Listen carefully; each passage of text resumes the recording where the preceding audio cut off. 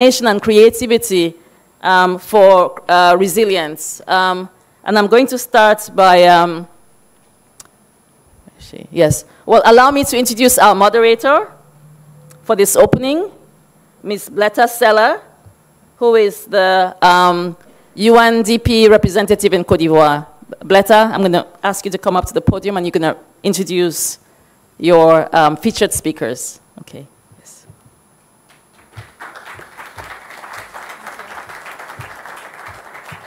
Thank you, Ozong. Good morning, everyone. It is indeed a privilege for me to moderate this opening session, a session which is very close to my heart, Beyond Resilience, the Power of Imagination. When we talk about resilience, immediately we think about bricks and mortar and numbers and banks, but we know that resilience is not only built on concrete or in numbers. We know that it's built in our hearts, in our minds, in imagination. And we've seen, I have personally experienced it myself, and I know so many of you, in situations of conflict, in situations of destruction, sometimes all that is left is imagination. All that is left is creativity and hopeful sounds, storytelling, images, often also bold images of art. And that becomes the first building block, because we know that nothing lasting can be built without it. Imagination is often the soil that helps societies heal, where communities reinvent themselves, where hope often takes root even in the harshest circumstances, in the harshest crisis. And much of the work to address conflict, to build resilience, it is about behavior, it is about root causes of conflict, it is about social norms. And I've seen the power of art, the power of creativity, the power of imagination with my own eyes. I've lived it in the Balkans myself, where theater stages, once divided by war, became a place of reconciliation. When stories spoken aloud helped communities cope better with the effects of the crisis. And here in Africa, in Côte d'Ivoire, across the Sahel, I witnessed how murals, how poetry, how songs have transformed despair into dialogue, and how these have transformed divisions into connections. And this is why today's opening session, it is fitting into the Resilience Forum, because art is not just entertainment on the margins. It's the heartbeat of resilience. It inspires, it heals, it helps us to imagine a new future. As my colleague, dear colleague Samina Muhammad, not the DSG, but the colleague from Kenya, shared yesterday, and it really resonated with me, when she talked about the story of the woman in the village that painted colorfully her house. And for me, this is what sparks creativity. It's the first act that restores dignity. It's the first act that sparks collective actions, collective momentum. At UNDP, we see resilience and what we call artivism and transformation through imagination every day. In Côte d'Ivoire, we've been proud to engage young people in northern parts of the country, depict climate security, climate challenges in very fragile settings through their own eyes, turning pain into new ways of seeing, fear into possibility. In Buna, for example, where I visited recently, a wall that once divided neighborhoods became a mural of collapsed hands and deep roots. It became a living symbol of unity. In Chologo, displaced young women photographed lights in their lives. And one of the women chose to depict a sewing machine because this was what was her tool of survival during the challenging circumstances. And I've been fortunate to see across the Sahel, in Mali, in Burkina, young women and men, through slam, through poetry, voicing their concerns, their fears about violent extremism. Words as shields, rhythms as resistance. These are not just side projects, ladies and gentlemen. They are central to resilience. Because when communities create together, they do more than paint. They do more than perform. They weave trust. They amplify excluded voices. They stitch often a torn fabric of society together. And this is what artivism is. Art as activism. It's not just decoration.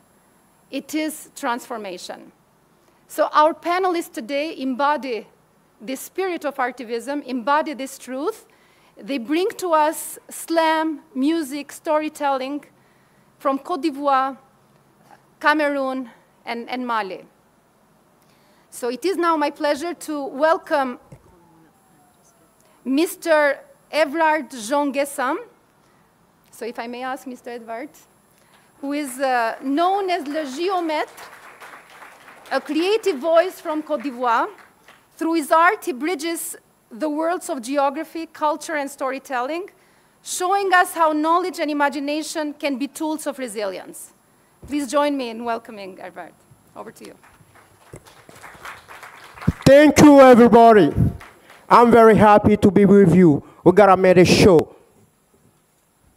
The room will be happy. I'll give you happiness.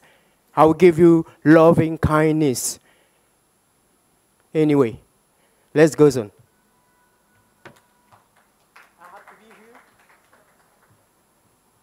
Okay, anyway.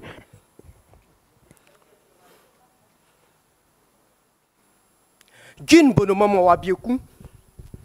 Jin bonoma mi fiblekum. Jin bonoma ejojo leti mambekum. Yede ye fiani esue.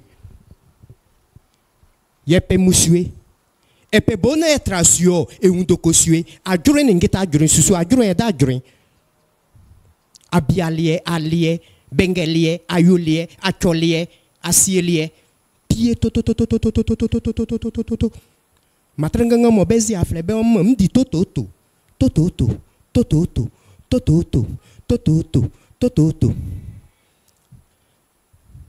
L'Afrique sera véritablement reine lorsqu'elle sera souveraine.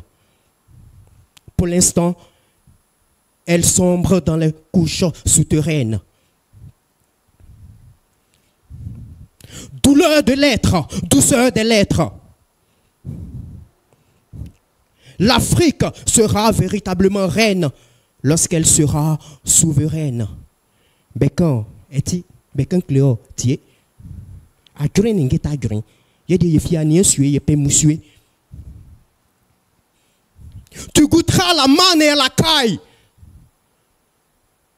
Tu souperas à la manne et à la caille. Tu verras la douceur du bercail. De tes yeux tomberont les écailles. Tous dans la même bataille. L'Afrique sera véritablement reine lorsqu'elle sera souveraine. Jin bonoma mon wabikum, jin bonoma mfiblekum. Et tu dois les timambekum. Adjoint n'engeta adjoint susu adjoint est adjoint. Yedi efiani esue yepe musue epe bonne transio e udoko sue. L'Afrique qui se vit dans la famine, l'Afrique que l'on traite de vermine, l'Afrique dans des querelles intestines, l'Afrique que jour et nuit l'on assassine, l'Afrique qui ose toucher les cimes, l'Afrique a les fleuves de mes rimes, l'Afrique, chemin qui nous décime. Entre ciel et terre, nous n'allons jamais nous taire. Entre ciel et terre, nous n'allons jamais nous taire. L'Afrique sort du fatal. L'Afrique sort de l'âme fatale. L'Afrique toujours dans le bureau ovale. On le lape, on l'avale. Adjoint n'est pas adjoint. Ce soit adjoint est adjoint. Abialier, allié, bengelier, ayoulier, achoulier. Pied, tout.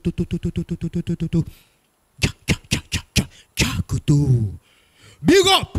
Anyway, I'm very happy to be with you. So, you can applaud. Thank you more. Thank you more. Thank you more. So let me introduce myself to you. So I'm Mr. Shilo, Mr. Ngise Vrajan. I'm Mr. Shilo. I'm teacher in an international school, Canadian school, and I got a floor today just by the mean of the lady. Just applaud her for me. Thank you, and see you for the next time. Yeah. Thank you so much, Mr. Shilo, for inspiring us with that opening slam. L'Afrique sera réellement la reine. Africa will be sovereign, will be free when it is sovereign. From Mali, whose voice has become a beacon of strength and creativity. Over to you, Fatoumata. Fatoumata?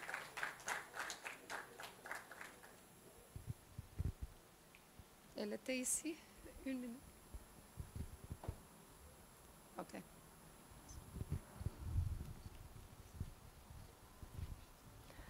Through her art, Fatoumata focuses on transforming challenges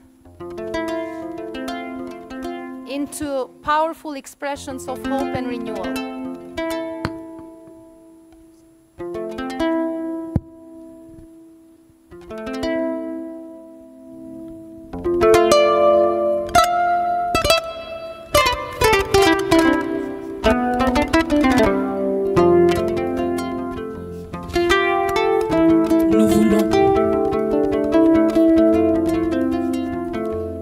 Changement, nous voulons des ailes. Nous voulons grandir, nous émanciper. Changer le monde, faire briller notre liberté. Parce que demain sera différent, nous le savons. Les étoiles brillent déjà portées par notre union. Nous sommes solidaires, nous sommes le changement, nous sommes les filles du Sahel. Sous le ciel du Sahel, là où la lumière vacille, entre mariage précoce et rêve fragile, on nous refuse un avenir. J'aime l'école, j'aime apprendre, j'aime réussir, mais chez moi, c'est un combat d'exister. On dit l'école des blancs, à quoi bon investir? Pourtant une fille doit étudier pour être éclairée, pour bâtir une société éveillée. À 13 ans, on te dit prépare-toi à ton rôle. À 15 ans, c'est un mariage, un futur qui s'envole. Atouma rêve de liberté, de vivre, de savoir. Elle veut être médecin pour soigner les espoirs. Mariam veut être la voix des opprimés. Elle rêve d'un pays de justice et le droit d'être respecté. Zainab, enfant, porte dans le feu de la signalisation. Elle murmure demain la liberté sera son charme. Ensemble toujours solidaires. Nous sommes le changement, nous sommes les filles du Sahel. Nous demandons des écoles ouvertes pour chaque fille. Inclure les filles en marche, celles qu'on oublie. Handicapées ou hors système, elles aussi ont une vie. Formez-nous au leadership et à l'action. Offrez-nous des espaces pour nos réflexions. Car si nous croyons en nos voix, nos droits, les normes nous bloquent encore, bridant nos décisions. Père, oncle, chef de village, vous détenez nos clés. Mais qu'arriverait-il si nous décidons d'aimer le col, nos corps, nos vies? Apprenez-nous à gérer et à entreprendre. Nous rêvons de services pour notre santé, pour mieux vivre, mieux décider. Faisons de chaque fille un exemple. Et regarde le ciel du Sahel, l'enfance illuminée.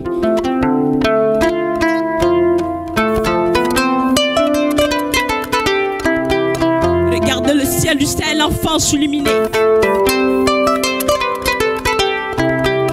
Regarde le ciel du Sahel, l'enfance illuminée. Regarde le ciel du Sahel, l'enfance illuminée. Regarde le ciel du Sahel, l'enfance illuminée. Regarde le ciel du Sahel, l'enfance illuminée. Que l'islam.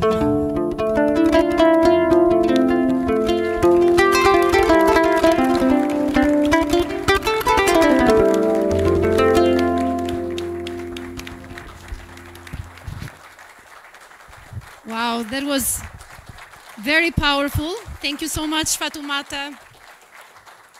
Watch the light of the sky of the Sahel lighten up. Thank you for embodying the spirit of resilience we are celebrating here today. It is now my great honor to invite here Mr. Blik Bessi, a multidisciplinary artist from Cameroon, whose work transcends boundaries of music, literature, and visual expression. Through his artistry, he addresses themes of memory, identity, and resilience of African communities in the face of global challenges. Over to you, Bliss.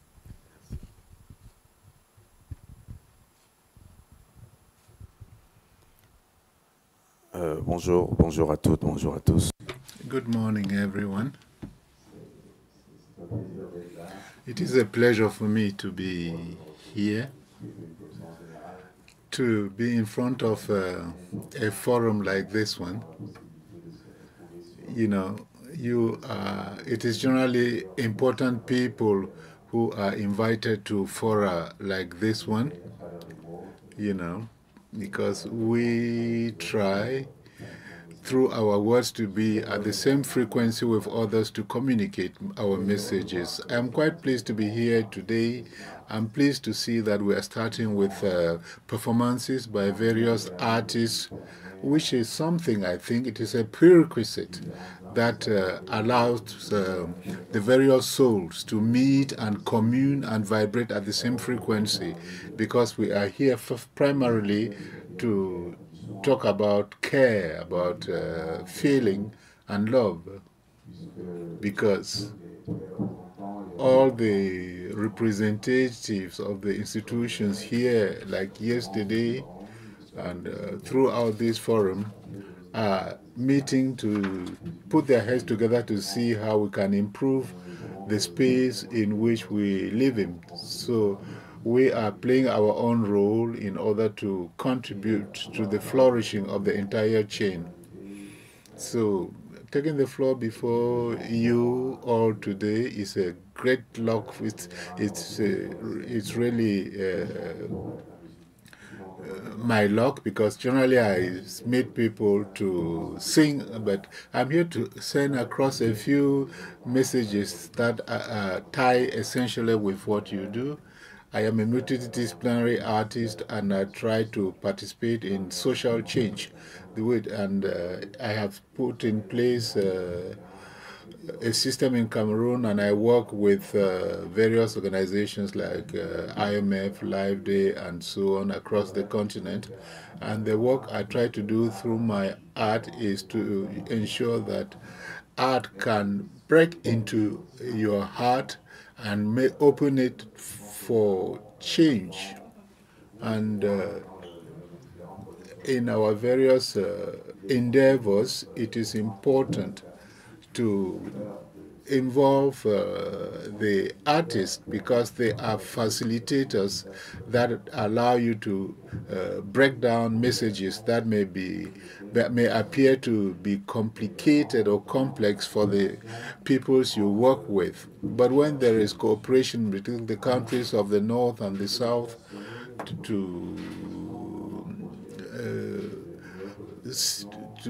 to avoid decolonization to look like neo-colonization, this way the people in the former colonies will be actors of their own decolonization.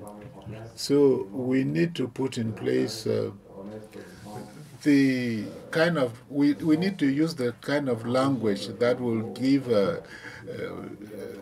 local meaning to what we are doing. That is what I'll try to do, because I believe that we need to respect our culture. We are in Côte d'Ivoire, and the primary language is French.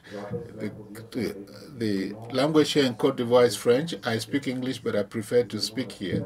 And I think these are all things that help facilitate even the work you do, You cannot finance if the primary beneficiaries are not loved, because when you are here after your time in the forum, in your offices, you go back to the people you love, because that is life. How do you live? Because we are made to live and to love. And we are here because we want to take care of one another, because we want to remake a world, be it in the north or in the south, be it between the north and the south or between the south and the south. We want to ensure that tomorrow is better for those people we are discussing here. Sometimes refugees, sometimes people who are in a precarious situation. That is, how do we show these people that we love them? It is not just a matter of money. It boils down to trying to play our role, which is participate, so that all the various links of the chain feel that they have their place in their own life and in society.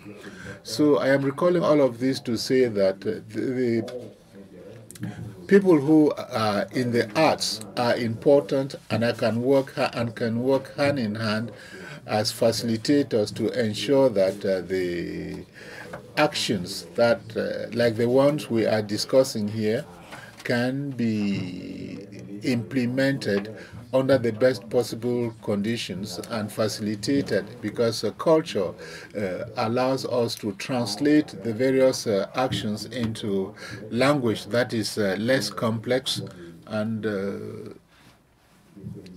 it helps to prepare people to act.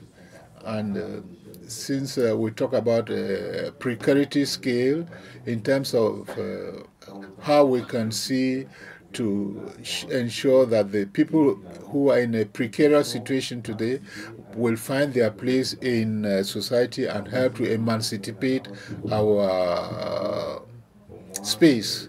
Thank you for giving me the floor to express this view, which I find considerable. As an artist and a facilitator, I would like that in your various institutions, you try to bring in various schools of thought, because when you are when you are in structures like yours, you finally end up thinking in a fixed way that may not allow you to consider other views. So how can we together review all the financing and the assistance work that you are doing? We need to be inclusive. That means there are no people that are more important than others. We need to pool our efforts so that our objective can be attained. Thank you. Thank you so much, Blick. Thank you for highlighting so eloquently, especially the messages of love and care that define the work that we do. Thank you. As we listened to these three artists, a pattern emerges. Artivism is more than expression. It is a dialogue. It is healing. It is courage. It is change.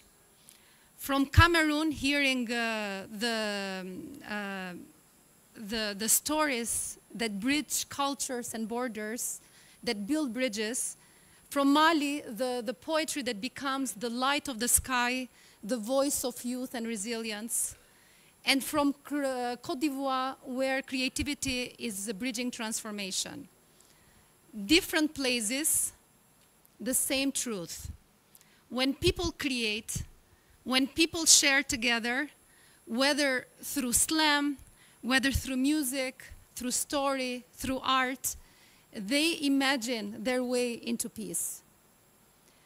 But the challenge is often that this art is left on the marginal, yet the impact is electric. Imagine if we scaled all of these initiatives. If every community living in fragile settings could turn their pain into creativity and their creativity into peace. Our region is very young, very dynamic. How can we harness collectively their imagination, their creativity into building resilience. And I know that by working together we can. We can work with these amazing young artists. We can invest in youth art labs, into cross-border residences, into digital campaigns. We can support women-led artivism so that women artists, the cultural leaders, they can stand, they can lead all of the resilience efforts. Ladies and gentlemen, resilience without imagination is unfinished. Here in Côte d'Ivoire, across the region, we are already seeing how young people, young artists are transforming the crisis into a real opportunity. And we know that the lesson is that resilience is not about only what we build, it is about what we imagine. When we invest in imagination, when we invest in opportunity, resilience becomes more than the survival, it becomes rebirth. So let us carry today, throughout this forum, the key message that imagination is not a luxury. It is power, it is possibility, it is peace. And if we nurture this collectively, there is no limit into how societies can reinvent themselves. Thank you.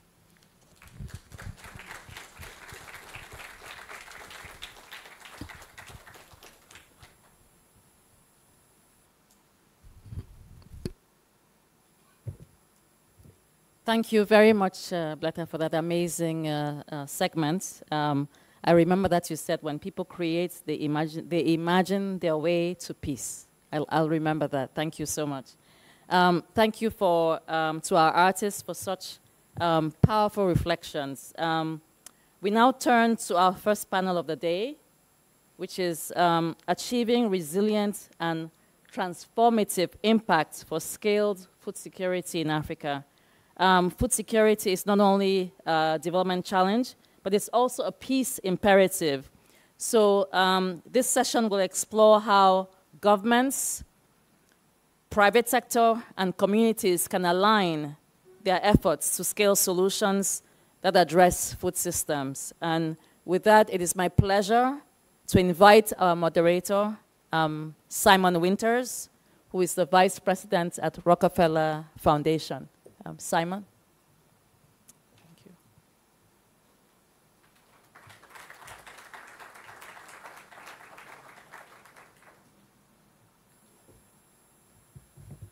Good morning, everybody. All protocols observed. Last week in New York, Rockefeller Foundation launched a new initiative called Build the Shared Future.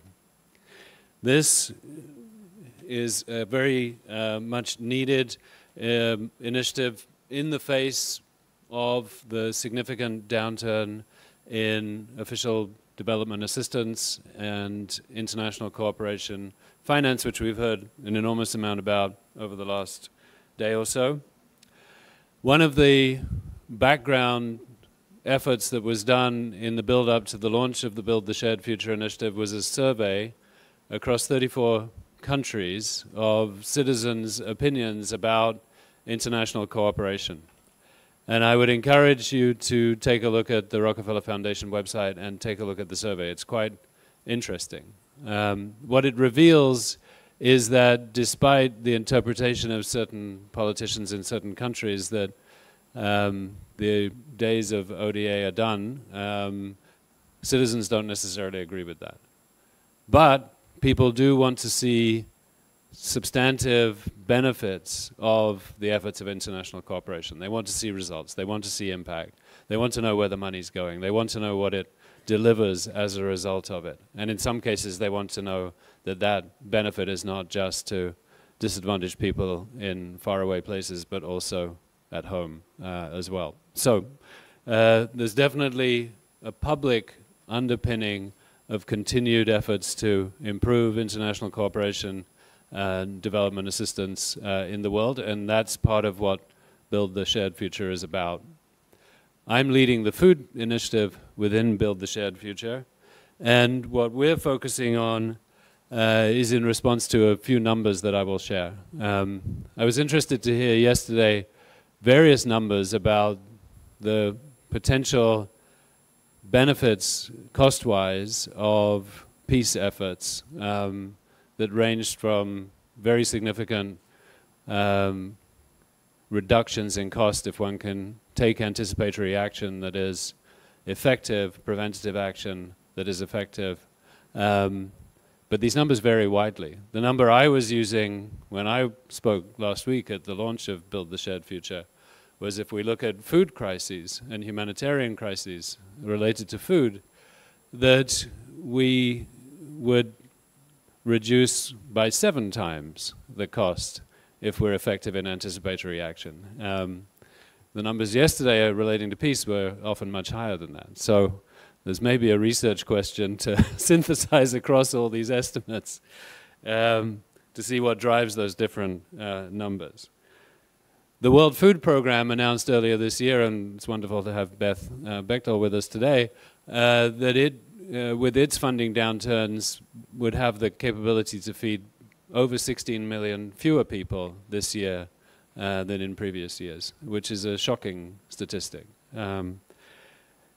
We also know that from various sources, again, a number that is somewhat different from different sources, but I think there's general consensus that only less than 1% of the resources that are used to respond to humanitarian crises are deployed in advance of those crises. That more than 99% of the funds come in after the crisis. So if you take that 7x number and assume that's a reasonable number, and then the 99% number, we probably, even with the funding downturn, still have enough money to be effective. We just need to find new ways to use that money in much smarter ways to deliver anticipatory action in advance of crises rather than responding, and build resilience into food systems, nutrition systems, agricultural systems, so that the risk of the crises erupting in the first place is reduced,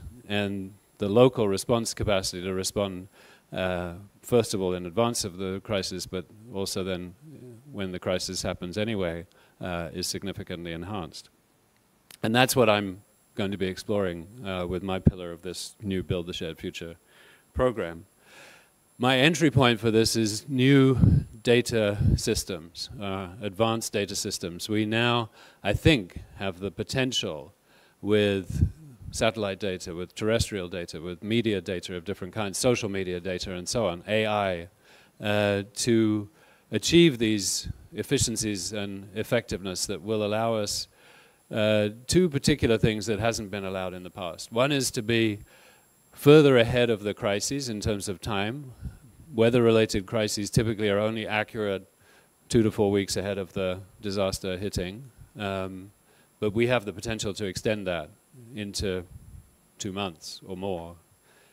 There's a huge difference between 2 weeks and 2 months in terms of the ability to deploy responsive actions ahead of the crisis, and to be much more precise geographically in where the crisis is going to hit. At the moment, often the early warning systems give us very broad spectrum data ahead of the crisis, but if we can be really precise about which specific communities are going to be hit, maybe the amount of resources that's needed for the anticipatory action and the response can also be more efficiently deployed. And we need to think about how to use these fewer resources, not just for point solutions, but how to change systems and how to foster scaling. And there's been a huge amount of work already done over the last few years, and I've been involved in a bit of this myself for some time, by a knowledge network called the Scaling Community of Practice on what are solutions that can be scaled, and then how do we mainstream scaling into different institutions, particularly funding institutions, both coming in the official and public sector funding side, as well as the foundational side and private sector. So these are all background points to our panel today. What I would ask you to do, and actually one of my colleagues, Zia Khan at Rockefeller Foundation, published a piece about this just last week, is he said forums and panels don't change anything. What changes things is dialogue and deeper conversations. So I would encourage all of you to think about today's panel as the start of a change process, as an encouragement to you to think about the dialogues that you want to have after this and who you want to have the dialogues with. And we have a stellar panel with us today, so they might be some of the people you want to dialogue with afterwards. Some of the questions I would encourage you to hold as we go into the conversation today is, what are some of the emerging innovations and models that offer the high potential to address the main humanitarian food and nutrition security and climate adaptation needs in fragile African geographies? What are some of the game-changing roles that can be played by the latest advances in data systems and AI? And what innovation gaps still persist? And then what is needed to effectively scale such innovations and such models? And then how can we mainstream such innovations and scaling tools into future official development assistance programs, specifically by the African Development Bank, but also in partnership with actors from philanthropy, from the private sector, from community organizations? And what roles can be played potentially by coordinated multi-stakeholder country platforms, and how should they be advanced? So, without further ado, let me introduce our panel today. And I don't think I have any particular order here, but it's just how it's written down. First of all, let me invite Mr. Abdi Hakim Ainte, who is Director of Food Security and Climate in the Office of the Prime Minister for the Federal Government of Somalia, to join us. Abdi, please come up.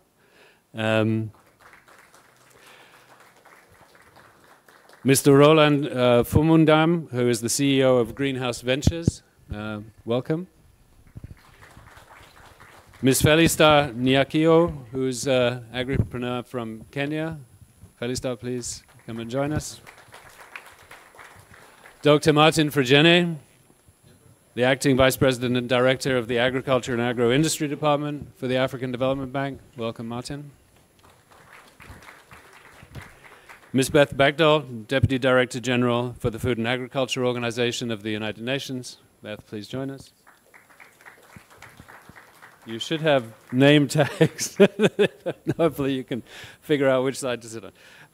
Thank you. And then finally, but by no means least, Ms. Rania Dagash Kamara, Assistant Executive Director, Partnerships and Resource Mobilization for the World Food Programme. Do we have a chair for Rania? Don't have a chair for me. Okay, I have a chair. All right, excellent.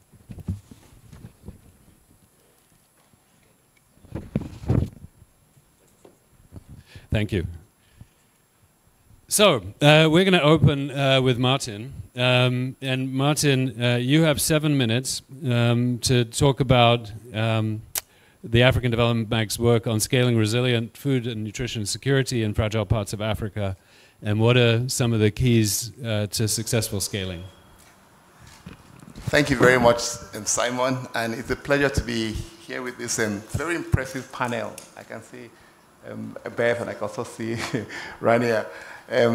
First of all, we work, half of the countries we work in Africa with our Feed Africa strategy are fragile countries. 24 out of the 54 countries we work in are fragile countries. So clearly we have learned some things over the years of how do you scale success in fragile countries. And I will give you 5 key factors. And then I will list 3 examples that shows impact. So on the 5 factors, the first one is what we call the 3 R's. The 3 R's. And what do I mean by the 3 R's? The first is resources. Resources. We don't shy away from fragile countries. And you can see with the examples I will give, we are investing in a country in active civil war. The second R is reach. We don't believe that if you're going to move the needle on production, on productivity, you can do that by reaching just 10,000 farmers. We believe in hundreds of thousands and millions. The third R is results. If you are going to convince your board that indeed this is a good investment, if you're going to convince the country you're working in that there's been good results, you have to demonstrate results. And it must be evidence-based. It must be peer review proof. You must be able to show that result anywhere and say, take it to the bank, this is what you will get. The second factor is partnerships. If you're going to reach and get millions of people, there are existing players in the country. You have to work with them. For example, the example I'm going to give in Sudan, we're working very closely with Rania's team, the World Food Program. Partnerships are super important. The third factor is bundled solutions. If you're going to get impact, you cannot just look at productivity, seeds and fertilizer. You must look at access to credit to buy that for productivity. You must look at fair market prices, market access. You must look at basic infrastructure, especially of storage. Farmers harvest and they lose 30% of their harvest because of storage. You must look at basic, also rural roads. And most important, you must also look at resilience. How do you ensure that a cycle of drought will not wipe out the harvest? So there must be advisory services for weather advisory. There must be crop insurance. There must also be small-scale irrigation. So that's the third, bundle services. The fourth is you must keep it simple. Complex projects don't work in fragile countries. If you have a project like where you have 70 procurements, you have very difficult, very complicated, activities, so many of them, it won't work. Keep it very, very simple. Ensure that anybody, anywhere, even a difficult country where they change civil servants almost every week, can implement. And then the fifth thing is we need to move from crisis to resilience. Let's think of sustainability. How are we going to fix the regulatory systems for seeds so that people don't sell grain and call it seed in that country? How are we going to work with the policies, especially on finances? So those are the 5 things, the 3 R's I mentioned, the partnerships, the bundle solutions, keeping it simple, and also from crisis to resilience. I'm going to give 3 examples now. The first example is what I spoke about, our work with the World Food Program. When Sudan fell into civil war, the first thing that got hit was production of wheat. Anybody who's been in Sudan knows that the #1 crop there is wheat. People eat bread 3 times a day. So there was a big shortfall in wheat, and the country was at war, so the ships were not even coming in. So we decided to invest in this value chain. We gave Sudan $150 million 3 years ago. We worked with World Food Program to distribute 21,000 tons of seeds to farmers, about 300,000 farmers. And in 2 seasons, Sudan was able to produce almost 700,000 tons of wheat in a war situation. Of course, this is mostly the irrigated areas, not the rain-fed and wheat production areas. But it just shows you that if you actually decide to invest and you have the right partnerships and you have the right bundle services, you can actually make impact. The second example is in Burundi, it's in Burkina Faso. In fact, the second example won the bank's best projects just this year. And it was about different crops now. It was maize, it was sorghum, it was cowpea, and it was soybean. 7,000 tons of seeds were given. This was a country that has active insurgency. It was a country with a de facto government. A very complicated situation. But we decided to invest. And at the end of the day, it was about 300, it was about maybe 100,000 farmers, no, 200,000 farmers. At the end of the day, 1.2 million tons of food was produced in Burkina Faso. Burkina Faso, because of the insurgency, because of the de facto government, did not resort to food imports. The last example I will give is in Nigeria. Anybody who's been to Nigeria, I'm glad that David Stevenson, the director of World Food Program in Nigeria, is here. Anybody who's been to Nigeria, you know that in northern Nigeria, in the eastern part of northern Nigeria, you have Boko Haram, so it's an active insurgency. In the western part and central part, you have this group of marauding bandits who just go around attacking farmers. So very difficult situation also. But the bank invested $134 million in 2023 in Nigeria to boost food production. And I can tell you that for anybody who knows Nigeria, also there's a lot of wheat imports. The country imports 5.6 million tons of wheat every year. But because of the bank's investment and working with partners, with the governments, working with many other partners, especially ICT companies, that actually have platforms to reach farmers, with subsidized inputs, we're able to, in 2 seasons, produce 1.2 million tons of wheat in Nigeria. That's 20% of the country's imports. These three examples I've given just shows you that if you actually decide, you have to make a decision to invest. Secondly, if you decide to actually go to scale with your investments, reach a lot of people, you can use digital, whatever method you use, but based upon existing processes, keeping it simple. If you also decide that you're going to track your results, either you use satellite, whatever you use, indeed, fragile countries are not an excuse not to invest. Let me stop here. Thank you, Simon. Great. So I think, Martin, you gave us some great principles around which to build these integrated programming that can really build resilience. I mean, you highlighted the resilience word several times, and I think that's the core. We need almost like a new capital class of resilience investing, which is some combination of peace investing, it's impact investing, but it's with a purpose to reduce risks and create opportunities. And that leads me to our next two panelists, Roland and Felista. And I'm going to ask each of you in about 5 minutes just to summarize from an entrepreneur perspective. We often think that very fragile situations are kind of the antipathy of where private sector invests, and we heard this yesterday as well from other panelists, that often the private sector is going to go where things are more secure and more predictable. But as my colleague here said to me earlier in a conversation this morning, where you have higher risk, sometimes you can also get higher returns. So from an entrepreneur perspective, what do we need in order to innovate and scale food products and services in highly fragile situations? Roland, please, 5 minutes. Thank you. Thank you so very much for having me here today. It's such an honor and a pleasure to be here amongst my panelists.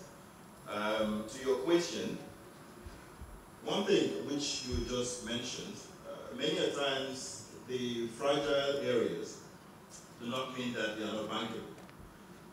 One of the things I think we talked about yesterday was we would always talk about funding in fragile areas, but you realize that many a times most of the funding that is actually going on, or investments, especially by capital investment groups, would be funding these very fragile areas. And now the question is, what is the dynamics that is very much needed for us to be able to meet up the objectives of our funding platforms? In a place like Cameroon, we realize that where places are more fragile, there are more opportunities. And where there are more opportunities, of course, there could be a lot more gains.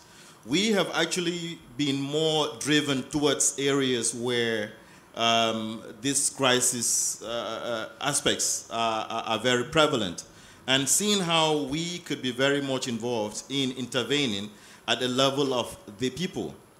And agriculture is one of those things that is very predominant in crisis-driven areas, which I have noticed. Anywhere where there is a crisis situation, you will realize that agriculture or access to food is what is most needed in these areas.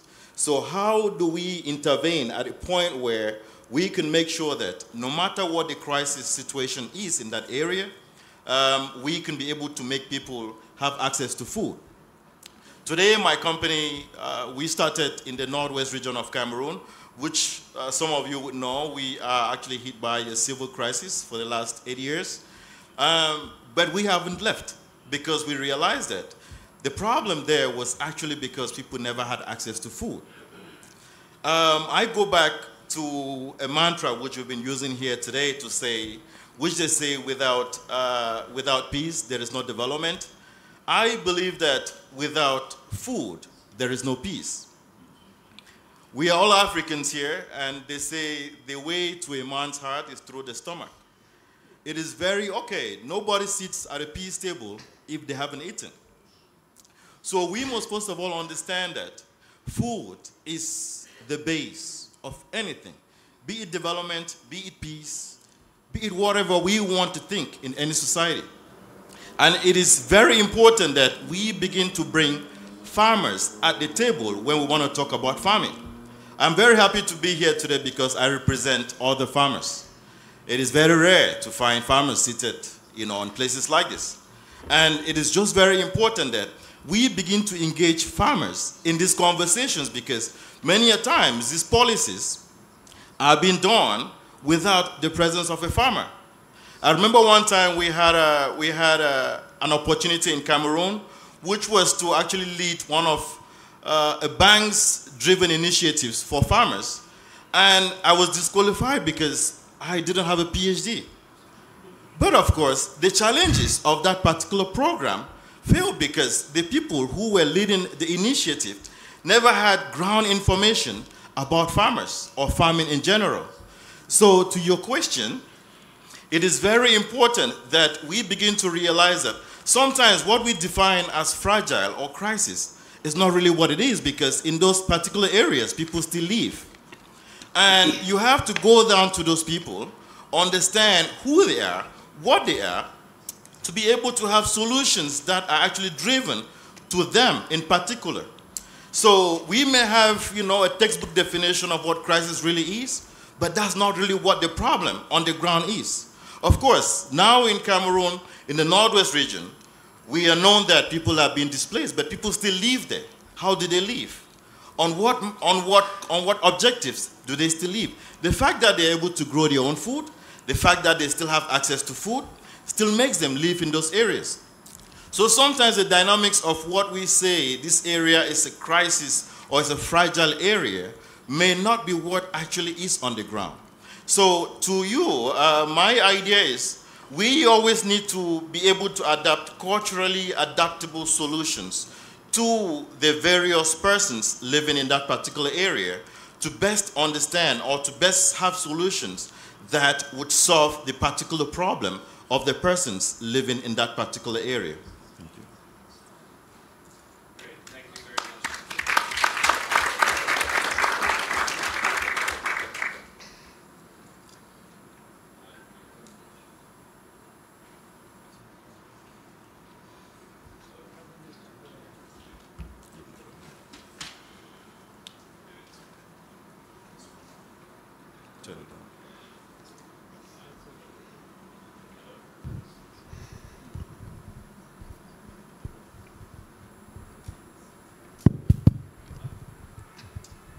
Sorry about that. Excellent. Thank you, Roland. So I think you summarized very well that even in what might be characterized as crisis situations, people are living, people need to eat, and those simple two facts create business opportunities. And I would say the ripple of that is the more that can be supported by the international community as well as local stakeholders, that's creating the resilience that Martin was talking about in the first presentation. So, Felista, over to you with the same question. Okay, good morning, everyone. My name is Felista Nyankia from Kenya, a young farmer, a trainer of farmer, and a proud product of trainings. In the question of resistance, we have to make change, and change starts with us youth. Many youth don't love agriculture. Like me, there before I could not think I can do agriculture. But there was something that was initiated to me that changed my mind. I was trained to train kids in school on engaging Kenyan youth in agriculture. And one thing you should know, kids, you can't teach them something that you don't show them interest. So I had to adopt the interest so that I can be able to address the kids in school. And in my case, I can give an example because I'm a total change out of the trainings of agriculture. I was done an induction of 3 months, trained on how I should do agriculture in an agribusiness way, not just the general agriculture people think. So when I started the training, I had the passion because I realized farming is not just farming. Everybody here today took breakfast. the breakfast was a product of a farmer. So that means I'm not only doing farming to get money, but I'm feeding the society. So I started seeing like I'm the world myself, because you can't live without eating. So out of that passion, I've been able to start my own farming. I started with an acre plot of RAD. In our area, I come from Kenya, Kirinyaga County. We have very fertile land where rice is grown, Pishori rice. So in that quarter, we are being able to produce like 2 bags. But out of the training, I managed to produce 4 bags the first time. What made the production change is because I now started planting my rice using the, first of all, I train about soil testing. You cannot produce without good soil. So when I realized that, I did it practically. I did soil testing, then I planted my rice. Applying the right CP and the fertilizers and the manures. Out of it, now I increased my production. I went to the society. I started doing demos using my farm. That's how I thrived. Out of that, the rice I produced, I started selling the rice. In the process of training farmers, I've been able to reach more than 1,000 farmers in our local area. 300, I'm doing one-on-one trainings.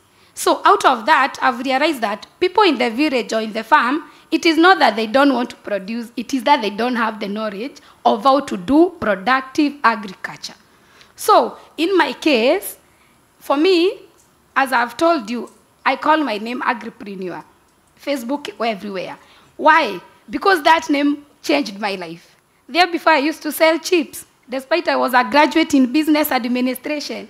But now, I'm a special person in agriculture, and through me, I've motivated more than 100 youth. So, what I can say about the resilience is the change. We need change to the society. And change starts with us. Like most of the programs that come for agriculture, they don't involve farmers like the way my friend has said. You just sit there in the protocol, you decide, but you don't know the challenges we are facing. Like for me, I faced a lot of challenges, but the program was 6 months. I got some support. But since those 6 months, I've never been supported in any way. So despite I'm thriving, I also face challenges. In our area, it is very hot. Despite we have very fertile lands, it is very hot. So you find you only rely on irrigation when it comes to rice, and other food we rely on rain. So if we can get partners to come in those where we have big RAD, to do borehole drilling, support farmers with input. Like in our country, we are very proud because currently farmers are able to access subsidies, fertilizers. What if the other partners can come in, venture and produce even like certified seeds? To tell a farmer to use certified seed, despite you will tell that farmer to produce, is very costly. So you find, yes, the farmer wants to change, but is not able to change because you find the certified seeds are very expensive, but the local seeds are cheap. So he might think that, yes, I'm ready to change, but I don't have a mean of opportunity to change. So what I can call upon today is the private sector, the government, the donors. When you want to venture in agriculture, and if you want to thrive in agriculture, come direct to the youth, listen to them. Don't just fund a program because it is necessary. Fight those who are interested in agriculture. You can fight the interested youth. Those who, if you invest in 10 youth, interested youth, it will be better than investing in 100 who are not interested. Like in the program we are like 500. And currently I think we are 3 who adopted. So if the money you invested in the 500 was invested in the 3 of us, I think it could be a total change. So what I can say, if you want to live a good life, you have to eat and eat healthy. Like now, if you just eat simple food, you will not be that healthy. Like I see most of you here are prominent people, so you have to take good diet. And we are the one to produce the good diet. So if you invest in us, I'm very sure we'll produce good food. Like for me, I'm a proud seller of pure Pishori rice from Kenya. It is only that I was not around to come with it here. I could have come with it. So if you can invest in us, we are very sure. We use, like for me, I use online platform, and I would like everybody here, even the donors, to subscribe my Facebook channel and see what I do there. I sell my rice every day online. I'm called Nyags Pishori Rice Agripreneur. And what makes my customer trust me is because I have to post every day. I have to show them when I'm in the ground farming, training farmers. Me, I always tell my farmers online, if you want to be healthy, love what you are doing. And because I've seen, yes, it is working. It is just 2 years since I was trained. This is the 2nd year. And I feel like I've totally changed where I stay. What if given an opportunity, even I can change the whole world? And like the Gen Z, with the youth, we are the one ruling now. Those who understand the power of social media, you know that. So if you capture those youth, initiate something positive about farming to them, and fund them directly with the field they want to do, I think the world will change, and we will be able to provide enough and enough food. Thank you very much.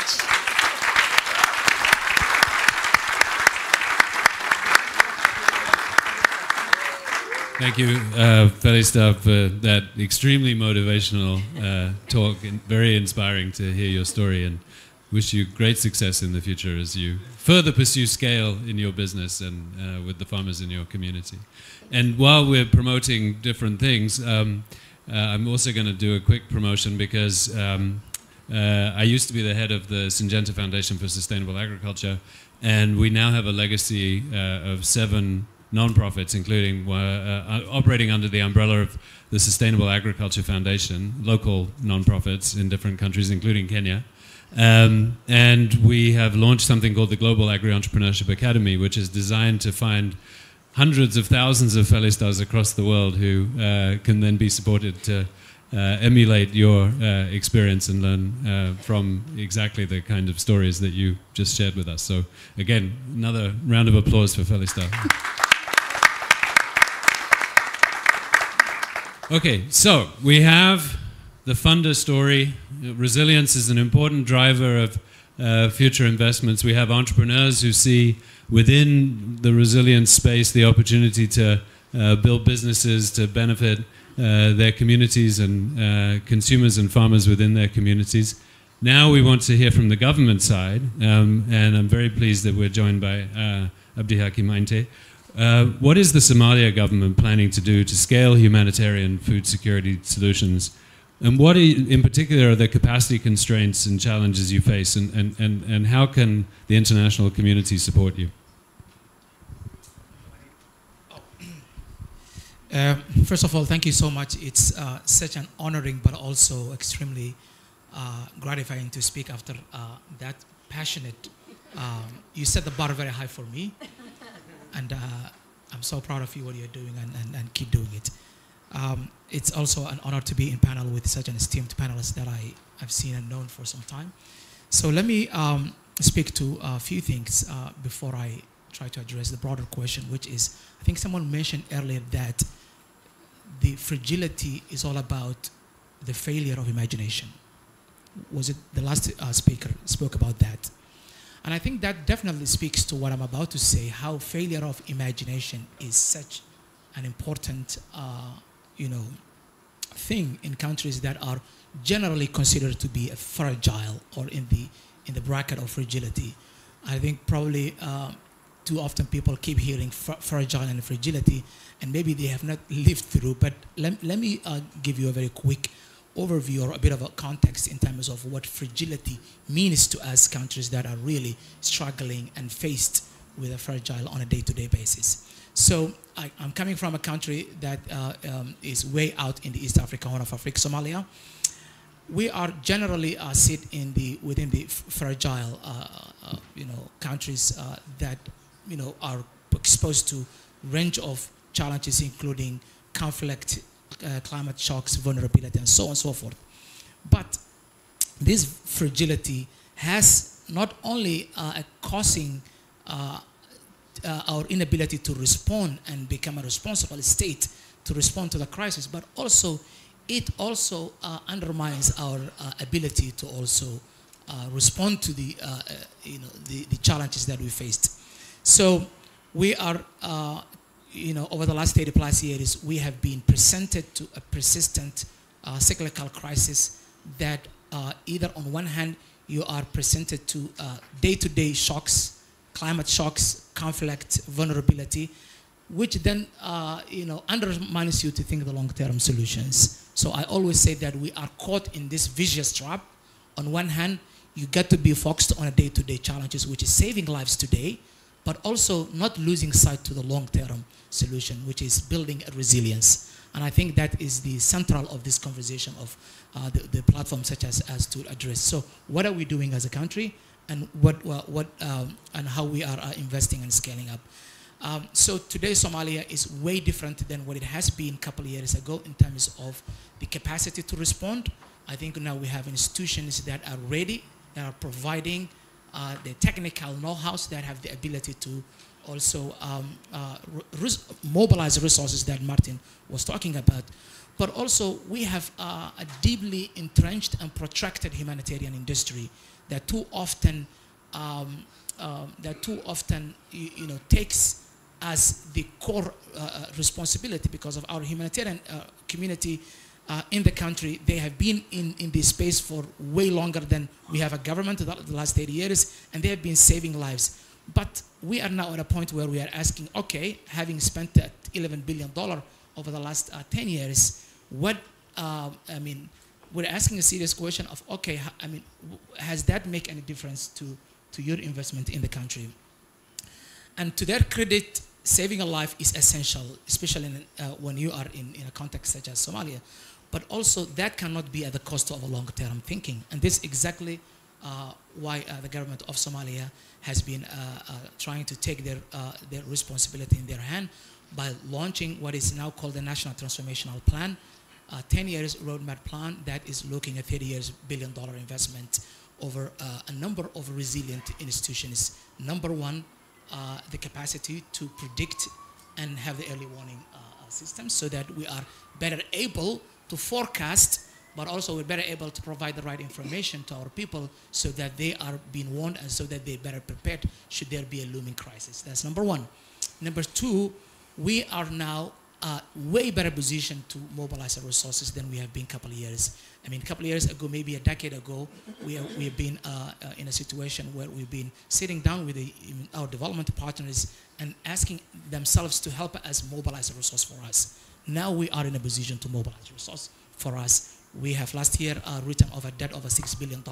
So now we are completely debt-free and in a position to able to mobilize resources at a speed and at a scale that can immediately and speak us to the moment that we are faced in. The fourth one is the building the human capital.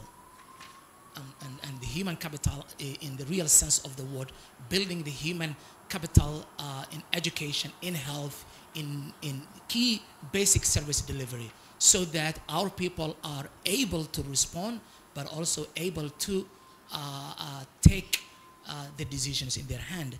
And the fourth one is the question about the data, which I too often talk about wherever I go. You know, why countries are fragile primarily is because of, you know, we are not able, or we cannot generate and produce data on our own terms, because data are being produced by our development partners and they use for their own gains, and we subscribe to that. And it's very difficult to be in a position with other countries when you are either unable to produce the data, because that is the most important part, because of you cannot make a sound decisions, because all data that are coming to you, they're being produced on the other side. And the fourth one is, and the fifth one is building the country platform. And what do I mean the country platform?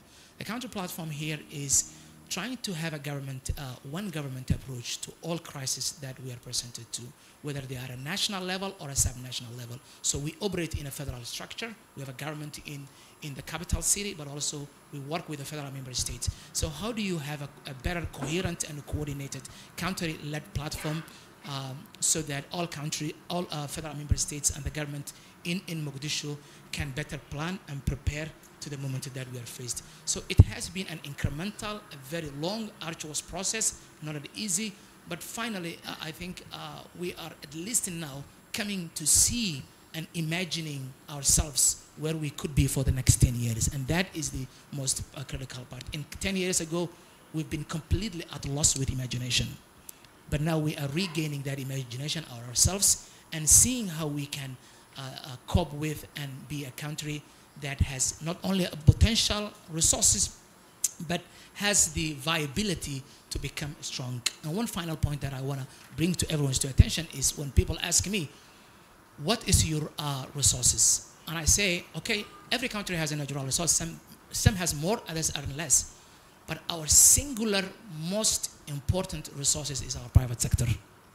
We've got one of the most vibrant private sector people across the continent. If you go from Nairobi to Johannesburg to Minneapolis to Toronto, all of them, you will find Somalis that are really doing their businesses, even in public sectors as well. I mean, wherever they go, they can easily integrate into the national public processes that are taking place, also the private sector at such an extraordinary level. So our bankability lies on our private sector ability to mobilize resources, mobilize knowledge, mobilize the right skills, especially the diaspora that is scattered all over the country.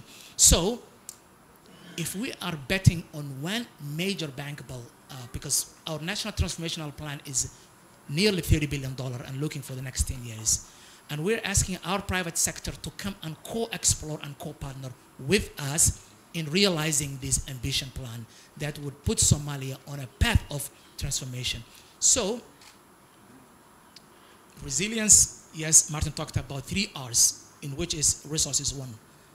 I think unless we do not bring the private sector, capital and money around the table, it will be very difficult to really match, especially in a context where resources is rapidly declining. So having the private sector sitting with us is a key instrument for our next transformational plan. And that is where I believe our future will be lying in. And that is where our bankability lies in the private sector. And I stop here and happy and looking forward to the next question.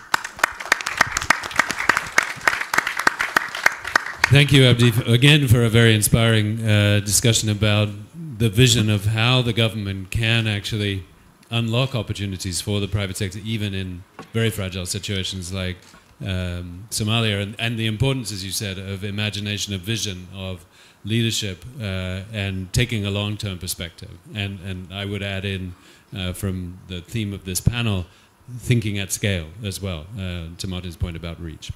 Rania, I'm going to turn to you now, because implicit and somewhat explicit in what Abdi said is how do we get beyond this role of humanitarian organizations like WFP in crisis response mode into moving into more of a resilience mode where it's about supporting the government, supporting the private sector, farmers and communities to improve their food and nutrition security, even in these very fragile situations. What are you doing internally to build capabilities and practices that can support the scaling of these kinds of solutions that the rest of our panelists have been discussing?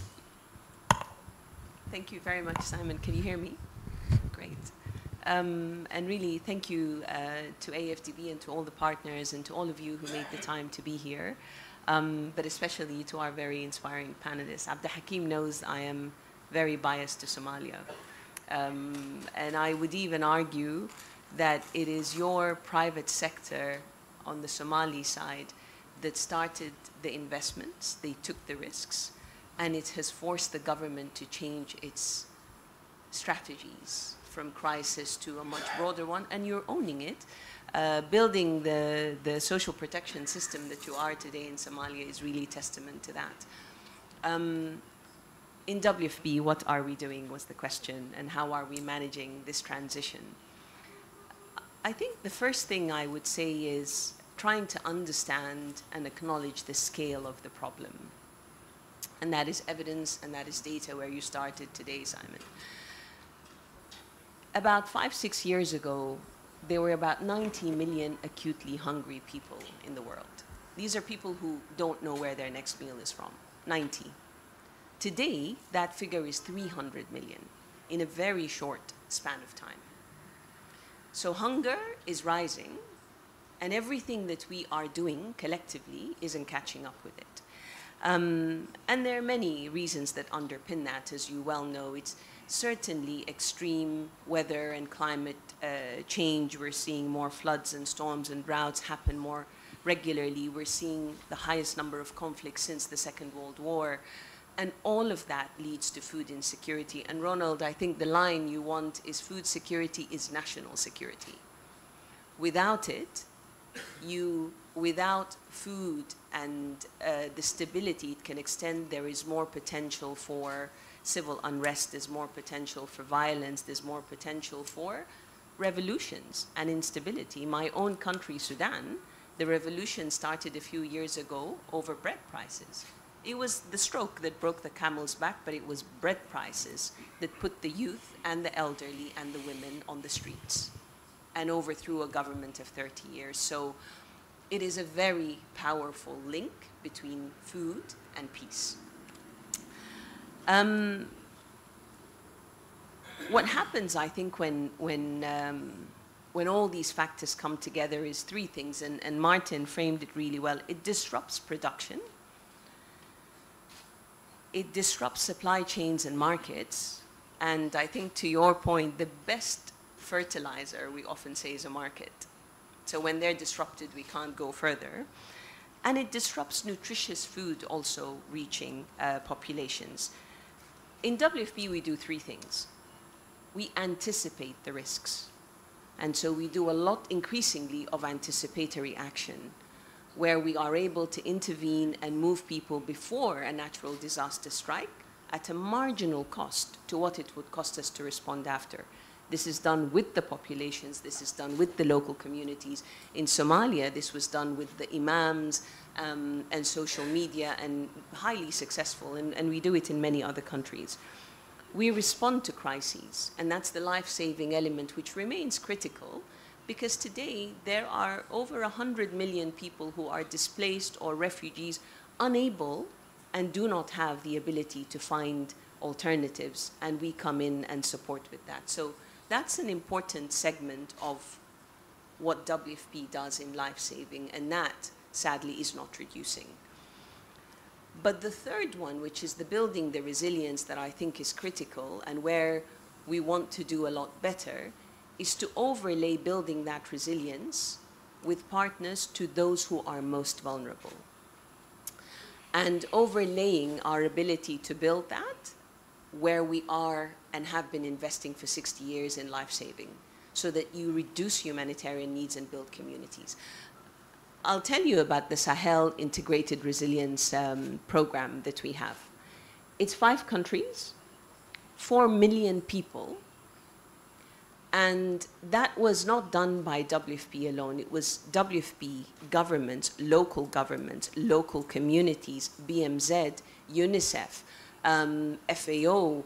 It was done as a collective with the support of the German government and many other donors in this room.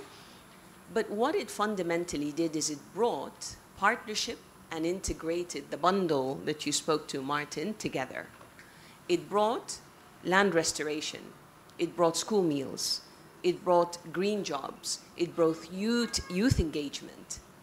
And fundamentally, I think that's the way we have to go forward. We planned together, we responded together. 5 years later, in Niger alone, 1 million people did not need our assistance in the last lean season.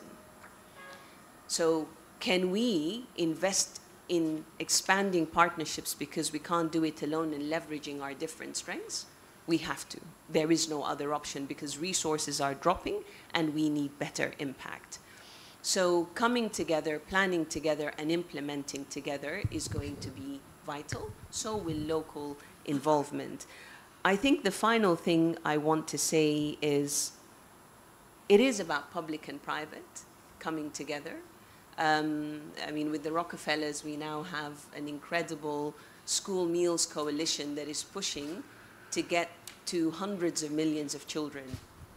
But that kind of engagement alone isn't enough.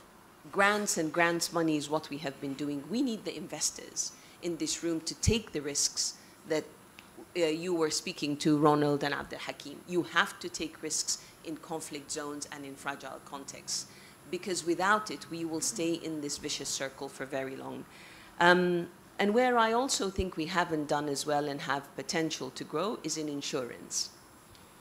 We've done well in parametric insurance with governments, farmer insurance, and that investment is a massive area that we have to also grow in significantly.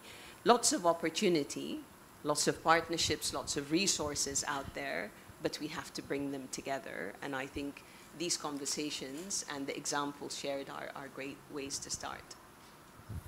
Rania, thank you very much.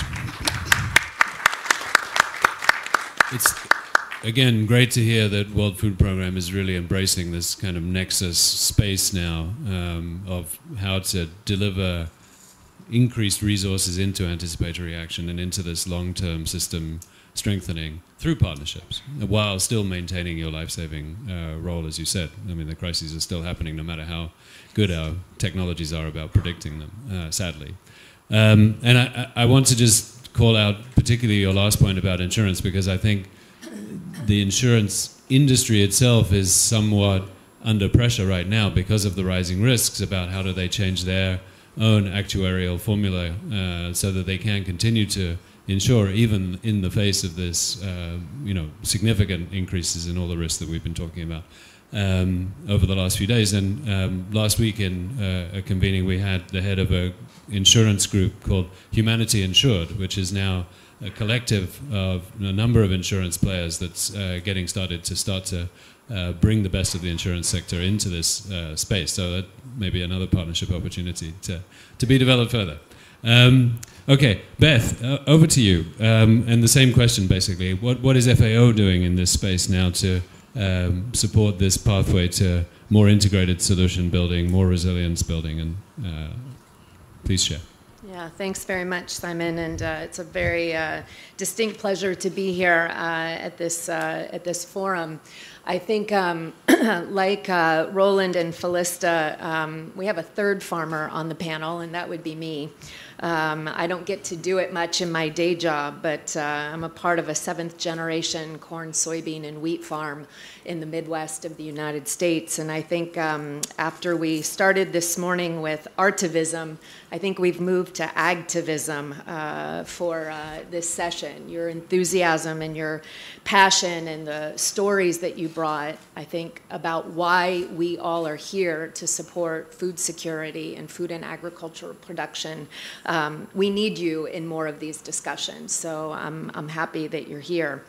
I want to start maybe with just a couple of points to underscore the importance, again, of the touch point with farmers. Rania mentioned 300 million people in the most vulnerable acute food insecurity positions.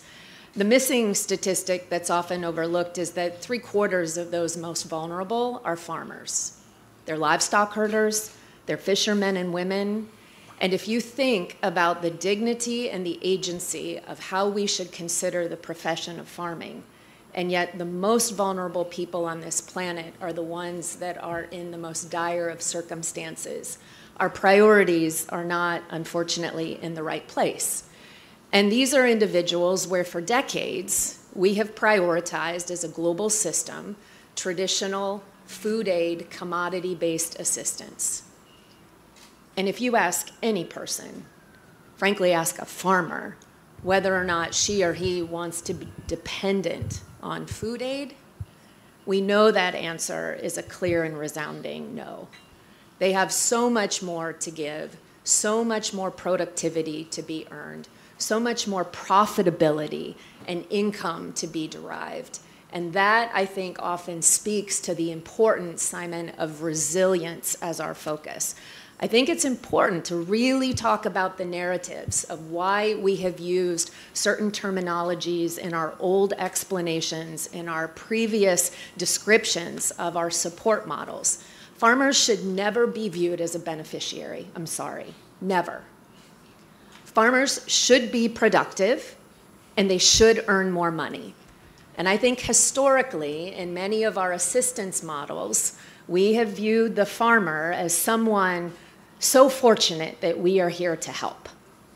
And that's not uplifting.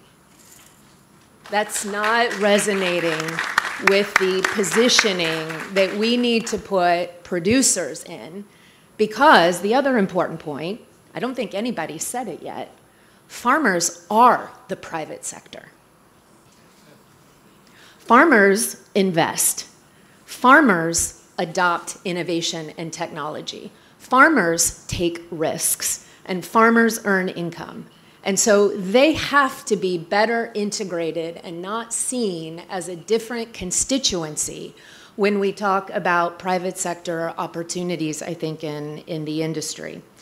The other points that I just wanted to make, because I think so many of the other panelists have said things so clearly, maybe let me speak a little candidly about the positioning that I see FAO and maybe the larger UN system in at this moment. Because there's a lot of discussion. We all know, it's been brought up in some of yesterday's sessions. We talk a lot about the dynamics of ODA, but we also have a very public, very high-profile reform process that is being discussed in New York, in Geneva, in Nairobi, in Rome. And I won't speak to UN at 80 in the few comments that I have. I'm not sure that... Thank you. I know. But what I will say is it is a moment in time where I think very personally, very deeply, that we are not taking this moment to be as bold and to be as game-changing in our new ways of thinking as we should be. There's a lot of talk about cost efficiencies. There's a lot of talk about cutting around the margins. That's not what's needed today. And we also need to be careful that we aren't sort of overstepping with one another, that we aren't finding moments where we end up over-competing for resources. This is a moment for joint programming, joint solutions, because I'll be very honest, as I listen to what Rania describes are the priorities for WFP, they're the same priorities for FAO. We need to do better together. We need to leverage all of our competitive advantages. And we need to find ways that we recognize that there are unique and different technical capacities and mandates that need to be much better integrated for the work that we do with the AFDB, for the work that we do in Somalia, for the work that we do in so many of the fragile contexts around the world. And so for us, we are very much looking inward and doing a bit of important introspection on how we are a better partner, very quickly. Better outcomes, better metrics. I'm sorry, but the days of how many kilograms or tons of seed did you deliver should never be a metric, Martin, that you accept on our behalf. It needs to be how much did we improve yield, how much did we improve farmer income, how much did we alleviate food insecurity, and how many people did we take out of poverty? And that's hard. It's not an easy, all of a sudden, find a new set of KPIs and know how to deliver that, but that's what we have to work towards. We have to get better at incorporating, Simon, you mentioned data and digital innovations, the advent of artificial intelligence, new predictive systems. That is game-changing for all of us. It's game-changing for farmers, and it's game-changing for how we deliver in agriculture. And finally, I would just say, lastly, moving from pilots to real systems approaches. We've run a farmer field school program for 30 years in over 100 countries. And I'll admit, it's done a lot of good for training and giving very hands-on practical knowledge and information to farmers, like Felista maybe. But it needs to be scaled. It needs to be integrated with country platforms, with country investment plans. And I think these are just a few of the places where we have big opportunities to take things that are working in isolated spaces, but somehow the group of us on this stage and the people who are attending this forum need to really commit to doing more of this together, as opposed to identifying our own individual initiatives and programs that we try to continue to protect or we try to continue to retain, because it's a new dynamic for all of us, and it's here to stay, I think, for quite a while. Thanks. Thank you very much, Beth. I'm going to ask a quick question of our organizers, because I know we're, at the time we originally were supposed to be finishing now, but we started late. Can we have another 15 minutes? Is that Okay, great, thank you. Because I'd like to have a bit of a conversation. 10. I'll agree 12. Everything's a negotiation. So I want to go a bit deeper into this partnerships thing, because I agree with all of you. I think that the key to scaling is through well-organized, country-led initiatives based on better data systems, based on better knowledge, based on better evidence, and then supporting the country actors to be able to scale. But somebody has to orchestrate that. There has to be some kind of coordination mechanism, some kind of a word or a couple of words I'm very fond of. We need systems leadership. We need people who can lead from that system perspective, not just from their own institutional perspective or their own very narrow business perspective, with no disrespect to our entrepreneurs. So how do we identify those intermediary organizations that can then be those orchestrators for these country platforms? And I'm going to ask maybe just each of our panelists to say a few thoughts about this.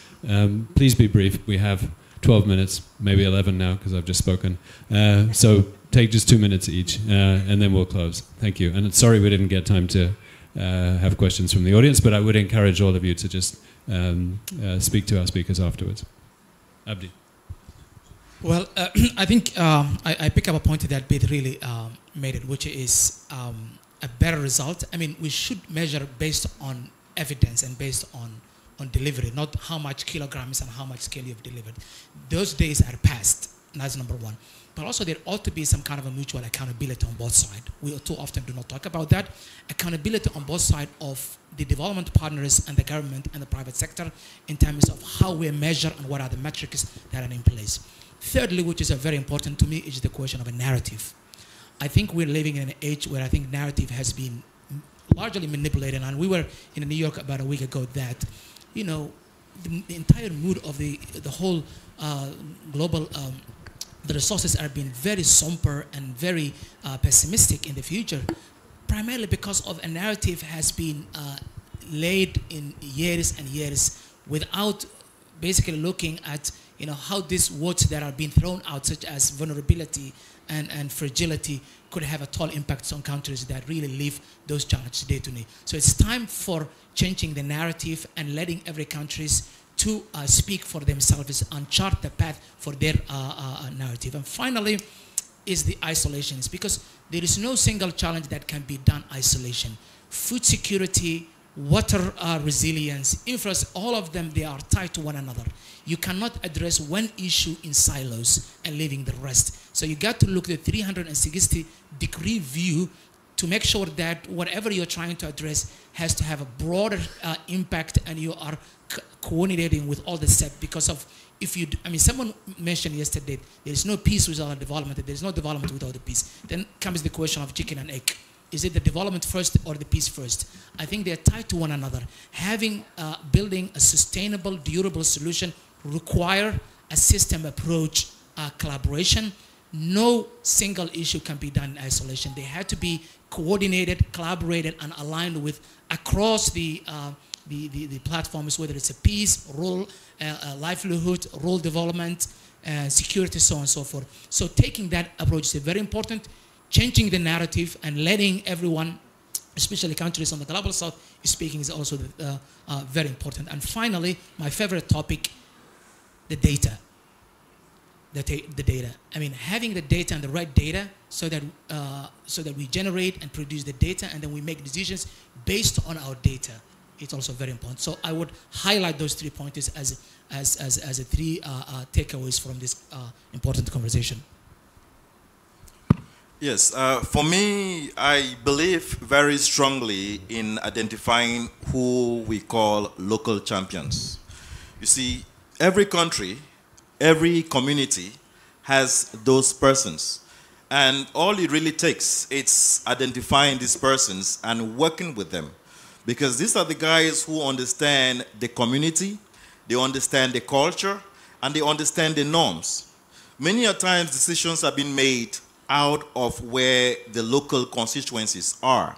And it is very important that we begin to realize that the person on the ground, they may not communicate fluently in French or English, which of course is the normal languages, but their understanding of the cultural norms and how we are able to create and adopt solutions to these particular communities, it's very, very important.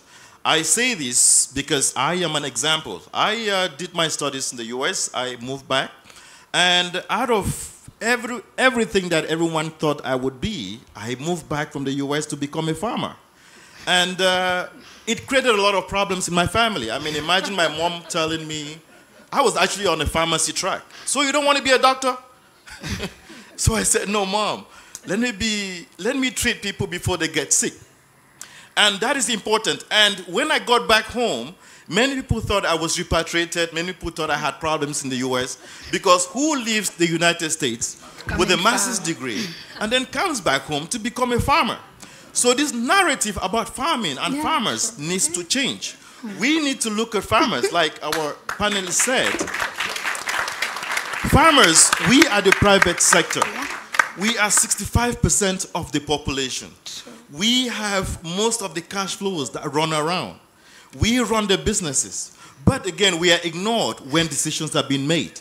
And I understand also that so many times farmers are not veritable, as they would say.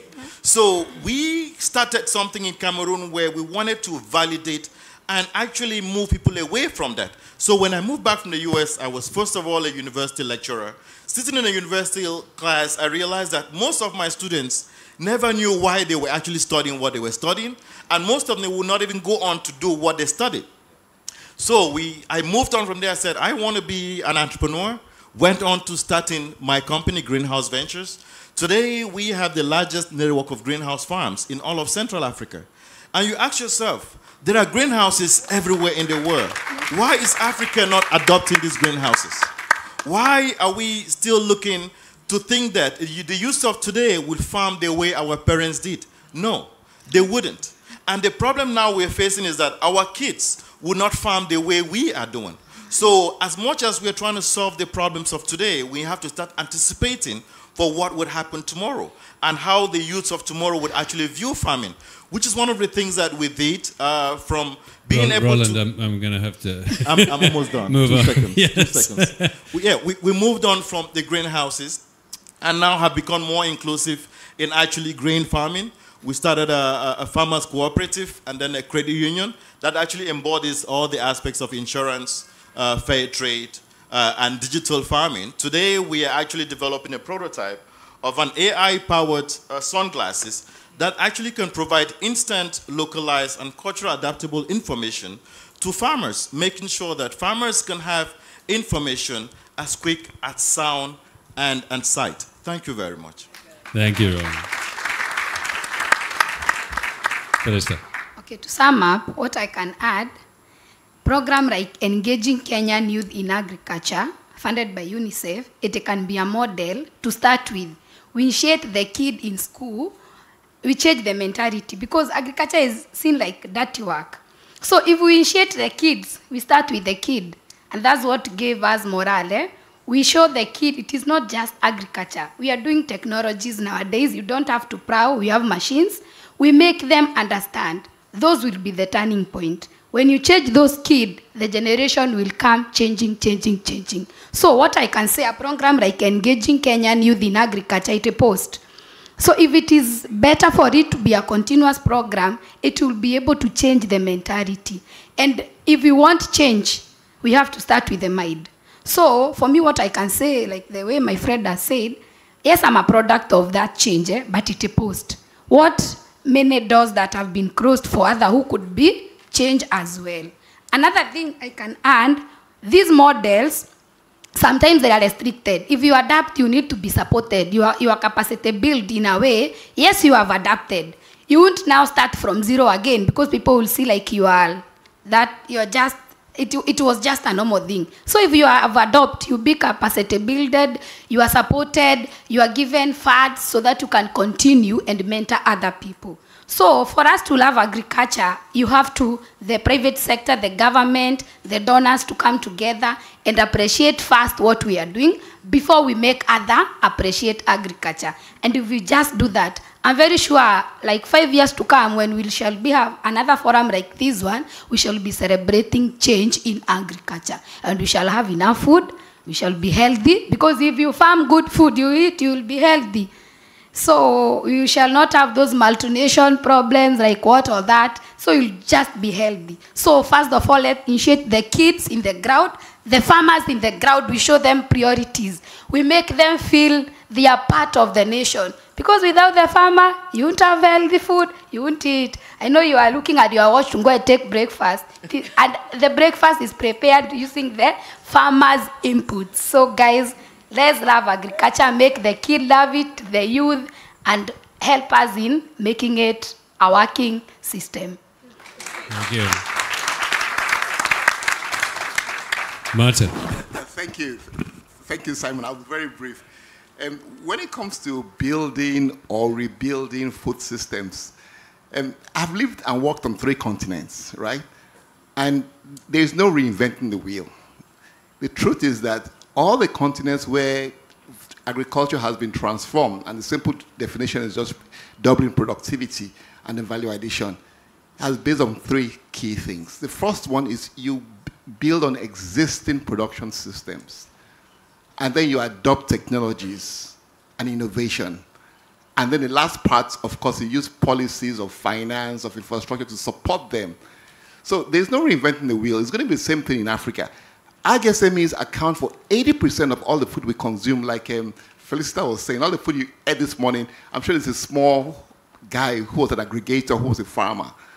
You have to build on those guys. You have, as Roland said, the champions, you have to get those guys to the point of when they can, and to Beth's point, double their productivity and their livelihoods and their income. Thank you.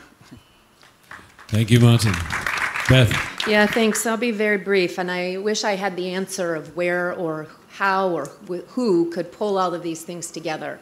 But from our side, we've got some really terrific national strategies and priorities that are coming together. So everybody in the room, I'm sure, are very familiar with the Food Systems Summit from 2021. We've done 2 rounds of stock taking since then. There are absolutely fantastic national pathway plans for food and agriculture transformation that so many countries are developing. That's something that, as Martin is saying, that's already in motion. It's got the fundamentals there. But those need to be linked into, I think, a number of other initiatives. I feel like we each have our own sets of initiatives. And I think that's one of my messages, is that somehow the right people have to get in the right room to say, how do these intersect with one another? Can they be advocated or put forward in parallel? One other one that I'll mention just briefly that belongs to us at FAO, we've been developing it for over 5 years, is something called our Hand-in-Hand Investment Initiative. And I think sometimes it wasn't maybe necessarily explained very clearly at the very beginning, but this is not FAO going away, writing up an agricultural investment proposal for 80 countries.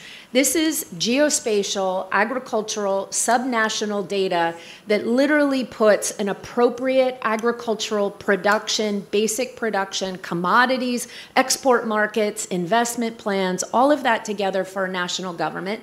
Then the national government has to endorse it, has to agree to it. It's not a report that FAO writes and it goes and sits on a shelf and we hope someday that somebody reads it. It's ownership. And it's also not just Ministry of Agriculture, because for FAO, for decades, our line ministry has been an agriculture ministry. And based on what has been reflected here, we've got to have ministries of finance, ministries of infrastructure, ministries of environment, ministries of livestock, who are all participating in this together. Now, what's most important, I'll be very quick here, is that these investment plans are then presented to IFIs, to MDBs, to private sector, to venture capital, almost in a speed dating, matchmaking type of forum. And it comes up in about 2 weeks in Rome. But this is not FAO trying to get more resources for our institution. This is about finding the private sector investment communities that are matched facilitated, mirrored with the needs that the countries are owning themselves. And I think maybe, again, that's the kind of model, Simon, today that more and more of us need to try to rally our different resources and priorities around, because I think that's got something to it. Great. Thank you, Beth. Rania. Thanks a lot, Simon. And a lot of it's been said, but I think there are three different layers of how to bring this together. The government responsibility, Abdul Hakim spoke about, and Beth, you have as well. And I think someone a long time ago said that a strategy without resources is hallucination. And that is precisely where I think there is a significant responsibility on those that fund these projects and programs. And so to AFDB, to all of the IFIs, to everyone, the investment, whoever can fund this, has a responsibility to also make sure that what comes to you is multi-sectoral and is a bundle, as Martin said. It brings in, what's food without water? I think you said that earlier. It's pointless. And what's food without the nutrition component? All of this has to come together, and I think the funders have to force us to play together. And then the third one is our own individual responsibility. I think this inflection moment is one where it is less about finger pointing, Beth, and more about being open to how we want to play together better based on our comparative advantages. And I think, as I started, this opens a dialogue that we have to continue, and it brings us together a lot more, because every single component mentioned today was relevant and necessary. One does not negate the other, and I think it's important that we all come together to improve food security. The numbers can't be rising in front of us in this way, and we come next year or in 2 years' time to tell you the number is now 500 million. Great, thank you. So just in closing, a couple of thoughts from my side. First of all, thank you very, very much to all our very inspiring panelists. Thank you so much. One more round of applause for everybody. I take away from this three things. Country ownership and country leadership is a joint initiative between country governments and the country private sector and the farmers as the most important part of that local private sector. We need to encourage, and each of us looking internally in terms of our own organizations, encourage our own institutions to lean in on this moment that we're in right now, to come together for these kind of country support initiatives that we're all talking about. And that requires then each of us to be our own system leader. We need to step out of our own silo and look at the bigger system picture. And I look forward to following up with all of you, both on the panel as well as in the audience, who these messages resonate with. And again, thank you very much for this, and apologies for running over. Thank you, Simon. Thank you so much, Simon, and thank you to our panelists for yes, thank you so much to our panelists for this conversation that's going to help us, I hope, improve food security for the continent.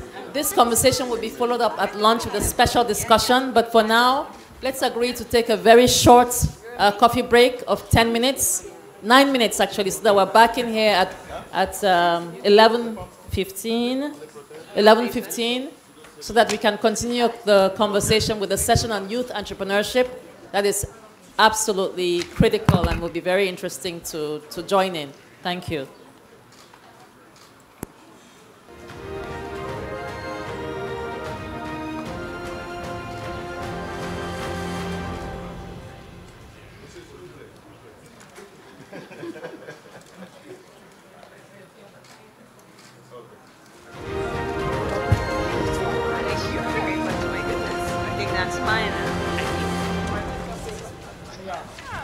Congratulations on everything you're doing. It's so impressive.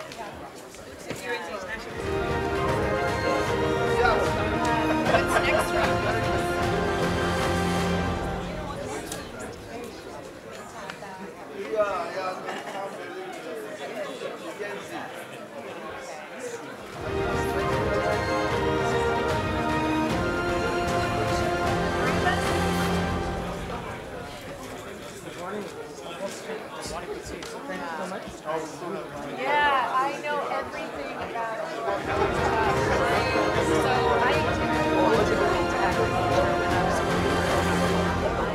Because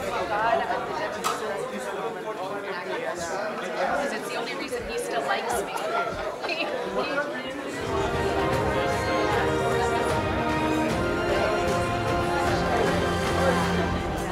Well, they made it easy when you got that level.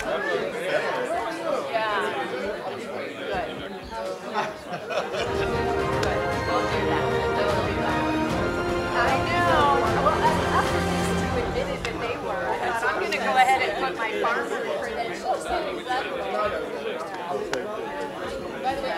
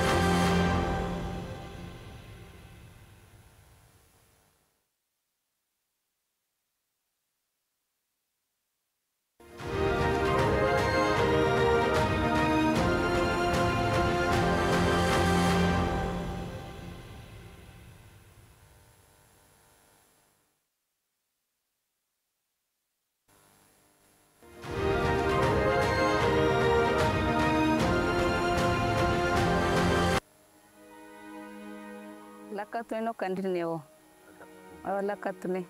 Zamir gonde won borfo in borfo di koiwi borfo indi diranda.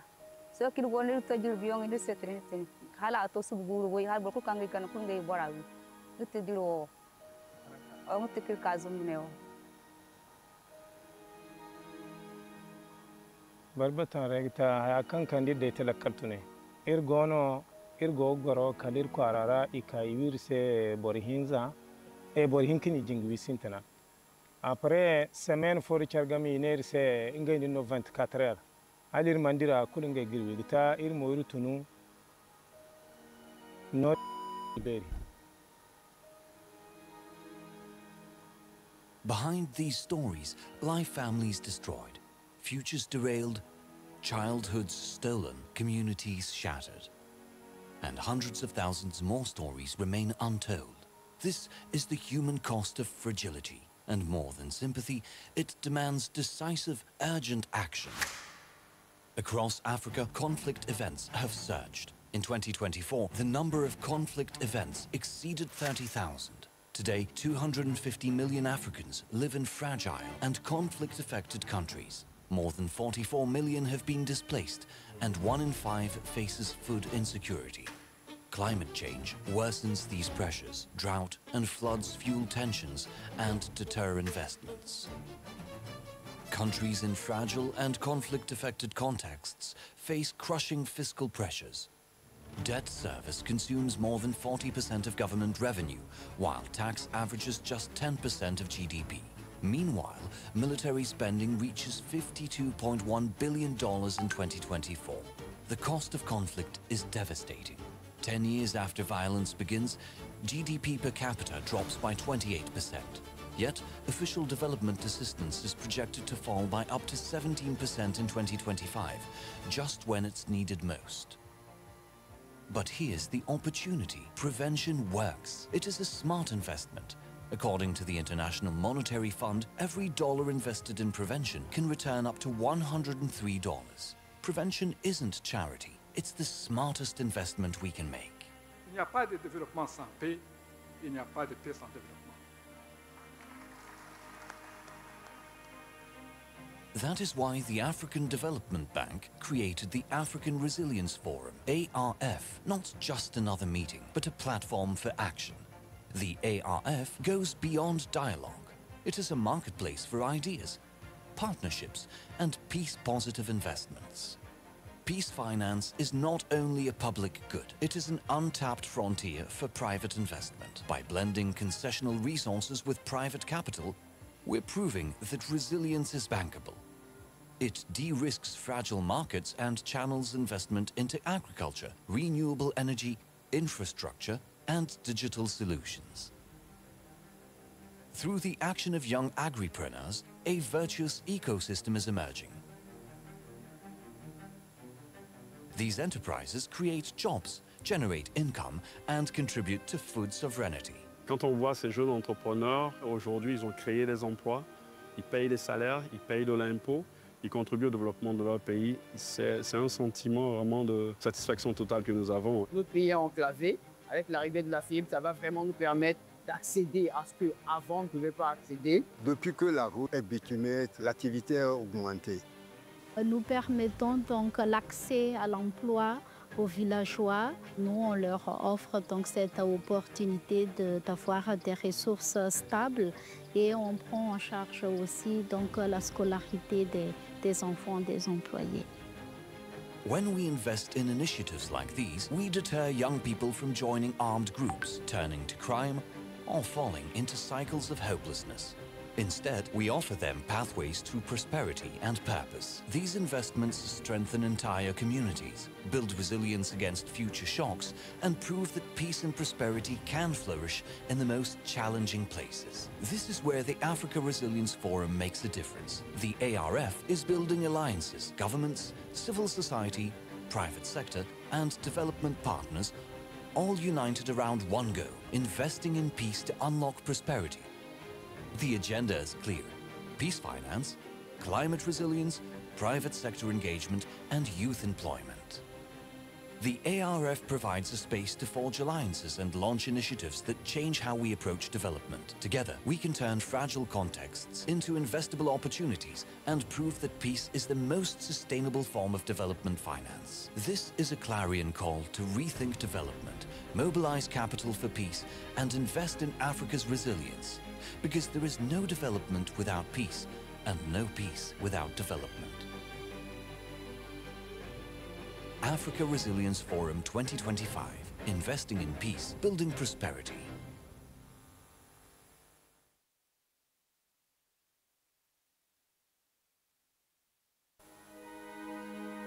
Lakatune no kandilneo. Lakatune. Zamir gonde won borfo di koiwi borfo indi diranda. So kid gonde to jur biong indi setre. Hala to subguru boy har borko kangi kan kungai borawi.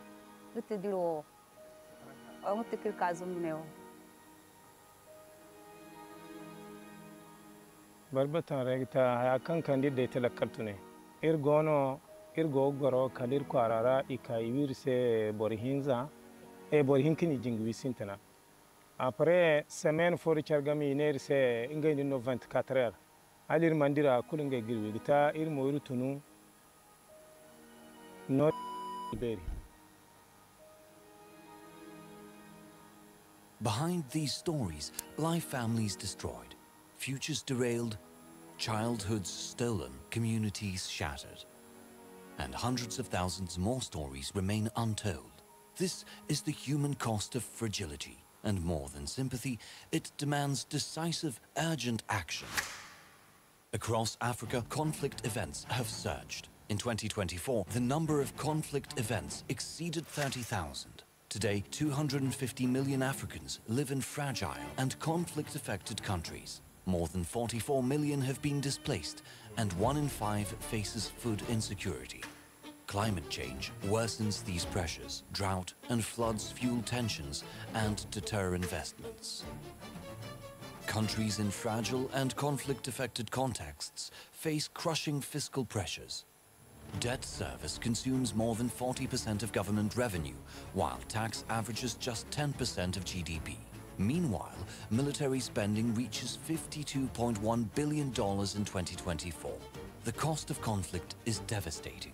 10 years after violence begins, GDP per capita drops by 28%. Yet, official development assistance is projected to fall by up to 17% in 2025, just when it's needed most. But here's the opportunity. Prevention works. It is a smart investment. According to the International Monetary Fund, every dollar invested in prevention can return up to $103. Prevention isn't charity. It's the smartest investment we can make. Il n'y a pas de développement sans paix, il n'y a pas de paix sans développement. That is why the African Development Bank created the African Resilience Forum, ARF, not just another meeting, but a platform for action. The ARF goes beyond dialogue. It is a marketplace for ideas, partnerships, and peace-positive investments. Peace finance is not only a public good, it is an untapped frontier for private investment. By blending concessional resources with private capital, we're proving that resilience is bankable. It de-risks fragile markets and channels investment into agriculture, renewable energy, infrastructure, and digital solutions. Through the action of young agripreneurs, a virtuous ecosystem is emerging. These enterprises create jobs, generate income, and contribute to food sovereignty. Quand on voit ces jeunes entrepreneurs, aujourd'hui, ils ont créé des emplois, ils payent des salaires, ils payent de l'impôt, ils contribuent au développement de leur pays. C'est un sentiment vraiment de satisfaction totale que nous avons. Notre pays est enclavé. Avec l'arrivée de la fibre, ça va vraiment nous permettre d'accéder à ce qu'avant on ne pouvait pas accéder. Depuis que la route est bitumée, l'activité a augmenté. Nous permettons donc l'accès à l'emploi aux villageois. Nous, on leur offre donc cette opportunité d'avoir des ressources stables et on prend en charge aussi donc la scolarité des enfants des employés. When we invest in initiatives like these, we deter young people from joining armed groups, turning to crime, or falling into cycles of hopelessness. Instead, we offer them pathways to prosperity and purpose. These investments strengthen entire communities, build resilience against future shocks, and prove that peace and prosperity can flourish in the most challenging places. This is where the Africa Resilience Forum makes a difference. The ARF is building alliances, governments, civil society, private sector, and development partners, all united around one goal: investing in peace to unlock prosperity. The agenda is clear: peace finance, climate resilience, private sector engagement, and youth employment. The ARF provides a space to forge alliances and launch initiatives that change how we approach development. Together, we can turn fragile contexts into investable opportunities and prove that peace is the most sustainable form of development finance. This is a clarion call to rethink development, mobilize capital for peace, and invest in Africa's resilience. Because there is no development without peace, and no peace without development. Africa Resilience Forum 2025, investing in peace, building prosperity.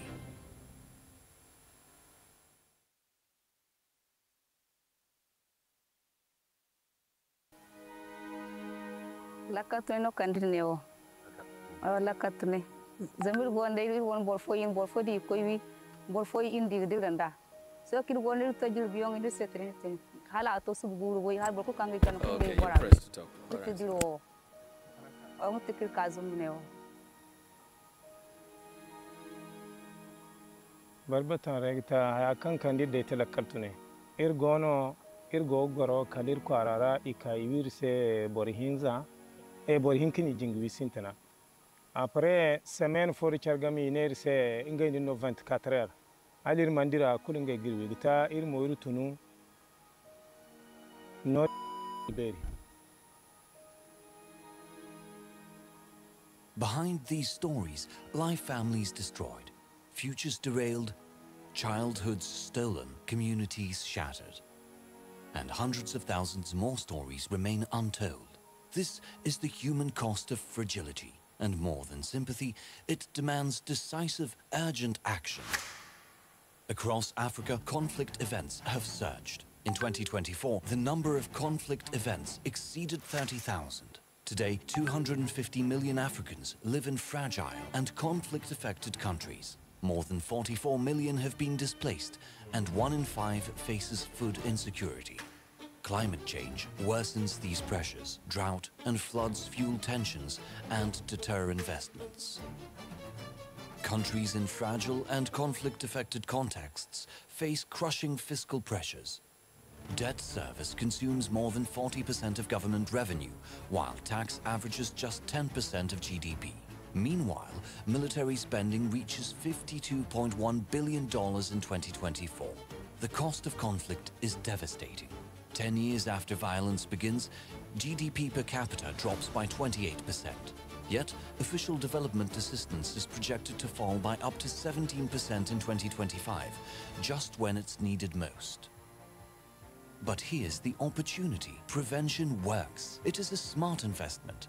According to the International Monetary Fund, every dollar invested in prevention can return up to $103. Prevention isn't charity. It's the smartest investment we can make. Il n'y a pas de développement sans paix, il n'y a pas de paix sans développement. That is why the African Development Bank created the African Resilience Forum, ARF, not just another meeting, but a platform for action. The ARF goes beyond dialogue. It is a marketplace for ideas, partnerships, and peace-positive investments. Peace finance is not only a public good, it is an untapped frontier for private investment. By blending concessional resources with private capital, we're proving that resilience is bankable. It de-risks fragile markets and channels investment into agriculture, renewable energy, infrastructure, and digital solutions. Through the action of young agripreneurs, a virtuous ecosystem is emerging. These enterprises create jobs, generate income, and contribute to food sovereignty. Quand on voit ces jeunes entrepreneurs, aujourd'hui, ils ont créé des emplois, ils payent des salaires, ils payent de l'impôt, ils contribuent au développement de leur pays. C'est un sentiment vraiment de satisfaction totale que nous avons. Notre pays est enclavé. Avec l'arrivée de la fibre, ça va vraiment nous permettre d'accéder à ce qu'avant on ne pouvait pas accéder. Depuis que la route est bitumée, l'activité a augmenté. Nous permettons donc l'accès à l'emploi aux villageois. Nous, on leur offre donc cette opportunité d'avoir des ressources stables et on prend en charge aussi donc la scolarité des enfants des employés. When we invest in initiatives like these, we deter young people from joining armed groups, turning to crime, or falling into cycles of hopelessness. Instead, we offer them pathways to prosperity and purpose. These investments strengthen entire communities, build resilience against future shocks, and prove that peace and prosperity can flourish in the most challenging places. This is where the Africa Resilience Forum makes a difference. The ARF is building alliances, governments, civil society, private sector, and development partners, all united around one goal: investing in peace to unlock prosperity. The agenda is clear: peace finance, climate resilience, private sector engagement, and youth employment. The ARF provides a space to forge alliances and launch initiatives that change how we approach development. Together, we can turn fragile contexts into investable opportunities and prove that peace is the most sustainable form of development finance. This is a clarion call to rethink development, mobilize capital for peace, and invest in Africa's resilience. Because there is no development without peace, and no peace without development. Africa Resilience Forum 2025, investing in peace, building prosperity.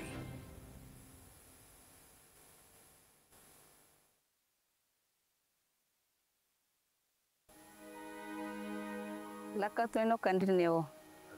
Lakatune. Zamir gonde won borfo di koiwi borfo indi dirganda. So kid gonde tajur biyong indi setrin tin. Hala ato subguru boy har borko kangi kan kungai borawi. Lutte diro.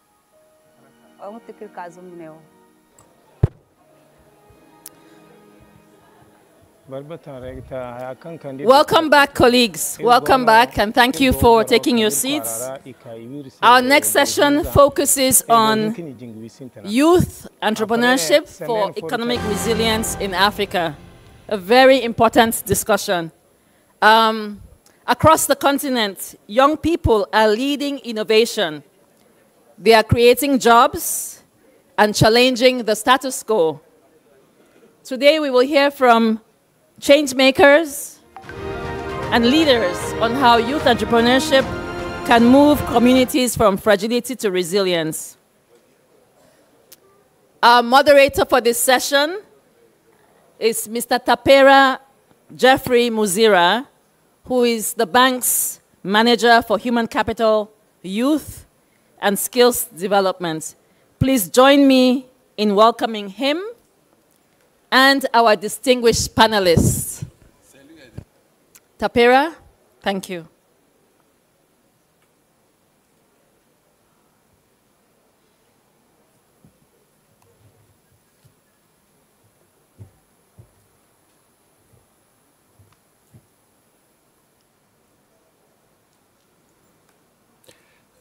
Thank you, Madam Moderator. And if I may, I would like to follow your established protocol and greet our distinguished guests and everyone in attendance.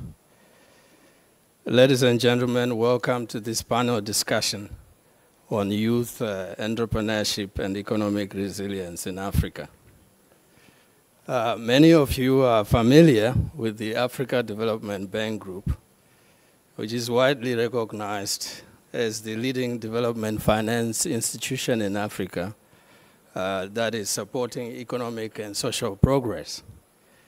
But I hope you are also aware that the Africa Development Bank is also Africa's knowledge bank. And so allow me to draw into that expertise and knowledge and provide a little bit of background on why today's high-level panel on youth entrepreneurship is so important. Job creation is an indicator of the quality of economic growth. and it is therefore central to the bank's operations. I see that we have several colleagues and participants in the audience that are based in the US. You will agree with me that there's a great deal of anxiety on Wall Street as investors wait for the US Department of Labor to announce the latest US jobs data. This is primarily because companies can only hire if they are profitable and if the industries are performing well. Investors, therefore, use job creation as an indicator to measure the industry profitability. But however, a fulfilling job is more than just a paid position.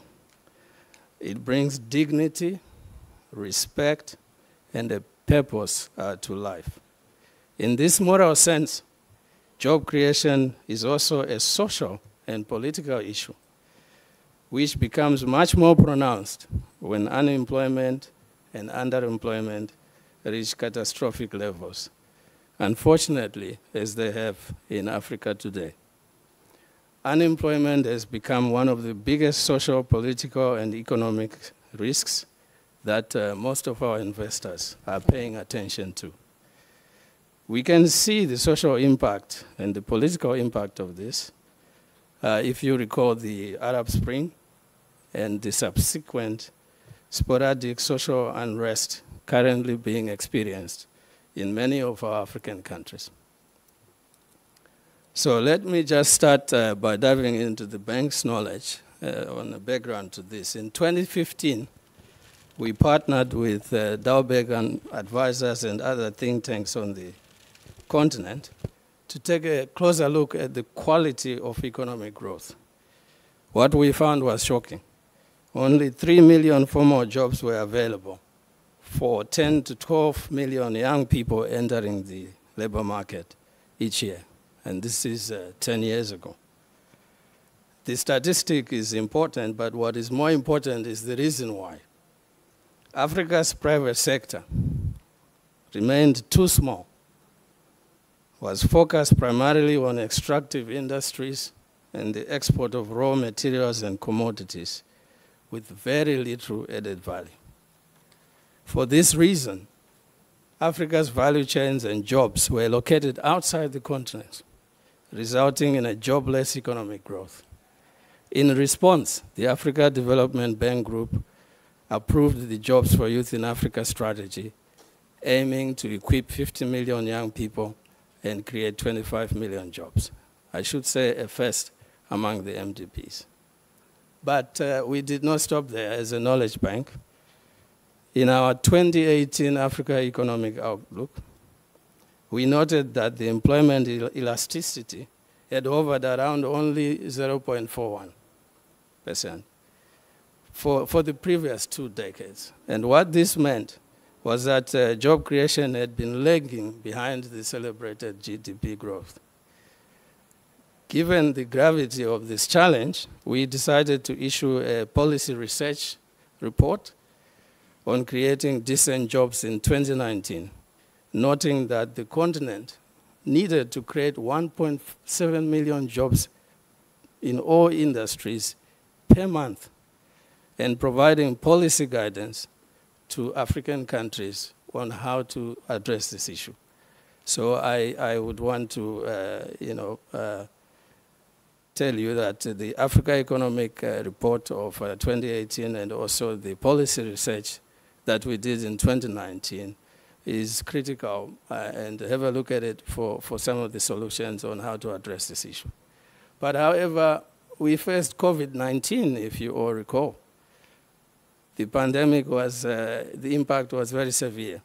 22 million jobs were lost. Over 30 million people were pushed into extreme poverty by end of 2022.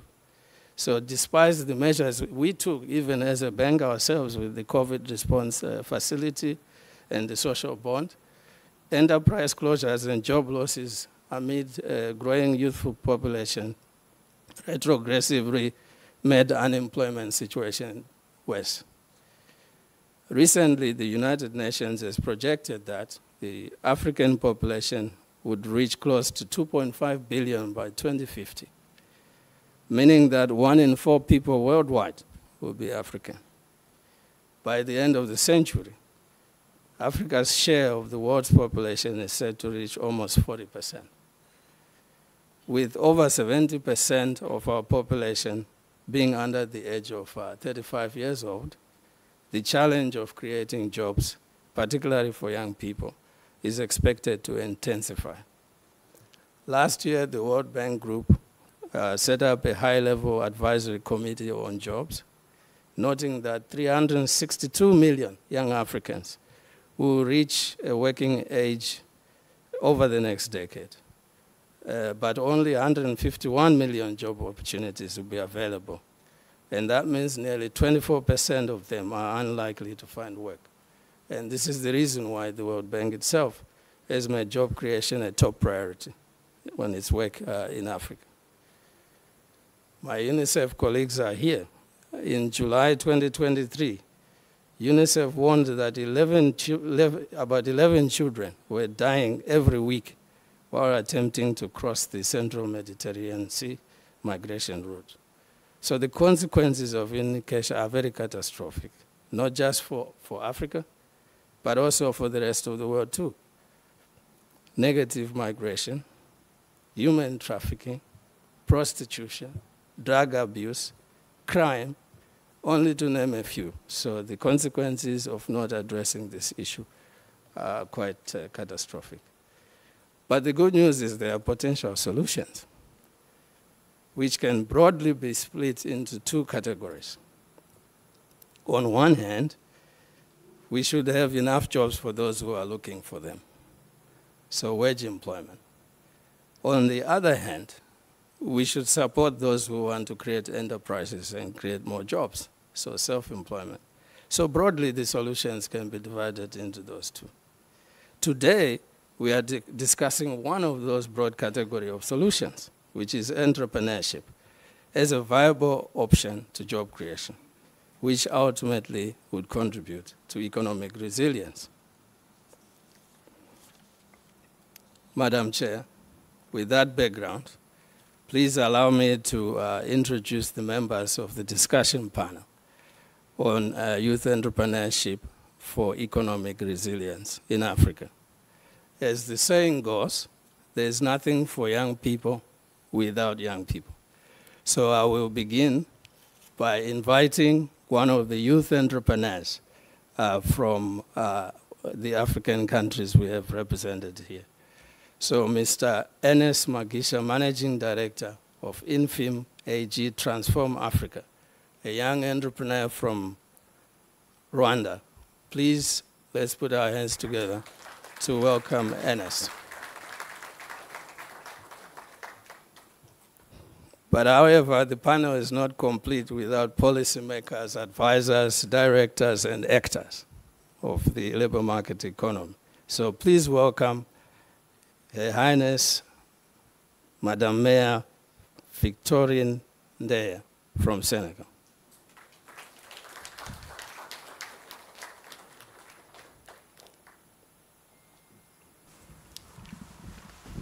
My next panelist is Martin Kipping, the Executive Director for Germany at the Africa Development Bank Group. Martin, please.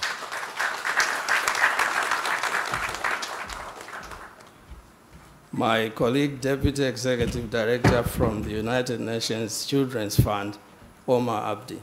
Please, Omar. And then finally, the Senior Manager for Sustainable Finance, Fidelity Bank Ghana, Kwame Obrokwa.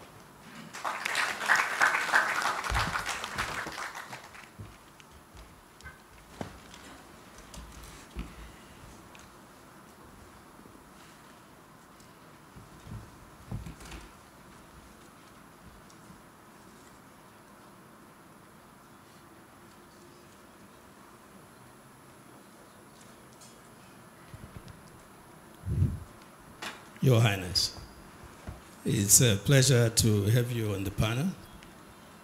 I would like to start with you Please, can you tell us the wonderful programs you are doing in Senegal to create a business environment for youth entrepreneurship to flourish? Over to you, Madame Mayor. Je vous remercie. I thank you for this opportunity to be part of this interesting panel and share our experience as a mayor of a council,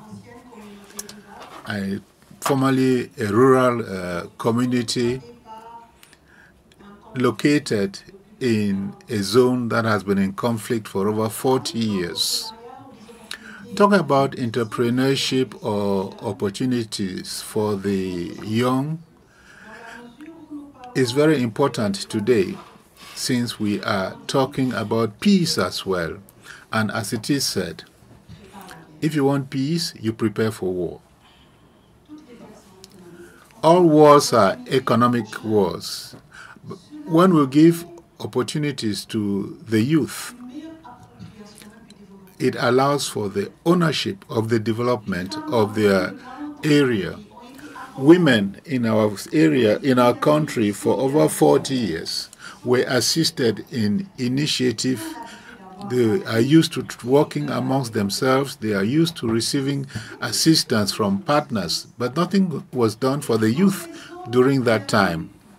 And in this zone where we have had this conflict, where in this agricultural zone, where parents would hand down that profession to their children, today we have about 70% of our young people are less than 35 years old.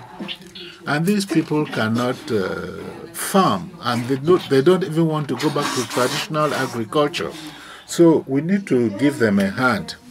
It is true that there are initiatives by the states in terms of training and financing with the support of development and financial partners. But beyond the figures, what do we have? Have this training and financing really made an impact in our localities? You know, that is what we are trying to work on in our council. We want to be creative and ingenious. We have set up a cooperative working on various initiatives, like fish farming, for example. We have a number of women who are involved in processing with FAO assistance for, you know, but they could not be they could not perform because they didn't have access to the resources. So we went to the fish farming agency to ask them to come and rehabilitate our river basins, such that two are devoted to women so that they can perform their activities. But before that, train young people who would work in that. Not all young people are entrepreneurs. Those who can be entrepreneurs would be assisted through financing, and they would have the opportunity to receive this training and the possibility of generating resources. But this policy cannot be done outside the councils or local governments. We need to build together. We need to develop these synergies and have a real impact. You know, I could have talked about the youth as the former minister in charge of the social economy, which has leverage today recognized by the UN to attain the SDGs. So this is advocacy.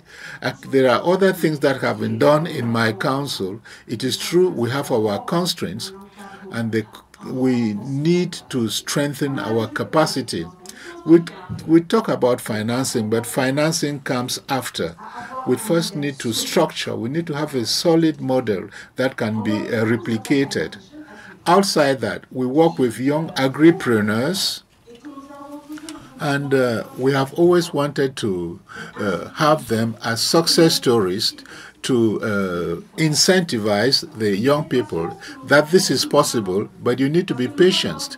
But it is this patience that we no longer have. We are dealing with a click generation. The click and everything is there because that is what they do, you know. And when they, so that is why we set up this cooperative that puts all of this together. We are in areas where we have lots of women's groups. And, you know, the women wake up at 4 a.m. to go to the market to sell their produce. They come back home in the afternoon. You know, they go to water the vegetables and harvest. And where are the young people? They are at home. They tell you they don't have jobs. Let us assist them in things that are of interest to them. Let us give them tools in marketing, in processing.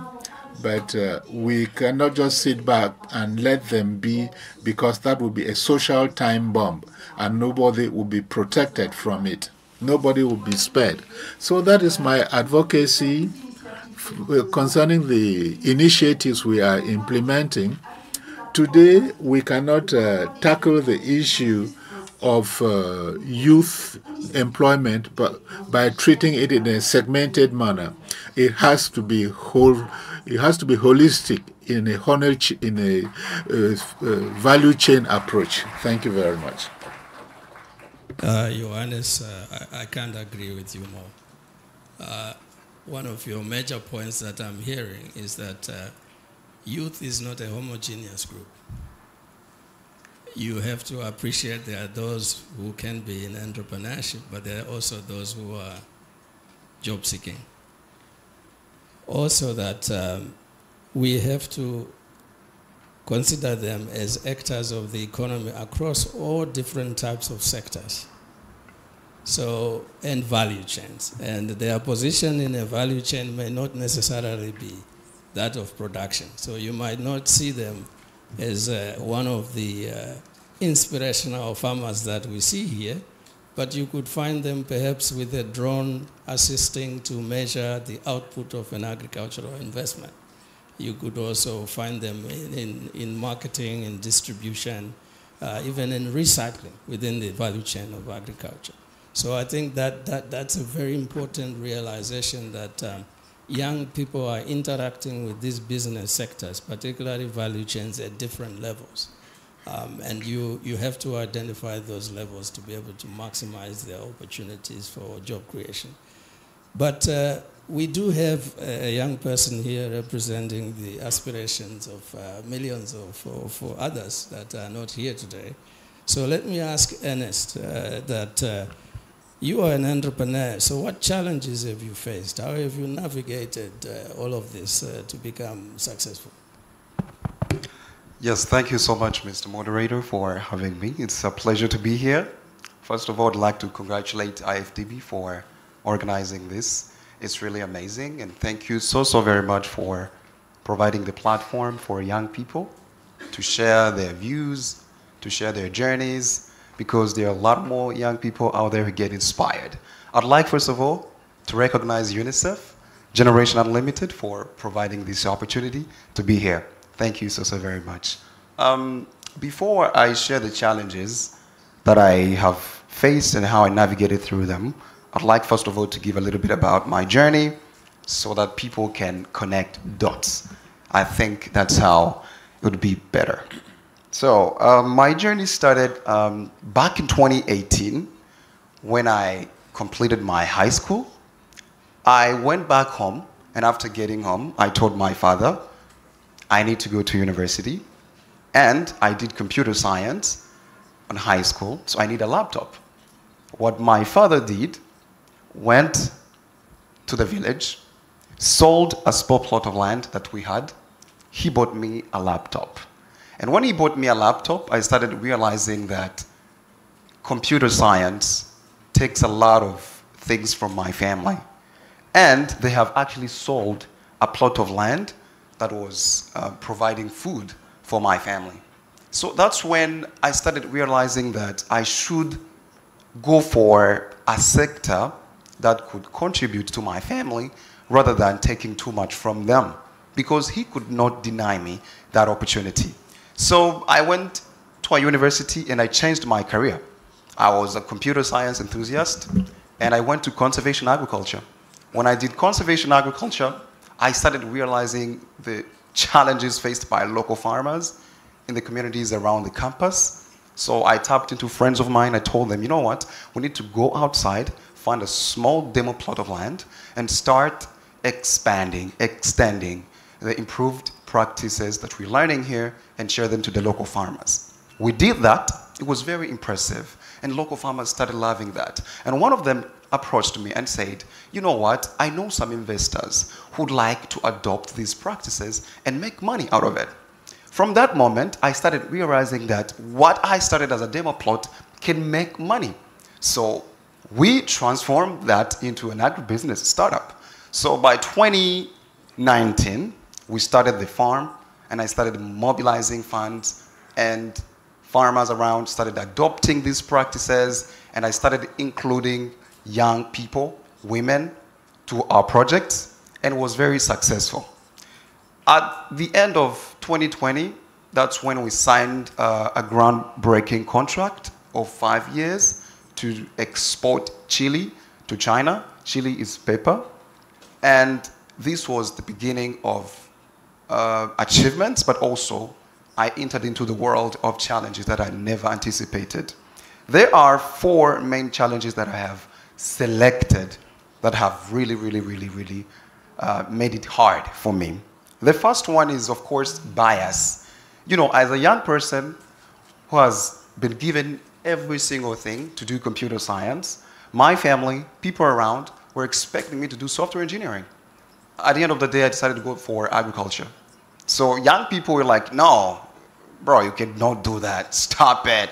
I remember one person approached me and was like, we went to one of the best high schools in the country in computer science, and you are going to bend your back to do farming? Are you out of your mind? And I was like, no, I'm not out of my mind. I'm trying to save money that my dad spent while buying me a laptop. At least I'll use this laptop to design some of the improved practices and help farmers improve. So that was one of the challenges that I faced, even discouragement from my peers. Nobody could believe what I was doing. The second challenge that I faced, and that was really hard, is lack of entrepreneurial leadership skills. You know, the African education system, the way it's designed, we just go for where we have opportunities. You can never say if at 5 years old, parents cannot say, our child is aspired to become this. They just say, okay, you need to be a doctor, you need to be an engineer, because 5 engineers in the village are owning good buildings. So which means guidance on choosing a career was also one of the problems that I faced. So it was really hard for me to enter into the world of business without having prior experience in entrepreneurship. And the fourth challenge, I have connected lack of guidance and lack of entrepreneurial skills together. So I'd like to jump to the fourth challenge, that's lack of capital and access to finance. Like many young people who are doing business, to be honest, when we approach financial institutions, first thing they ask for, you know, bank statements. When they say bank statements, especially for farmers, you grow crops in July, you will harvest in January. You have 5 months of waiting, which means you do not have any return on your financial statements. What you have only is like spending. You bought fertilizer, you bought fuel to operate your machines, and they find these documents not valid. And at the end of the day, they deny us capital. So what I did to overcome some of these challenges, I went back, I talked to my friends, you know what, we need to spin around what we're doing.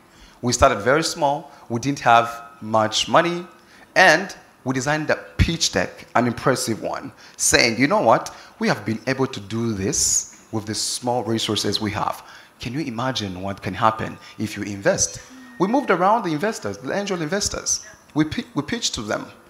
I pitched to over 20 people. At the end of the day, 3 people were convinced. So they invested. That's how I overcame this challenge of access to finance. But it doesn't mean that all of the other young people have been able to do that. There are so many young people who are stranded, who are not helped at all. So I would like to call upon governments, businesses, and financial institutions. Whenever a young person approaches you, do not judge them according to what they have already done on the field, because it requires money. At least challenge them with something small. If they are able to navigate through that, give them funding. Thank you so very much.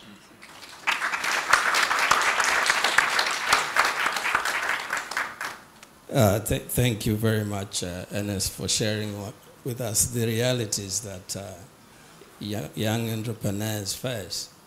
And I must say, the first one in agriculture, the mindset change. I think we have not seen a lot of organizations investing in mindset change. That meter-level intervention has always been missing in most of the programs aimed at supporting young people in agriculture. The assumption is that they love it. You know, they will just come on board. They will see the business sense. But I think we are coming at a point where mindset change should be part and parcel of every program. And I'm hearing very clearly that skills development is very important. Mentorship is very important. I mean, you cannot enter an industry that you don't understand.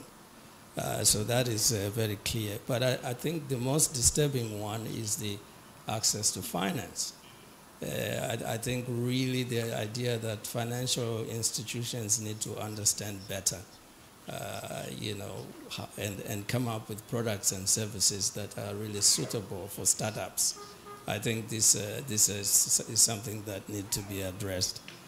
But E.D. Martin Kipping, I know that Germany is very strong on entrepreneurship in general, especially as a viable means for job creation. And given the bank has set a priority to turn demographics into a dividend, how can we strengthen our partnership and learn from the government of Germany in supporting entrepreneurship in general?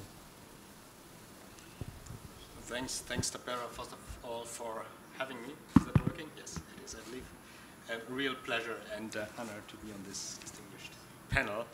If you allow, let me maybe quickly make a step back and just flesh out why Germany considers the African Development Bank Group as a crucial partner on the continent. It is because the bank makes a difference for sustainable development, socially and environmentally sustainable development on the continent, right? Speaking about youth entrepreneurship and youth employment more broadly, this means pushing the boundaries for socially inclusive economies, giving youth, and in particular also disadvantaged youth, male and female, equal opportunities to thrive and prosper, leaving no one behind, in essence, right? And as we know, this social justice, and we are at the African Resilience Forum here, embedded in good governance and accountable institutions, is a must for peaceful societies in preventing fragility. And I'm glad that we have firmly anchored this agenda into our new 10-year strategy, and President Dr. Tai has also been clear on his emphasis on these areas. And Tapera, you know better than me, with our youth jobs and skills market system developed jointly with the ILO, I think we have equipped ourselves now much better to actually measure and target what we are doing to push the boundaries on youth entrepreneurship and skills and jobs creation, in particular for the young population, similarly as we did with the gender marker system already some time ago.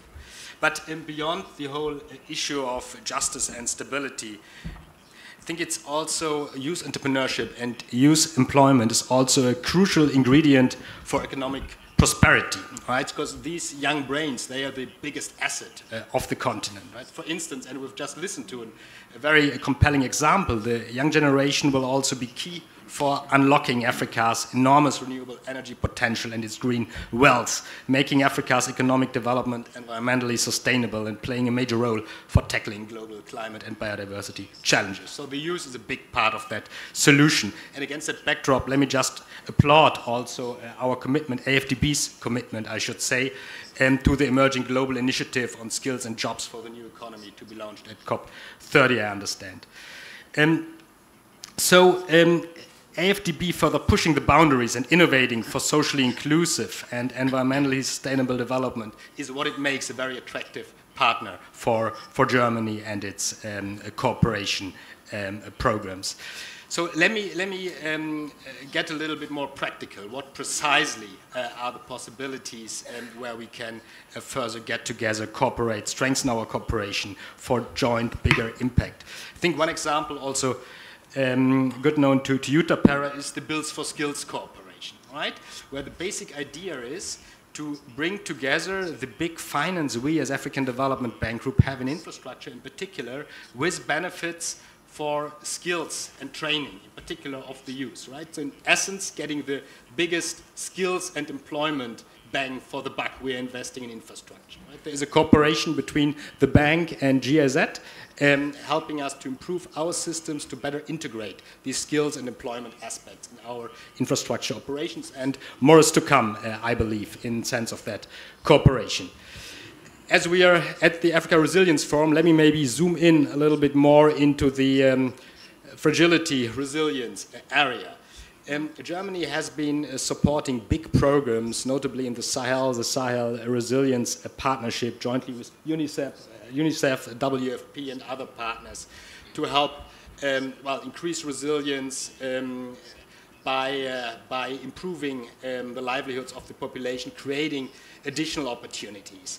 I think there is quite some activity already, and we'll learn more about that, to help young people to thrive and prosper, but I think there is a lot more that can and should be done. And I believe African Development Bank, we have a particular expertise in finance, also private sector finance. And although this is a very challenging area to invest into private businesses in, I think that's exactly where I hope AFDB can move in further and strengthen cooperation to contribute to the overall impact. Lastly, just to mention a third example, I think we have also been doing quite a lot at AFDB in innovating on financial instruments. I think yesterday already at the opening, the Investing for Peace initiative was mentioned, right? So trying how we can improve our instruments, also better mitigate or work with the risk in these challenging areas to provide finance, and finance as a bottleneck has been mentioned, to companies, in particular SMEs in these contexts. There are opportunities, right? But we haven't been good enough in the past to actually tackle these and help entrepreneurs, young entrepreneurs in particular, to actually build on these. So maybe I'll leave it with that for the time. Thanks. Please, a round of applause for Mark. Very good points there. I think, first of all, I have to acknowledge and thank you for the trust that you have in the Africa Development Bank, and I think that indeed it's a bank that's trying to innovate and solve some of the most challenging issues, including the issue of access to finance for startups. We are busy cracking our heads to see also how we can extend financing to SMEs beyond the traditional means that we've been working with financial intermediaries. I think that this issue is very interesting because a startup does not remain a startup, right? So you have to think life cycle of financing. So all the instruments that the bank has right now have relevance at a certain stage of the business. What is missing is to help a startup like the one we have, so that they avoid the so-called value of death, in the early stages of business. And I think that is where we have to innovate, because that's where there's a lot of missing financial instruments and products that are appropriate for that stage of growth. But I think along the value, the enterprise growth, we seem to have done well with several other products that are available in the market. So I take that. And fantastic work that you are doing in the Sahel and East Africa. So with that, I want to turn to Omar, because this is one of the programs that is really seen as a major catalyst for inclusive development, and UNICEF is also involved in that. So could you perhaps talk about that a little bit, and other frameworks that you think could be used to create more opportunities for young people? Thank you, Tabera. First of all, it's a great honor to be with you. Thank you for inviting us and for organizing this issue, youth entrepreneurship, and including it into the program. I think we appreciate very much the leadership of the bank in development in Africa in general and the partnership that we have. The theme of this forum is resilience. And nothing exemplifies resilience better than the experience we had today from Ernest and the other young people. The achievements that they have made in the face of the odds that they have faced. That is true resilience. So thank you, Ernest, and other young people for sharing with us your experience. I mean, we have seen today when young people are given the tools, the services, the networks, the support system that they need, they can withstand shocks and shape their futures.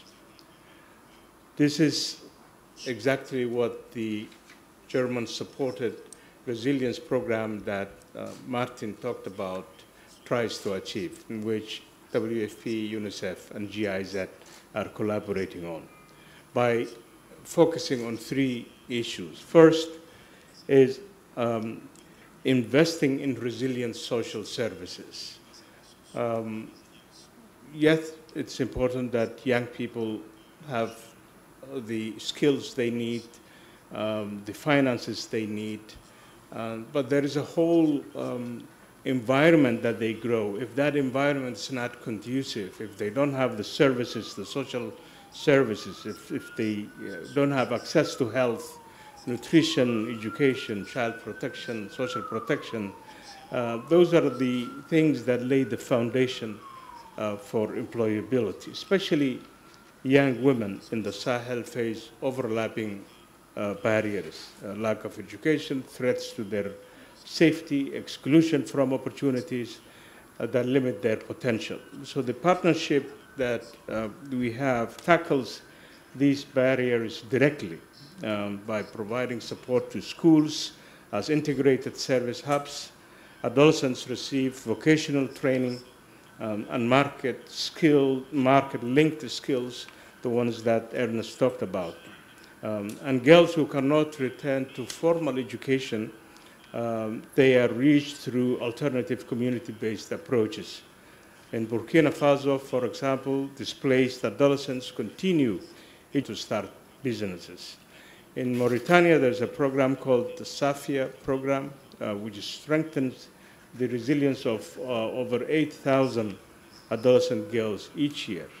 And on average, 20% of them go on to start a business, and another 20% or so find employment. The second is by investing in green and climate resilient livelihoods. We know that the Sahel is among the most climate vulnerable regions in the world, but it also has a great potential for vast renewable energy. By connecting young people to opportunities in solar energy, climate-smart agriculture, and water management, this partnership creates the next generation of green jobs for young people. And it empowers them to lead also climate adaptation. And then thirdly, this partnership invests in social cohesion and civic engagement. We know that resilience is not only about surviving shocks, but also about belonging and agency. These programs deliberately open spaces for young people to participate in decision-making, and strengthening peace building, and engaging in civic life. But as the mayor said earlier on, we need a holistic approach. We must remember that resilience and employability in youth begins in the earliest years of life. Research is very clear. Investment in early childhood, for example, have return on investment is the highest when young people are prioritized early on. Preschool learning, nutrition, health, wash services, early care, social protection. All of these are very key in developing young people. These taken together, these investments will eventually equip marginalized youth with life skills, technical skills, and psychosocial support.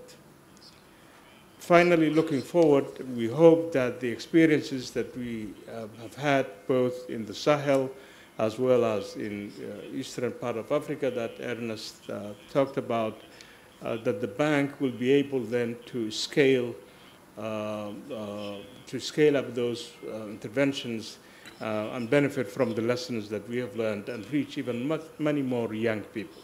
Thank you, Ernest. Thank you so much, Omar. I think I hear you clearly that the enabling environment is very key. Same message also as Johannes, that we need to be holistic and systemic in finding solutions to youth entrepreneurship. It's not just about access to finance, it's not just about training. The rules of the game are set by the enabling environment. And that enabling environment is very key and involves a lot of other things that enable enterprises to flourish. So that's a very good point.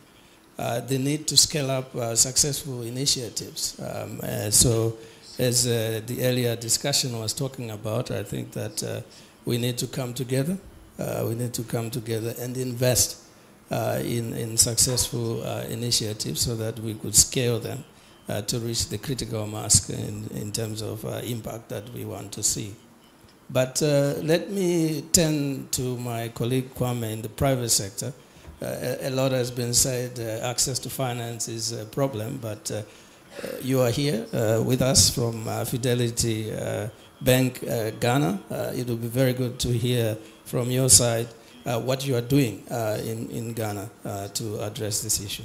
So over to you. Okay. Okay, great, and good morning to everyone. Thank you very much to AFDB for having all of us here for this very timely and important discussion. So at Fidelity Bank, we are the largest privately owned bank in Ghana. We are a signatory to the Central Bank's Sustainable Banking Principles. We're also a member of the United Nations Global Compact. The bank itself, next year we'll celebrate our 20th year anniversary. The bank was founded by young entrepreneurs about 30 years ago. So in our DNA, we're very keen to support young entrepreneurs, given our history. We have a dedicated unit and department focused on sustainable finance, which is responsible for implementing and executing our youth entrepreneurship programs. We have a flagship program called the Fidelity Young Entrepreneurs Initiative, FYEI. Under this, we have dedicated funds from the bank's own resources, about 10 million cedis, to support young entrepreneurs between the ages of 18 to 45. 18 to 40 for men, and then 18 to 45 for women. Where we provide concessionary funding at 10% interest rate. The commercial rate in Ghana is about 25%, but we provide it at 10%. And then we pair it up with non-financial resources in the form of youth mentoring programs. So we pair young entrepreneurs with seasoned business people to provide guidance and mentorship. We also are very big on partnerships. So currently we are rolling out a Agric SME lending program with MasterCard Foundation called Bridge in Agriculture. Basically, it's about building resilience and investing in the development and growth of agricultural entrepreneurs. We started this about 2.5 years ago. We've deployed over 70 million Ghana cedis, which is about $6 million. And in 2.5 years, we've been able to create 7,000 new jobs. We've been able to sustain over 12,000 existing jobs, and we've impacted over 22,000 smallholder farmers. This is across all value chains across the entire country. And the key thing that we found out here is over 55% of the borrowers are first-time borrowers, which means hitherto to this program, these people had never accessed financing from a bank. And also 70% of all the impact we've created has been for young women between the ages of 18 to 35. So we're seeing very strong results. The program is also very heavy on capacity building and training for rural farmers and smallholder farmers. And we hope to be able to do more of this. Other partnerships that we've also, we're currently running that's helped us on supporting young entrepreneurs is a program with the Netherlands Embassy through the Netherlands Enterprise Agency, RVO, called Orange Corners Innovation Fund. Again, this is focused on young entrepreneurs. Here we provide up to 50,000 euros per borrower in concessionary funding, soft loans. 30% of this fund is in the form of a grant. So a lot of times you have a young entrepreneur who needs to register their business or get a certain certification for food processing, or they need to hire extra hands. They may use the grant portion for that and then use the remaining loan at 5% to buy equipment or other working capital needs that they require. This program has also seen very strong appetite. We are currently implementing a 5-year extension of it, which is about 3 million euros up to 2030. Phase 1 was very successful. That was 1.4 million euros. And then we have a renewal for another 5 years. I think in all of this, it's very interesting to hear my colleague here, entrepreneur, talk about the bias, the lack of support, difficulty accessing soft loans, not having financial statements. We are very cognizant of all of these issues, and in our programs, what we try and do is we look at it from the lens of the entrepreneur. So yes, you don't have financial statements, but you have sales, or we can look at your business cycle and build financial statements around the peculiarities of your business plan and your operating cycles. Sometimes we even resort to mobile money payments. So we look at your history of mobile money payments, and we're able to generate financial statements from that. We are also big on not just the financial resources, but the non-financial resources like mentoring. Each year we have what we call an Orange Summit program, where we bring together all of our young entrepreneurs into a conference, a summit. This provides linkages for them to interact, get to meet each other, share ideas, talk about some of their mutual challenges. And one of our most successful sessions was a session on mental health, right? Because being a young entrepreneur is very difficult. You're faced with challenges day in, day out. And this was a very interesting session because it gave them a chance to see that their challenges were not just relegated to themselves alone, but other colleagues were facing similar things. We're also big on showcasing female entrepreneurship. So we bring successful female entrepreneurs. We have a session on female-led businesses. We give them a chance to interact among themselves, hear lessons from a fellow female founder, and sort of build that network and support system. So very important, yes. How do you marry concessionary capital with other non-financial resources to the benefit of the entrepreneur ultimately? So these are a few of the things that we're doing in Ghana to support young entrepreneurs.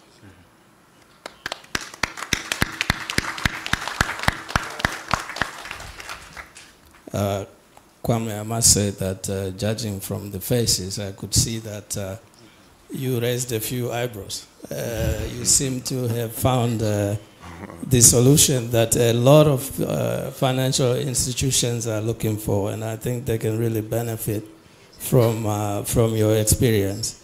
I think one thing that is clear is that startups are bankable, but it depends on how you structure your services, particularly the aspect of blending the finance, very good that there, and then also the aspect of including non-financial services to make sure that you build the capacity of the startup or SMEs so that they can be able to manage the business properly and be able to pay. This is also why you are having a very successful, on the loan side, you mentioned that you are very successful. So I think really what you are doing with Fidelity Ghana is a case in point that should really be emulated. And I hope that we can have many financial institutions like you that we can work with, that have a formula to work at that startup level, the micro and small and medium enterprise level. Now, I know that my time is running out, but I would like to come back to each member of the panel to get their last words, and particularly with emphasis on this issue of partnerships, because Kwame, clearly as you spoke, I couldn't even keep up with the number of partners that you were working with, Orange and so on, and you know, it's good to hear from you how you were able to manage all these partnerships and redirect them to this issue of access to finance. And then from there, I'll come back to Omar, and then lastly, also Your Highness. Yes, so partnerships is absolutely critical. I mean, we can't do the work we do without partnerships. And like I said, we try to look at solving problems from the angle, from the point of view of the entrepreneur that we are working for. So, I'll take, for example, MasterCard Foundation for our Bridging Agriculture program. Traditionally, banks in Ghana have shied away from the agric sector because of the perceived risks and the actual risks. Issues around lack of collateral, high cost of capital. So we co-created this program with MasterCard Foundation where we get a returnable grant from MasterCard Foundation, and then we blend it with our own money so that we can then have an effective interest rate of about 7%, eventually going to the borrower. Also, the issue of risk is mitigated because we also blended in a first loss facility, a partial credit guarantee, again from the MasterCard Foundation, so that we are able to buy down the collateral requirements required for the loans. We give loans of as little as $10,000 equivalent all the way up to $1 million per borrower. And having these sort of light covenants and lower collateral requirements has made a big difference. Now, you have to also worry about sustainability, right? Because if you're giving concessionary loans, obviously, eventually these companies have to graduate and become sustainable so that they can get market rate loans. So that's where the capacity building comes in. That's where the making sure that the companies are actually growing and accessing markets and expanding their product offerings is also very important. And again, this is not just a program to provide capital, it's to provide impact capital. So a very key requirement is, yes, we're gonna give you this money, but you have to be able to generate actual jobs from the investment that you're making. So we track baselines, what your projections for job creation was before you came for the loan, how are you growing that over the lifespan of the loan, and eventually we have a very rigorous monitoring and evaluation system where we are constantly engaged with the clients, we visit their farms, we track the evolution of their job creation, and make sure that these jobs are very sticky jobs, jobs that are fulfilling and dignified, are generated. Another thing that we do when it comes to partnerships is we're also very big on collaboration. And so for example, Ghana has one of the highest female entrepreneurship rates globally, right? So currently we're doing a program with Asion. Asion is a US-based NGO, as well as the Coca-Cola Foundation, on designing a program to enhance the gender intentionality of our products and services. So we have funding from Action to basically look through the entire bank's products and services and make them more gender friendly, more gender responsive. Also, they're helping us with our data systems management. So how are we collecting data on how females access our banking products? Are they friendly enough? What can we do to enhance the usability of these products and services? And then even our own internal culture when it comes to female talent management and how we retain and promote and support female entrepreneurs, all the way to how we even market our products and services. So partnerships is critical. I mean, we live and die by partnerships, and we're very happy and interested in some of the programs that AFDB as well has, particularly when it comes to supporting young entrepreneurs, and we hope to leverage that as much as we can. Yeah, thank you very much, Omar. I think a round of applause for Omar for Kwame once again. Yeah. I think it's very clear that you have managed to leverage partnerships to really solve this issue of access to finance. But Omar, in terms of thinking of scale, how could we leverage partnerships to get the successful story you have in the Sahel and scale it up? What are your thoughts on that and concluding remarks?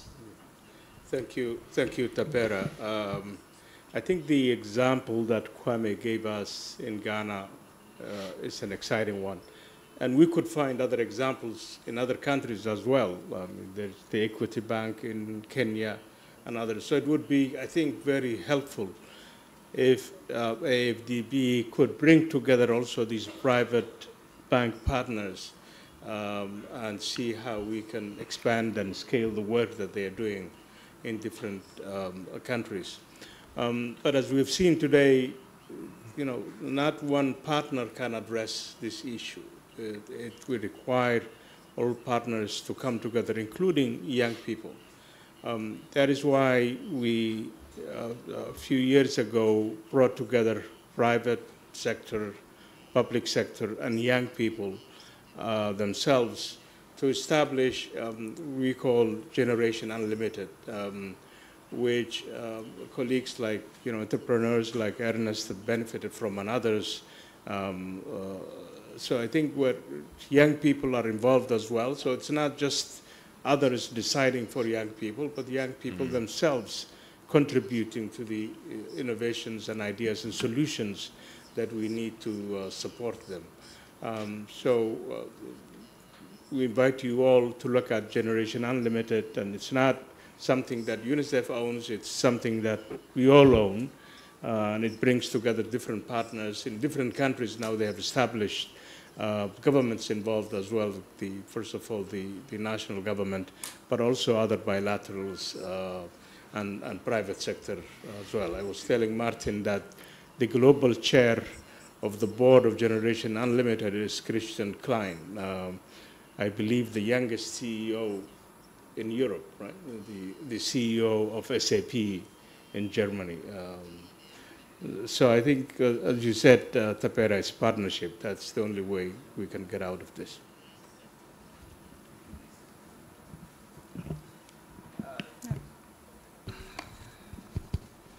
Thank you very much, Omar. I think you raise one take-home point, which is that the young people themselves are part of the solution. I think when we put a figure that 70% of the population is under the age of 35, I don't know how many of us realize that the client you are talking to, the beneficiary of what you are doing, there's a 70% probability that that person is young. And I hope you also realize that that means that they constitute the majority. So it's no longer an issue of inclusion. You cannot include a majority, you can include a minority group. This is now the majority, and if you don't realize that very soon, they will make you realize one way or the other. So it's very, very important that, you know, when we say that young people are now 70% of the population, it means we are talking to the majority of the population in Africa. And they have democratic rights to what you are doing. And therefore, it's very, very important what you are saying, that they must be included in the, if we use that word again, included, but they must really be part and parcel, partners in development, you know, and given leadership positions to create the future that they want. Let me move on to Martin, your last words around this issue of partnerships. Thanks, Tapera. And let me maybe start by just applauding and sharing my press of AFDB's active forging of partnerships. I think AFDB has really been innovative and very interested in reaching out to partners to work together. So this is certainly something you all at AFDB colleagues can be proud of, and I'd encourage you to continue that way. I think speaking about partnerships, cooperation, in particular with UN agencies and bilateral partners, in a context where there are increasing challenges to multilateralism and where there are enormous tasks ahead, challenges but also opportunities for us to solve as development partners, I think forging these partnerships is more important than ever.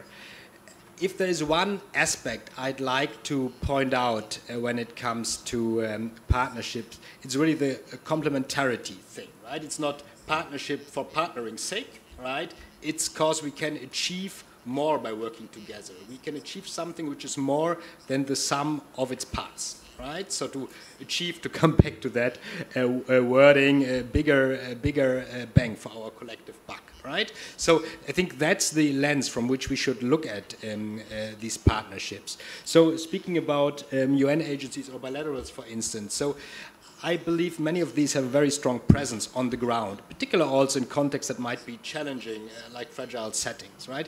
We at AFDB, we have the financial firepower and I believe also the financial ingenuity to think about new solutions, in particular to provide finance and support to small businesses, including youth-led businesses in these settings. So that's, for instance, one way to combine strengths, right, for the bigger collective impact. Obviously, there are many other important partners, starting with the private sector, commercial banks. They are partners, also clients for us, right? But then if we talk once again about these challenging, fragile settings, right, that's where additional partners can come in. I referred to the Investing for Peace initiative already, but it can be UN agencies or bilateral partners that help us actually reach the SMEs with financial intermediaries, with our commercial bank partners and clients. So I could continue, but I'll stop here. Thank you once again, Tapera. Thank you very much, Edie Martin. And I think you are absolutely right. We do have the fiduciary principles agreement that allows us to work across the UN, particularly in fragile contests. And we have quite a number of projects that are actually implemented by UNICEF, ILO, and others that have stronger capacities on the ground. And so there are instruments and mechanisms in which this can be done. I think the question is how do we scale that up? How do we leverage on some of the successes to do this? But I can certainly assure you that the bank is in a position to utilize those instruments and agreements to provide support where needed. Let me come to Ernest. I know partnerships for you can mean a lot of things, including, I guess, clustering with your own enterprises as well, because one of the challenges that small businesses often get is when they get a contract, they cannot consistently supply. They fail to meet the quantities that are required often when bigger contracts, bigger markets come to them. So I guess clustering is also something you can look at. But let me hear you, what you have to say on partnerships. Yeah, thank you so very much. To speak about partnerships, I'd like to echo what our leader has said, Mr. Omar Abdi. From the perspective of young people, what we see today is that we have triple P, the public-private partnerships. However, drawing from the wonderful job done by UNICEF Generation Limited, they have shifted from PPP to PPYP. It's from public-private partnerships to public-private youth partnerships. And what this does is to put young people at the core of every single thing that they do. And that's how young people just like myself, you've seen today, and they provide 75%, this means 7.5 million. You provide 2.5 million. So this has been working, and in the recent years, 2 to 3 years, that has been tried. You can see that these public-private youth partnerships have been allowing young people to also navigate through challenges and explore their potential. Because, you know, we just say entrepreneurs because we have seen some of the young people who have been successful. But what you have seen today by myself and by my colleagues is just a small glimpse in a vast tapestry of what young people can do. So I'd like to close once again, re-emphasizing the governments, the businesses, private sector, put young people at the core of your activities. I rest my case. I could hear amen there, which is very good. Johannes, I could hear the echoes of putting young people, and one of those things is procurement, preferential procurement, etc. There are a lot of things that the government can do in terms of really creating, I would say, spaces and markets for young people.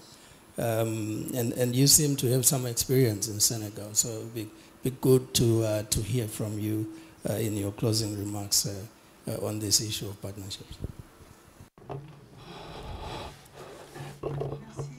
Thank you.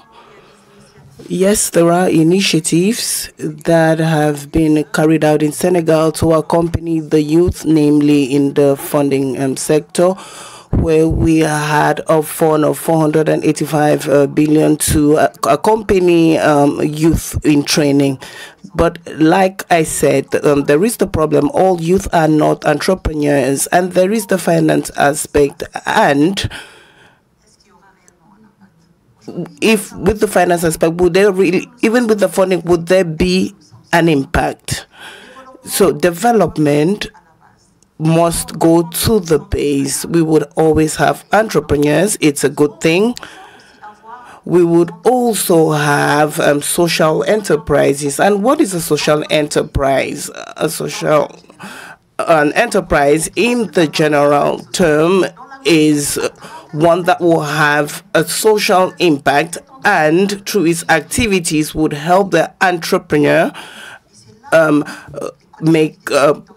have a social impact. And this is where the local councils have an interest, as opposed to agripreneurs. We in our councils accompany these entrepreneurs. We have youth who have undertaken activities and we help them to secure land. We also have the responsibility as a mayor to be ambassadors for these youth, because the vision is simple.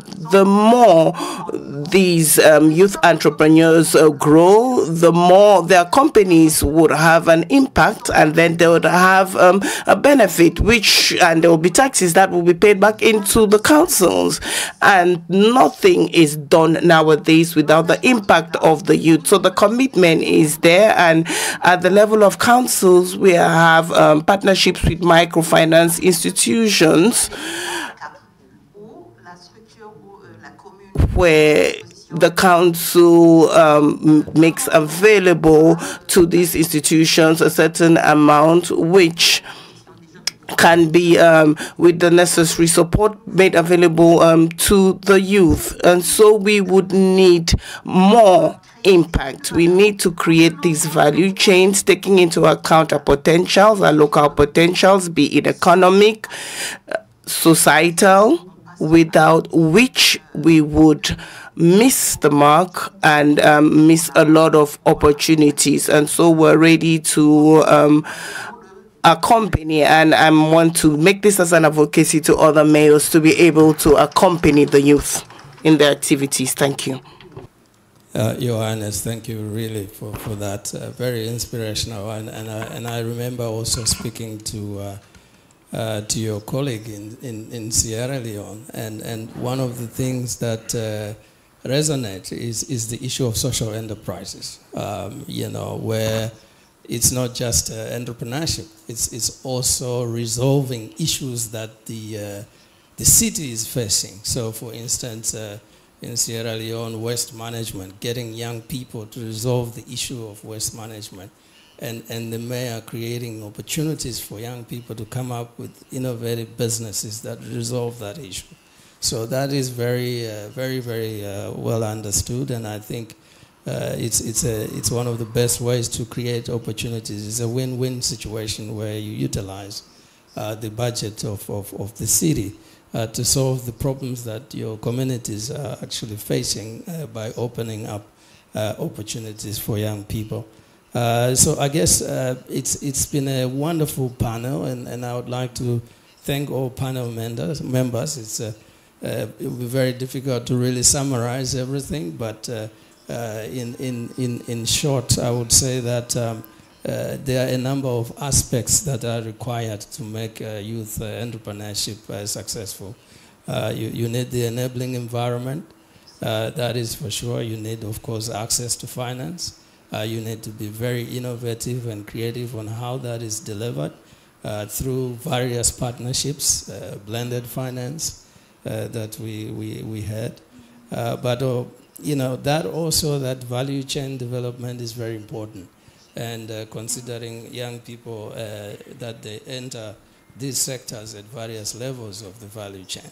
So whilst you might not see them at the lower end of the agricultural value chain, for instance, look out for them in the other aspects of the agricultural value chain.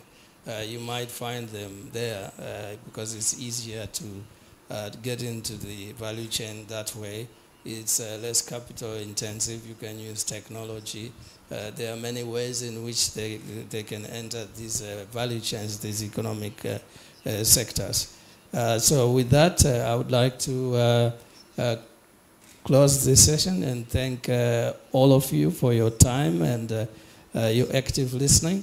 And thank you to the members of the panel. Unfortunately, I think we have run out of time, so we will close the session at this point. Thank you. Thank you so much, Tapera. That was very interesting, and thank you to our panelists. We will now break for lunch. I should share that lunch is in two ways. We have a very special lunch event, side event, a lunch event on the 21st floor. This continues the conversation on food systems and agriculture and food security. So that's the 12th floor. That's the 21st floor. This is on resilience building, food systems in Nigeria. And it's going to be moderated by our Director General for the Nigeria Country Department, Mr. Abdul Kamara. And we have some amazing speakers from the WFP, Mr. David Stevenson, who is the Country Director for the World Food Program in Nigeria. We also have Mr. Oliver Kirui, who is the program leader, the country program leader from International Food Policy Research Institute. And we also have our vice president, our acting vice president for agriculture, who will be in that speaking as well.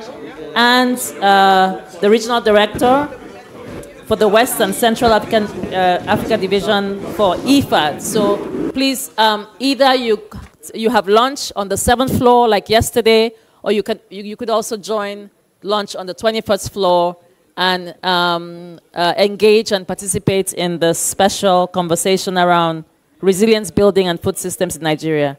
So again, 7th floor or 21st floor. Thank you very much.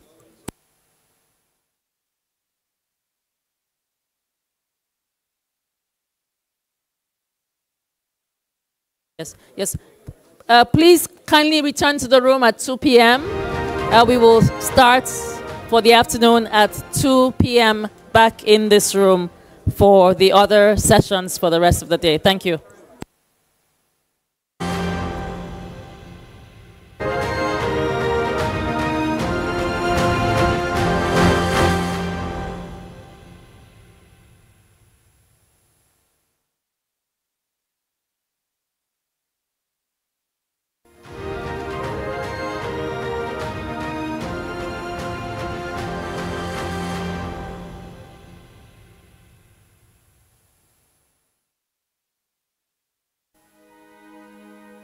Lakatune no kandineo. Lakatune. Zamir gonde won borfo in borfo di koiwi borfo indi diranda. So kid gonde to jur biyong in setrin. Hala to subguru boy har borko kangi kan kunge borawi. Utte diro. Mutikir kazum neo. Barbatan regta ya kan kandi de telakatune. Irgono irgo goro kalir kwarara ikaiwirse borihinza borihinkini jingwi sintana. Après semaine for chargami inerse ingeni no 24 heures.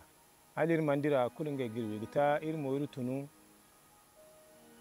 no beri. Behind these stories lie families destroyed, futures derailed, childhoods stolen, communities shattered. And hundreds of thousands more stories remain untold. This is the human cost of fragility, and more than sympathy, it demands decisive, urgent action. Across Africa, conflict events have surged. In 2024, the number of conflict events exceeded 30,000. Today, 250 million Africans live in fragile and conflict-affected countries. More than 44 million have been displaced, and 1 in 5 faces... Colleagues, please, you are invited to go to the 21st floor so that we have more space over there and less than we have here. So please, you are invited to go to the 21st floor. And conflict-affected contexts face crushing fiscal pressures. Debt service consumes more than 40% of government revenue, while tax averages just 10% of GDP. Meanwhile, military spending reaches $52.1 billion in 2024. The cost of conflict is devastating. 10 years after violence begins, GDP per capita drops by 28%. Yet, official development assistance is projected to fall by up to 17% in 2025, just when it's needed most. But here's the opportunity. Prevention works. It is a smart investment. According to the International Monetary Fund, every dollar invested in prevention can return up to $103. Prevention isn't charity. It's the smartest investment we can make. Il n'y a pas de développement sans paix, il n'y a pas de paix sans développement. That is why the African Development Bank created the African Resilience Forum, ARF, not just another meeting, but a platform for action. The ARF goes beyond dialogue. It is a marketplace for ideas, partnerships, and peace-positive investments. Peace finance is not only a public good, it is an untapped frontier for private investment. By blending concessional resources with private capital, we're proving that resilience is bankable. It de-risks fragile markets and channels investment into agriculture, renewable energy, infrastructure, and digital solutions. Through the action of young agripreneurs, a virtuous ecosystem is emerging. These enterprises create jobs, generate income, and contribute to food sovereignty. Quand on voit ces jeunes entrepreneurs, aujourd'hui, ils ont créé des emplois, ils payent les salaires, ils payent de l'impôt, ils contribuent au développement de leur pays. C'est un sentiment vraiment de satisfaction totale que nous avons. Notre pays est enclavé. Avec l'arrivée de la fibre, ça va vraiment nous permettre d'accéder à ce qu'avant on ne pouvait pas accéder. Depuis que la route est bitumée, l'activité a augmenté. Nous permettons donc l'accès à l'emploi aux villageois. Nous, on leur offre donc cette opportunité d'avoir des ressources stables et on prend en charge aussi donc la scolarité des enfants des employés. When we invest in initiatives like these, we deter young people from joining armed groups, turning to crime, or falling into cycles of hopelessness. Instead, we offer them pathways to prosperity and purpose. These investments strengthen entire communities, build resilience against future shocks, and prove that peace and prosperity can flourish in the most challenging places. This is where the Africa Resilience Forum makes a difference. The ARF is building alliances, governments, civil society, private sector, and development partners, all united around one goal: investing in peace to unlock prosperity. The agenda is clear: peace finance, climate resilience, private sector engagement, and youth employment.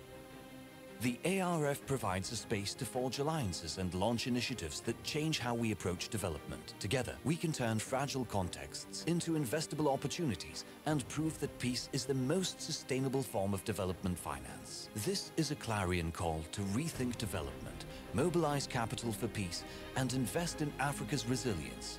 Because there is no development without peace, and no peace without development. Africa Resilience Forum 2025, investing in peace, building prosperity.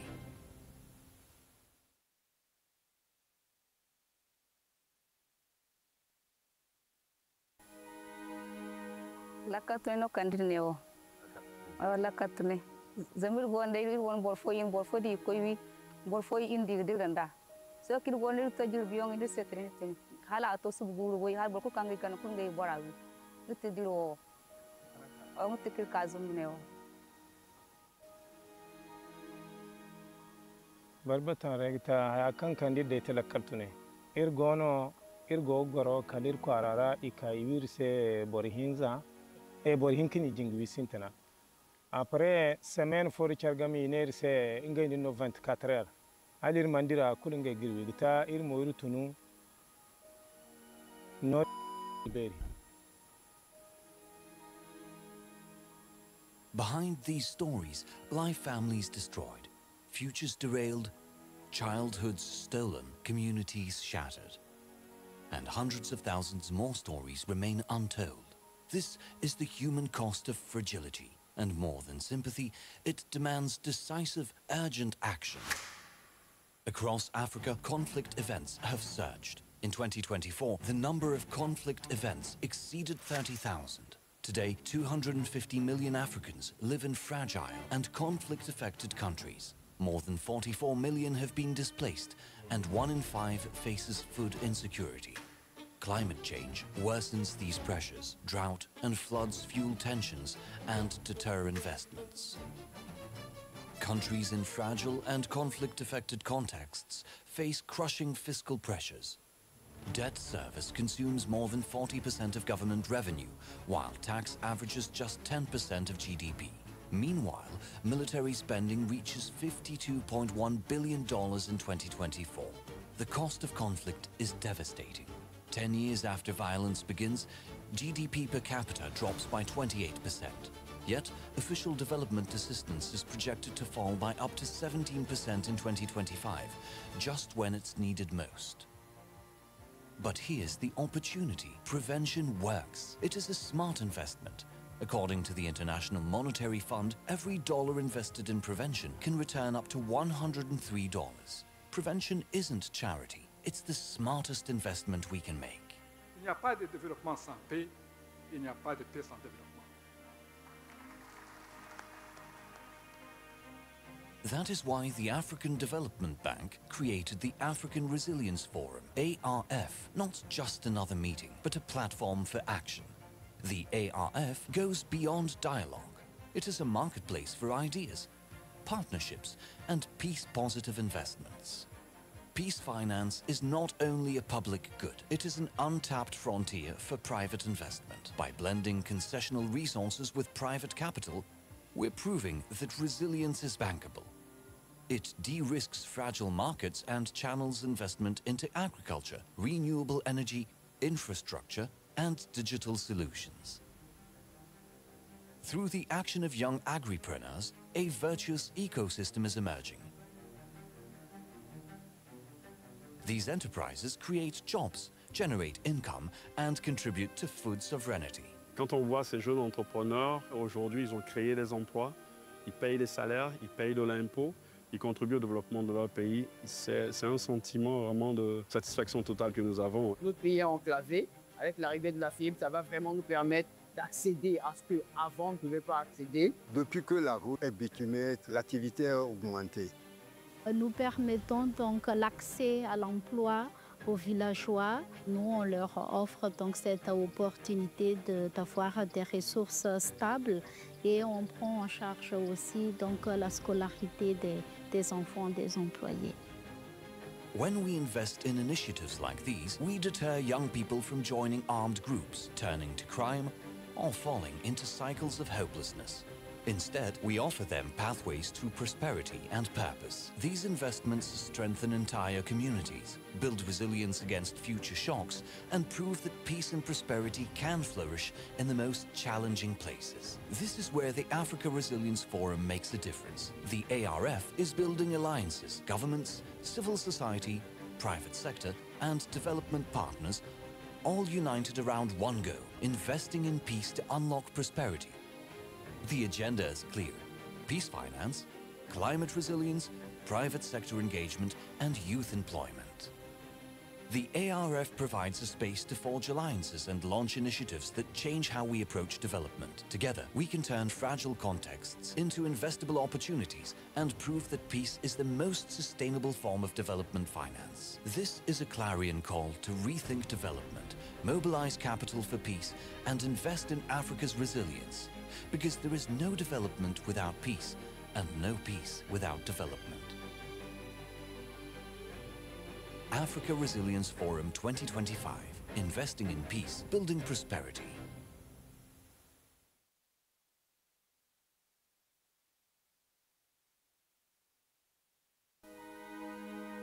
Lakatune no kandineo. Lakatune. Zamir gonde won borfo di koiwi borfo indi diranda. So kid gonde to jil biong indi setre hala to subguru boy har borko kangi kan kungai borawi. Utte diro. Utte kir kazum neo. Barbatan regta ya kan de telakkaltune. Irgo goro kalir kwarara ikai wirse borihinza e borihinkini jingwi sintana.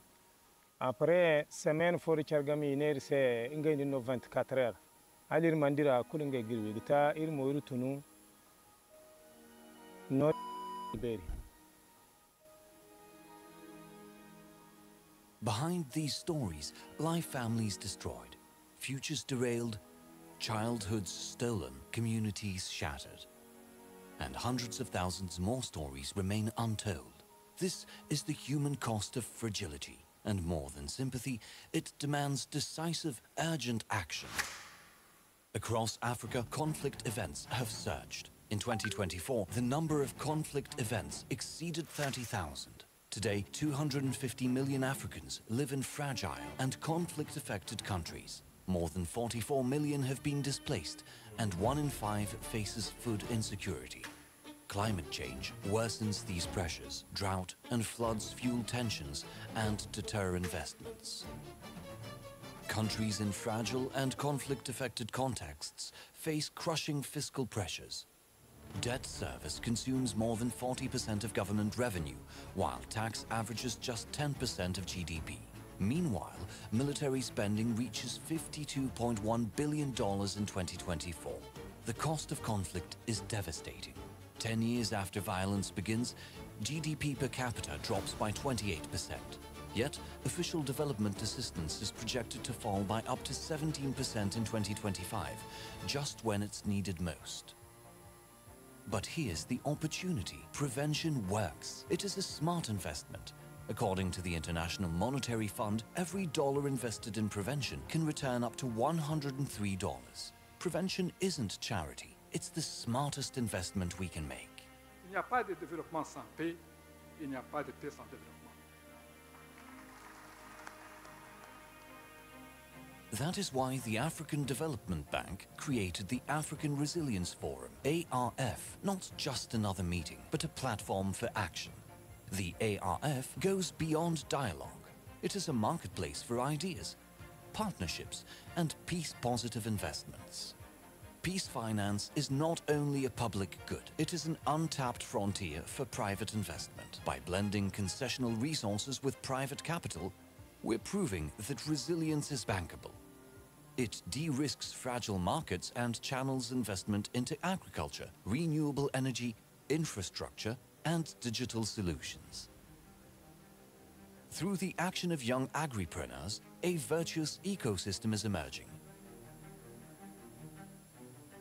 These enterprises create jobs, generate income, and contribute to food sovereignty. Quand on voit ces jeunes entrepreneurs, aujourd'hui, ils ont créé des emplois, ils payent des salaires, ils payent de l'impôt, ils contribuent au développement de leur pays. C'est un sentiment vraiment de satisfaction totale que nous avons. Notre pays est enclavé. Avec l'arrivée de la fibre, ça va vraiment nous permettre d'accéder à ce qu'avant on ne pouvait pas accéder. Depuis que la route est bitumée, l'activité a augmenté.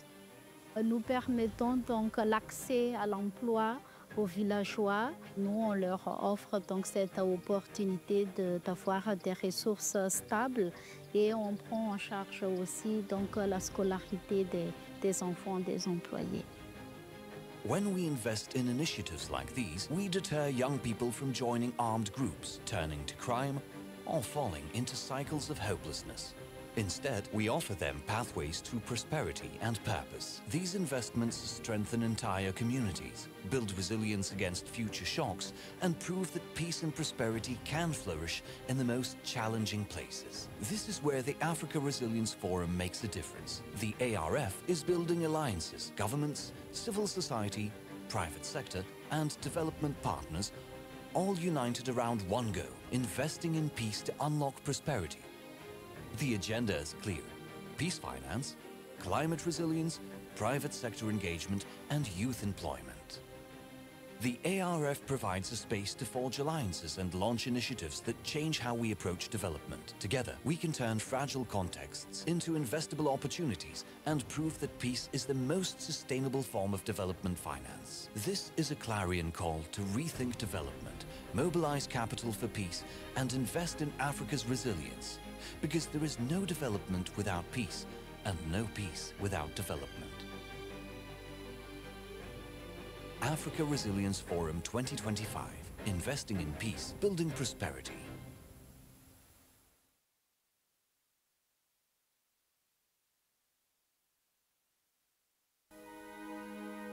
Lakatune no kandineo.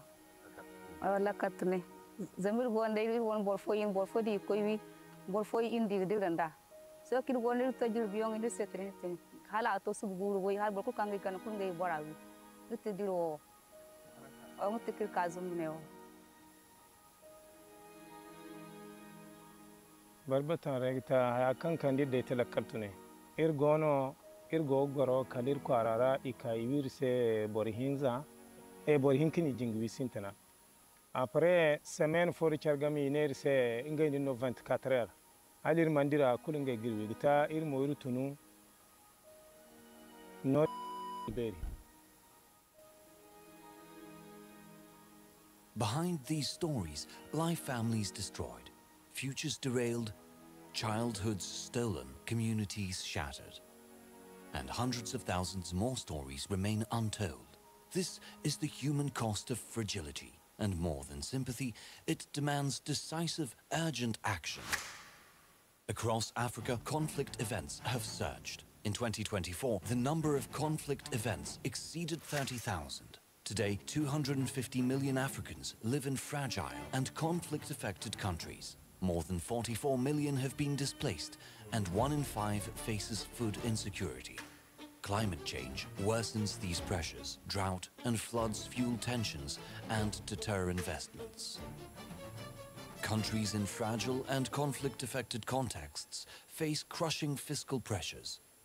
Debt service consumes more than 40% of government revenue, while tax averages just 10% of GDP. Meanwhile, military spending reaches $52.1 billion in 2024. The cost of conflict is devastating. 10 years after violence begins, GDP per capita drops by 28%. Yet, official development assistance is projected to fall by up to 17% in 2025, just when it's needed most. But here's the opportunity. Prevention works. It is a smart investment. According to the International Monetary Fund, every dollar invested in prevention can return up to $103. Prevention isn't charity. It's the smartest investment we can make. Il n'y a pas de développement sans paix, il n'y a pas de paix sans développement. That is why the African Development Bank created the African Resilience Forum, ARF, not just another meeting, but a platform for action. The ARF goes beyond dialogue. It is a marketplace for ideas, partnerships, and peace-positive investments. Peace finance is not only a public good, it is an untapped frontier for private investment. By blending concessional resources with private capital, we're proving that resilience is bankable. It de-risks fragile markets and channels investment into agriculture, renewable energy, infrastructure, and digital solutions. Through the action of young agripreneurs, a virtuous ecosystem is emerging. These enterprises create jobs, generate income, and contribute to food sovereignty. Quand on voit ces jeunes entrepreneurs, aujourd'hui, ils ont créé des emplois, ils payent des salaires, ils payent de l'impôt, ils contribuent au développement de leur pays. C'est un sentiment vraiment de satisfaction totale que nous avons. Notre pays est enclavé. Avec l'arrivée de la fibre, ça va vraiment nous permettre d'accéder à ce qu'avant on ne pouvait pas accéder. Depuis que la route est bitumée, l'activité a augmenté. Nous permettons donc l'accès à l'emploi aux villageois. Nous, on leur offre donc cette opportunité d'avoir des ressources stables et on prend en charge aussi donc la scolarité des enfants des employés. When we invest in initiatives like these, we deter young people from joining armed groups, turning to crime, or falling into cycles of hopelessness. Instead, we offer them pathways to prosperity and purpose. These investments strengthen entire communities, build resilience against future shocks, and prove that peace and prosperity can flourish in the most challenging places. This is where the Africa Resilience Forum makes a difference. The ARF is building alliances, governments, civil society, private sector, and development partners, all united around one goal: investing in peace to unlock prosperity. The agenda is clear: peace finance, climate resilience, private sector engagement, and youth employment. The ARF provides a space to forge alliances and launch initiatives that change how we approach development. Together, we can turn fragile contexts into investable opportunities and prove that peace is the most sustainable form of development finance. This is a clarion call to rethink development, mobilize capital for peace, and invest in Africa's resilience. Because there is no development without peace, and no peace without development. Africa Resilience Forum 2025. Investing in peace, building prosperity.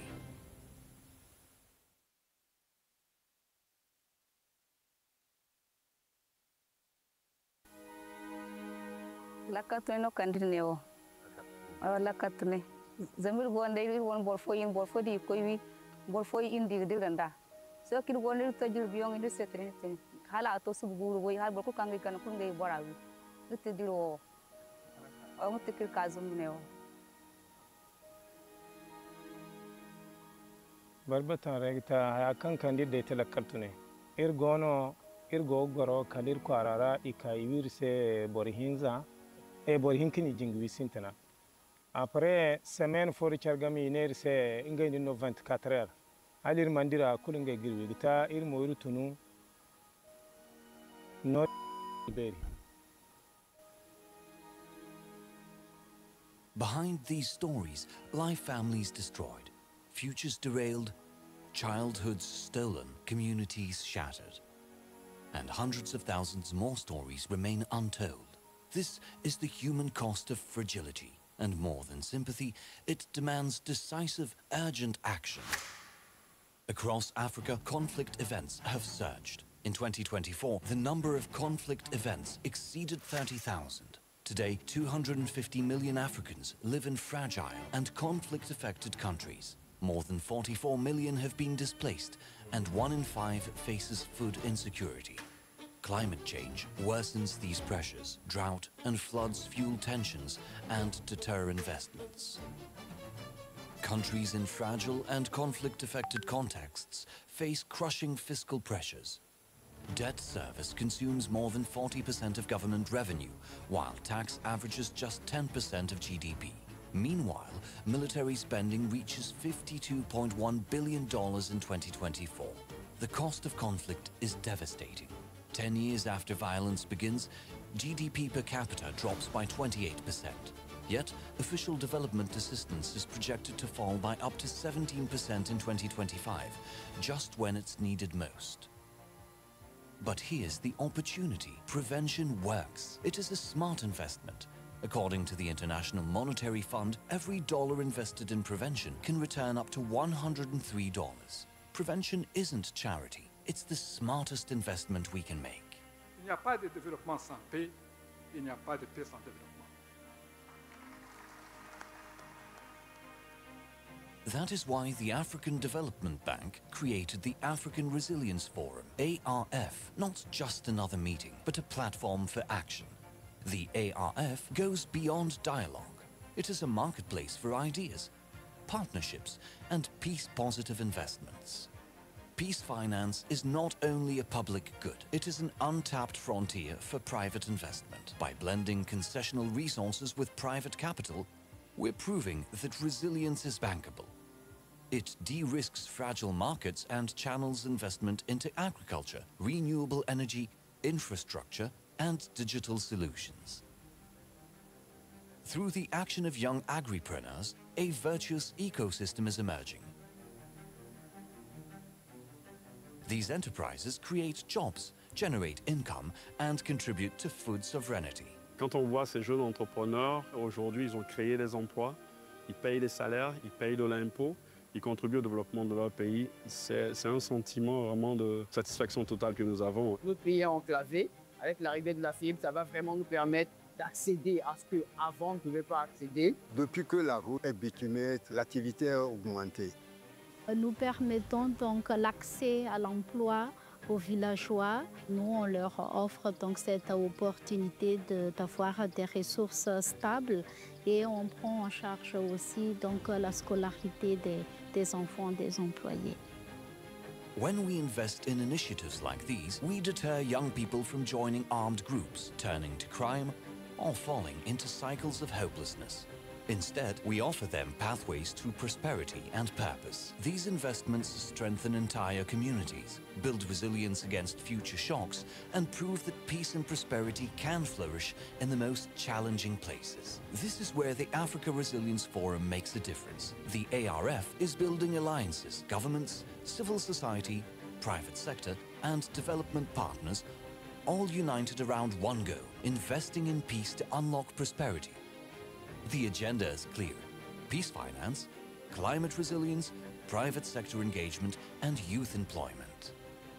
The ARF provides a space to forge alliances and launch initiatives that change how we approach development. Together, we can turn fragile contexts into investable opportunities and prove that peace is the most sustainable form of development finance. This is a clarion call to rethink development, mobilize capital for peace, and invest in Africa's resilience.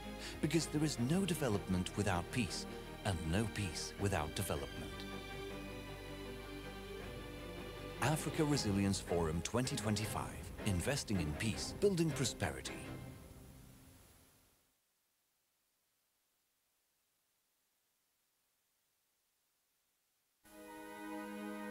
Lakatune no kandineo. Lakatune. Zamir gonde won borfo di koiwi borfo indi diranda.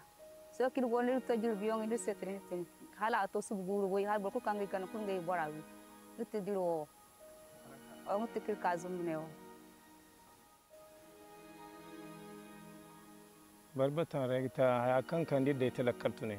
Irgo goro kalir kwarara ikaiwir se borihinza e borihinkini jingwi sintana. Après semaine for chargami iner se ingay no 24 heures. halir mandira kulunge girbi gita irmo irutunu no beri. Behind these stories lie families destroyed, futures derailed, childhoods stolen, communities shattered. And hundreds of thousands more stories remain untold. This is the human cost of fragility, and more than sympathy, it demands decisive, urgent action. Across Africa, conflict events have surged. In 2024, the number of conflict events exceeded 30,000. Today, 250 million Africans live in fragile and conflict-affected countries. More than 44 million have been displaced, and 1 in 5 faces food insecurity. Climate change worsens these pressures. Drought and floods fuel tensions and deter investments. Countries in fragile and conflict-affected contexts face crushing fiscal pressures. Debt service consumes more than 40% of government revenue, while tax averages just 10% of GDP.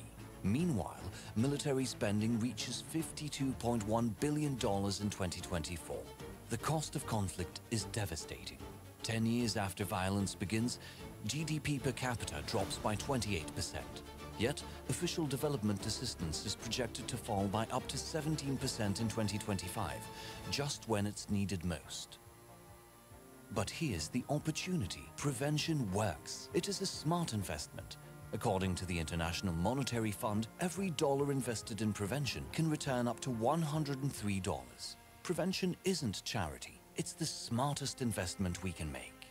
Il n'y a pas de développement sans paix, il n'y a pas de paix sans développement. That is why the African Development Bank created the African Resilience Forum, ARF, not just another meeting, but a platform for action.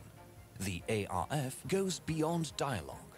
It is a marketplace for ideas, partnerships, and peace-positive investments. Peace finance is not only a public good, it is an untapped frontier for private investment. By blending concessional resources with private capital, we're proving that resilience is bankable. It de-risks fragile markets and channels investment into agriculture, renewable energy, infrastructure, and digital solutions. Through the action of young agripreneurs, a virtuous ecosystem is emerging. These enterprises create jobs, generate income, and contribute to food sovereignty. Quand on voit ces jeunes entrepreneurs, aujourd'hui, ils ont créé des emplois, ils payent des salaires, ils payent de l'impôt, ils contribuent au développement de leur pays. C'est un sentiment vraiment de satisfaction totale que nous avons. Notre pays est enclavé. Avec l'arrivée de la fibre, ça va vraiment nous permettre d'accéder à ce qu'avant on ne pouvait pas accéder. Depuis que la route est bitumée, l'activité a augmenté. Nous permettons donc l'accès à l'emploi aux villageois. Nous, on leur offre donc cette opportunité d'avoir des ressources stables et on prend en charge aussi donc la scolarité des enfants des employés. When we invest in initiatives like these, we deter young people from joining armed groups, turning to crime, or falling into cycles of hopelessness. Instead, we offer them pathways to prosperity and purpose. These investments strengthen entire communities, build resilience against future shocks, and prove that peace and prosperity can flourish in the most challenging places. This is where the Africa Resilience Forum makes a difference. The ARF is building alliances, governments, civil society, private sector, and development partners, all united around one goal: investing in peace to unlock prosperity. The agenda is clear: peace finance, climate resilience, private sector engagement, and youth employment. The ARF provides a space to forge alliances and launch initiatives that change how we approach development. Together, we can turn fragile contexts into investable opportunities and prove that peace is the most sustainable form of development finance. This is a clarion call to rethink development, mobilize capital for peace, and invest in Africa's resilience. Because there is no development without peace, and no peace without development. Africa Resilience Forum 2025. Investing in peace, building prosperity.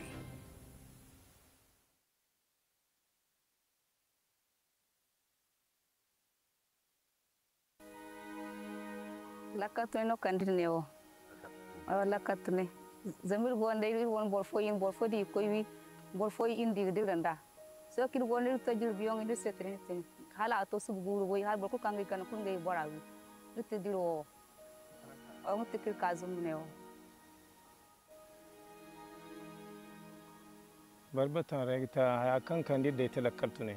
Irgo goro kalir kwarara ikaiwir se borihinza borihinkini jingwi sintana. Après semaine fori chargami iner se ingay no 24 heures. Alir mandira kulingay girwi gita ir moiru tunu no beri. Behind these stories lie families destroyed, futures derailed, childhoods stolen, communities shattered. And hundreds of thousands more stories remain untold.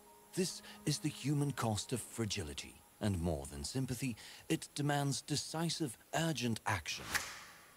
Across Africa, conflict events have surged. In 2024, the number of conflict events exceeded 30,000. Today, 250 million Africans live in fragile and conflict-affected countries. More than 44 million have been displaced, and 1 in 5 faces food insecurity. Climate change worsens these pressures. Drought and floods fuel tensions and deter investments. Countries in fragile and conflict-affected contexts face crushing fiscal pressures. Debt service consumes more than 40% of government revenue, while tax averages just 10% of GDP. Meanwhile, military spending reaches $52.1 billion in 2024. The cost of conflict is devastating. 10 years after violence begins, GDP per capita drops by 28%. Yet, official development assistance is projected to fall by up to 17% in 2025, just when it's needed most.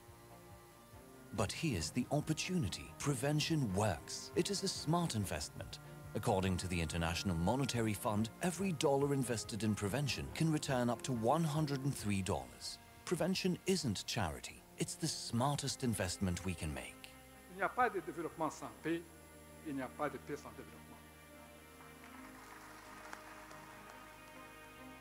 That is why the African Development Bank created the African Resilience Forum, ARF, not just another meeting, but a platform for action. The ARF goes beyond dialogue.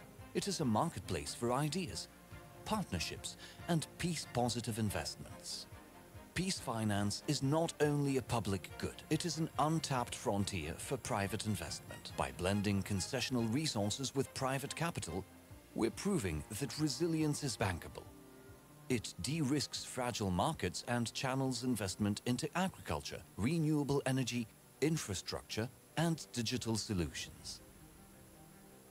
Through the action of young agripreneurs, a virtuous ecosystem is emerging. These enterprises create jobs, generate income, and contribute to food sovereignty. Quand on voit ces jeunes entrepreneurs, aujourd'hui, ils ont créé des emplois, ils payent des salaires, ils payent de l'impôt, ils contribuent au développement de leur pays. C'est un sentiment vraiment de satisfaction totale que nous avons. Notre pays est enclavé. Avec l'arrivée de la fibre, ça va vraiment nous permettre d'accéder à ce qu'avant on ne pouvait pas accéder. Depuis que la route est bitumée, l'activité a augmenté. Nous permettons donc l'accès à l'emploi aux villageois. Nous, on leur offre donc cette opportunité d'avoir des ressources stables et on prend en charge aussi donc la scolarité des enfants des employés. When we invest in initiatives like these, we deter young people from joining armed groups, turning to crime, or falling into cycles of hopelessness. Instead, we offer them pathways to prosperity and purpose. These investments strengthen entire communities, build resilience against future shocks, and prove that peace and prosperity can flourish in the most challenging places. This is where the Africa Resilience Forum makes a difference. The ARF is building alliances, governments, civil society, private sector, and development partners, all united around one goal: investing in peace to unlock prosperity. The agenda is clear: peace finance, climate resilience, private sector engagement, and youth employment. The ARF provides a space to forge alliances and launch initiatives that change how we approach development. Together, we can turn fragile contexts into investable opportunities and prove that peace is the most sustainable form of development finance. This is a clarion call to rethink development, mobilize capital for peace, and invest in Africa's resilience. Because there is no development without peace, and no peace without development. Africa Resilience Forum 2025, investing in peace, building prosperity.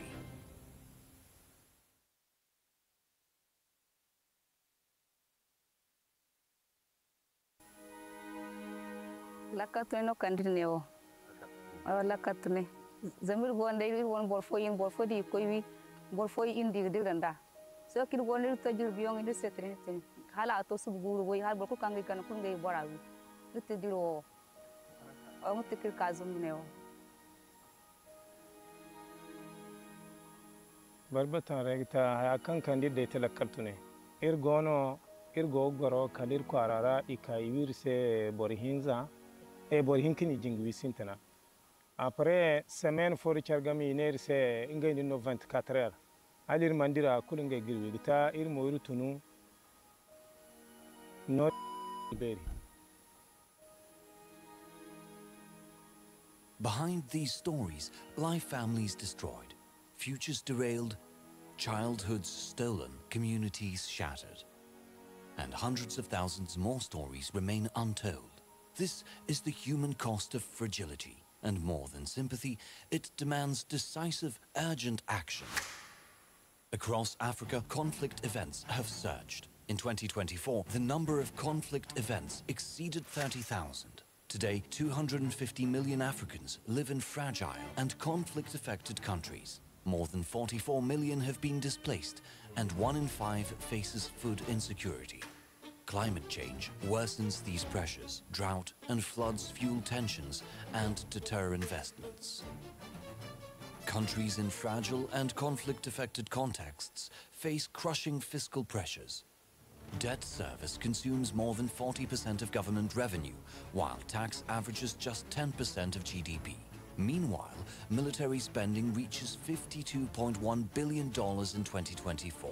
The cost of conflict is devastating. 10 years after violence begins, GDP per capita drops by 28%. Yet, official development assistance is projected to fall by up to 17% in 2025, just when it's needed most. But here's the opportunity. Prevention works. It is a smart investment. According to the International Monetary Fund, every dollar invested in prevention can return up to $103. Prevention isn't charity. It's the smartest investment we can make. Il n'y a pas de développement sans paix, il n'y a pas de paix sans développement. That is why the African Development Bank created the African Resilience Forum, ARF, not just another meeting, but a platform for action. The ARF goes beyond dialogue. It is a marketplace for ideas, partnerships, and peace-positive investments. Peace finance is not only a public good, it is an untapped frontier for private investment. By blending concessional resources with private capital, we're proving that resilience is bankable. It de-risks fragile markets and channels investment into agriculture, renewable energy, infrastructure, and digital solutions. Through the action of young agripreneurs, a virtuous ecosystem is emerging. These enterprises create jobs, generate income, and contribute to food sovereignty. Quand on voit ces jeunes entrepreneurs, aujourd'hui, ils ont créé des emplois, ils payent des salaires, ils payent de l'impôt, ils contribuent au développement de leur pays. C'est un sentiment vraiment de satisfaction totale que nous avons. Notre pays est enclavé. Avec l'arrivée de la fibre, ça va vraiment nous permettre d'accéder à ce qu'avant on ne pouvait pas accéder. Depuis que la route est bitumée, l'activité a augmenté. Nous permettons donc l'accès à l'emploi aux villageois. Nous, on leur offre donc cette opportunité d'avoir des ressources stables et on prend en charge aussi donc la scolarité des enfants des employés. When we invest in initiatives like these, we deter young people from joining armed groups, turning to crime, or falling into cycles of hopelessness.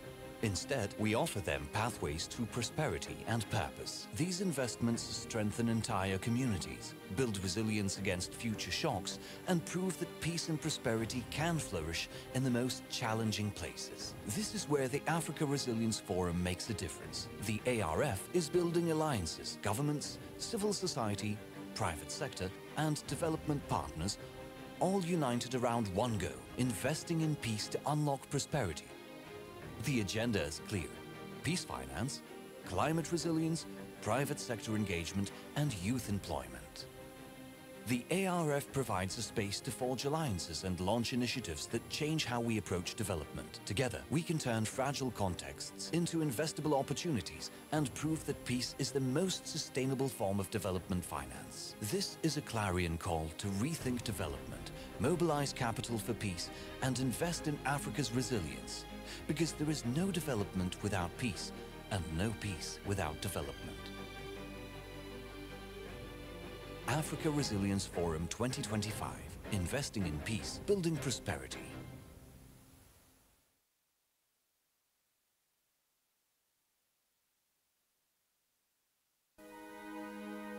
Lakatune no kandineo.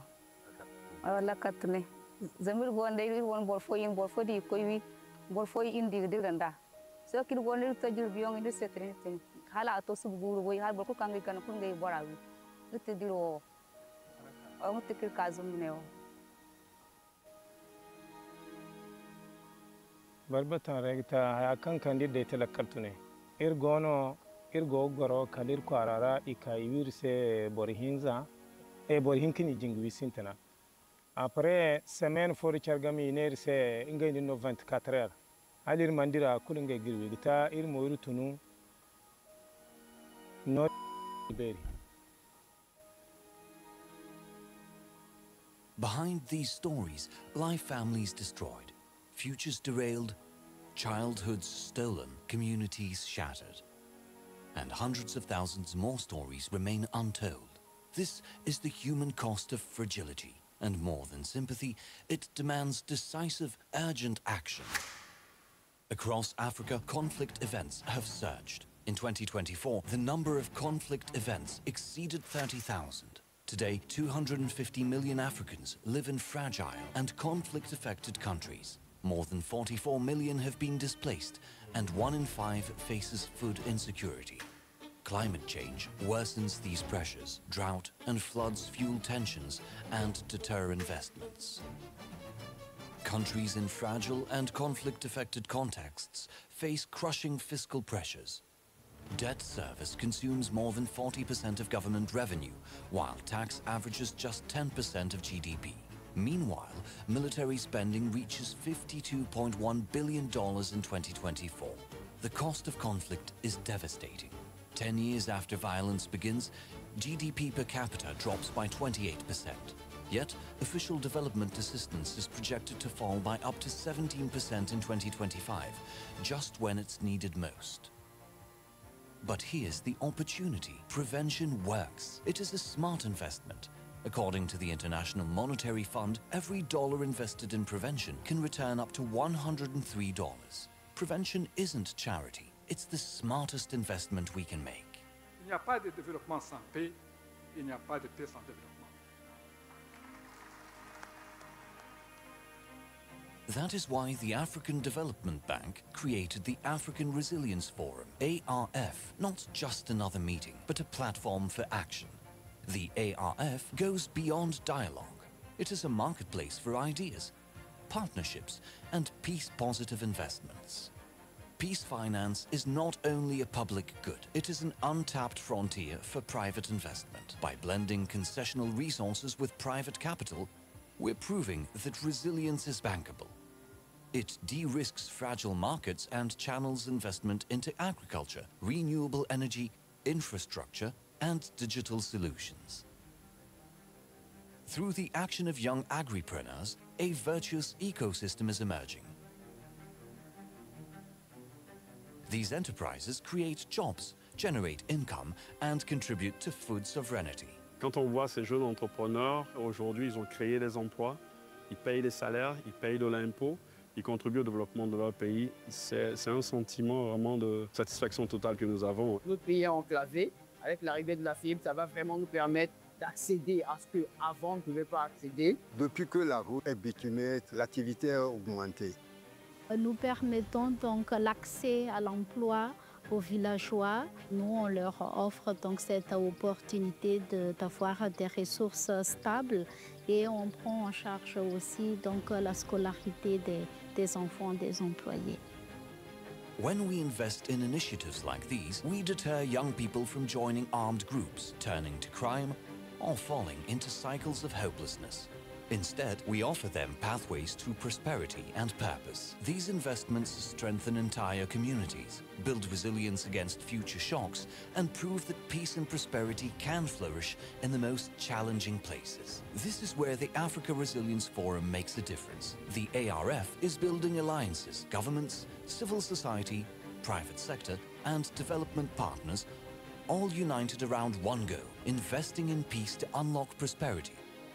The agenda is clear: peace finance, climate resilience, private sector engagement, and youth employment.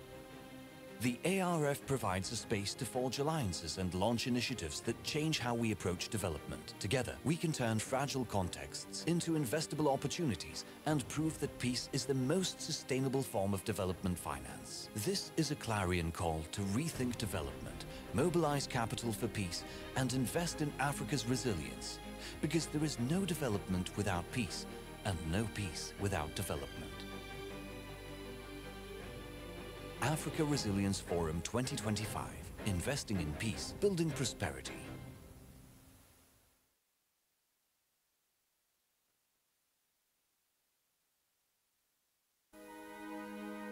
Lakatune no kandineo. Lakatune.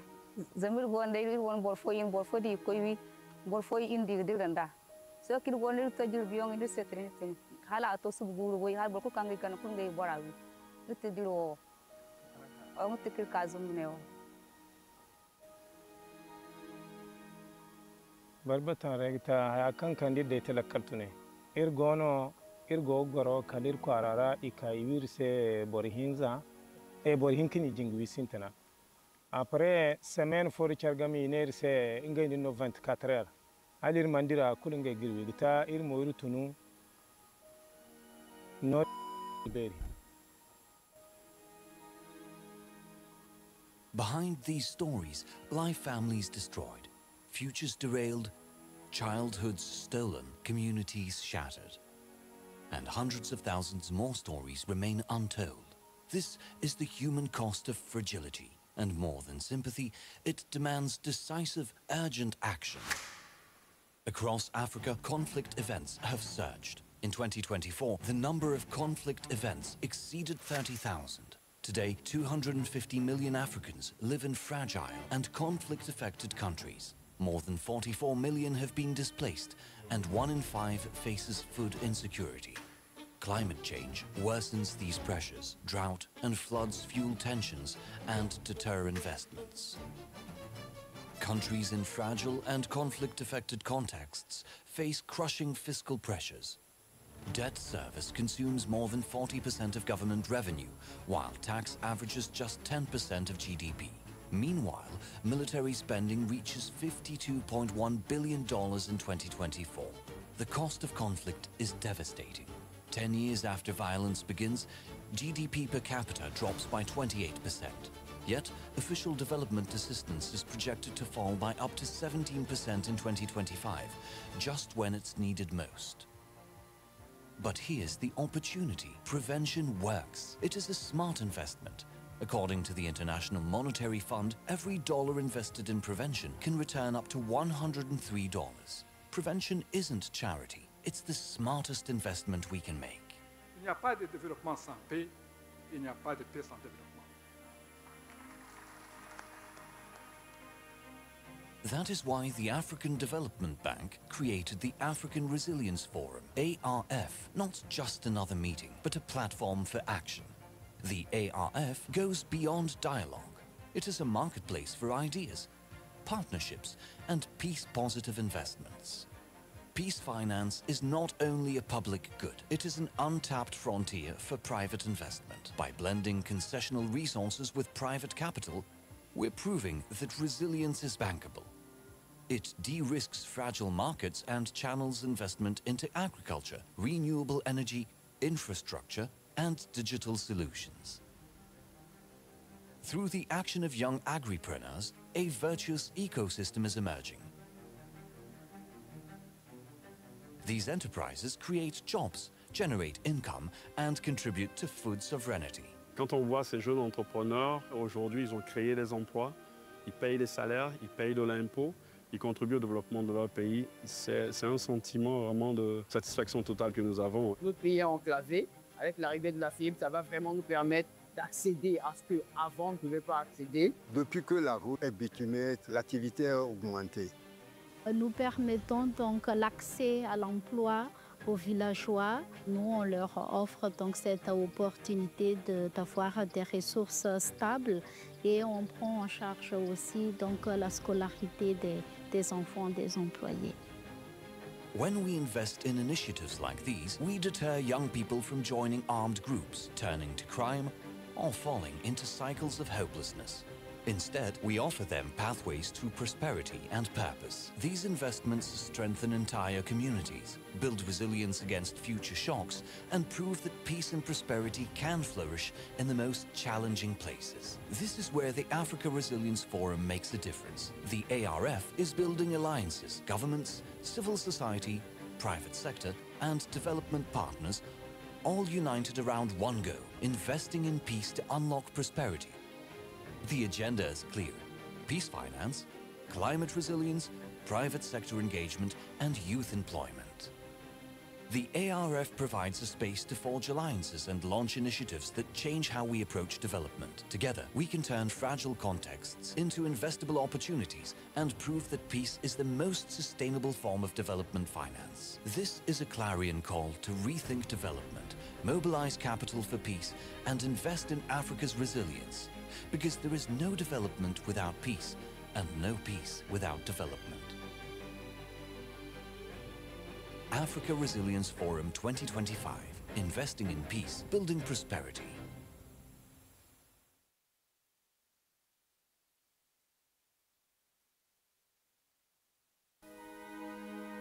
Lakatune no kandineo. Lakatune. Zamir gonde won borfo di koiwi borfo indi diranda. So kid gonde to jur biong indi setre hala to subguru boy har borko kangi kan kungai borawi. Rutte diro o mutikir kazum neo. Barbatan regta ya kan kandi de telakatune. Irgo goro kalir kwarara ikai wirse borihinza e borihinkini jingwi sintana. Après semaine for chargami iner se ingay no 24 heures.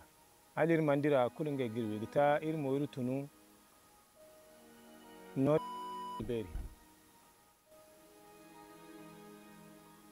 Behind these stories lie families destroyed, futures derailed, childhoods stolen, communities shattered. And hundreds of thousands more stories remain untold. This is the human cost of fragility, and more than sympathy, it demands decisive, urgent action. Across Africa, conflict events have surged. In 2024, the number of conflict events exceeded 30,000. Today, 250 million Africans live in fragile and conflict-affected countries. More than 44 million have been displaced, and 1 in 5 faces food insecurity. Climate change worsens these pressures. Drought and floods fuel tensions and deter investments. Countries in fragile and conflict-affected contexts face crushing fiscal pressures. Debt service consumes more than 40% of government revenue, while tax averages just 10% of GDP. Meanwhile, military spending reaches $52.1 billion in 2024. The cost of conflict is devastating. 10 years after violence begins, GDP per capita drops by 28%. Yet, official development assistance is projected to fall by up to 17% in 2025, just when it's needed most. But here's the opportunity. Prevention works. It is a smart investment. According to the International Monetary Fund, every dollar invested in prevention can return up to $103. Prevention isn't charity. It's the smartest investment we can make. Il n'y a pas de développement sans paix, il n'y a pas de paix sans développement. That is why the African Development Bank created the African Resilience Forum, ARF, not just another meeting, but a platform for action. The ARF goes beyond dialogue. It is a marketplace for ideas, partnerships, and peace-positive investments. Peace finance is not only a public good, it is an untapped frontier for private investment. By blending concessional resources with private capital, we're proving that resilience is bankable. It de-risks fragile markets and channels investment into agriculture, renewable energy, infrastructure, and digital solutions. Through the action of young agripreneurs, a virtuous ecosystem is emerging. These enterprises create jobs, generate income, and contribute to food sovereignty. Quand on voit ces jeunes entrepreneurs, aujourd'hui, ils ont créé des emplois, ils payent les salaires, ils payent de l'impôt, ils contribuent au développement de leur pays. C'est un sentiment vraiment de satisfaction totale que nous avons. Notre pays est enclavé. Avec l'arrivée de la fibre, ça va vraiment nous permettre d'accéder à ce qu'avant on ne pouvait pas accéder. Depuis que la route est bitumée, l'activité a augmenté. Nous permettons donc l'accès à l'emploi aux villageois. Nous, on leur offre donc cette opportunité d'avoir des ressources stables et on prend en charge aussi donc la scolarité des enfants des employés.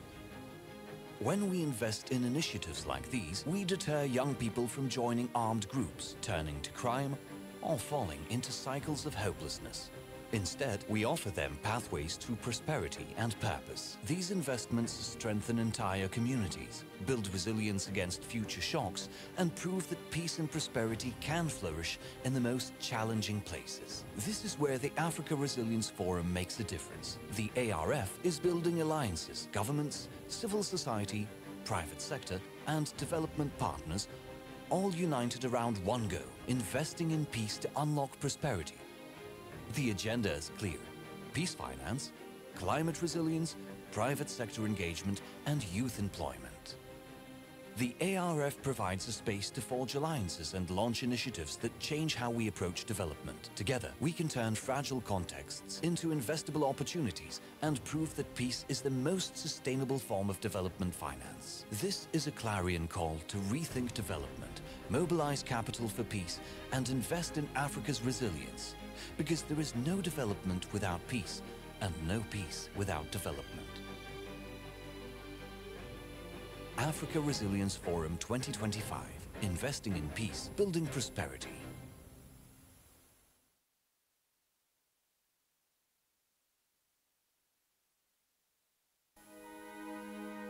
Lakatune no kandineo. Lakatune. Zamir gonde won borfo di koiwi borfo indi diranda. So kid gonde to jil biong indi setrin. Hala to subguru boy har borko kangi kan kungai borawi. Uti diro.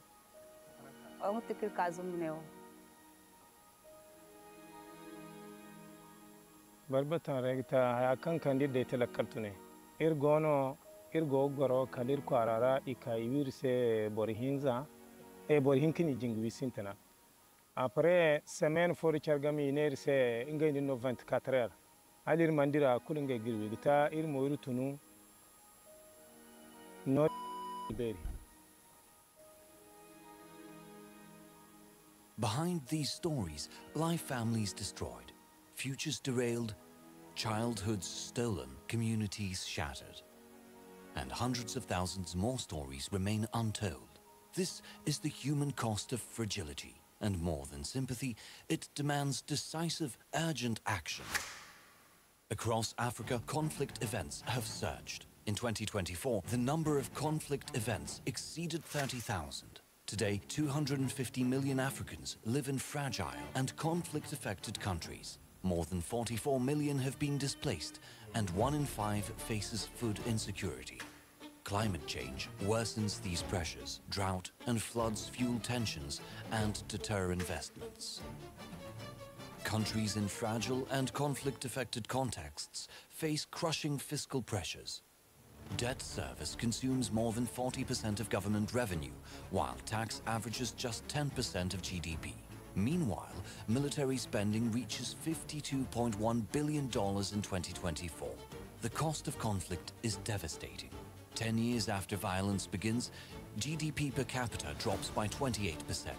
Yet, official development assistance is projected to fall by up to 17% in 2025, just when it's needed most. But here's the opportunity. Prevention works. It is a smart investment.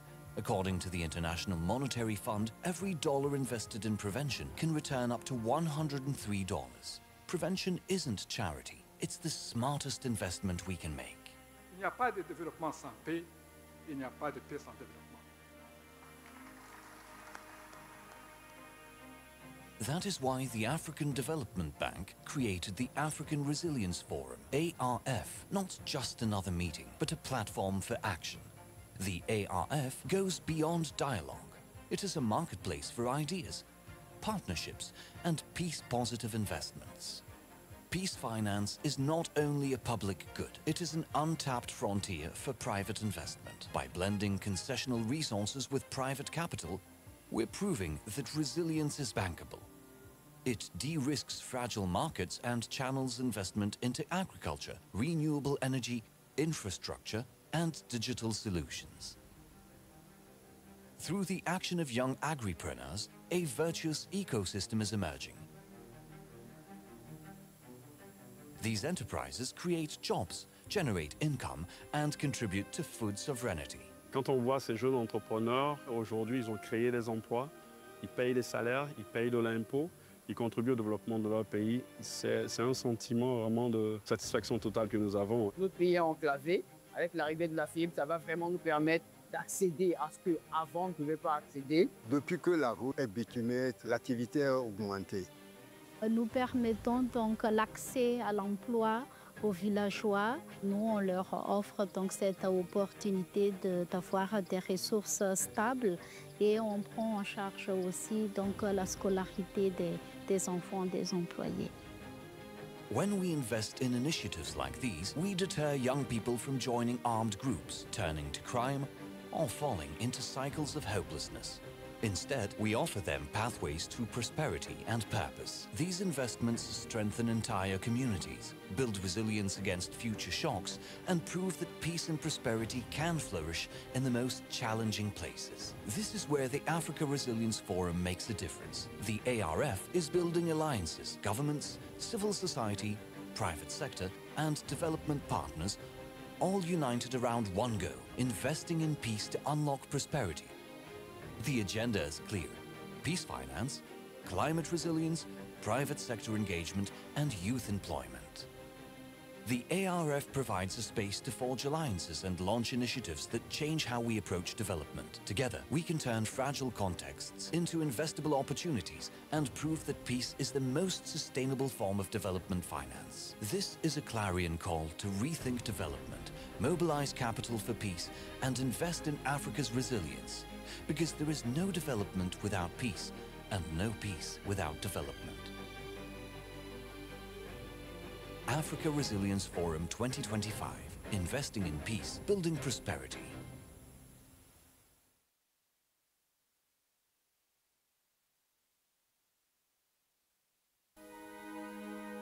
Lakatune no kandineo. Lakatune. Zamir gonde won borfo di koiwi borfo indi diranda. So kid gonde to jil biong indi setre hala to subguru boy har borko kangi kan kungai borawi. Utte diro. Tikir kazum neo. Barbatan regta hayakan kandi de telekartune. Irgo goro kalir kwarara ikaiwirse borihinza borihinkini jingwi sintana. Après semaine for chargami nerse ingay no 24 heures. Alir mandira kulinga girwi gita moiru tunu no beri. Behind these stories lie families destroyed, futures derailed, childhoods stolen, communities shattered. And hundreds of thousands more stories remain untold. This is the human cost of fragility, and more than sympathy, it demands decisive, urgent action. Across Africa, conflict events have surged. In 2024, the number of conflict events exceeded 30,000. Today, 250 million Africans live in fragile and conflict-affected countries. More than 44 million have been displaced, and 1 in 5 faces food insecurity. Climate change worsens these pressures. Drought and floods fuel tensions and deter investments. Countries in fragile and conflict-affected contexts face crushing fiscal pressures. Debt service consumes more than 40% of government revenue, while tax averages just 10% of GDP. Meanwhile, military spending reaches $52.1 billion in 2024. The cost of conflict is devastating. 10 years after violence begins, GDP per capita drops by 28%. Yet, official development assistance is projected to fall by up to 17% in 2025, just when it's needed most. But here's the opportunity. Prevention works. It is a smart investment. According to the International Monetary Fund, every dollar invested in prevention can return up to $103. Prevention isn't charity. It's the smartest investment we can make. Il n'y a pas de développement sans paix, il n'y a pas de paix sans développement. That is why the African Development Bank created the African Resilience Forum, ARF, not just another meeting, but a platform for action. The ARF goes beyond dialogue. It is a marketplace for ideas, partnerships, and peace-positive investments. Peace finance is not only a public good, it is an untapped frontier for private investment. By blending concessional resources with private capital, we're proving that resilience is bankable. It de-risks fragile markets and channels investment into agriculture, renewable energy, infrastructure, and digital solutions. Through the action of young agripreneurs, a virtuous ecosystem is emerging.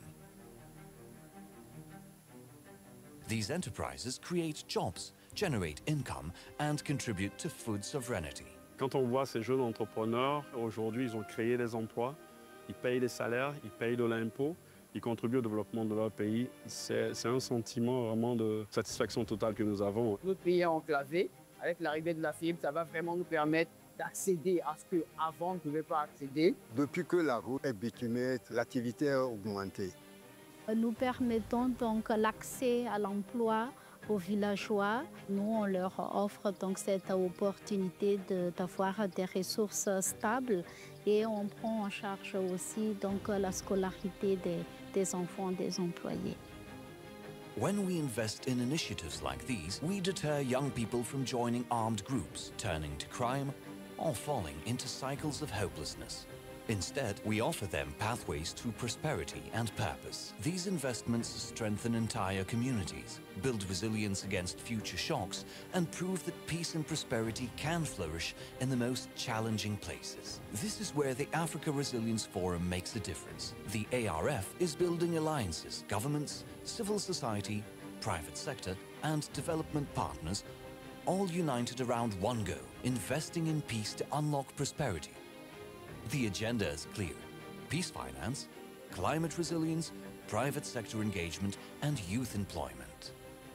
The ARF provides a space to forge alliances and launch initiatives that change how we approach development. Together, we can turn fragile contexts into investable opportunities and prove that peace is the most sustainable form of development finance. This is a clarion call to rethink development, mobilize capital for peace, and invest in Africa's resilience. Because there is no development without peace, and no peace without development. Africa Resilience Forum 2025. Investing in peace, building prosperity.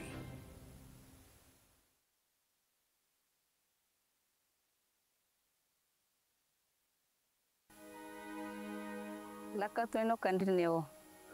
Lakatune. Zamir go ndai won bor fo di ko wi bor fo indi de ganda. so kid wonder to you beyond in the setting hala to subguru way har boku kangi kan kungai borawi lutti diro o mutti kir kazum neo barbatan regta akan candidate telakkartune irgo goro kalir kwarara ikaiwir se borihinza e borihinkini jingwi sintana après semaine fori chargami ner se ingay no 24 heures alir mandira kulunge girwi gita ir moiru tunu no beri. Behind these stories lie families destroyed, futures derailed, childhoods stolen, communities shattered. And hundreds of thousands more stories remain untold. This is the human cost of fragility, and more than sympathy, it demands decisive, urgent action. Across Africa, conflict events have surged. In 2024, the number of conflict events exceeded 30,000. Today, 250 million Africans live in fragile and conflict-affected countries. More than 44 million have been displaced, and 1 in 5 faces food insecurity. Climate change worsens these pressures. Drought and floods fuel tensions and deter investments. Countries in fragile and conflict-affected contexts face crushing fiscal pressures. Debt service consumes more than 40% of government revenue, while tax averages just 10% of GDP. Meanwhile, military spending reaches $52.1 billion in 2024. The cost of conflict is devastating. 10 years after violence begins, GDP per capita drops by 28%. Yet, official development assistance is projected to fall by up to 17% in 2025, just when it's needed most. But here's the opportunity. Prevention works. It is a smart investment. According to the International Monetary Fund, every dollar invested in prevention can return up to $103. Prevention isn't charity. It's the smartest investment we can make. Il n'y a pas de développement sans paix, il n'y a pas de paix sans développement. That is why the African Development Bank created the African Resilience Forum, ARF, not just another meeting, but a platform for action. The ARF goes beyond dialogue. It is a marketplace for ideas, partnerships, and peace-positive investments. Peace finance is not only a public good, it is an untapped frontier for private investment. By blending concessional resources with private capital, we're proving that resilience is bankable. It de-risks fragile markets and channels investment into agriculture, renewable energy, infrastructure, and digital solutions. Through the action of young agripreneurs, a virtuous ecosystem is emerging.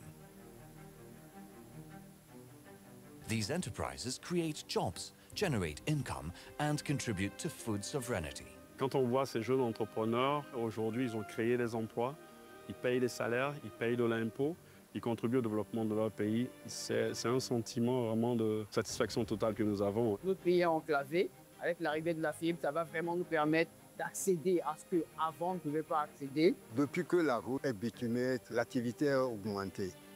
Nous permettons donc l'accès à l'emploi aux villageois. Nous, on leur offre donc cette opportunité d'avoir des ressources stables et on prend en charge aussi donc la scolarité des enfants des employés. When we invest in initiatives like these, we deter young people from joining armed groups, turning to crime, or falling into cycles of hopelessness. Instead, we offer them pathways to prosperity and purpose. These investments strengthen entire communities, build resilience against future shocks, and prove that peace and prosperity can flourish in the most challenging places. This is where the Africa Resilience Forum makes a difference. The ARF is building alliances, governments, civil society, private sector, and development partners, all united around one goal: investing in peace to unlock prosperity. The agenda is clear: peace finance, climate resilience, private sector engagement, and youth employment. The ARF provides a space to forge alliances and launch initiatives that change how we approach development. Together, we can turn fragile contexts into investable opportunities and prove that peace is the most sustainable form of development finance. This is a clarion call to rethink development, mobilize capital for peace, and invest in Africa's resilience. Because there is no development without peace, and no peace without development. Africa Resilience Forum 2025, investing in peace, building prosperity.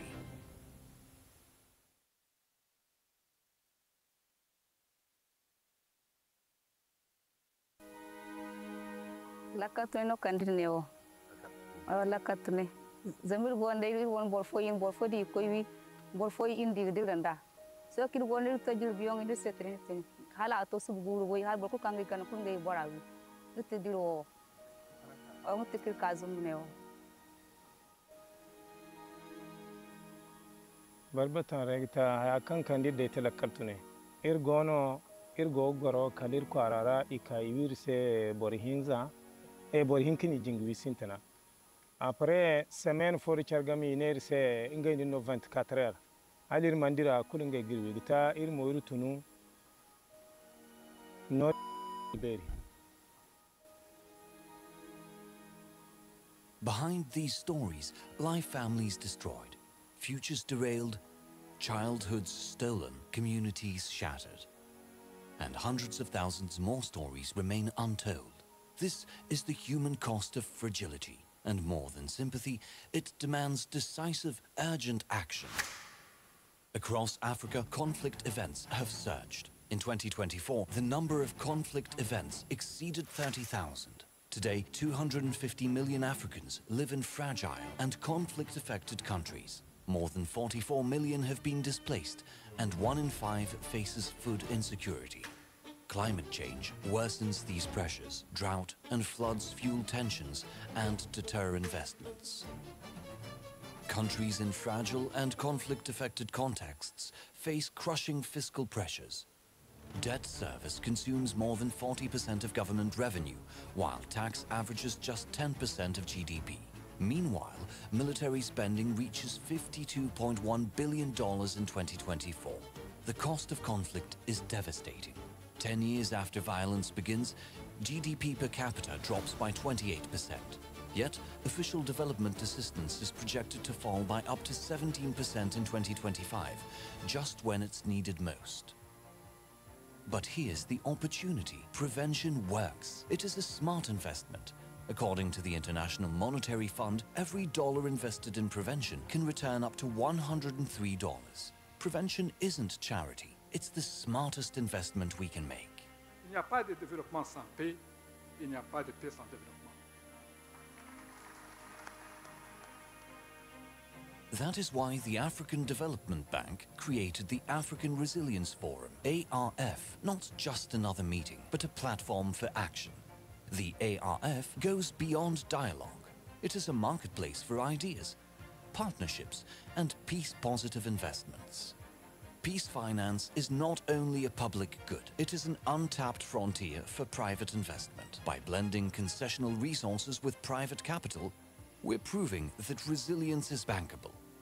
It de-risks fragile markets and channels investment into agriculture, renewable energy, infrastructure, and digital solutions. Through the action of young agripreneurs, a virtuous ecosystem is emerging. These enterprises create jobs, generate income, and contribute to food sovereignty. Quand on voit ces jeunes entrepreneurs, aujourd'hui, ils ont créé des emplois, ils payent des salaires, ils payent de l'impôt, ils contribuent au développement de leur pays. C'est un sentiment vraiment de satisfaction totale que nous avons. Notre pays est enclavé. Avec l'arrivée de la fibre, ça va vraiment nous permettre d'accéder à ce qu'avant on ne pouvait pas accéder. Depuis que la route est bitumée, l'activité a augmenté. Nous permettons donc l'accès à l'emploi aux villageois. Nous, on leur offre donc cette opportunité d'avoir des ressources stables et on prend en charge aussi donc la scolarité des enfants des employés. When we invest in initiatives like these, we deter young people from joining armed groups, turning to crime, or falling into cycles of hopelessness. Instead, we offer them pathways to prosperity and purpose. These investments strengthen entire communities, build resilience against future shocks, and prove that peace and prosperity can flourish in the most challenging places. This is where the Africa Resilience Forum makes a difference. The ARF is building alliances, governments, civil society, private sector, and development partners, all united around one goal: investing in peace to unlock prosperity. The agenda is clear: peace finance, climate resilience, private sector engagement, and youth employment. The ARF provides a space to forge alliances and launch initiatives that change how we approach development. Together, we can turn fragile contexts into investable opportunities and prove that peace is the most sustainable form of development finance. This is a clarion call to rethink development, mobilize capital for peace, and invest in Africa's resilience. Because there is no development without peace, and no peace without development. Africa Resilience Forum 2025, investing in peace, building prosperity.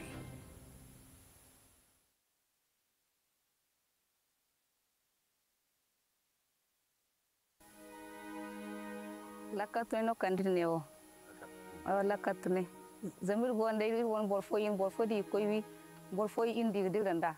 So kid gonde tajir biyong indi setrin tin. Hala to subguru boy har borko kangi kan kungai borawi. Utte diro. Ang tikir kazum neo. Barbatan regta akan kandide telekartune. Irgo goro kalir kwarara ikaiwir se borihinza borihinkini jingwi sintana. Après semaine fori chargami iner se ingay no 24 heures. Alir mandira kulunge girwi gita ir moiru tunu no beri. Behind these stories lie families destroyed, futures derailed, childhoods stolen, communities shattered. And hundreds of thousands more stories remain untold. This is the human cost of fragility. And more than sympathy, it demands decisive, urgent action. Across Africa, conflict events have surged. In 2024, the number of conflict events exceeded 30,000. Today, 250 million Africans live in fragile and conflict-affected countries. More than 44 million have been displaced, and 1 in 5 faces food insecurity. Climate change worsens these pressures. Drought and floods fuel tensions and deter investments. Countries in fragile and conflict-affected contexts face crushing fiscal pressures. Debt service consumes more than 40% of government revenue, while tax averages just 10% of GDP. Meanwhile, military spending reaches $52.1 billion in 2024. The cost of conflict is devastating. 10 years after violence begins, GDP per capita drops by 28%. Yet, official development assistance is projected to fall by up to 17% in 2025, just when it's needed most. But here's the opportunity. Prevention works. It is a smart investment. According to the International Monetary Fund, every dollar invested in prevention can return up to $103. Prevention isn't charity. It's the smartest investment we can make. Il n'y a pas de développement sans paix, il n'y a pas de paix sans développement. That is why the African Development Bank created the African Resilience Forum, ARF, not just another meeting, but a platform for action. The ARF goes beyond dialogue. It is a marketplace for ideas, partnerships, and peace-positive investments. Peace finance is not only a public good, it is an untapped frontier for private investment. By blending concessional resources with private capital, we're proving that resilience is bankable. It de-risks fragile markets and channels investment into agriculture, renewable energy, infrastructure, and digital solutions. Through the action of young agripreneurs, a virtuous ecosystem is emerging. These enterprises create jobs, generate income, and contribute to food sovereignty. Quand on voit ces jeunes entrepreneurs, aujourd'hui, ils ont créé des emplois, ils payent des salaires, ils payent de l'impôt, ils contribuent au développement de leur pays. C'est un sentiment vraiment de satisfaction totale que nous avons. Notre pays est enclavé. Avec l'arrivée de la fibre, ça va vraiment nous permettre d'accéder à ce qu'avant on ne pouvait pas accéder. Depuis que la route est bitumée, l'activité a augmenté. Nous permettons donc l'accès à l'emploi aux villageois. Nous, on leur offre donc cette opportunité d'avoir des ressources stables et on prend en charge aussi donc la scolarité des enfants des employés. When we invest in initiatives like these, we deter young people from joining armed groups, turning to crime, or falling into cycles of hopelessness.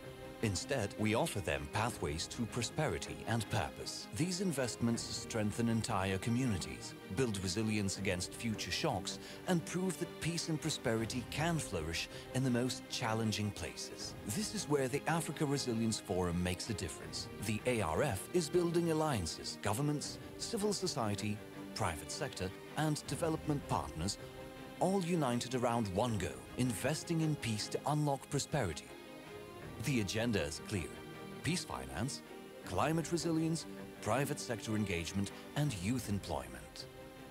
The ARF provides a space to forge alliances and launch initiatives that change how we approach development. Together, we can turn fragile contexts into investable opportunities and prove that peace is the most sustainable form of development finance. This is a clarion call to rethink development, mobilize capital for peace, and invest in Africa's resilience.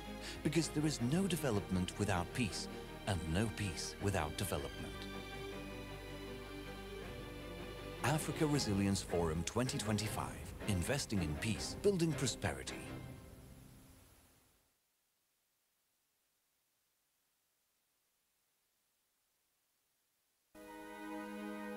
Lakatune no kandineo. Lakatune. Zamir gonde won borfo di koiwi borfo indi diranda. So kid gonde tajur biyong indi setrin tin. Hala to subguru boy har borko kangi kan kungai borawi. Lutte diro. Ang tikir kazum neo. Barbatan regta akan kandide telekartune. Irgono irgo goro kalir kwarara ikaiwir se borihinza borihinkini jingwi sintana. Après semaine fori chargami ner se ingay no 24 heures. Alir mandira kulunge girwi gita ir moiru tunu no beri. Behind these stories lie families destroyed, futures derailed, childhoods stolen, communities shattered. And hundreds of thousands more stories remain untold. This is the human cost of fragility. And more than sympathy, it demands decisive, urgent action. Across Africa, conflict events have surged. In 2024, the number of conflict events exceeded 30,000. Today, 250 million Africans live in fragile and conflict-affected countries. More than 44 million have been displaced, and 1 in 5 faces food insecurity. Climate change worsens these pressures. Drought and floods fuel tensions and deter investments. Countries in fragile and conflict-affected contexts face crushing fiscal pressures. Debt service consumes more than 40% of government revenue, while tax averages just 10% of GDP. Meanwhile, military spending reaches $52.1 billion in 2024. The cost of conflict is devastating. 10 years after violence begins, GDP per capita drops by 28%. Yet, official development assistance is projected to fall by up to 17% in 2025, just when it's needed most. But here's the opportunity. Prevention works. It is a smart investment. According to the International Monetary Fund, every dollar invested in prevention can return up to $103. Prevention isn't charity. It's the smartest investment we can make. Il n'y a pas de développement sans paix, il n'y a pas de paix sans développement. That is why the African Development Bank created the African Resilience Forum, ARF, not just another meeting, but a platform for action. The ARF goes beyond dialogue. It is a marketplace for ideas, partnerships, and peace-positive investments. Peace finance is not only a public good, it is an untapped frontier for private investment. By blending concessional resources with private capital, we're proving that resilience is bankable. It de-risks fragile markets and channels investment into agriculture, renewable energy, infrastructure, and digital solutions. Through the action of young agripreneurs, a virtuous ecosystem is emerging. These enterprises create jobs, generate income, and contribute to food sovereignty. Quand on voit ces jeunes entrepreneurs, aujourd'hui, ils ont créé des emplois, ils payent des salaires, ils payent de l'impôt, ils contribuent au développement de leur pays. C'est un sentiment vraiment de satisfaction totale que nous avons. Notre pays est enclavé. Avec l'arrivée de la fibre, ça va vraiment nous permettre d'accéder à ce qu'avant on ne pouvait pas accéder. Depuis que la route est bitumée, l'activité a augmenté.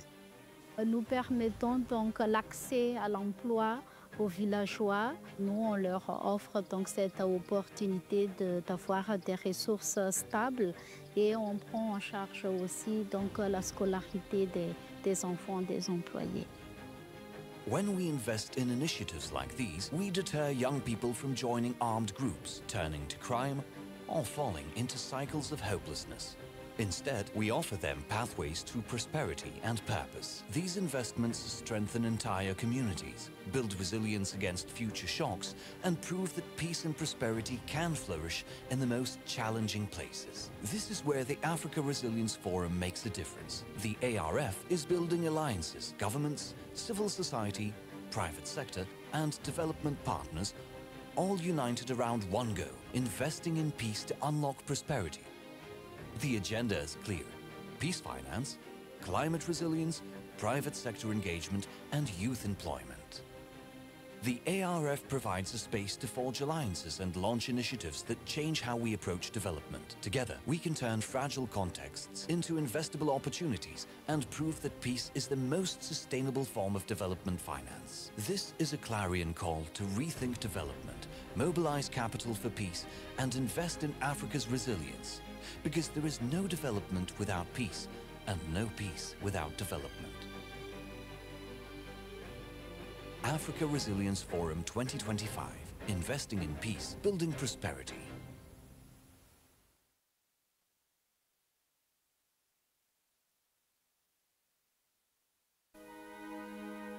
Lakatune no kandineo. Lakatune.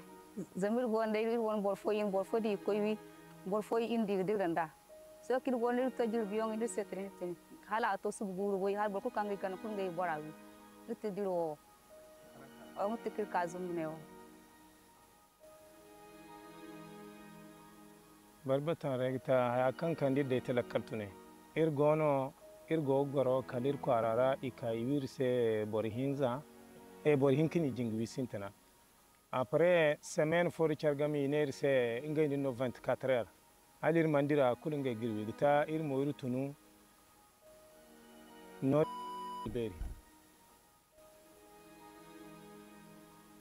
Behind these stories lie families destroyed, futures derailed, childhoods stolen, communities shattered. And hundreds of thousands more stories remain untold. This is the human cost of fragility, and more than sympathy, it demands decisive, urgent action.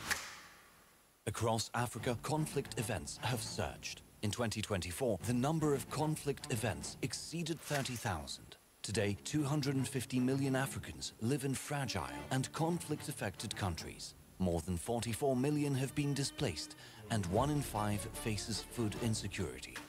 Climate change worsens these pressures. Drought and floods fuel tensions and deter investments. Countries in fragile and conflict-affected contexts face crushing fiscal pressures.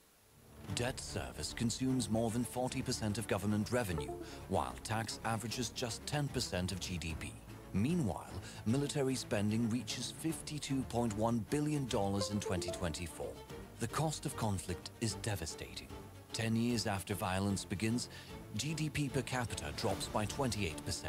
Yet, official development assistance is projected to fall by up to 17% in 2025, just when it's needed most. But here's the opportunity. Prevention works. It is a smart investment, According to the International Monetary Fund, every dollar invested in prevention can return up to $103. Prevention isn't charity. It's the smartest investment we can make. Il n'y a pas de développement sans paix, il n'y a pas de paix sans développement. That is why the African Development Bank created the African Resilience Forum, ARF, not just another meeting, but a platform for action. The ARF goes beyond dialogue. It is a marketplace for ideas, partnerships, and peace-positive investments.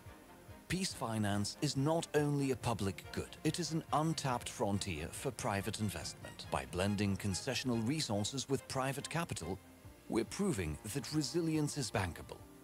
It de-risks fragile markets and channels investment into agriculture, renewable energy, infrastructure, and digital solutions. Through the action of young agripreneurs, a virtuous ecosystem is emerging. These enterprises create jobs, generate income, and contribute to food sovereignty. Quand on voit ces jeunes entrepreneurs, aujourd'hui, ils ont créé des emplois, ils payent des salaires, ils payent de l'impôt, ils contribuent au développement de leur pays. C'est un sentiment vraiment de satisfaction totale que nous avons. Notre pays est enclavé. Avec l'arrivée de la fibre, ça va vraiment nous permettre d'accéder à ce qu'avant on ne pouvait pas accéder. Depuis que la route est bitumée, l'activité a augmenté. Nous permettons donc l'accès à l'emploi aux villageois. Nous, on leur offre donc cette opportunité d'avoir des ressources stables et on prend en charge aussi donc la scolarité des enfants des employés. When we invest in initiatives like these, we deter young people from joining armed groups, turning to crime, or falling into cycles of hopelessness. Instead, we offer them pathways to prosperity and purpose. These investments strengthen entire communities, build resilience against future shocks, and prove that peace and prosperity can flourish in the most challenging places. This is where the Africa Resilience Forum makes a difference. The ARF is building alliances, governments, civil society, private sector, and development partners, all united around one goal: investing in peace to unlock prosperity. The agenda is clear: peace finance, climate resilience, private sector engagement, and youth employment. The ARF provides a space to forge alliances and launch initiatives that change how we approach development. Together, we can turn fragile contexts into investable opportunities and prove that peace is the most sustainable form of development finance. This is a clarion call to rethink development, mobilize capital for peace, and invest in Africa's resilience. Because there is no development without peace, and no peace without development. Africa Resilience Forum 2025, investing in peace, building prosperity.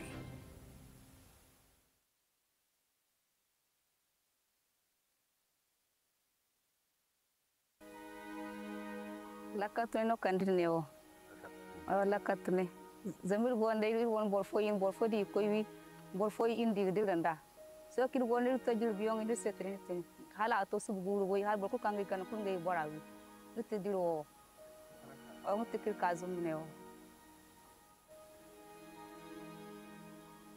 Barbatan regta hayakan kandi de telekartune. Irgono irgo goro kalir kwarara ikaiwirse borihinza borihinkini jingwi sintana. Après semaine fori chargami nerse ingay no 24 heures. Alir mandira kulinga girwi gita irmo irutunu no beri. Behind these stories lie families destroyed, futures derailed, childhoods stolen, communities shattered. And hundreds of thousands more stories remain untold. This is the human cost of fragility, and more than sympathy, it demands decisive, urgent action. Across Africa, conflict events have surged. In 2024, the number of conflict events exceeded 30,000. Today, 250 million Africans live in fragile and conflict-affected countries. More than 44 million have been displaced, and 1 in 5 faces food insecurity. Climate change worsens these pressures. Drought and floods fuel tensions and deter investments. Countries in fragile and conflict-affected contexts face crushing fiscal pressures. Debt service consumes more than 40% of government revenue, while tax averages just 10% of GDP. Meanwhile, military spending reaches $52.1 billion in 2024. The cost of conflict is devastating. 10 years after violence begins, GDP per capita drops by 28%. Yet, official development assistance is projected to fall by up to 17% in 2025, just when it's needed most. But here's the opportunity. Prevention works. It is a smart investment.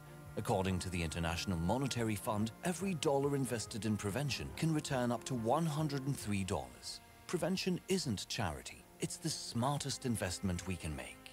Il n'y a pas de développement sans paix, il n'y a pas de paix sans développement. That is why the African Development Bank created the African Resilience Forum, ARF, not just another meeting, but a platform for action. The ARF goes beyond dialogue.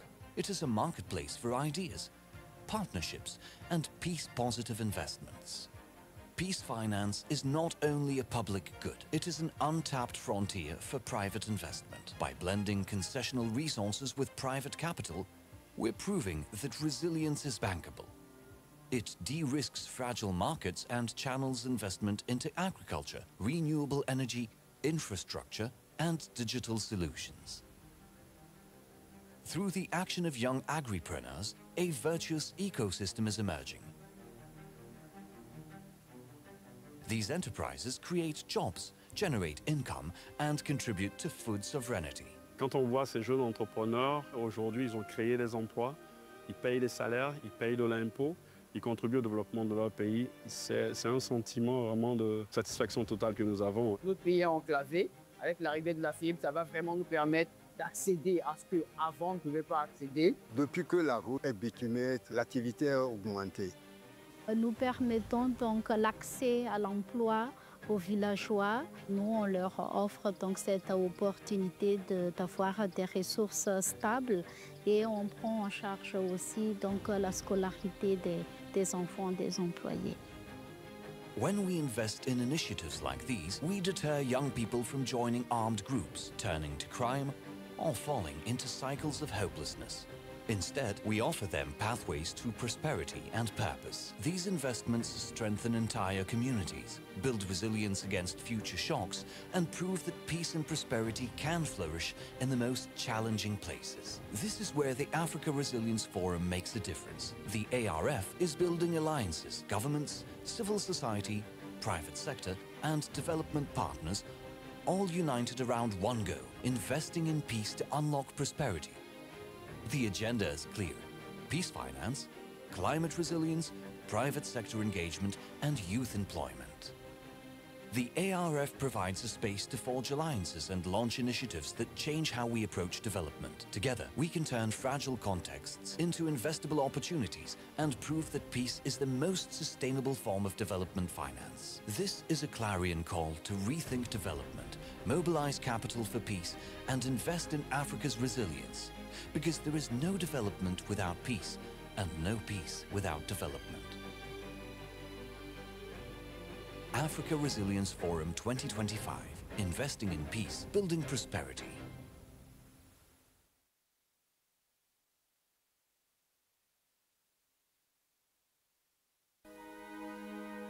Lakatune no kandineo.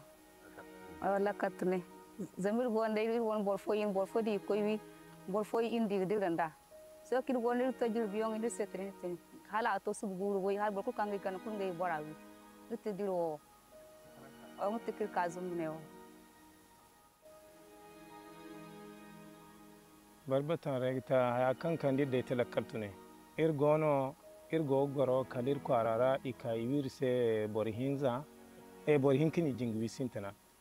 Après semaine fori chargami nerse ingay no 24 heures. Alir mandira kulinga girwi gita ir moiru tunu no beri. Behind these stories lie families destroyed, futures derailed, childhoods stolen, communities shattered. and hundreds of thousands more stories remain untold. This is the human cost of fragility, and more than sympathy, it demands decisive, urgent action. Across Africa, conflict events have surged. In 2024, the number of conflict events exceeded 30,000. Today, 250 million Africans live in fragile and conflict-affected countries. More than 44 million have been displaced, and 1 in 5 faces food insecurity. Climate change worsens these pressures. Drought and floods fuel tensions and deter investments. Countries in fragile and conflict-affected contexts face crushing fiscal pressures. Debt service consumes more than 40% of government revenue, while tax averages just 10% of GDP. Meanwhile, military spending reaches $52.1 billion in 2024. The cost of conflict is devastating. 10 years after violence begins, GDP per capita drops by 28%. Yet, official development assistance is projected to fall by up to 17% in 2025, just when it's needed most. But here's the opportunity. Prevention works. It is a smart investment. According to the International Monetary Fund, every dollar invested in prevention can return up to $103. Prevention isn't charity. It's the smartest investment we can make. Il n'y a pas de développement sans paix, il n'y a pas de paix sans développement. That is why the African Development Bank created the African Resilience Forum, ARF, not just another meeting, but a platform for action. The ARF goes beyond dialogue. It is a marketplace for ideas, partnerships, and peace-positive investments. Peace finance is not only a public good, it is an untapped frontier for private investment. By blending concessional resources with private capital, we're proving that resilience is bankable. It de-risks fragile markets and channels investment into agriculture, renewable energy, infrastructure, and digital solutions. Through the action of young agripreneurs, a virtuous ecosystem is emerging. These enterprises create jobs, generate income, and contribute to food sovereignty. Quand on voit ces jeunes entrepreneurs, aujourd'hui, ils ont créé des emplois, ils payent les salaires, ils payent de l'impôt, ils contribuent au développement de leur pays. C'est un sentiment vraiment de satisfaction totale que nous avons. Welcome back, colleagues. Thank you for your patience with us. This afternoon, we begin with advancing the Climate Peace Nexus Agenda, Session 7.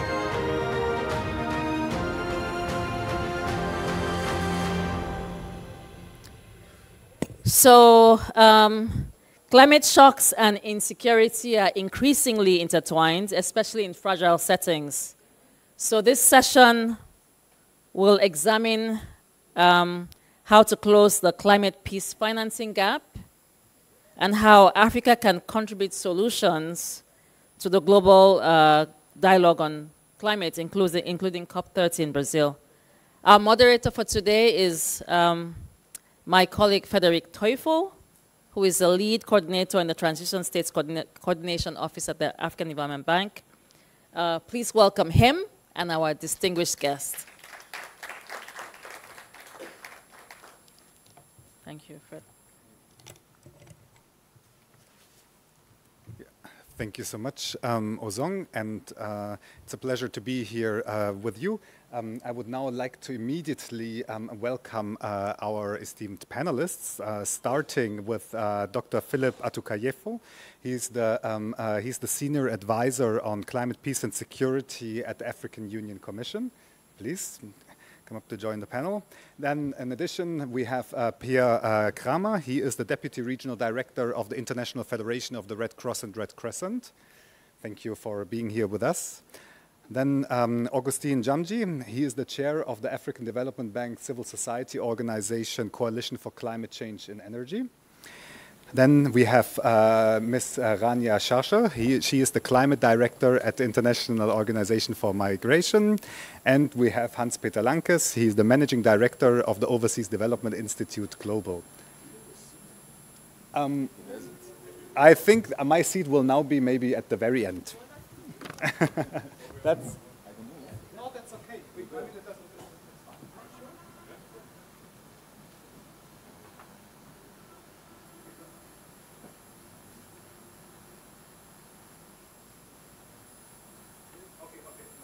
So we move, right?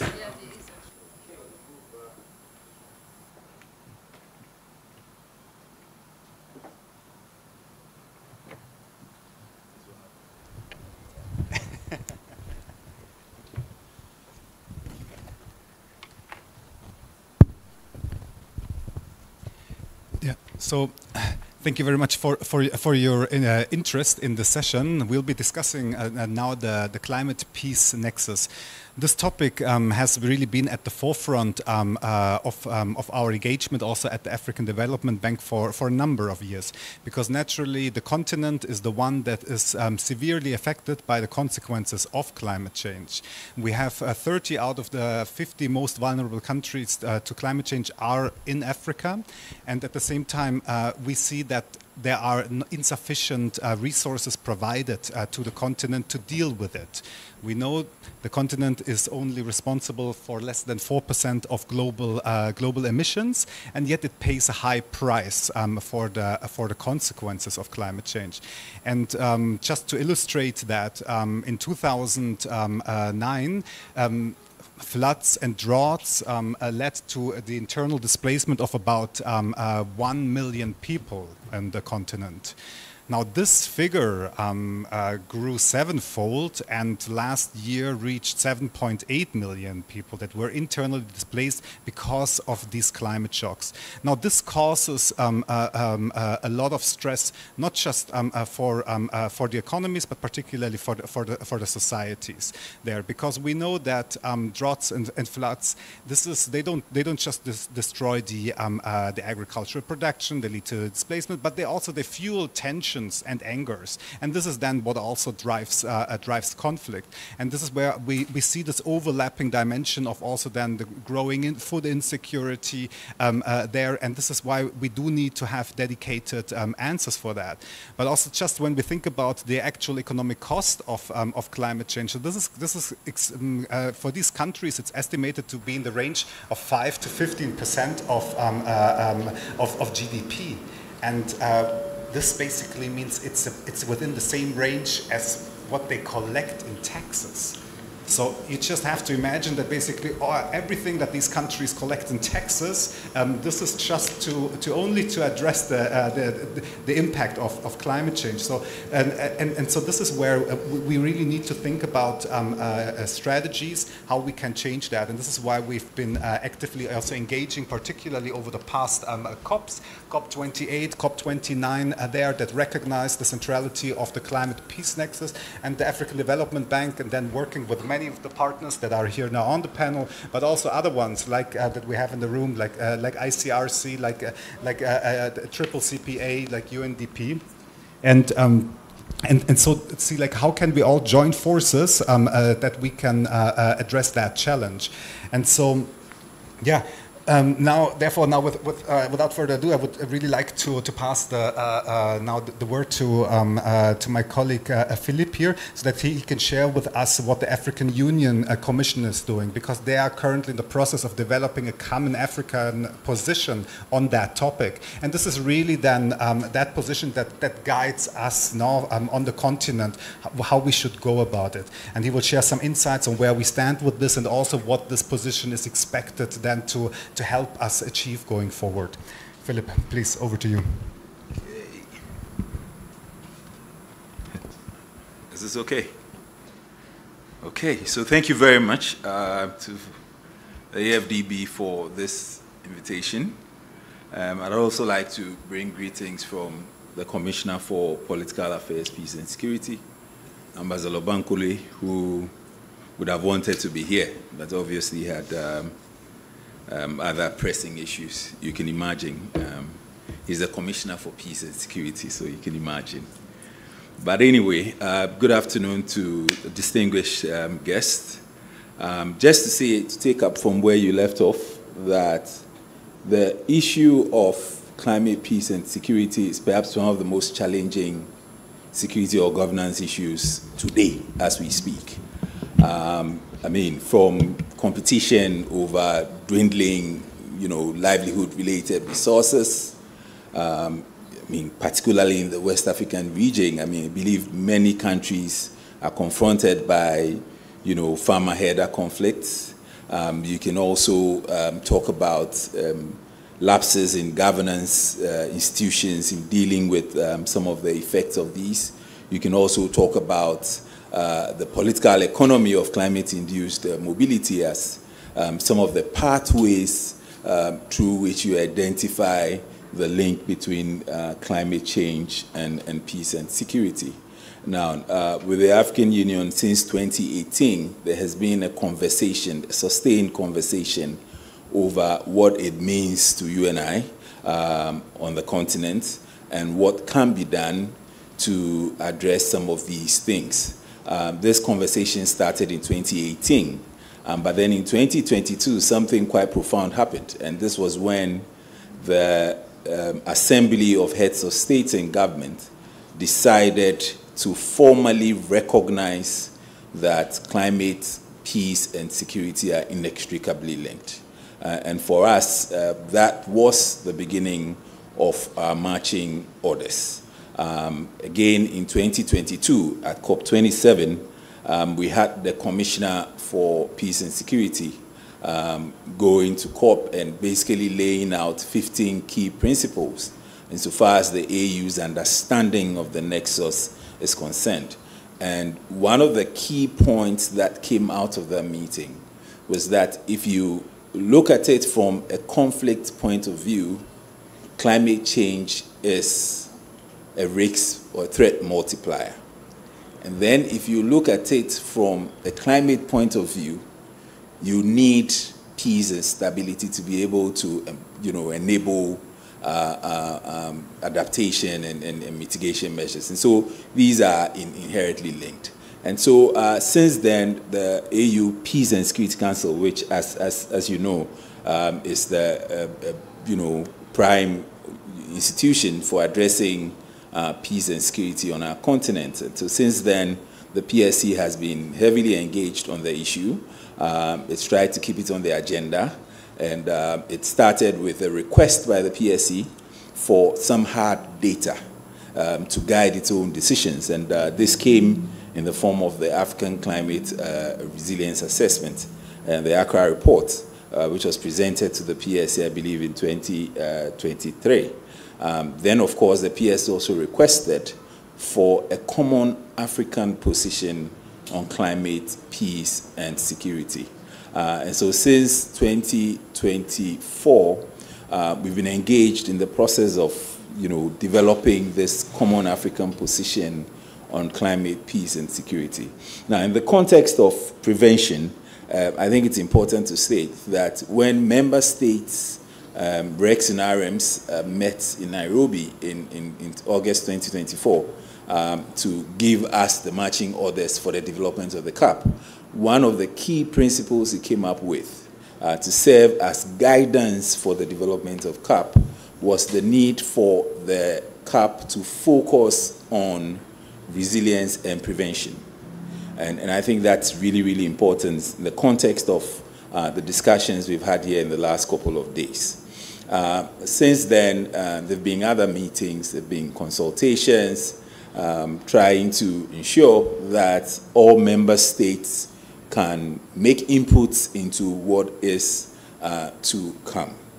Now, in terms of what the CAP seeks to do, it's a strategic and normative framework, basically. And the idea is to ensure that at least Africa can speak with a coherent voice on these matters.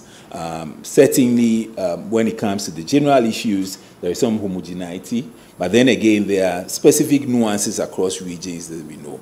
But the AU believes that it would be extremely important for Africa to speak with one voice when it comes to that. And so we are still on the process.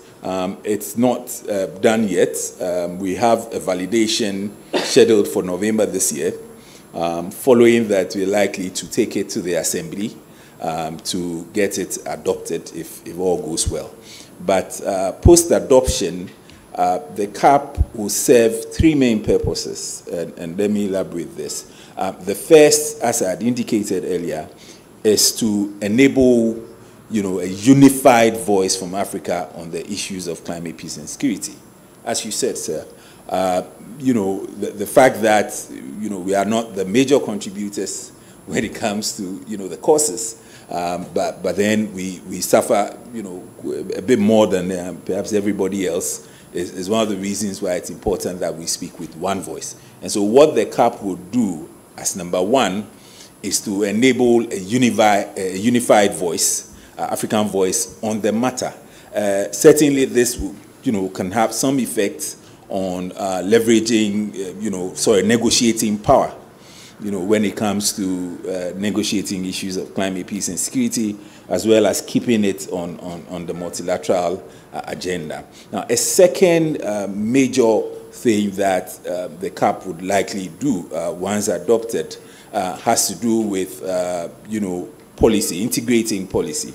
As I had indicated earlier, COP27, Commissioner Bankole indicated the nexus between, climate change and policy. Now, essentially what the CAP would do would be to ensure that governance, peace, and security policies are climate sensitive, right? But then on the flip side, to also ensure that climate adaptation and mitigation measures are conflict sensitive.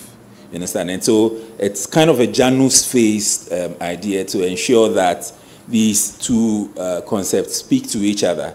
Of course, that would mean that governance and security frameworks, relating to, whether it's mediation, whether it has to do with post-conflict reconstruction and development, whether it has to do with peace support operations or stabilization missions, all factor in some climate sensitivity to ensure that, these things are effectively addressed. Now, a third thing that the CAP would likely achieve has to do with early warning.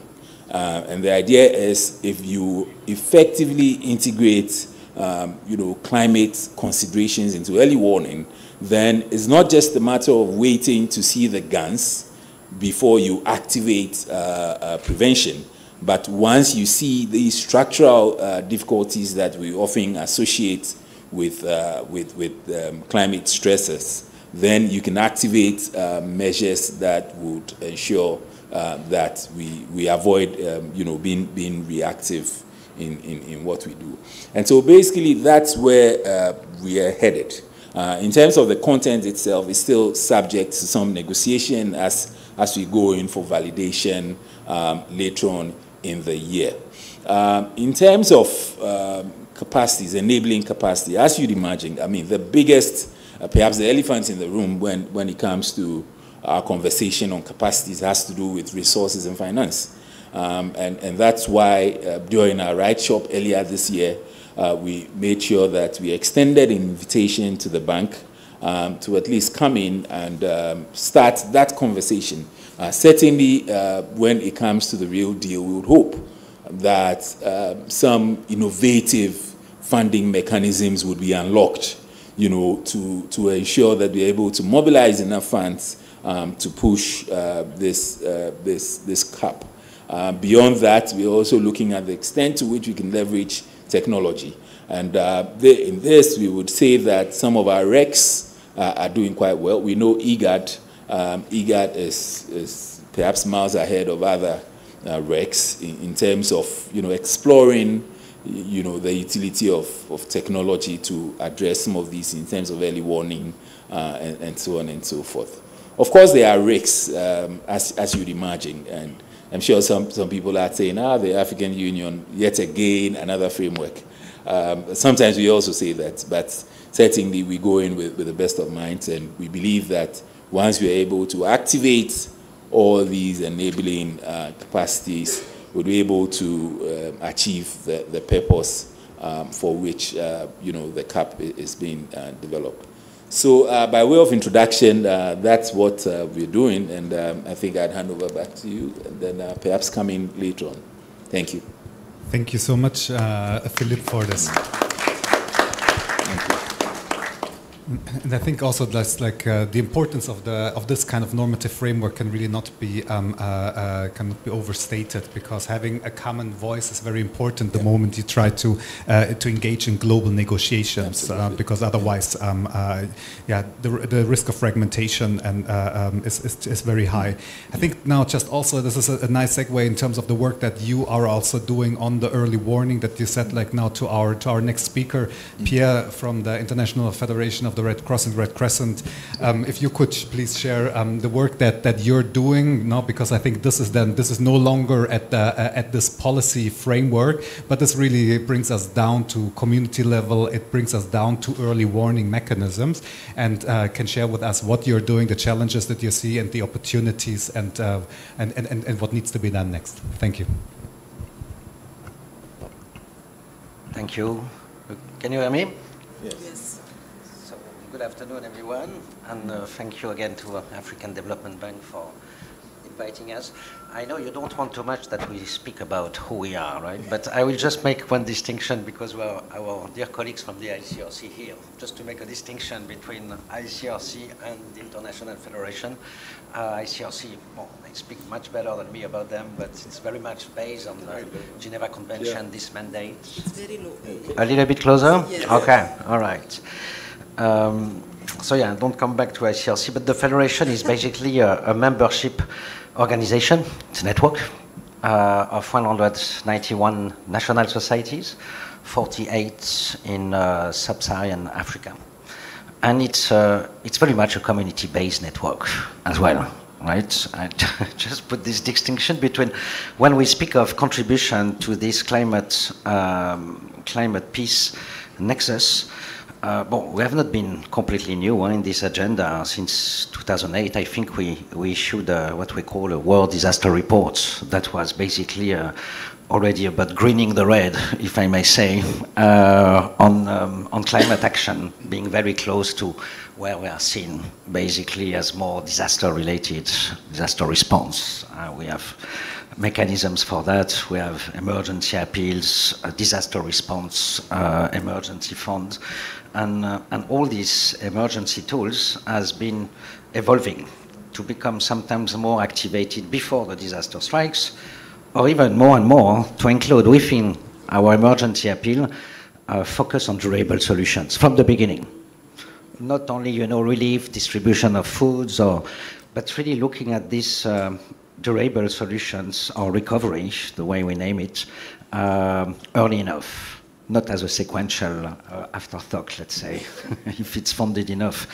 And then coming back to what you mentioned on the early warning systems, yes, that's something as well. We have been quite involved for some times, actually, and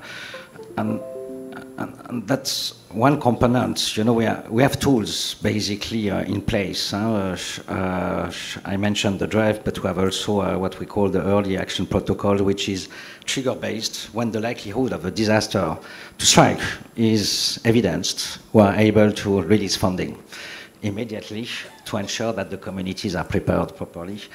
And but one lesson learned as well when we speak of early warning system, it's definitely something that needs to be done in collaboration with others, starting with the public authorities. Of course, it has to be coordinated. Any anticipatory action at early warning system has to be coordinated with the public authorities. That's their function, basically. But it has to be associating communities from the start. Without that, it's very unlikely that this early warning system will last so long. And again, now we have so many iterative attempts to put multi-hazard early warning systems. And if it doesn't work, it's most of the time because the communities have not been associated. If you look at the communities, they are basically an agent of sustainability of any investment on infrastructures, but also any mechanism we want to put in place. The way we do it for early warning systems. And one thing as well, when you ask to the communities, that's one of the lessons learned we have as well. We don't listen. the communities. Most of the time we come with very vertical solutions. When actually we ask the communities, can we put in place these early warning systems? That will not be their number one priority. They have other priorities. And in addition to that, they also have knowledge about how to apply an effective and lasting early warning system. And that's really something that needs to be deepened. And we think, of course, we have an infrastructure as a Red Cross Red Crescent. We have 16,000 local branches, frontline players. We have 4 million volunteers trained. They are all community agents of change. And we have this kind of broad infrastructure to really engage the communities. But we feel that we need to really be more radical in that sense, to be more systematic in that sense, and to be able basically to bring them as part of the solution. I would even say to co-create with the communities. So that's one area that we have been exploring much more. And again, we have been very good at reaching quite widely. In COVID, we reached 450 million people in Africa, and which is quite a broad arena, but we are not very clear about our impact, if I have to confess something. And what is exactly the impact of what we have? How we can really evidence our contribution to the climate and peace agenda. And that's one area we believe we need to harness much more. And we have some tools for that. We have, for example, just a tool, but it's called vulnerability and capacity assessment. And the interest of this tool, it's very interactive with communities. It will look, of course, the vulnerabilities, but it will see the communities as very dynamic agents. And it will look into the capacities, the knowledge, and the solution that the communities are able to co-create as well. So it's really to change a little bit the focus and to see how we can better associate them. And I would say, if there is one investment that is certainly crucial, I mean, collectively, it's really on the capacities, on the capabilities of these frontline players, right? Our job is really to make effective anything related to locally led action.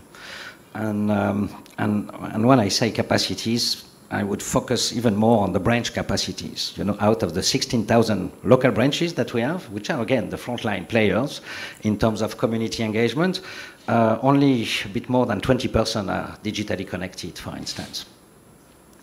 But on the other side, we will see them as extremely active in terms of engaging these communities based on their needs, based on their capabilities. And from there, we have been able to look into much more integrated resilience programming, for instance, that is looking at, of course, for example, on climate or food security resilience program that is looking at livelihoods, climate smart livelihoods, but also WASH, also health, community health, quite central. So to have a much more integrated approach that fits with what the community needs, rather than looking at our technical capacities as an entry point, if you see what I mean. So, and that's something we have done, for example, in the Horn of Africa, co-creating with the government. And I see my good friend Itonde, who is there, he was a little bit the architect behind that, co-creating with the ministries and going down to what the communities are telling us would be the right durable solutions on food security. We have done as well with MasterCard Foundation, for instance. We are about to launch a program which is looking more at youth entrepreneurship. We have, out of the 4 million volunteers, 70–80% are young people, right? And one volunteer more, I would say. Yesterday we were said that one job more is one person less enrolled in fragile context. I would say one more volunteer is also resulting in the same effects, right? And so there is almost, by the presence of this network, there is already a contribution, I would say, to the climate peace nexus. So we are looking more indeed into this what is required for the communities, and they will tell us. So youth entrepreneurship, absolutely. So we are doing that with MasterCard Foundation, and I know others in this room are doing the same, and really contributing to what has been discussed extensively yesterday already, but also looking at again, how these capacities, frontline capacities, can be strengthened, and for that, how we can connect it as well with, and I know that's dear to your heart, Frederick, what we used to call the collaboration revolution. You know, to put all the players together, to be able to build coalition at local level. Why not locally led pool funds at local level? And we have a small example of that in Uganda, for instance, where they put a sort of disaster preparedness and response pool funds with the biggest taxpayers of the country, private sector, international organization like the Federation, to support this country-led pool fund. And we feel that it's possibly one of the way forward, if you want to go in that direction, as part of a sort of innovative kind of framework. And I will stop there. Sorry, I talked too much about the Red Cross, Red Crescent.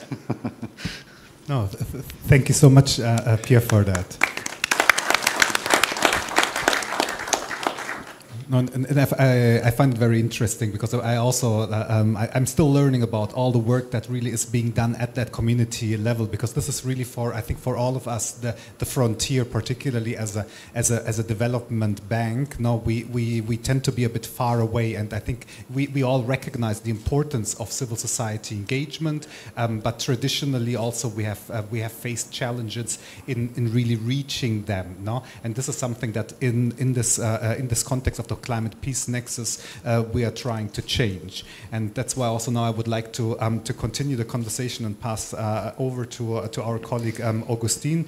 Augustine is the chair of a CSO coalition on climate change and energy of the African Development Bank, and if you could basically build on Pierre, what Pierre has just said, and then explain a little bit the work that you're doing there, and where you see also a progress, and where there are still challenges that we need to overcome. Thank you. I'd like to first of all thank the organizers of this forum for inviting us to be part of it. We don't take this for granted. It's an opportunity for us to share amongst Africans and partners on how we should go about this crisis called climate change. In a multipolar world where one of the strongest men in the world comes to a UN stage and says climate change is a scam, we only can respond by coming together and let that school of thought be the minority. So this forum for us is very important. I am the co-founder of the Pan-African Climate Justice Alliance, which was created in 2008 in response to the need for Africans to bring their concerns and aspirations in this climate space at the international level from an African point of view.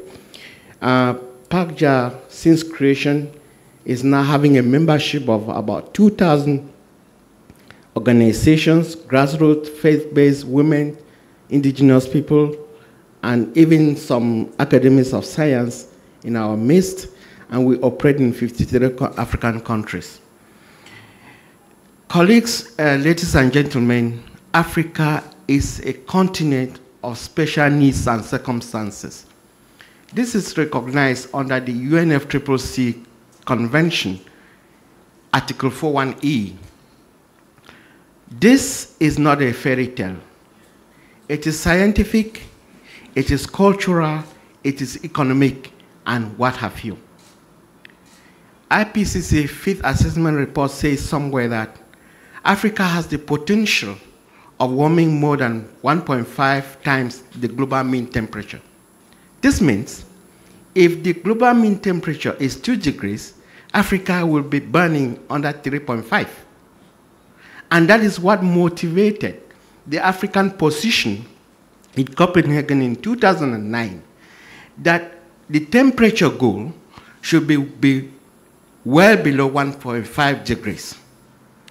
Taking this into consideration, we cannot do business in Africa, for Africa, in the way global business is done. There's this peculiarity.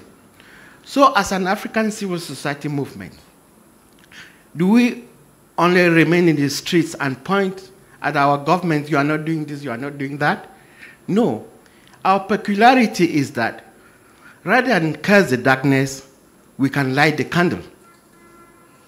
And that is why we have decided to work with African institutions, with our governments, where possible, without being bedfellows with them. You must get that right. Where it is working and we can contribute, we're doing. Talking about risks, if you take these special needs and circumstances, Africa, therefore, will be under permanent risks. The whole of yesterday, we were talking about risks. It's not only a risk, economic risks. Climate change is a permanent risk on the continent. Therefore, we have to do business differently. Yesterday, when I was listening to all these risks, I asked myself, surely, is it this risk only about Africa? Why do we always overplay the risk when it comes to Africa? Friends, in regions and countries where there are natural resources, like minerals, where bullets are the chorus of the day, we have plane loads of investors keep coming, investing in those risks areas, and we don't know how they survive. But when it comes to investing in people, the risk is higher than the bullets in those mineral areas. Can we ask ourselves a question? Somebody said, and I think that was Vice President Simon Winter this morning, that forum will not solve the problem. It's dialogue. So our work with the African Development Bank is taking into consideration the fact that we need a tripartite dialogue at all levels in the African countries and in the region, where civil society, private sector, and government come together and share their aspirations. We may not agree with everybody. We may not agree with every position, but at least we have the opportunity to understand why the perspective they're having is there. So, if we take this into consideration, working from the communities, private finance should not be the enemy of public finance. Private finance should not be the enemy of public finance. According to Article 9 of the Paris Agreement, climate finance is that finance from developed country parties for climate action in developing country parties. This means it goes further to say those finance should target the priorities and needs of developing countries. For Africa, adaptation is the key. We are not against mitigation, but the fact is that we are forced to do adaptation. There's an analysis of TFON in 2022. They looked at adaptation plans of 11 sub-Saharan African countries representing 350 million people. It is clear from that report that these countries are spending 5 times their budget for adaptation than for healthcare. The report is Dying to Adapt. That's the title of the report. So now, when you look at the communities, ladies and gentlemen, how can they survive under this context without having been understood? How is that woman in Liberia on the farm that has lost her crops to droughts or to floods able to stand up and face the consequences without support from some kind of public finance? I think Kwame from the Fidelity Bank, is that what it's called, said something this morning that took me by surprise, happy surprise, of course. We can have a situation where the public finance that comes in form of grants helps those communities to stand up and be able to compete.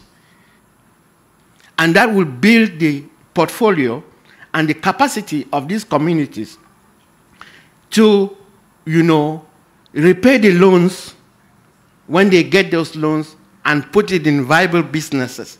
It is true that we can work together, and that's what we are doing in communities. And climate change is not a thing of conference rooms. Climate change is for those people on the ground.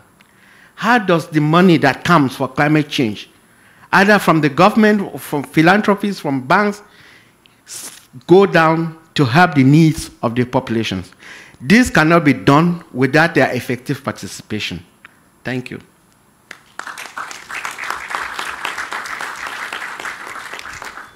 Thank you so much for this. I think this is now. We would like to pass now to Rania. She's the climate director at the International Organization for Migration, and to share with us also the perspective of IOM on this, because you have been actively engaged in this agenda now for a number of years, and we are interested in learning from you what you're doing and what's coming next.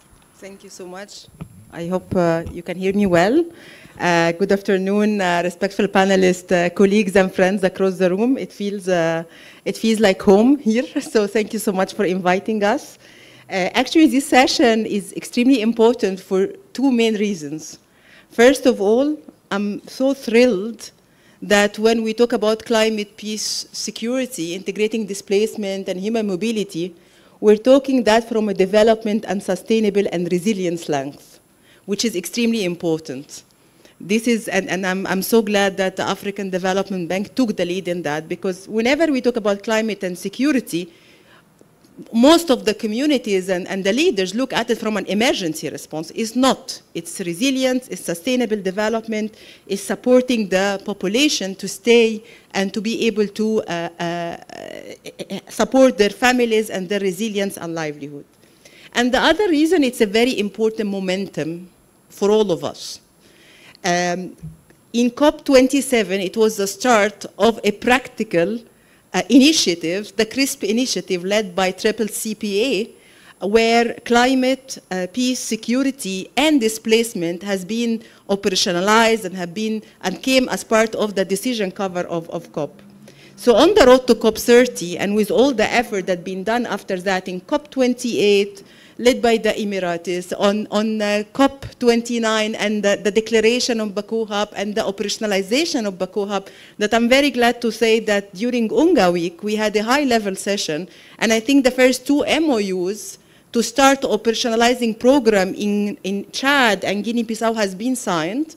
And we also have here my dear colleagues from Interpeace who are working with us and the Baku COP29 to support operationalizing that into active programs, support the communities in the most vulnerable countries. So it's a very important momentum on the road to COP30 to ensure that this agenda is alive and moving from declarations and moving to an operational angle that support the populations in need.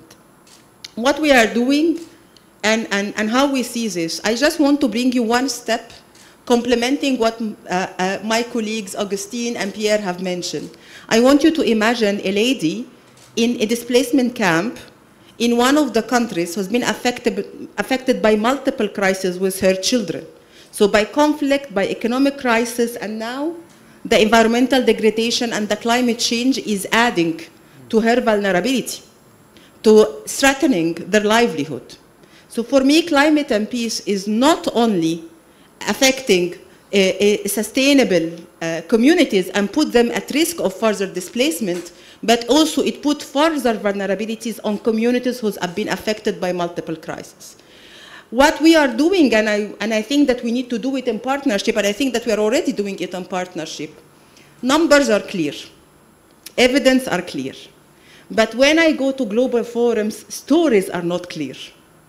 The story of my sister in displacement camp with her children. What does this mean to her? to the protection of her girls, to the education of her children, to her livelihood, to her survival within host communities. What does this mean to the governments who've been already struggling with multiple crises? And I think this is what we need to focus on in telling the stories. This is what we're doing in IOM through our operational offices, through our regional offices, through our different work with communities, and we translate that into operational program. We've been doing that in Somalia, especially how to ensure empowering displaced communities who've been affected by multiple crises, at risk of water scarcity, and how to integrate them with resilience and adaptive solutions. But this is not the only thing, not the data, but we work at policy level. We work with UNFCCC, we work with UNCCD, we work with different work streams to ensure that the voice of displaced and migrant communities who are at risk or already on the road are integrated in different policy, because it's bottom-top and top-bottom approach. So it has to be looked from that perspective. It cannot be looked from one perspective. If COP's decisions or different work stream doesn't integrate peace and security, doesn't integrate migrants, displaced communities at risk as well as host communities, it will not be translated to climate finance. And one of the important things we do, we talk a lot about climate finance. Every meeting we talk about climate finance, and I think it's about time to translate. And I know that a lot of the Green Vertical Fund has been smooth in their operation. We've seen the new changes in Green Climate Fund. We knew African Development Bank is inviting us to have this discussion. A lot of discussion is happening, but we need to see now the evidence of being able to go to vulnerable countries affected by multiple crises and support them. In IOM, we've been working into climate mobility investment framework, where we go to the countries, we help them with the risk index on climate displacement using AI, using technology, etc., and go to the government and tell them you're at that risk. Let's help you to do like the feasibility study on how to access climate finance, but also let's help you by putting projects together that can ensure sustainable development, not emergency response. IOM, we worked on establish a climate mobility innovation lab. We have one in Nairobi covering whole of Africa, in Asia Pacific, soon we'll have in the Mediterranean. And the idea is not to IOM to lead alone, but to work with academia, with Red Cross, Red Crescent, with civil society, with communities, with young people, but also with government and multilateral development bank and science and technology to come with innovative solution led by local-led solution, by the communities, by young people, by women, that can sustain and mainstream countrywide. And it's very, very important, because the old way of doing things, one person or one entity can do everything, is not working. And the idea of responding only to the disaster is not the way. The way is we cannot do it alone. We need to bring the technology, we need to bring the science, we need to bring each other together. And I'm so happy that when Pierre and Augustine talked about it, they talked about a network. Yes, we need to create a network, not only from Red Cross, Red Crescent, but across all of us, where we come together, because it's bigger than one organization. So this is part of what we are doing, but also having and operationalizing and integrating peace building processes into climate programs. And cut the silos. We still look at displacement agenda as one thing, peace as another thing, climate as a third thing. In IOM, and we have Franz, who is our regional director, but he used to be the representative for Somalia. I think we started that way ago on climate, peace, integrating displaced, empowering women to take the lead within their society, and this is the way to go. So it is an important momentum. It is a conversation that I'm glad that we started. It's ambitious to see a decision that's been taken in COP29 now materialized into a partnership from international organization, with the communities, with the government, with the UN. So I think there is a road to go, but it's important to keep the momentum, to ensure that we translate that into a funding mechanism that is flexible enough and doesn't put rigid conditions for countries to approach and to access, and to help each other with the innovative solution, locally led, contextualized to the culture in every region, and support the sustainable development of every country. Thank you.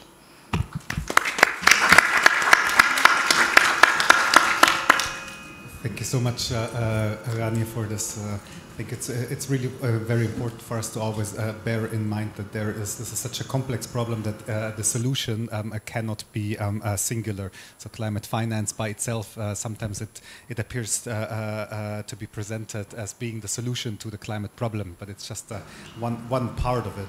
So now I would like to pass to Hans-Peter. He's the managing director of ODI Global, and ODI Global has been very much engaged in this agenda, working with a variety of stakeholders, including the COP presidencies, development partners, and building coalitions and networks, and focusing really on how these countries also can then access finance there that they so dearly lack. And yeah, Hans-Peter, please, over to you. Thank you very much. And I'm going to be quite boring because the theme that we have on this panel, the theme that we had on every panel since yesterday, was that you need to take an integrated approach to these issues. It was development is peace, peace is development, but it's also climate is development, and development is climate, etc. So I'm going to be very much in that line as well. But first, let me just bring out a few, on the finance side, a few, let me call it facts. And so one key fact is that the global financial system as it is, with all its aspects, development finance and regular sort of market finance, is failing the countries that we're talking about here. And it's fairly straightforward to show that. With ODA, we're all familiar with the cuts that are taking place. So this year and last year and this year, cumulatively, we're going to have about a 25% cut to ODA. That's $50 to $60 billion that are going to be out of the system. There will be further knock-on effects in coming years, so this is going to go somewhat further. On private finance is supposed to go where the returns are highest, but local finance is often fleeing. We have capital flight from many of the countries we're talking about, and external finance is not coming in. So private finance at this point is net negative in the countries that we're talking about here. And where you can arrange for private finance, and some countries have accessed markets in the past, the cost of capital is excessive. And in fact, there has been this vicious cycle that led to debt stress in many of the countries most vulnerable in so many other ways. Development finance, that is sort of AFDB and other institutions, is more stable. Indeed, it's growing. But that growth is primarily in middle-income countries. It is not really in the fragile conflict states, frontier markets, however we want to call it. And it is primarily going to revenue-generating assets. And that has implications, because what's true in general is also true for climate finance.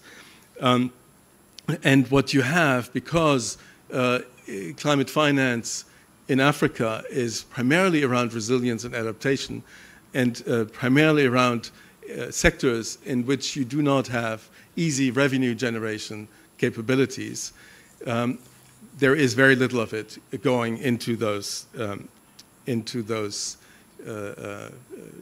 propositions.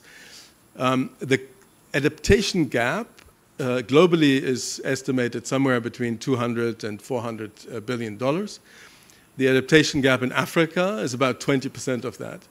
The adaptation gap in transition states, as defined by various sources, is far more extreme. So the number that we have at ODI is that about $2 per capita go to transition states in climate adaptation and resilience finance, whereas $160 to $160 per capita go into other countries. So we have gaps at various levels here, but the gap when it comes to transition countries is absolutely extreme. And therefore you have calls to change that. You have for instance, the so-called NCQG, the new quantified climate goal that is being under discussion at the COP 30. It was initiated at previous COPs, is looking explicitly at finance for countries that have no market access. But if I were to sort of make a guess, it is that part of the finance that is going to be the most difficult to deliver. We're going to see movement in development finance more generally. We're going to see movement in private finance. We're going to see very little movement in official development finance, the kind of concessional finance that is most important for the most vulnerable countries. So that's one thing I wanted to say. The second is coming back to this where we all agree, and that is that development, climate change, and conflict prevention are tied together very closely. So we have heard a lot about development and peace, and peace is development, development is peace. We have heard about, just here on this panel, climate and peace and climate hanging together. You can make equally common sense arguments, essentially, for climate and development to hang together. We did some country studies to try to bring that out very clearly in DRC and in Kenya just recently. And what you find is a very dynamic two-three-way relationship. There's a triangle here that hangs together and that drives vicious cycles and can drive positive cycles. And in reality, you know, I think any of us just looking at the facts, we don't need to have complicated studies. It's fairly obvious that this is how these things hang together. But there are implications. And the funny thing is that in the political debate, even though those issues, those dynamics are understood, in the political debate that gets lost. So, for instance, there's a very, very strong push because the politics in donor countries are aligned with that. There is a strong push for increasing climate finance. Yeah. Now, the fact that if you're successful increasing climate finance within a limited overall envelope, in fact, a shrinking overall envelope of finance, you're taking away from development finance, you're taking away from conflict prevention finance. Gets lost in that, right? So the politics are driving towards certain forms of finance, not taking into account the dynamics that link these different parts. But we need to see them together. And any push, and this is where I see kind of an impact that can come out of a forum like this one. How are we going to have impact? We all agree, right? But how are we going to have impact? It's in helping to shape and reshape the narrative here towards a much clearer understanding that those goals go together. Now, what are the implications for finance? Well, we need certain systemic reforms. Some talk about revolution, a complete rejigging of finance. I don't think that's necessarily needed, and it won't happen. But an architecture of finance that's fit for transition states and that covers the climate, the peace, and the development nexus would have three dimensions of change. One is it would boost the capacity of development banks. Development banks are sort of the part of the system that is able to bring these different elements together. And in fact, the African Development Bank has some very commendable work, and it brings it out in the Climate Peace Nexus report that you're doing. It has various instruments that are doing that. So the development banks need to be boosted. That's happening right now. So we had an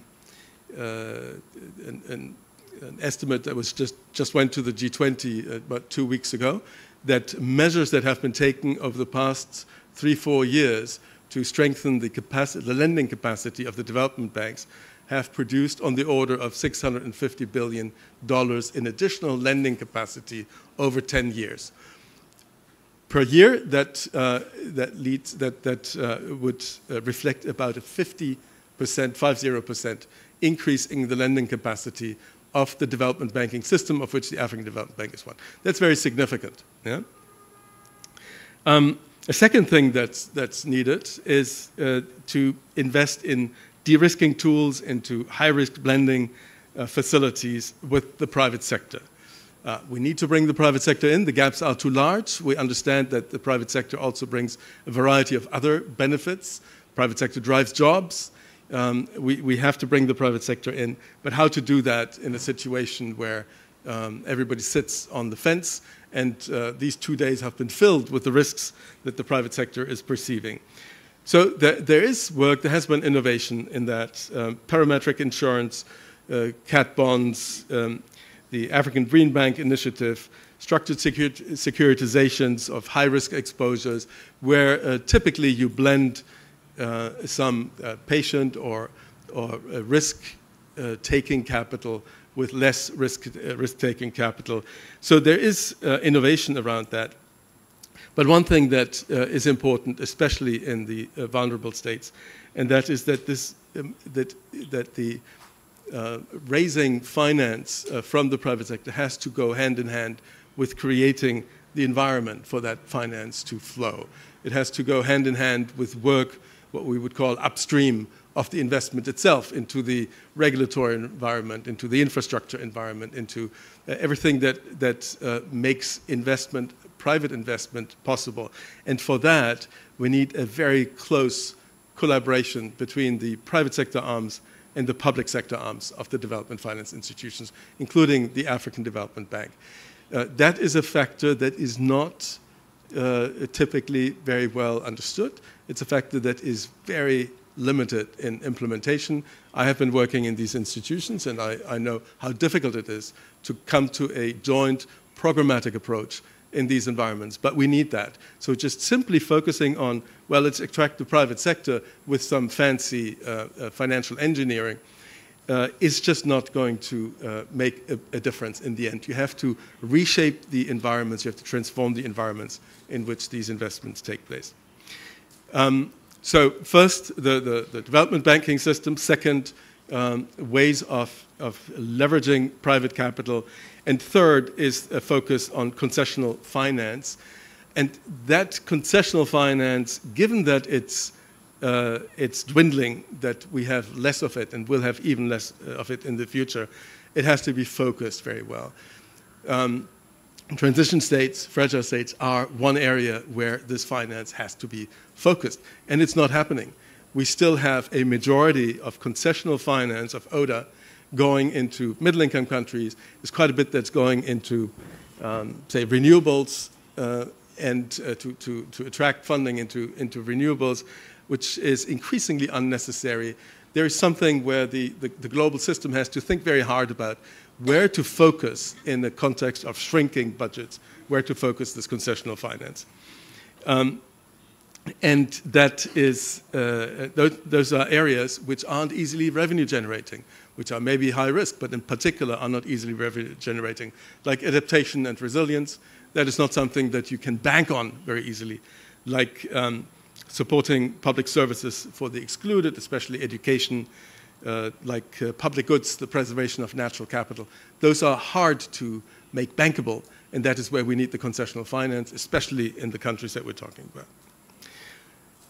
So on the first two dimensions, the development banks and the private capital dimensions, there is positive change. We're going to see a lot of that playing out at the COP30 in Belém.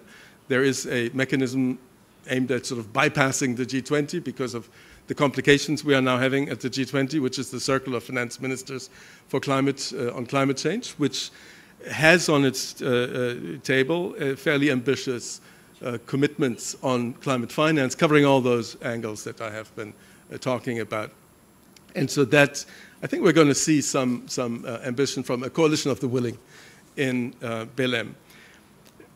Where we're going to see less is on concessional finance. That is the most difficult one. And that leads me to my last point, and that is concessional finance at the African Development Bank. ADF, the African development fund, which is the concessional arm, is replenishing. ADF 17, we are in the replenishment round. It needs to be stocked up, and it is doing so in a complicated environment, to say the least. So there are a lot of headwinds. But it's absolutely crucial that that happens, because all of what we're talking about here is just not going to be realistic unless there is some funding behind it. And it's that kind of funding that is the most valuable in this context. ADF needs to be replenished. And I know that, Frederick, you have the Transition Support Facility as a window in the ADF, which is specifically directed at the vulnerable countries. You also have the Climate Action Window. And the ADB has done a very good job at linking those factors to connect the development, climate, and peace and security dimensions. So we need a strong ADF 17. And again, just let me close with what I said at the beginning. We all agree. We're talking to ourselves here, and it's very nice. We feel like in family. But that's not going to have much of an impact. I think if we want to have an impact, we need to work on the narrative. We need to help from all the various organizations that we have here to rebuild the narrative for finance in the vulnerable countries. That narrative has gotten lost. It was astonishing. I live in the UK. When the UK decided, sort of in the shadow of what was happening in the US, to significantly cut their ODA, there was very little reaction. There is no political constituency. We've lost the political constituency that used to be there. We need to rebuild that political constituency, and for that we need to rebuild this narrative that we all agree on.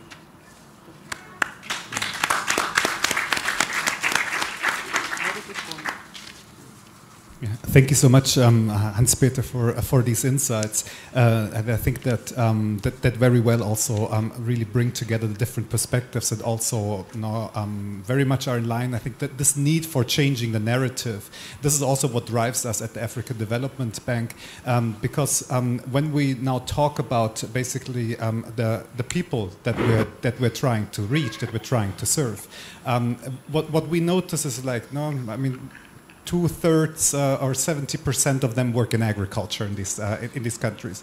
And then very often we see that the same localities can be reached by humanitarian finance, by development finance, by peace-building finance, by climate finance, by gender finance, and all separately. And then on top, you have all the kind of from the third sector foundations that come together. So there is then there's lots of concessional finance still being deployed there, but there are no synergies achieved with it. And then some of them are basically trying to leverage the private sector, but others not yet. And so this is where basically for us we need to have that new narrative that focuses on the impact that we want to achieve, and not on the input and the particular instrument that we are using. And that's why also the theme is financing peace, because if we consider peace as the end goal, then we see everything else as just an input. And this is also how we are approaching it internally with our different financing facilities. So indeed we have the Transition Support Facility, which is the prime instrument for us to channel additional resources into these countries that are further and further left behind, that are the ones where poverty is increasingly concentrated. And now what we however see is that very often in the system, I think also Hans-Peter there with the, we are often very much supply driven. So we basically try then across the different donors and funders basically to achieve some synergies at that level. But there are limitations to it. Like you can only achieve the real synergies at the country level. No? And this is because what we also see there at times is then the effort basically to build up the capacity of a country to attract climate finance. That's okay. But I mean, it's the same challenge that they have to attract any other kind of finance. So we shouldn't basically replicate the fragmentation that exists within the system also then at the country level, because then we overburden already weak institutions. So this is where we have to come together there and have really again the country leadership.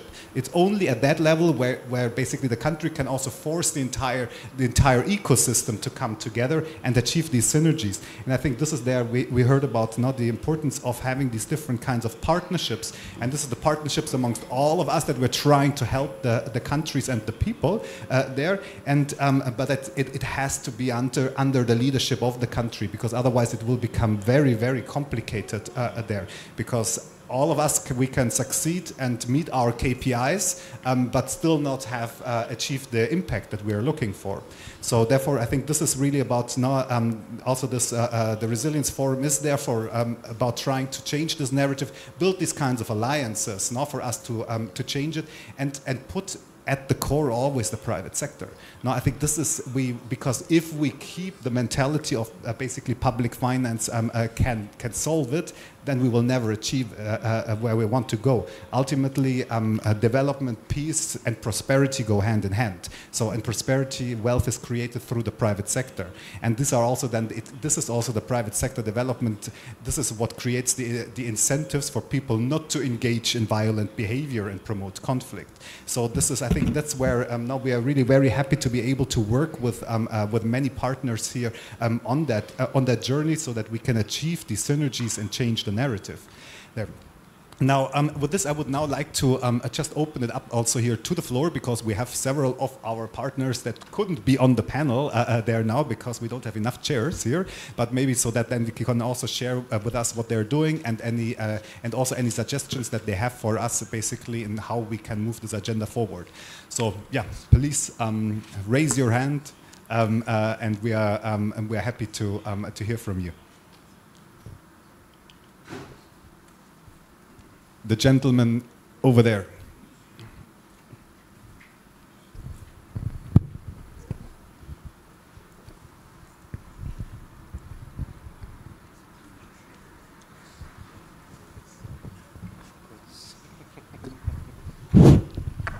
Merci, Monsieur le... Thank you, Mr. Facilitator. I'll speak in French. Is that okay? Well, I want to thank the presenters. I have a specific question addressed to the gentleman from the Red Cross. In your presentation, you referred to the populations as far as early warning systems went, and that it was important to prevent in conflict prevention. And so the question I'm going to ask is simple. What is the place and role that the population play in early warning systems? The second question, what are the selection criteria for these populations that are selected to be a part of this? Are you the ones who select them, or do they opt in? And lastly, the last question is for Mr. Augustine. You talked about, you said climate change is a scam. Do you align with the fact, do you align with this, that since, I mean, civil societies like you, are you not a part of this scam, or what exactly are you doing to reverse this assertion? And then the last question is for the gentleman here. You talked about changing the narratives till 2002, the summit in Monterrey on development finance. Countries took a commitment to provide 9% of their GDP to promote development. And to borrow the words from my friend from the civil society, it's not a scam. How can we reconstruct this narrative, and while doing so, can we not include those who are interested to change this narrative, not by not staying in offices, but actually coming up with plans that would effect positive change? Shall we maybe then take another question, but please one question per person, so that we can have more person, yeah? Over there, and then here in front. Well, thank you very much. So my name is Arthur Mabiso, lead regional economist for IFAD for Western Central Africa. Just curious with respect to the overall discussion around ODA declining, and at the same time with countries facing debt distress, and just thinking about prioritization of financing development. We're talking here about financing peace. And the question is, you know, to what extent do these governments prioritize peace versus and seeing these as this as part of development, versus just saying, well, you know, we'd rather really focus on certain emergencies because people need that help immediately, right? And so this discussion of how do you really convince policymakers to look at this in terms of what we're saying, changing the narrative. At the same time, considering the fact that you have the challenge that many of those countries have heavily relied on ODA. You have certain countries where more than 50% of development finance, if you look at the financing mix, is more than 50%. And they are having to make tough choices at the country level with immediate needs. So how do we move forward and support governments in that situation? Thank you.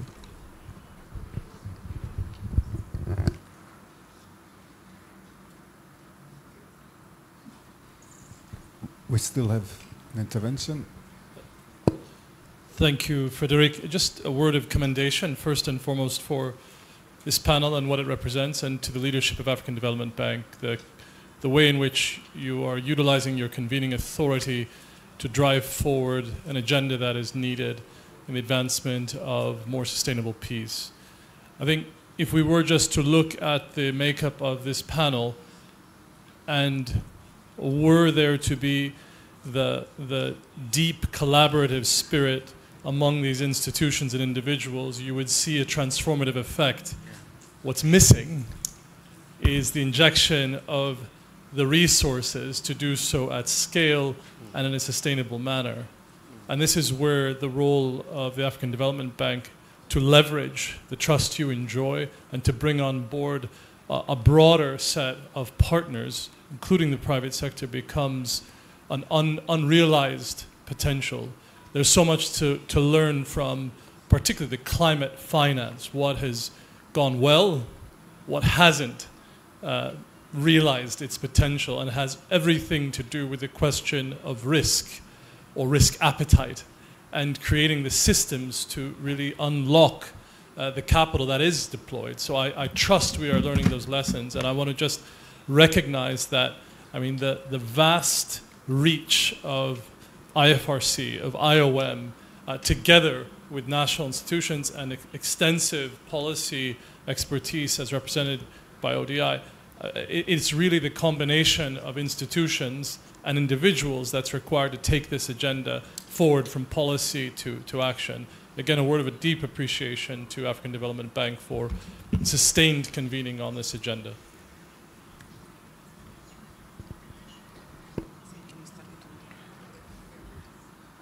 Thank you very much. So, colleagues, please, you had a number of questions. There still someone? Yeah. Yes. There. Sorry, yeah, please, I didn't see. Who? All right. Thank you so much. Ndumwoklo from Next Year Nigeria. So my question is to my friend Philip. Just a direct one. Between climate peace building solutions and climate security, where should we be prioritizing? And where do you think investors will want to go more?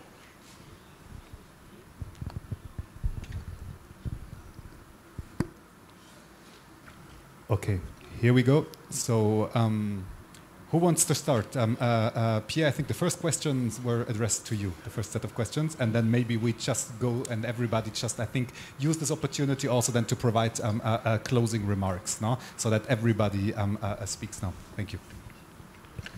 All right, so I start. So, sorry, I will speak in English. I could have done it in French, but when it comes to the early warning system, who is deciding? basically, it's the public authorities deciding that. You know, the Federation is the lead on early warning for all, which is an initiative from the UN SG. We are the lead on the pillar related to preparedness for response. So in that sense, we have a role of coordination at country level, and we need, of course, to bring that down to the community level, to the local level. And when it comes to the national level, there I would say we are a little bit the co-convener with the public authorities on defining triggers, for instance.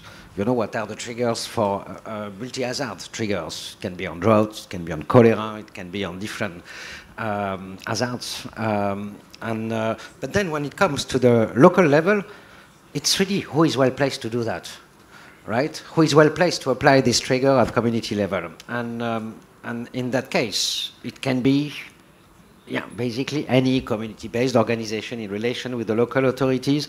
We know that to work, it has to be simplified. Most of the time, we come up with very complex messaging and mechanisms. It needs to be simplified, and it needs to be backed up by hardware investment as well. If there is no preposition stocks, for instance, it will not work. If there is no readiness in terms of injecting cash early enough, it will not work, right?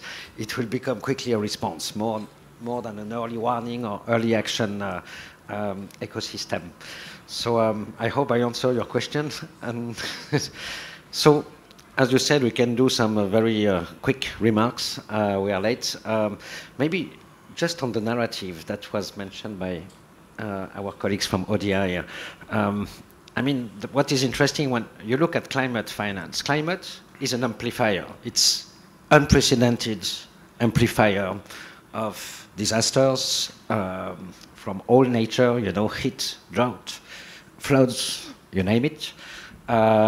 Usually triggering as well some violence, conflicts, nurturing conflicts because of access to resources. So there we speak of a driver. We speak of the consequence or the impact of a driver. When we speak of development, we speak, I believe, on a journey, right?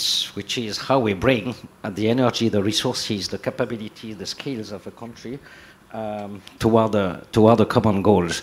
And my sense is that basically we need to look at it from a security perspective, as you mentioned, because basically all securities basically are completely at stake. Food security, water security, health security.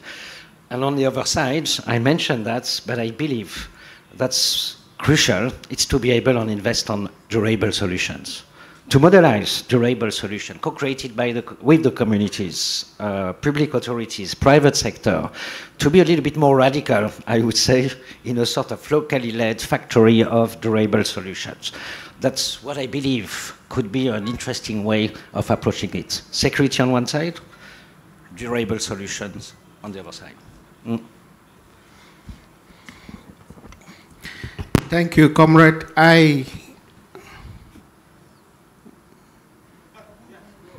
Thank you so much. I just said the contrary. I said it is worrying that the leader of the world stands in a forum like the United Nations and says climate change is a scam. It worries everybody. So there is a need for us to come together. And in conclusion, moderator, it is said in Africa that in a jungle, everybody faces a risk. But the risks are different. The risk of the person that has seen the lion is less than the risk of that person that the lion has seen. I think Africa has been seen by the lion. We don't have the luxury to walk in silos. We don't have the luxury to go in separate ranks. That is why, in conclusion, I still insist that for Africa, business should not be as usual, because we've been seen by the lion. It means civil society, government, and private sector, and the Friends of Africa have to have constant dialogue and work together to smoke out this kind of voices, dissenting voices, like the rise of the right-wing movement under the leadership of somebody I don't want to call their name. We should be the majority. Let's have the critical mass to, comment en français, étouffer, right? To smoke, to close this voice, because it is dangerous. Yes, the global community is facing the risk of climate change, but the risk is not the same, because Africa is a continent with special needs and circumstances. I submit.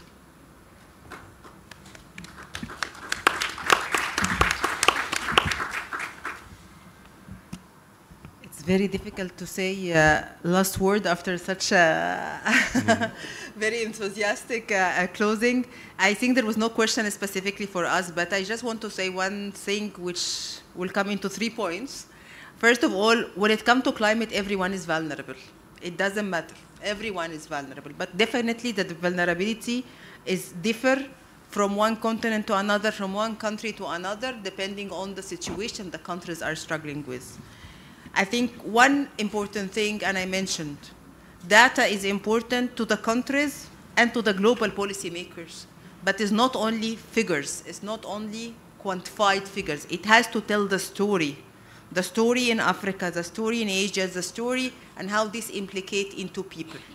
We have a lot of technology. We have AI all over the place. We have a lot of risk maps that can allow us to see where is the risk of potential further displacement, migration due to disaster and climate, intensified by conflict and others, and this will help us from the very early beginning to tackle root cause. Second, we talked a lot about climate financing. Again, financing piece, how this should be translated into operational and implementation arm in the hand of the most vulnerable countries, and this is extremely important. I think we need to move from the discussion and the allocation of fund to the operationalization of the fund for peace, for the development, and for the sustainability of the countries. Last thing I would like to say, the ownership of the solution should come from the countries. They have been surviving the worst situations. We as international organization, UN agencies and others, we can be the support. We can bring the technology and academia, we can bring the global knowledge, but they should be the owner of the solutions. They should be the owner of the finance. They should be able to support the root cause of the problem with its climate, conflict, both. And we are there just a helping arm, bringing global knowledge to the arm of the most affected people. Thank you.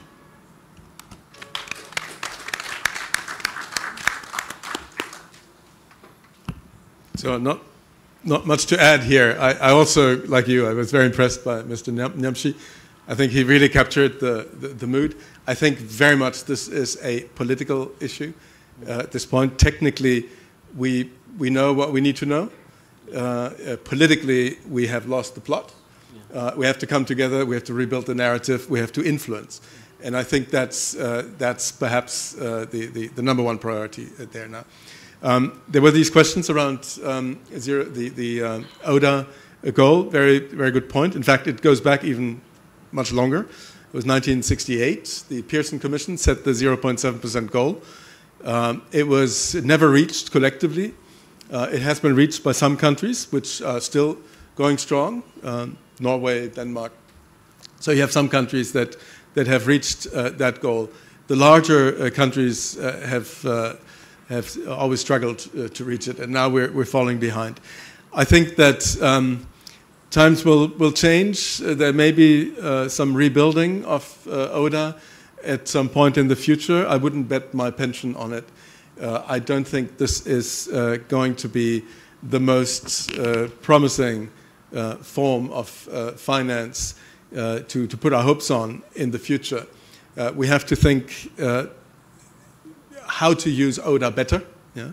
And we said a bit about that, and we have to see how we can use the financial system as it is evolving. It's very different today from 1968, right? So in 1968, there was only official finance. Today, you have actually financial flows, even into some vulnerable countries dominated by private finance, by other flows. Let's find ways to make use of that. But again, as I said, how to manage the shocks, that was a very good question back there. So you have countries that are very dependent on it. The finance that we will gain is different from the finance that we are losing. And the idea that you can, like Malawi, have much of your health system financed by official development assistance or similar situations in a variety of other countries, I think that is not going to come back. And there will have to be ways, in particular, in building domestic capacity to finance public services. That will be the main name of the game there. Anyway, with that, but I want to get back to the more positive message that Mr. Nyamshi had here for us.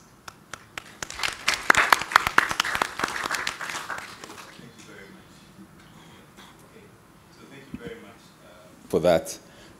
Just say that the conversation here has been very inspiring, but for me, it still remains an elite conversation. And beyond this room, it's important that we bring the people who matter into that conversation. And that's why, personally, I'm enthused by the position of Pierre on localization and the whole idea that we have a budding civil society network that we can tap into. A few weeks ago, on the sidelines of the African Climate Summit, we had a meeting with the Federation of African Journalists. One of the profound, for me, one thing that was pretty profound coming out of that meeting was the fact that the narratives vary across the board. And so I'm sorry to disappoint you, but often the conversation we have within these elite communities don't trickle down to the people who matter. And that's why it's important that even as we go forward, we also look at how to break down some of these conversations. If sitting here, I find it difficult to appreciate the conversation on ODA and what is coming down, then you can imagine the people at that base level. And so I think it's important to really highlight the whole idea of localization, tapping into CSOs, ensuring that we're able to leverage the whole of society in addressing some of these needs. To my friend Andrew, on the issue of peace building and peace and security, I think I made the point that for us at the African Union, the key thing, and one of the guiding principles of the CAP is to focus on prevention and resilience building. And so to the extent that we are able to identify some of these things, it's important to address these so we are not too reactive. But thank you very much to the African Development Bank and to all the partners. Just to say that we are hoping that come early next year, we would have had the CAP adopted. So we can leverage on your experiences. But in doing that, we would like to also say that we would want to join the conversation as partners on the table and not as mere beneficiaries. But thank you very much, and thank you to all. Thank you very much, everyone. Now just let's give a final round of applause for the panelists, and thank you very much.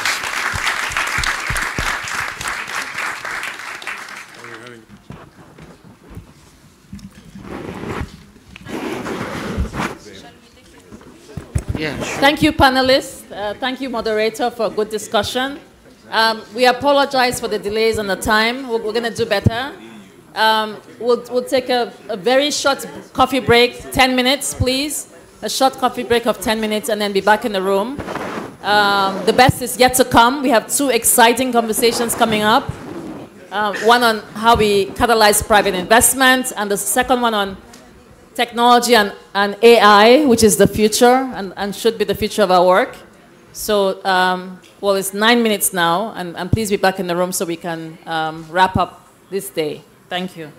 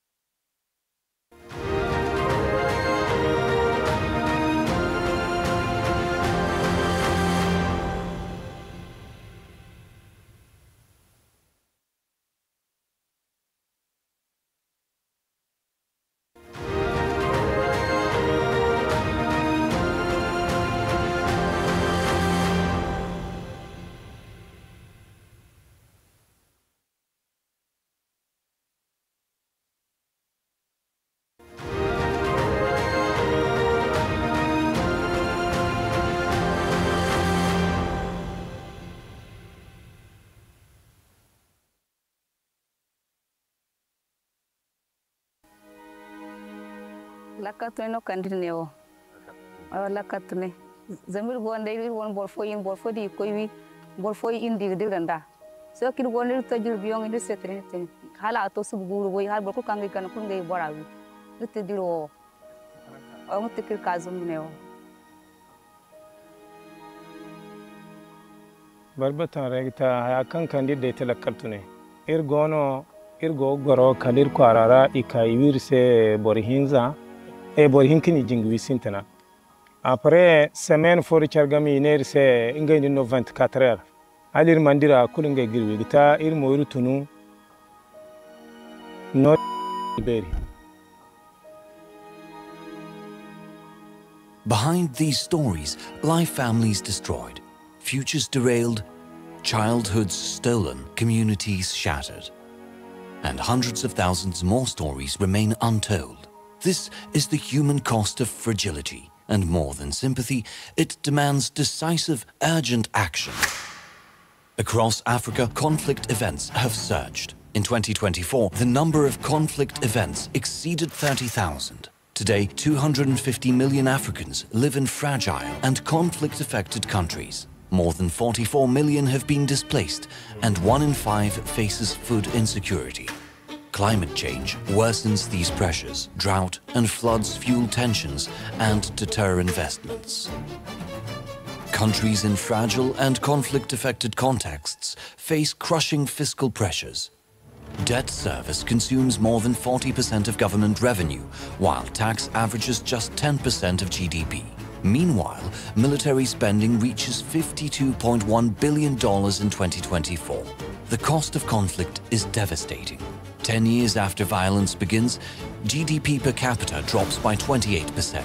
Yet, official development assistance is projected to fall by up to 17% in 2025, just when it's needed most.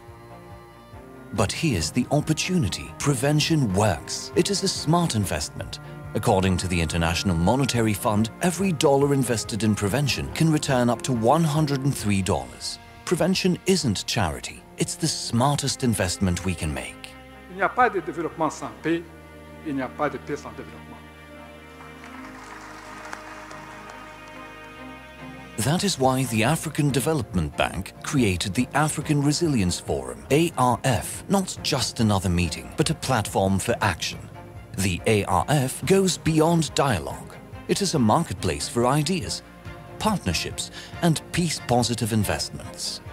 Peace finance is not only a public good, it is an untapped frontier for private investment. By blending concessional resources with private capital, we're proving that resilience is bankable. It de-risks fragile markets and channels investment into agriculture, renewable energy, infrastructure, and digital solutions. Through the action of young agripreneurs, a virtuous ecosystem is emerging. These enterprises create jobs, generate income, and contribute to food sovereignty. Quand on voit ces jeunes entrepreneurs, aujourd'hui, ils ont créé des emplois, ils payent des salaires, ils payent de l'impôt, ils contribuent au développement de leur pays. C'est un sentiment vraiment de satisfaction totale que nous avons. Notre pays est enclavé. Avec l'arrivée de la fibre, ça va vraiment nous permettre d'accéder à ce qu'avant on ne pouvait pas accéder. Depuis que la route est bitumée, l'activité a augmenté. Nous permettons donc l'accès à l'emploi aux villageois. Nous, on leur offre donc cette opportunité d'avoir des ressources stables et on prend en charge aussi donc la scolarité des enfants des employés.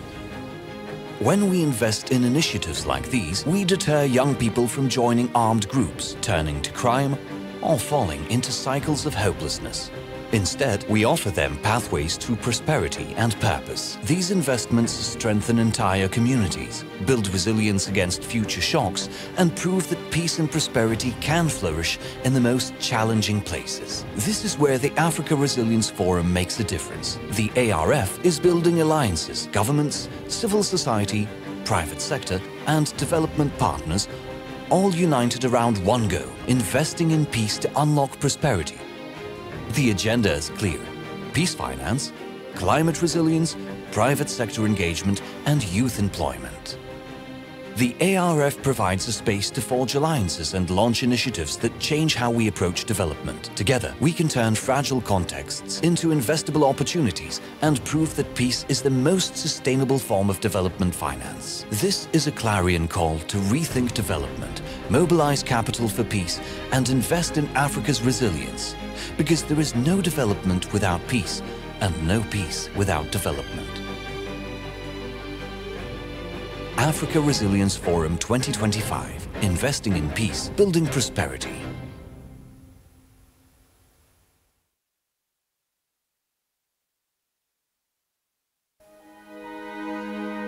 Lakatune no kandineo. Lakatune. Zamir gonde won borfo di koiwi borfo indi dirganda. So kid gonde tajir biyong indi setrin. Hala ato subguru boy har borko kangi kan kungai borawi. Lutte diro. Ang tikir kazum neo. Barbatan regta akan kandide telekartune. Irgo goro kalir kwarara ikaiwirse borihinza borihinkini jingwi sintana. Après semaine for chargami nerse ingay no 24 heures. Alir mandira kulunga girwi gita moiru tunu.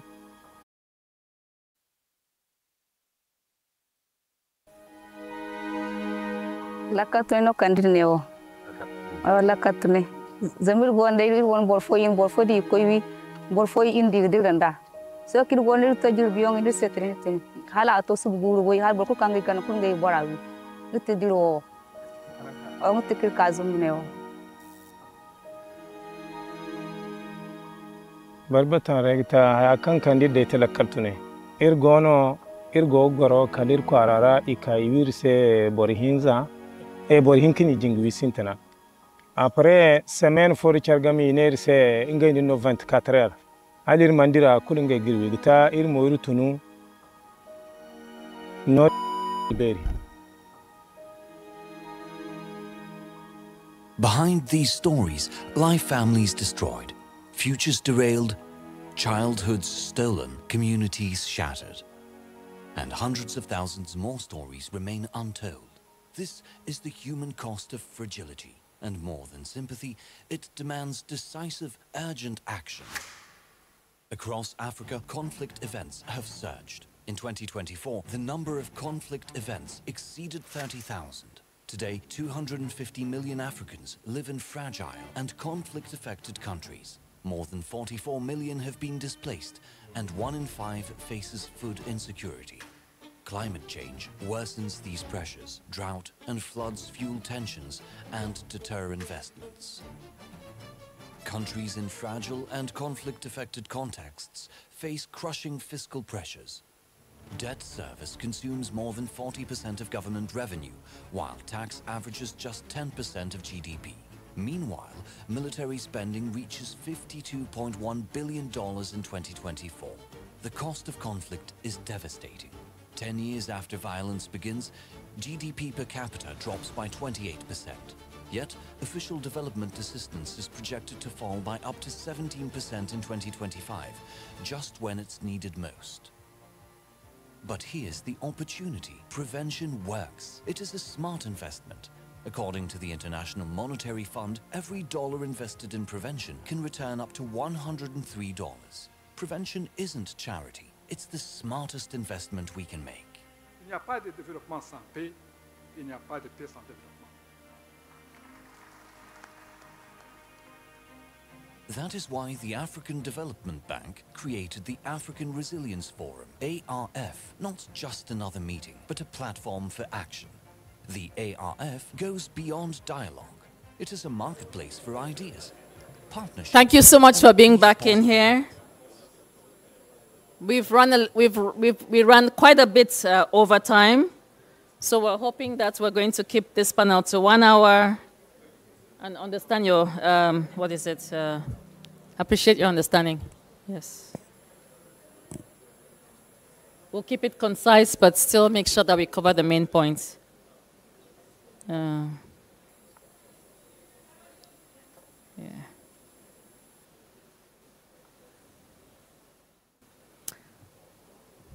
So our next session is on unlocking fragile contexts. This discussion will highlight how blended finance, concessional instruments, and partnerships can bring capital to where it is needed most. And our moderator is Mr. Hans-Peter Lanks, a senior fellow at the International Growth Center, and you can share the rest. It's a long thing. Yeah, please welcome him and our very distinguished panelists who are already seated on the podium. Thank you, Hans-Peter.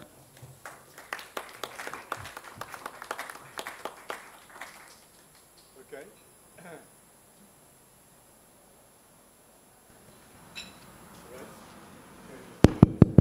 Can you hear me? Yeah. So we've raced ahead. We already sit because we have little time. As Ozong said, we have to cut it a little bit. We're going to have 1 hour and have a hard stop, actually, at 5:30 for some panelists. But with this sort of compressed time frame, we are going to have an extremely interesting conversation here.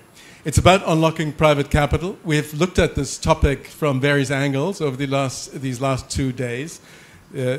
On this panel, we're going to look at it from the perspective of the toolkit that development finance has and how it can help us to mobilize private funding. So one question here just up front is, why do we need the private sector? Well, we speak about cutbacks in ODA. We've just done it on the last panel. The need to fill a gap.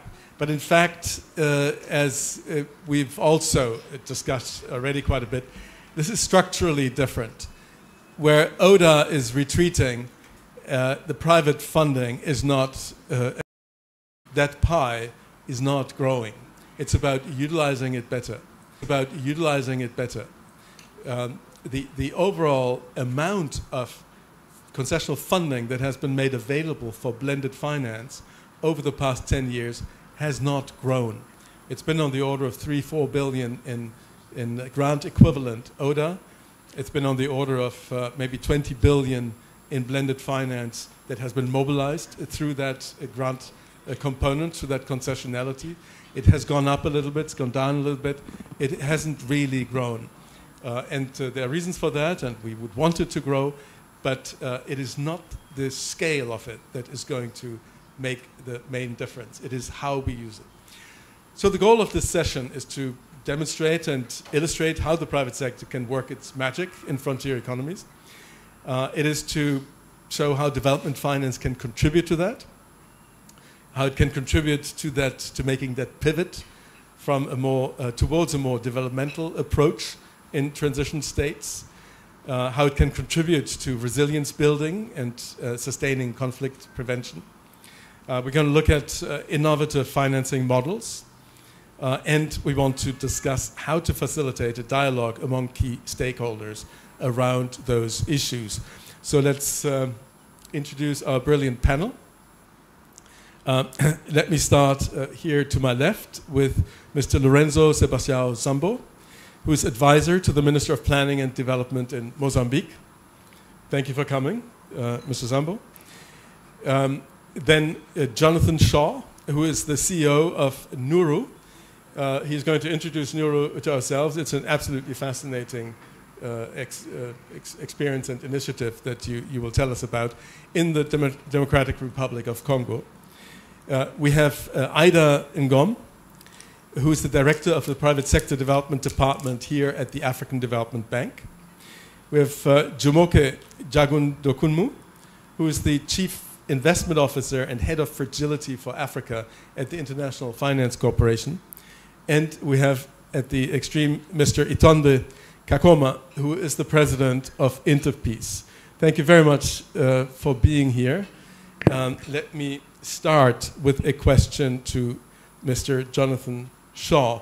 So first of all, can you tell us a little bit more about what you're doing? Tell us a bit about the challenges that you faced, and perhaps about how development finance has helped or not helped to achieve what you have achieved. Thanks, Hans-Peter, and just really honored to be here and on this panel. Thanks very much for hosting and inviting Nuru to come.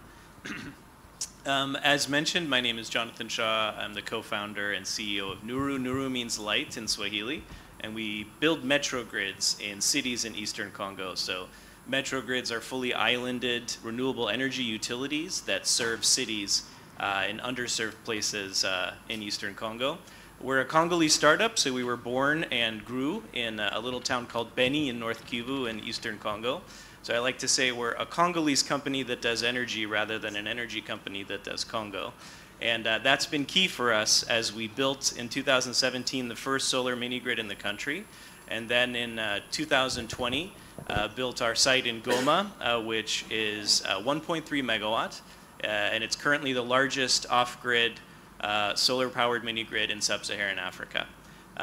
So I want to just use that site as a case study of resilience, and I think hopefully encourage you all, provide some hope for the exact theme that we've been discussing these past 2 days, but then also maybe end with a bit of a provocation to answer your question on how financing can work in these markets. But we built our site in 2020, as I mentioned, 1.3 megawatt, serving tens of thousands of people in the western part of Goma. This includes the water infrastructure in that part of the city, the telco infrastructure in that part of the city, grain milling, thousands of small and medium enterprises and homes, powered by our power plant and then distributed right into people's homes and businesses in eastern Congo.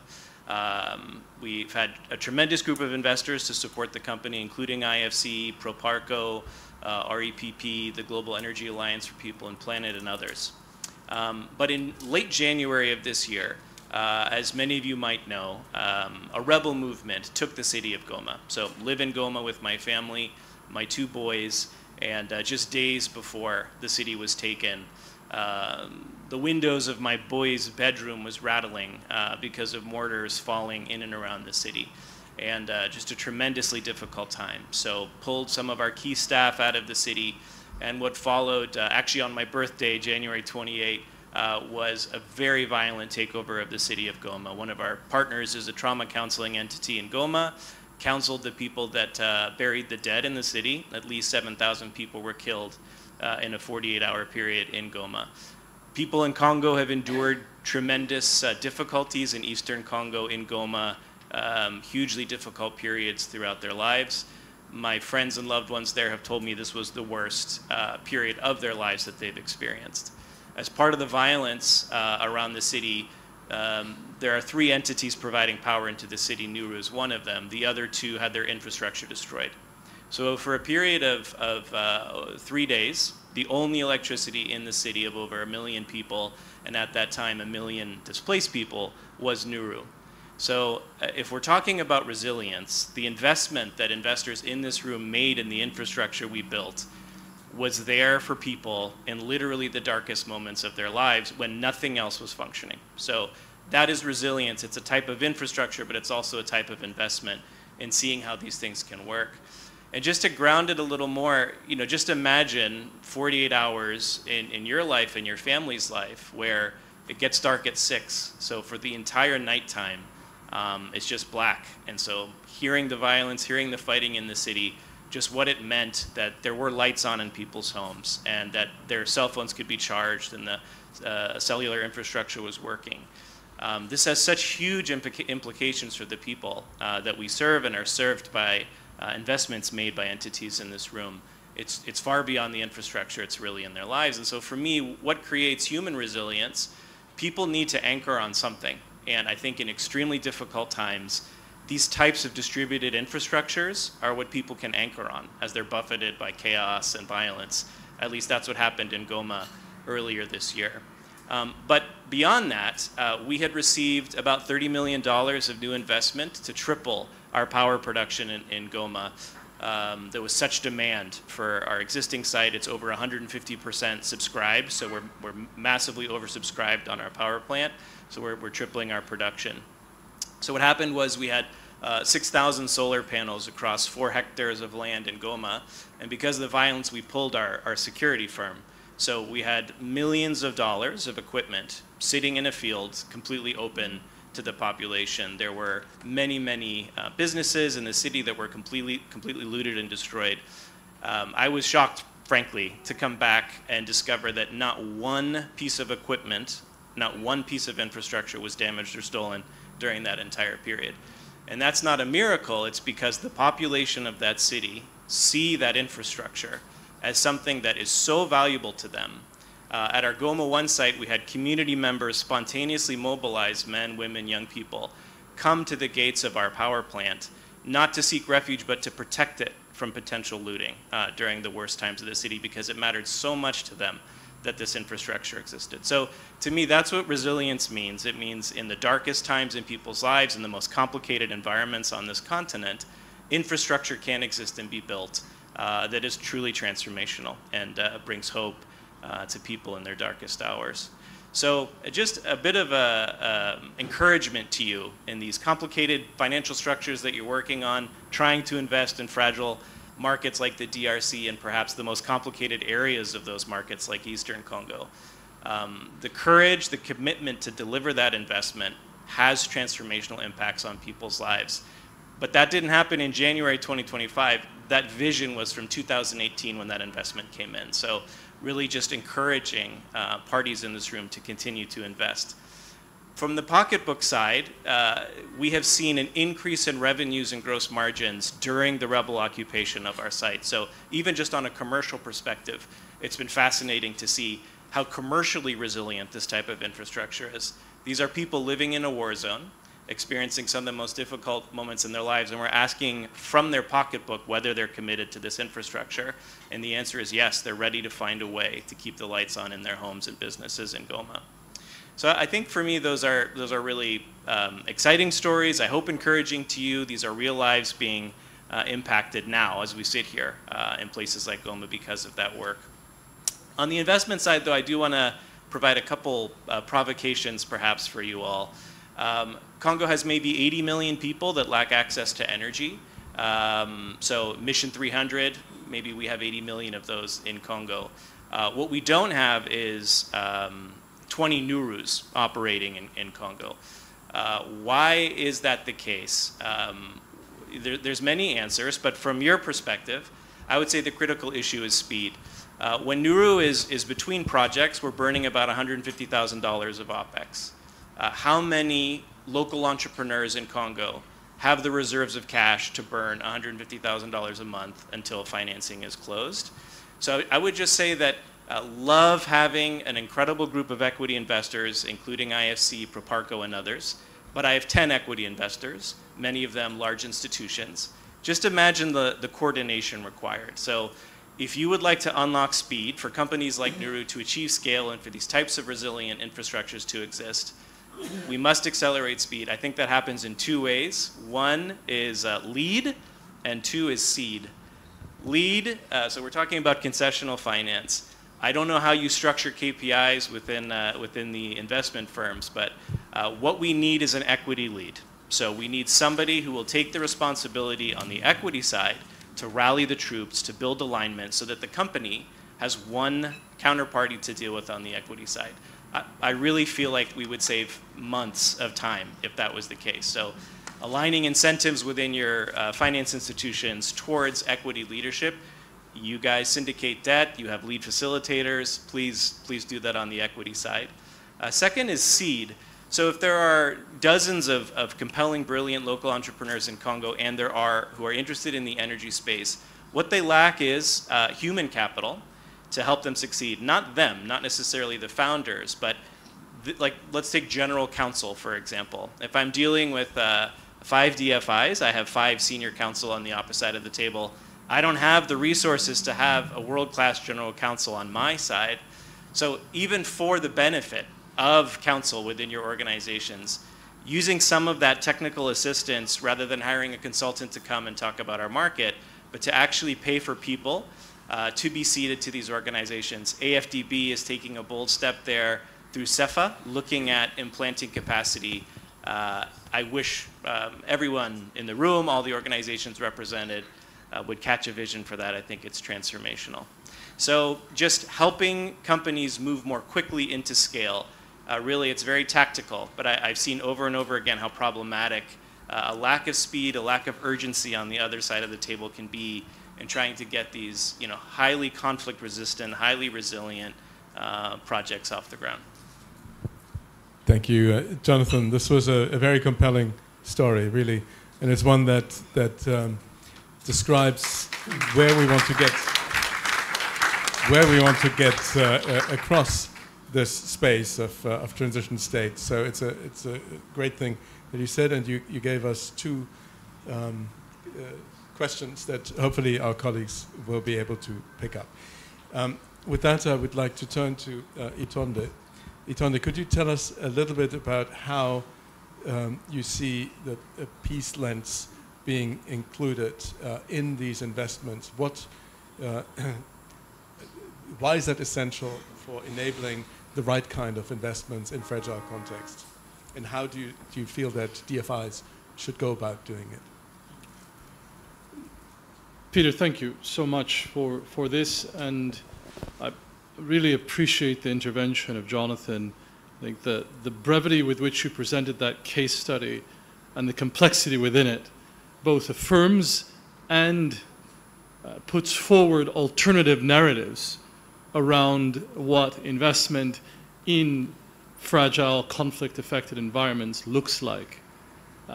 So really thank you for this, and I look forward to deepening conversation. Let me add one other point. I feel a certain burden, not only on this panel, but also in this forum, because despite the name on peace finance, I think I'm somewhat of a minority in terms of organizational representation and expertise. I lead an international peace-building organization, and the majority of individuals in the room, organizations in this room, don't come from a peace-building background. But that also reflects the complexity of the flourish in the absence of trust, social cohesion, and stability. I think this alone demonstrates why integrating, to your question, Mr. Moderator, peace considerations into finance is not optional. It is fundamental, if not essential. And I think, again, the story, and I'm sure many more that could be told by Jonathan, when peace is absent, that is, when conflict is more the norm, the private sector is exposed to risks it cannot anticipate, let alone control. Infrastructure, unlike the anecdote you described, I think the vast majority of companies would have had a different experience.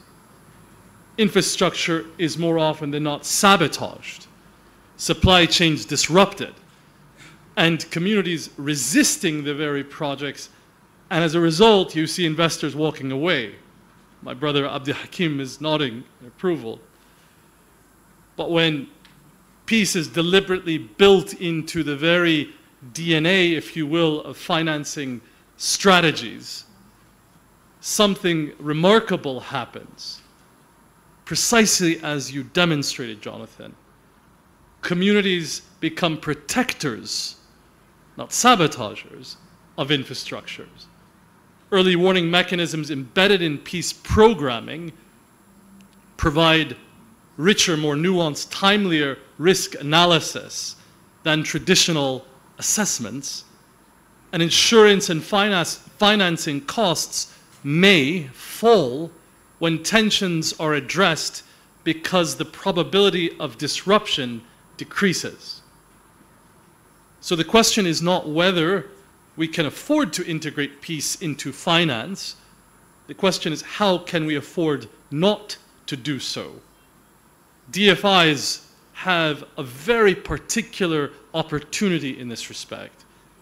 Integrating peace-enhancing mechanisms means adopting conflict-sensitive due diligence. A project pipeline is assessed not only for financial viability, but also for its impact on the social cohesion, legitimacy, and stability of the very communities that may become beneficiaries of such an investment and partners in doing so. At Interpeace, together with the African Development Bank and in partnership with UNDP, I see Ado here, we are operationalizing this through the Peace and Security Investment Hub in Mozambique, and the Honorable Advisor will speak more to this. Their peace considerations are not an afterthought. They are the starting point of investment strategy. And that is precisely what turns, arguably, fragility into an investable opportunity. Thank you. The need for concessional finance. In a way, that's what I hear from you. So that's a very interesting proposition. Now we're going to go to Ida and to Jumoke to hear a little bit their perspective. So we've heard from an entrepreneur. We've heard about the importance of a peace lens. How do you reflect that, Ida, in the toolkit that you have? And where do you want to take your toolkit? How are you going to scale up the experiences that Jonathan, for instance, had? Yeah, thank you very much, Peter. And I must say that Jonathan's experience was really uplifting in terms of seeing that despite the challenges, there is resilience and there are investors continuing to do that work. But I also very much agree with what you said. When it comes to investment, it's extremely important that we are in a position to include security consideration in the design upfront. And the example I'm going to give, we've been involved back in 2019 into financing a major project in Mozambique, which had all the superlatives. I would say it was the biggest investment to be done on the continent, 29 billion. With resilience and create the conditions for communities and economic stakeholders to be here, actually, as you say, to protect the investment and also to invest locally and also attract foreign direct investments. So that upstream one, we are doing it through various instruments for project development, and the project development angle actually closed sometimes in August with 118 million. And really the objective is to be in a position to invest into project development so that those projects are bankable and are available for investors, and we create the right condition to make sure that that attraction can exist and that risk perception can be mitigated. On the downstream level, we do direct investments in private sector, and I hear your plea about more equity. It's true that we do a lot of loans, debt, syndicated loans. In terms of equity, I do agree that we need to go further. We typically deployed through the private equity funds. We support venture capitals, we support patient capital. But as you say, Hans-Peter, scale is still an issue. We need to go further. We need to make sure that we can do it at scale, and we can make it translate into sustainability. Because blended finance, as much as it is important, it has to come up with a situation to create the conditions of sustainability so that in the long term, those companies which have been supported can thrive without those concessional funding, and it can be recycled. And we are seeing a marked decrease in ODA. So from that perspective, we need to be very agile and very systematic in terms of how we deploy concessional funding. And reducing the cost of capital is very important. What we've seen is that when private investors, they have access to capital, it still comes at a very high cost of capital levels. We have, when it comes to toolkit, to try and address the issues around economic resilience, around fragility, and make sure that we can boost private sector. But collectively, I believe in line with the call for MDBs, DFIs to work together, we need to find the synergies that will allow us to do this at scale. I will stop here for the time being. Thank you. Ida, thank you. That was very helpful. I'm going to turn to Jumoke with a very similar question. But maybe, Jumoke, you could also give us a sense of where you want to be in 5 years, let's say. And we're talking about these countries with complex environments that have been so hard to scale up in the past. And I know I was a colleague of yours at IFC, how hard it was to scale them up. What's going to be different here? Do you have the tools to make it happen? Is Mission 300 going to be a vehicle to make it happen? Is simplification, and I'm going back to Jonathan, perhaps one of the things that you're looking at here? Okay, thank you very much, and good afternoon, everybody. I'll take that in 3 parts. What are we doing now? What do we need to do? How are we going to scale it up, and what do we need to scale it up? So what are we doing now to unlock private sector in fragile countries? Let me set the context. In a lot of countries that are called fragile and conflict affected, or which AFDB says transition states, there is very little or no FDI, foreign direct investment, very little. So what you have is domestic private sector. Jonathan said they're a Congolese company doing power. So what you have in a lot of these countries is domestic private sector, usually small, and sometimes unsophisticated, a lot of the time need lots of hand-holding, a lot of the time the regulations and conditions in the country are such that it is very difficult for private sector to thrive. We also know, so essentially MSMEs, we also know, as has been said earlier this morning, MSMEs create between 70, 80%, in some countries 90% of all the jobs in the country. Huge number. If you think it's 50%, double it. If you think it's 30%, maybe double, nearly, triple it. That is the size of MSMEs in the country. And don't get financing, but it's not only finance. We heard a lot about lack of access to finance here. Frankly, the commercial banks, lenders, and co will tell you it is not an absence of finance. It's an absence of projects that are bankable, that can be financed and be able to hold their own and pay back. Grants only give you so much. Once you give out a grant, say 2, it's gone. And the amount of financing there is it. But if you're able to leverage it, and I'm coming to the point of blending and all that, and is returnable, then you're able to scale things up. You need to build the capacity of domestic private sector. Roland said something local champions earlier. So one of the ways that we're beginning to work in this, knowing those conditions I said earlier, is we have created a program called the Local Champions Initiative. Naturally, we need to get proof of concept, so we started it initially in the Sahel. We moved it to a number of countries along Lake Chad, which is where Ronald came, is one of the people we're working with in Cameroon, where it's a specific program that we're using to identify and support high potential local private sector and working with them to build capacity, investment readiness so that they can scale and attract the financing that's required.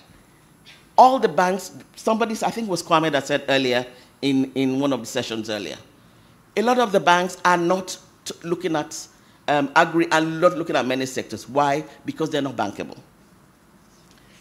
And we know that FCS markets in a lot of these countries typically have focused just on the urban capitals. I'm Nigerian, so let me use Nigeria as an example. Nigeria is not Lagos. There are so many places. If I use Niger, the amount of commercial activity that's happening in Maradi is like 90% of what's happening in the whole of Niger. So we need to move our activities beyond just the commercial and urban centers. So what do we need to do, or where do we want to go to scale to maximize the impact? I call it ecosystem development. What do I mean by ecosystem development? We really need to take a broader view of what is necessary for these companies to scale. There are a lot of things that they don't have. We always talk about it to finance. But there's an absence of skilled labor. A lot of the youth and co this morning were talking about the education system, not having the skills, doing entrepreneurial training and all that. Access to skilled labor is that. Infrastructure, infrastructure, infrastructure. Nuru is addressing some of that in Eastern Goma. There are a lot of Nurus elsewhere, but how do we give them the necessary funding, capacity building, and all that to scale? Market linkages, efficient payment systems, efficient payment systems, efficient payment systems. And importantly, regulatory frameworks. These are problems in pretty much all of Africa, but they are exacerbated in fragile and conflict-affected countries. An example, let me go to the third place, and then I'll use one example to encapsulate it all. How do we want to scale up this ecosystem development? Ida and I were just talking earlier about how we need to use public sector financing, private sector financing, coming together, because we know private sector entities in these countries need a lot of advisory services to build them to scale, the sorts of things I described that we're doing in local champions. How do we all come together to scale it up?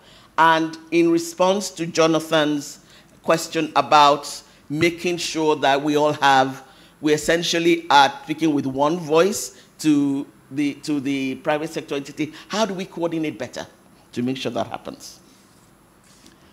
You asked a question about M300.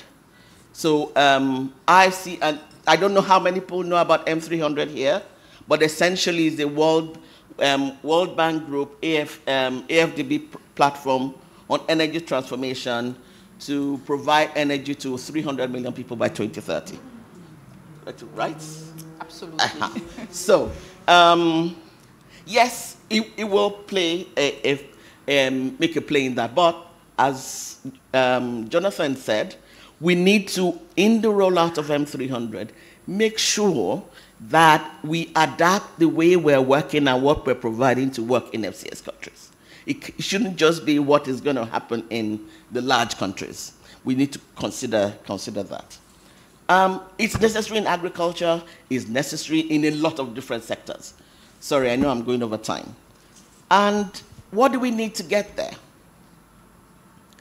Non-traditional financing structures, some of which was mentioned earlier, so I won't mention it. Kwame talked about it earlier, so I'm not going to expand on that.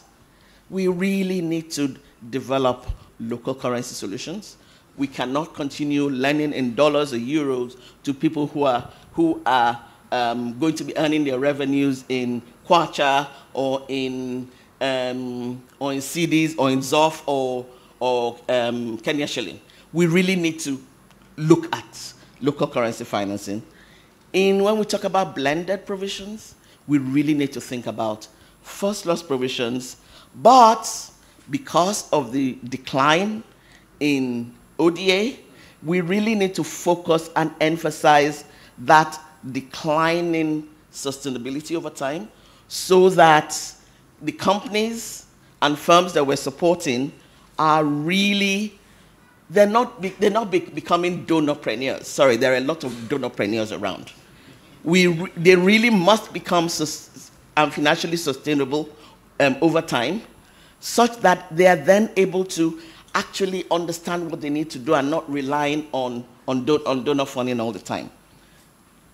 Lastly, I would say we really need to work better together on scaling up the advisory services that the domestic private sector needs. I must say I disagree with you on peace financing. I would say conflict sensitivity, because the private sector is not going to, nobody can wait until peace is available before things happen. But the private sector needs to keep on working. If we implement conflict sensitivity into the way we work with the private sector to understand the impact of their activity on the conflict, on their activity, such that they do not exacerbate the conflict does not negatively impact their work, they are able to understand and make sure that the footprint of their business, not just in the area where they're working, they're able to ensure that they mitigate the conflict on their business and are able to work with the local community to ensure that that business, the community considers its business. That's what we did with Nuru. And it is not financing for peace or thinking that there will be peace in the project, but essentially making sure that the project understands the ramifications of current conflicts, what's coming, and is able to work within itself with the local community to make sure that is recognized. Sorry, I've gone over time. I'll stop there. Not at all. It's on there. You're gonna come back. Yeah, I would like to, because I appreciate the honesty of exchange. You know, we still have Lorenzo. My apologies. Just to say that your description is precise, is the definition of peace finance. Yeah. Literally what you said. And that's precisely and I would love, my apologies, sir, to hear more about what were the factors assessed that led to the 5-year delay of that large-scale investment. It's exactly the dynamics you described that were not implemented. My apologies, sir. No, not at all. Because essentially what you're saying is that peace-sensitive or conflict-sensitive investing is smart investing. You need to understand your environment. You need to understand the risks. You need to deal with them. So it's a smart way of investing in an environment that is complex. So that makes sense. There's a whole lot that both of you, Jamoka and Ida, have given us here. And we know your institutions are really working hard on making it work. But at the end, I'm going to come back with the question, where are you going to be in 2030 in these countries that we're caring about here? But now would like to hear, Lorenzo, your view from government that has, and we heard just very, very important experiences with this kind of investing. Well, thank you very much, Peter. After listening to this four, prominent panelists, I think my role is just to bring. Sorry. Can you hear me now? I'm so sorry. Anyway, it happens when government speaks. Again, thank you very much, Peter. I think my role here, after listening, anyway, the fourth speaker, the four panelists, my role is to bring the political commitment in this one. I really feel a lot about Jonathan's experience in Goma. This brings an issue of political stability. When Intant was saying a market can survive in volatile environment, this is very important. It means that besides political stability, we really need to take in consideration to build bulk infrastructure as an incentive for business. This comes to the commitment which I just referred to now.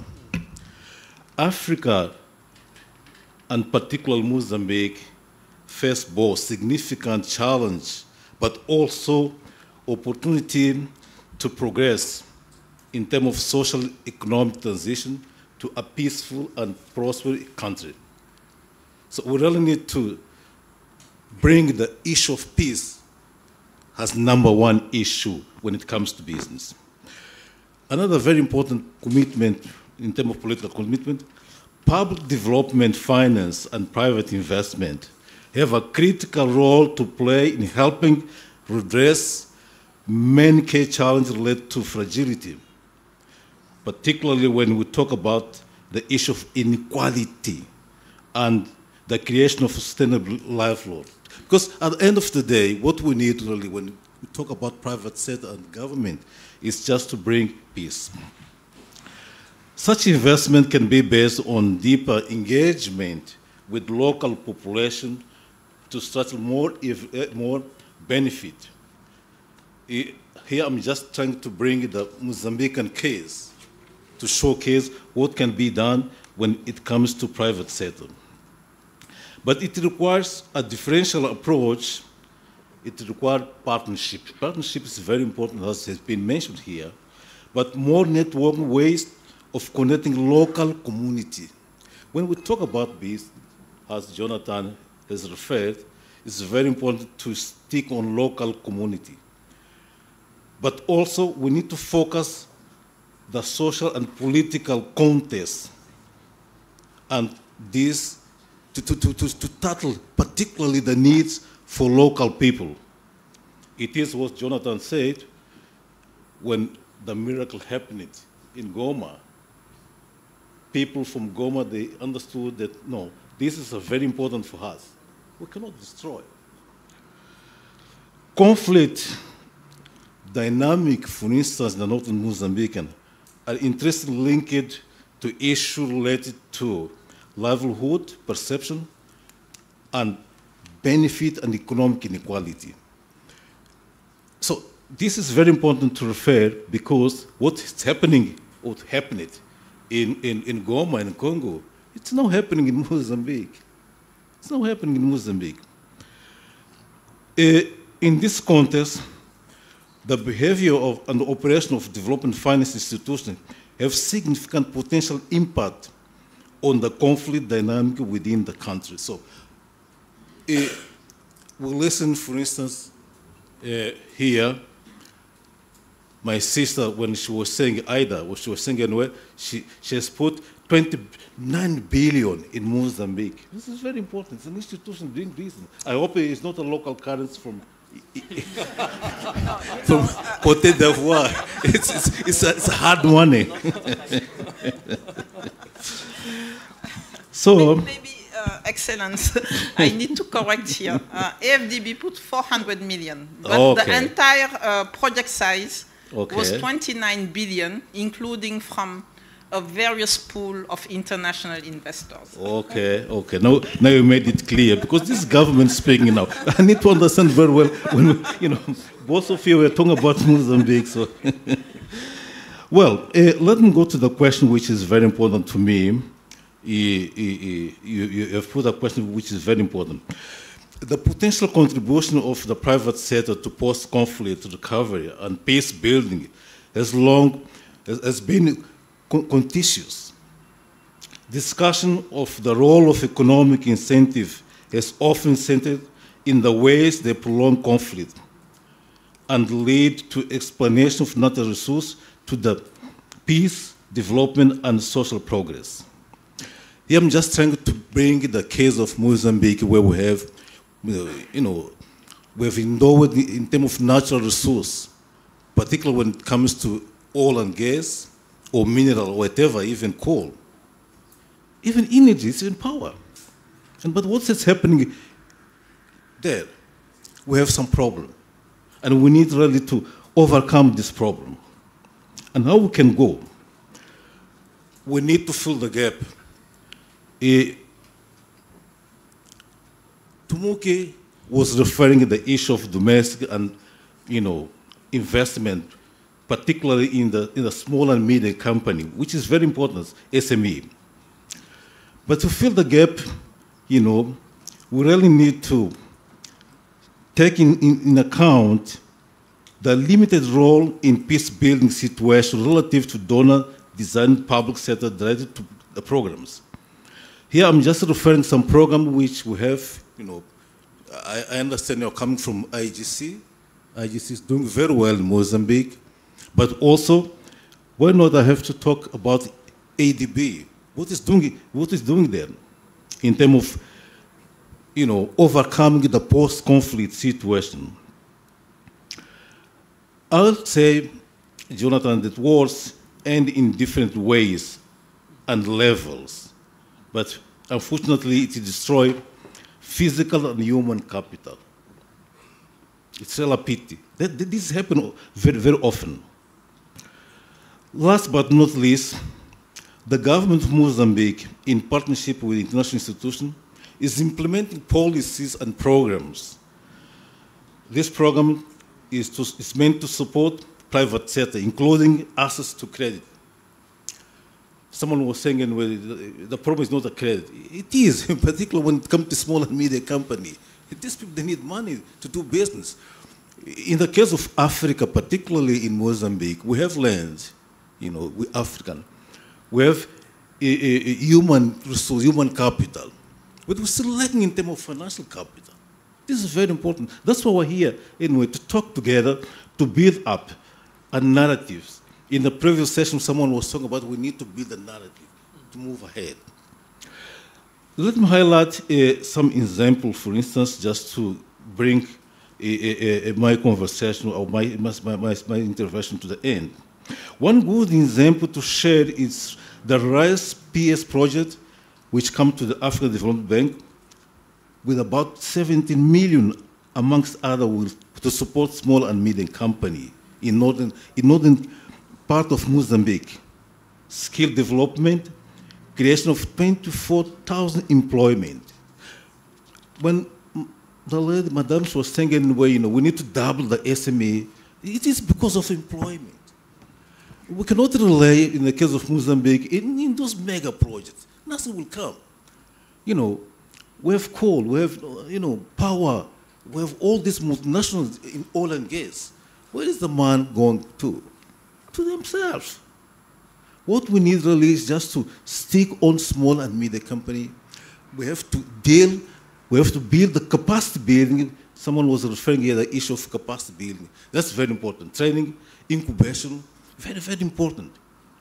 What our small and medium company needs is training, beside the money.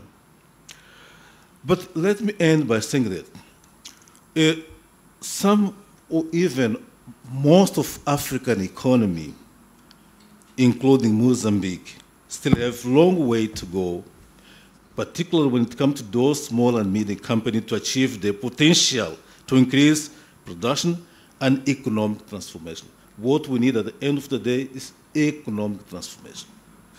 So, Peter, I was trying to, bring the political commitment for these four speakers here, and end here to take any question in the next slide.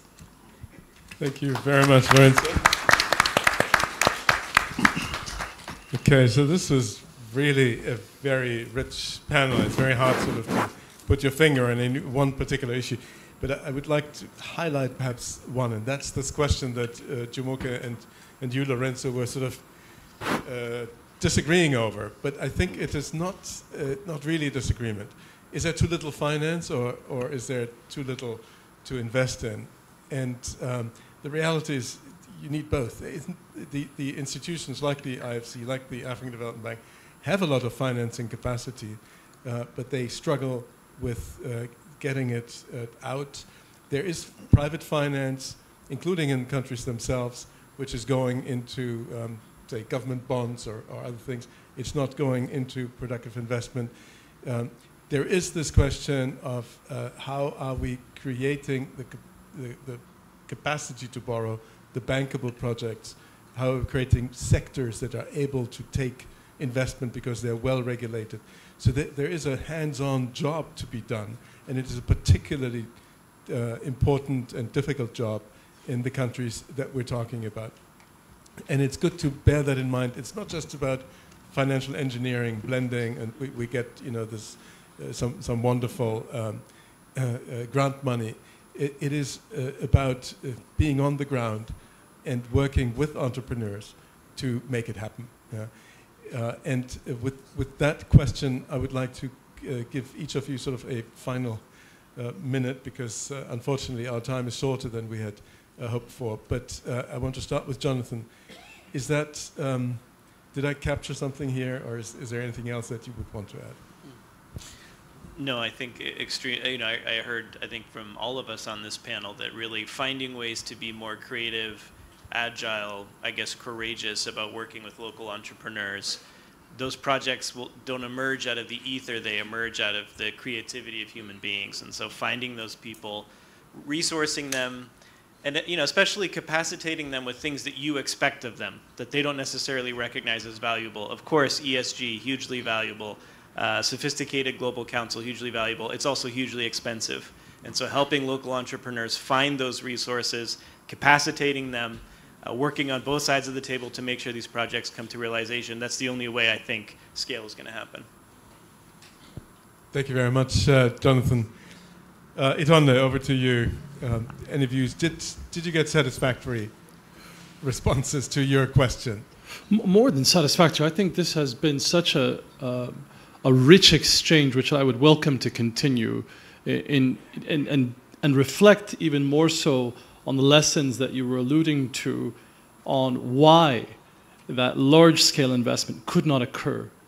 And I would posit that the African Development Bank, and I must commend the bank again, even the title of this forum points to the forward-looking vision of AFDB, prioritizing prevention, financing peace. Because one could argue that even a small percentage of that, was it 29 billion, or even of the 400 million contribution by AFDB, a small percentage, if not just from an analysis point of view, what are the risks, but then addressing them from an enabling, you use the term, creating the enabling environment for ownership of the very communities who stand to benefit the most from that investment.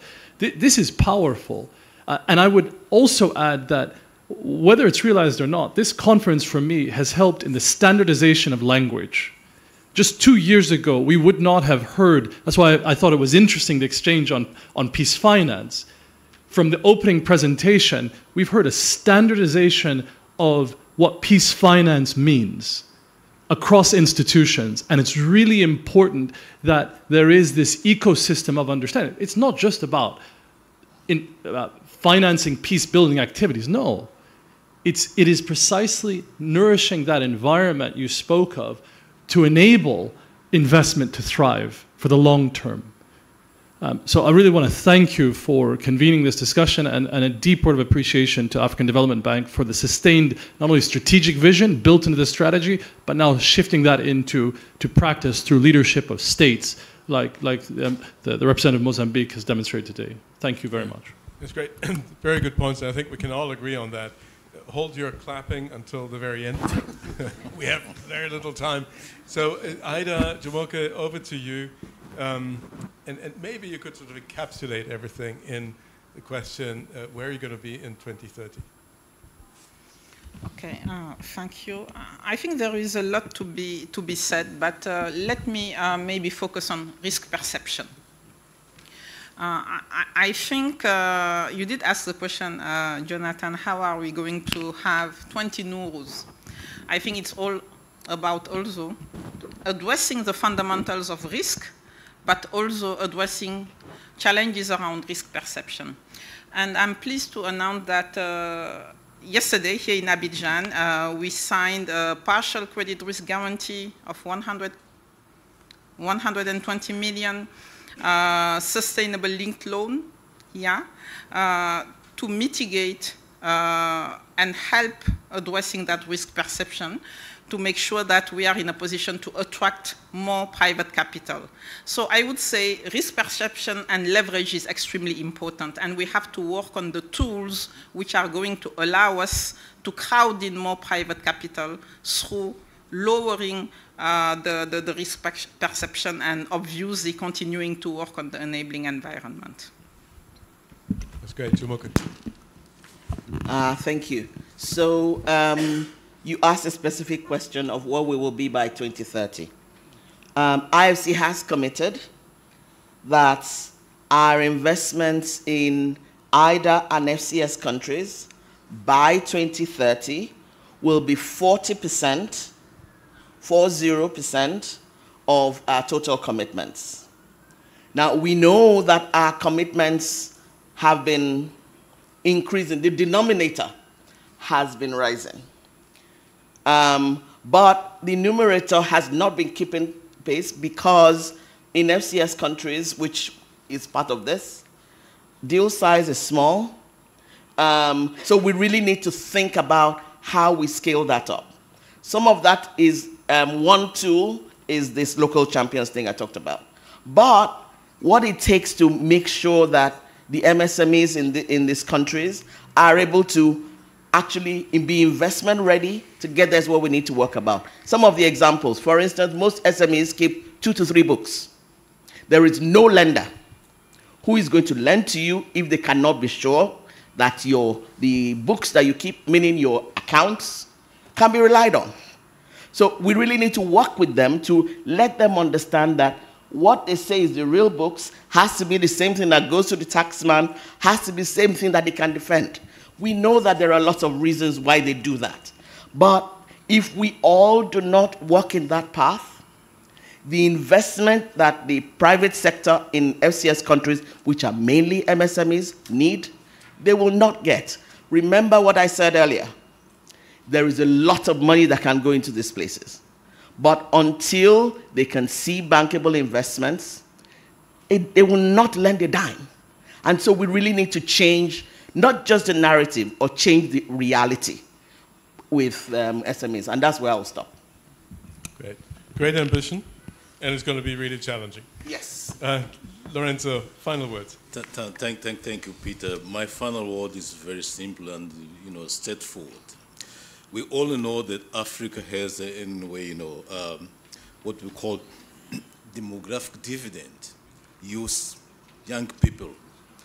I urge financial institutions, particularly the development agency, to invest in people, to invest in these young people. So then in 25 years or even 50 years' time, we're going to have Africa different. Okay, fantastic.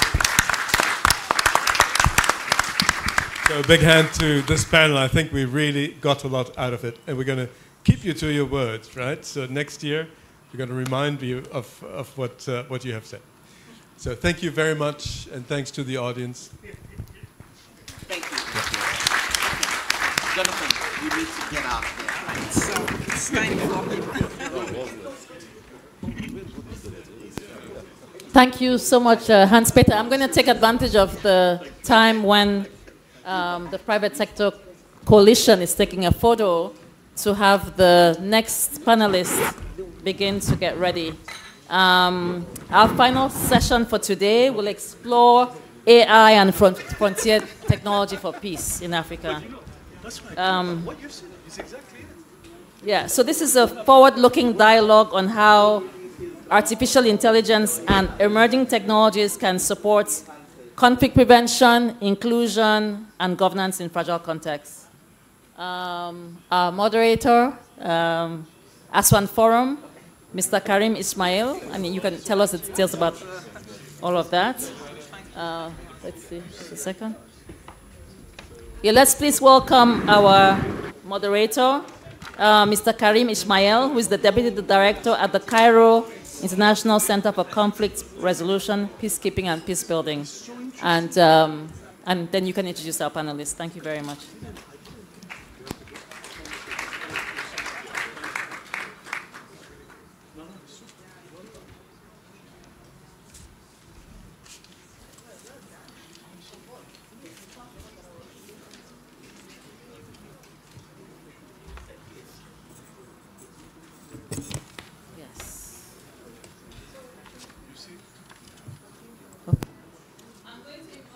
Let's see. I'm going to invite Stefan Koulibaly, Director of Innovation, Startups and Private Sector, Ministry of Digital Transition in the government of Côte d'Ivoire.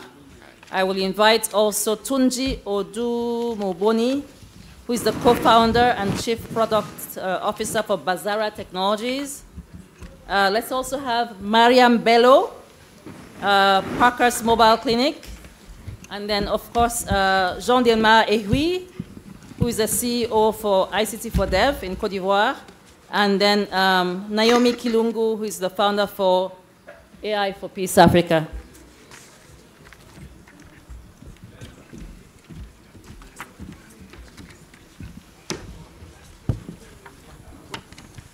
Good afternoon, everyone. I'm actually very encouraged to see like this very wide attendance at a very late hour, which shows the level of enthusiasm for the topics that we are discussing today, and also for our distinguished and very young and also very wealthy panel. I am very much aware that we are the only ones standing between you and concluding a very successful 2 days discussion, and also I am sure that all of you want to go out and enjoy this beautiful city. So myself and also my esteemed panelists will try our best to abide by the time limit.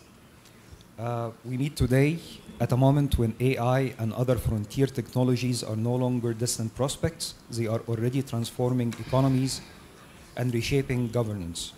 For Africa, the stakes are especially high. These tools offer the chance to leap forward, to close gaps in resilience, and to build inclusive growth. But they also raise pressing questions about governance, safeguards, and how to ensure technology strengthens peace rather than undermines it.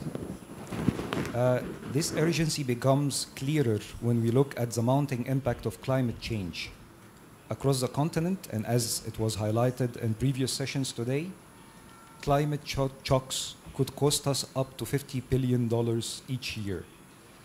That figure represents not only economic loss, but also destroyed livelihood, displaced communities, and growing fragility. That is why the theme guiding this session, as well as the ARF this year, is prioritizing prevention. AI must be seen not just as an economic tool, but as a peace technology, able to strengthen early warning system, anticipate tensions, improve service delivery, and deepen citizen confidence in governance.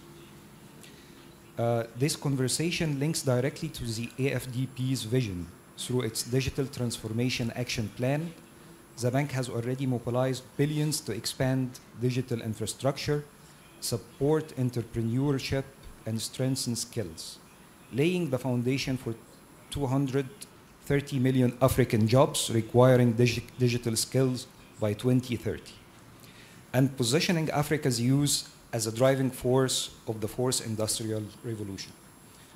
I would also like to highlight that this year, this session is part of a broader cycle of African-led dialogues and partnerships. In August, CCCPA convened a preparatory workshop titled A New Era for Peace, Security and Development Powered by AI. That workshop brought together voices from across the UN, AU, civil society, and the tech community, and its recommendations will help shape our discussions today. It also laid the groundwork for the upcoming edition of the Aswan Forum for Sustainable Peace and Development, which will convene this month under the theme, A World in Flux, Continent in Motion. Among its highlights will be a dedicated session on titled An Algorithm for Peace, the Dual Power of AI in Africa's Security and Development. This continuity from August workshop to today's session into Aswan Forum reflects partnership between CCCPA and the African Development Bank and the respective forums. ARF and Aswan Forum are building a connected platform to amplify African priorities, ensure that technology is governed inclusively, and to translate dialogue into actionable recommendations. So as we begin this dialogue, our task is threefold. First is to examine how AI can drive investment and innovation in ways that directly benefit fragile and transition states. Second, to explore how governance and safeguards can ensure these technologies are inclusive, transparent, and trusted. And third, to understand how AI can become not just an economic tool, but a peace technology, supporting early warning and conflict prevention. We have already, our panel have been already introduced, so I will move ahead. Maybe we will start with a government perspective from Mr. Stephen Coulibaly. Mr. Stephen, from your vantage point, how is Côte d'Ivoire working to create the policy and regulatory frameworks that allow AI and digital technologies to drive resilience, while also ensuring that these opportunities are inclusive and sustainable? I would also like you to comment a little bit on regional collaboration, complementing the national efforts, and what role can the AFDB play in supporting these efforts? The floor is yours. Excellent. Thank you so much. Very happy to be here with you guys on a subject that is this important. I know that AI is the hot topic right now, shaping what's about to come for the future of humanity in general. And I think we have passed the time when AI has been seen as just technological advancements, nor just an input into development of socio-economical development in general, but today it's one of the main geopolitical challenge of our time. So extremely important topic, and that's why in Ivory Coast, in Côte d'Ivoire, we decided to elaborate a national strategy for AI and big data that we started working on last year and presented to the government officially in March 2025. In that strategy, there was 3 main pillars. Number 1, investment. Number 2, inclusion. And number 3, governance.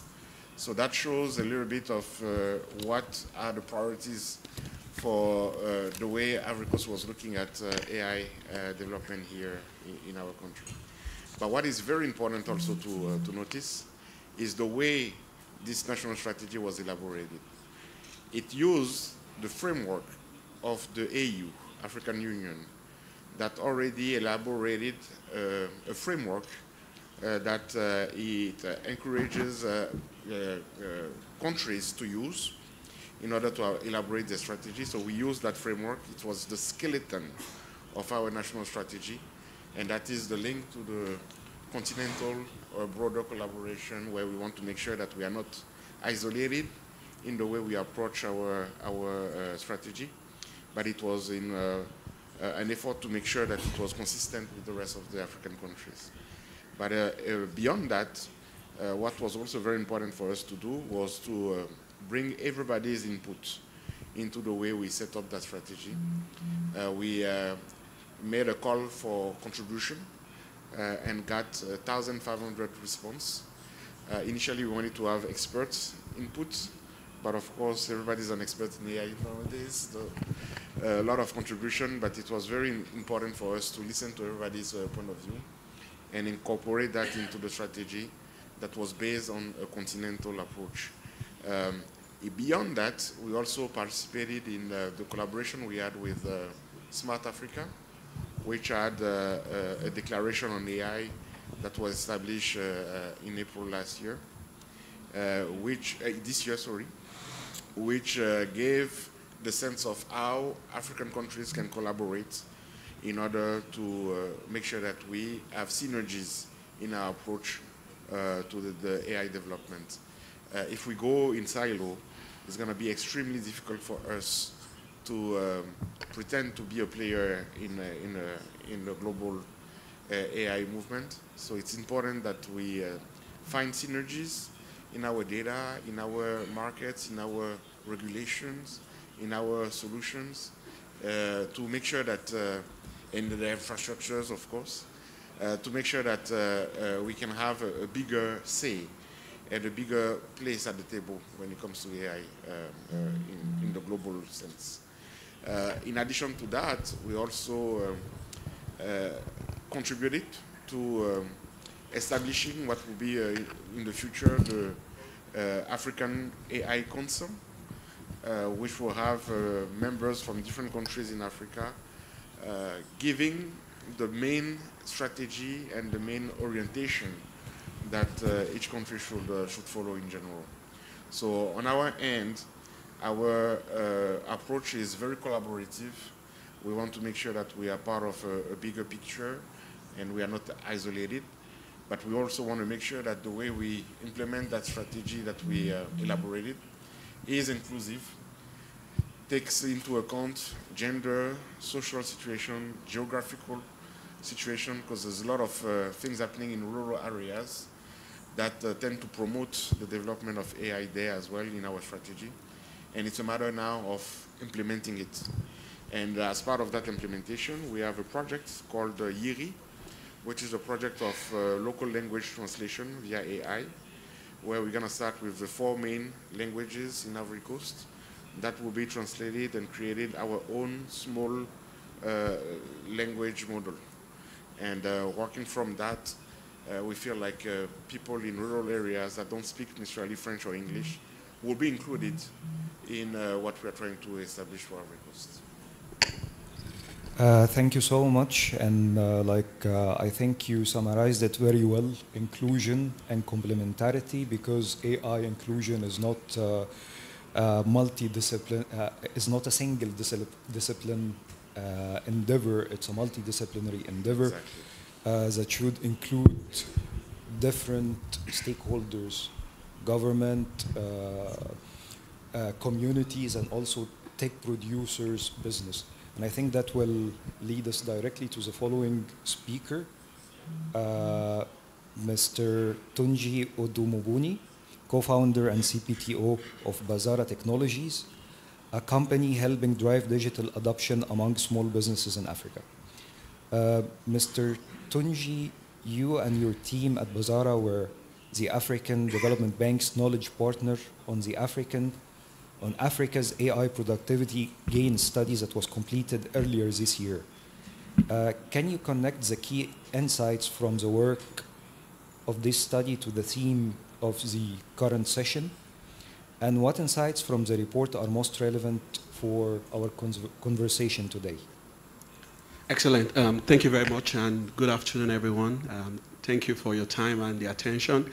I'd like to just start by saying I'm really privileged to be here to share on such an important topic, which I believe is also very timely.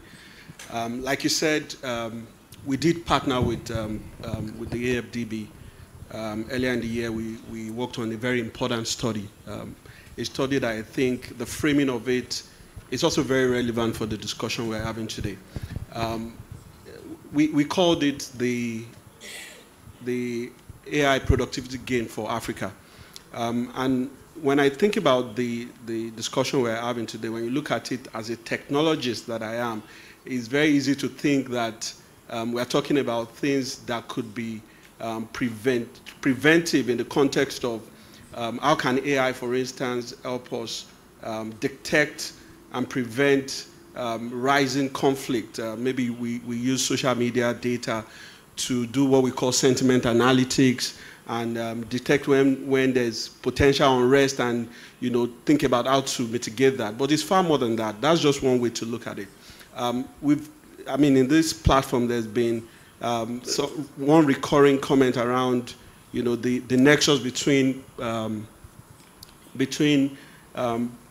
peace and development. No development without peace, no peace without development. I'd like to stretch that a bit to say there's really no sustainable development without productivity, which is why that work we did earlier in the year is so relevant.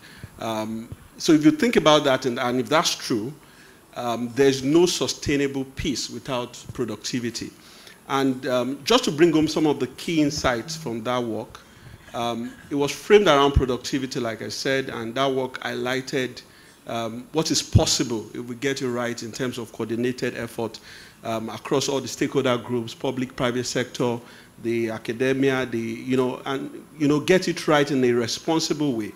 We estimated about $1 trillion, Africa could realize up to $1 trillion GDP gain over the next 10 years, so by 2035.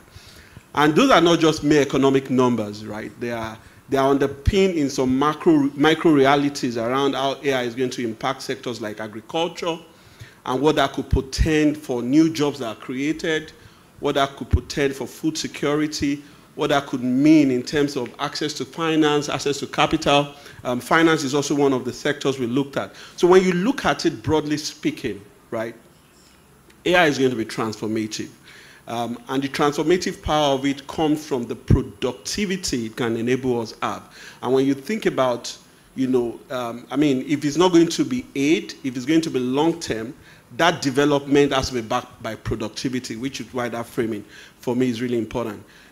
When we then stretch that a bit more, we started looking at not just the question about what is the size of that opportunity from a productivity perspective, but more importantly, how are we going to realize it? What are the enablers for that productivity gain? And where are we as a continent, right? And we identified 5 main enablers. We called it the flywheel because they actually interrelate with each other. One of it is data, right? Data is so critical. It's a fuel, like we know of AI. Data is so important, and we have to get that right when it comes to openness of our data, when it comes to the fairness of our data, and that talks to how findable is the data, how accessible is the data. Is the data interoperable and can it be reused, right? So data in itself is available, but is it available in a quality form? And that's something that we need to think about in a very deliberate way. Yeah, policies is going to help that. There's going to be a lot of deliberacy from the private sector as well in terms of how solutions generate this data and how this data become available to further the kind of insight and forward thinking we want to have around some of the things that can sort of enable peace. The other thing there is about compute. Compute is another enabler, and you can think about compute and think about infrastructure. And this is one area where there's a lot of investment needed. If you look at the gaps around infrastructure that we have in the continent, and when we think about infrastructure, it's not only road infrastructure, it's not only those sort of infrastructure. In terms of digital infrastructure, right, even things like identity is really going to be key when it comes to scaling technology and scaling the value of technology, right? We all know how CPU hungry, how compute hungry these AI models can be. So it's also important that we think about a sustainable way of financing local players within the infrastructure space, within the telecommunications space, to put connectivity in place, to put data centers, data embassies that can be regional for their use and so on and so forth. Another thing that probably for me is the biggest asset that we have as a continent is talent. So we talked about talent as well. Talent is that foundational enabler that actually turns the AI value to reality, because whether it's from a consumption perspective or as a producer, we need people to use these AI solutions that we build. We also need you people to produce the AI solution. And it's not news that we have an unfair advantage as a continent when it comes to our talent resources, particularly the youthfulness of them. But what we need to emphasize is not just about having the people and having this youthful population that is going to power the workforce of the world. Is making sure that we can turn that latent asset, right? We can turn it to useful asset, and that speaks to how we tie this population to education. Because a number of youth in Africa are still not educated, right? And particularly when you then bring it into the context of digital education, AI skills, we are a bit more in the nascent stage, and in probably when you look at the value chain of some of the skills that are required, we need to do a lot more when it comes to capacity building. Trust is another one we spoke about that we highlighted in that report, and trust is really key. Trust comes from having the enabling environment. Government does a lot of work in making sure that happens, regulation and all of that, and that's something that we can really be deliberate about. I know I've spent a bit of time, just working in this regulatory space over the last 5 years, working with regulators across Africa, right? And I know there's a lot of things going on when it comes to digitizing the regulatory frameworks and enabling regulation to thrive. But we've got to do a lot more about that. The last but not the least, of course, is around capital. And all these enablers, right, they are intertwined. Capital is as important, right? And you can't attract capital without the right trust environment.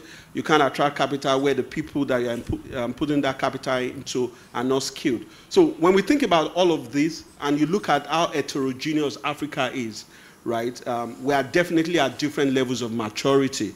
And I mean, I'll just wrap up by saying one of the most important things that we've got to be mindful of is making sure we don't create a two-speed Africa where you have certain African states that are really, capitalizing on this potential of AI to make us more productive as a continent. And we have some of the fragile states, some of the states in transition getting left behind. And if you think about those five areas that I mentioned, you'll find that the states in transition are usually weaker, whether it's around infrastructure, whether it's around even human resources. So this is where we've got to be a lot more deliberate, right? Because AI does have that capability, and it's a paradox. AI does have that capability to really enable us to be inclusive. So if you think about, even if you think about financial services, which is sort of woven around a number of sectors in the economy, and you think about the number of people that are sort of excluded in the financial services space, credit not penetrating well enough to where it needs to go. So AI can enable us to do that. You can de-risk credit at scale and so on and so forth. But if we are not careful, this same tool that can be so powerful in terms of inclusion can then start to create some exclusions when it comes to certain states of the continent capitalizing on that capability, and and that can only deepen the fragility that we're speaking about. So it's really a call for action for all the stakeholders to be intentional about leveraging those capabilities and make sure that it's not certain states are not sort of disenfranchised with the possibilities of AI. Thank you. Thank you very much. Like, very insightful study and also remarks. We always say that peace and development are two sides of one coin, but now you highlighted there is a third side, which is productivity, and you identified what are the pillars that we need to put in place to achieve that. We will turn to Ms. Mariam Bello, co-founder and executive director of Parker's Mobile Clinic, a pioneering initiative using digital tools to expand healthcare across access in fragile and underserved communities. Ms. Bello, how has AI or digital innovation helped you deliver healthcare services in fragile or hard-to-reach communities? And more generally, how can AI concretely serve as a catalyst in accelerating the SDGs? Thank you so much. Hello, everybody. I'm super excited to be here. I want to correct you. I am actually not the executive director. I am the chief technology officer. And I'm the chief technology officer who doesn't code. And the reason I'm starting with that is because your question asks about how AI simplifies our activities. So before we even thought about integrating anything technology into what we're doing at Parker's Mobile Clinic, because everything for us has always been around accessibility. How do we access healthcare for underserved communities? I then looked at the fact that when I started out with technology, not Parker's, I'm taking you back to my story. When I started out with technology, I realized that almost every single person who codes or who's very tech savvy doesn't really understand the connection between technology and the problem that people are actually facing. So usually technology is not always built to be human-centered. And so I ran away from coding also because I'm lazy somehow. But yeah, so eventually when we looked at the connection between climate change and healthcare when it comes to mobility, then we thought of what is the best way to simplify this? What is the best way to create accessibility even when roads are flooded, when mobility is a problem? And technology was the answer, AI was the answer. And that was when we developed our telemedicine platform. Prior to that, we had been doing a lot of outreaches, a lot of community outreach to underserved communities, to rural communities, to communities where insecurity is a big challenge. And then we developed our platform. And it has been going well. But I would like to also, and when I'm talking about this, I'm trying to bring the perspective of strategy when it comes to tech adoption, implementation, in the context of Africa where not everybody is digitally included.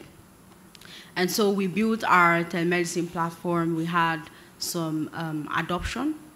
But when we looked at the level of adoption we were having, it was still very small.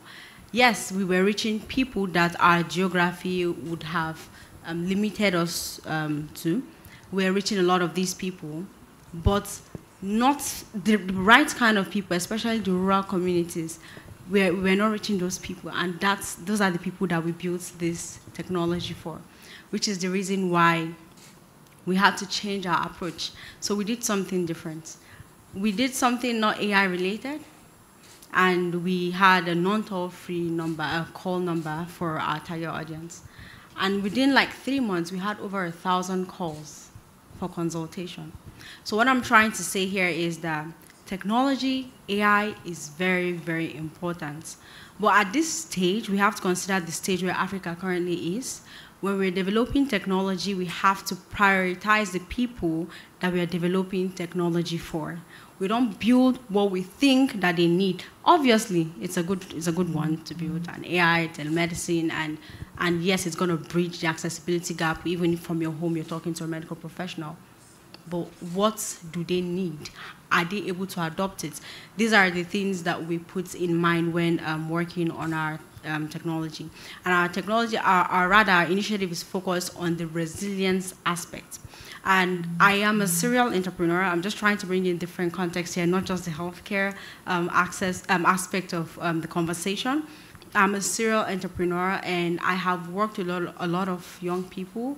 I lead a community called Sigma Square Society, and we are doing really amazing things. We have one of the young founders, he's 22, from Nigeria, and he's running the largest drone security system in Africa. It's protecting over $10 billion worth of infrastructures. So this goes to show that technology, AI, is definitely going to help us with accelerating a lot of impact. In fact, when I was preparing for my speech, I wrote a lot of talking points. But most of these things written here are the problems that I've identified and more than the solutions, right? So yes, AI helps to simplify different processes, helps to simplify different problems, and helps with access. But at this stage that we currently are, AI is not built in a way where it is meeting the people who need it. And then when we're talking about how AI could help with improving the SDG, then we talk about developments, because with the SDG goals is basically bringing all the problems already exist in the world and then breaking it down into 17 of the SDGs, right? And then this brings me to entrepreneurship. I keep repeating that I'm a serial entrepreneur, because for me, at the end of the day, everything boils down to implementation. If we finish talking from this interesting summit, which I really love, and we go back home and nobody does anything, then it's just talk, right? So at the end of the day, it is implementation. And then we have a lot of entrepreneurs in Africa that can do so much. Now, this brings me to the problem, that can do so much with what they're already doing. I highlighted one of the people that I work with whose who's running a lot of, like a really big stuff at the age of 22. Yes, there's trust issues when it comes to talking to young people. But we then have to, when we're talking about development and technology, we then have to look at how entrepreneurship is going to help drive that. Because at the end of the day, it is the people who are able to take control of the problem in their communities that are able to do something about it, right? And so when it comes to entrepreneurship and AI and its scaling, it's a big problem because the finance, thank God it is AFDB hosting this program, finance is a very, very big challenge. I have been making a lot of research lately because I'm also trying to work on the finance space. I'm all about implementation. And I have come to realize that most of the money that comes into Africa is usually development funding. And in 2023, there was around, I think, I'm not sure if this number is correct, but $2.6 billion that came in venture capital funding, right?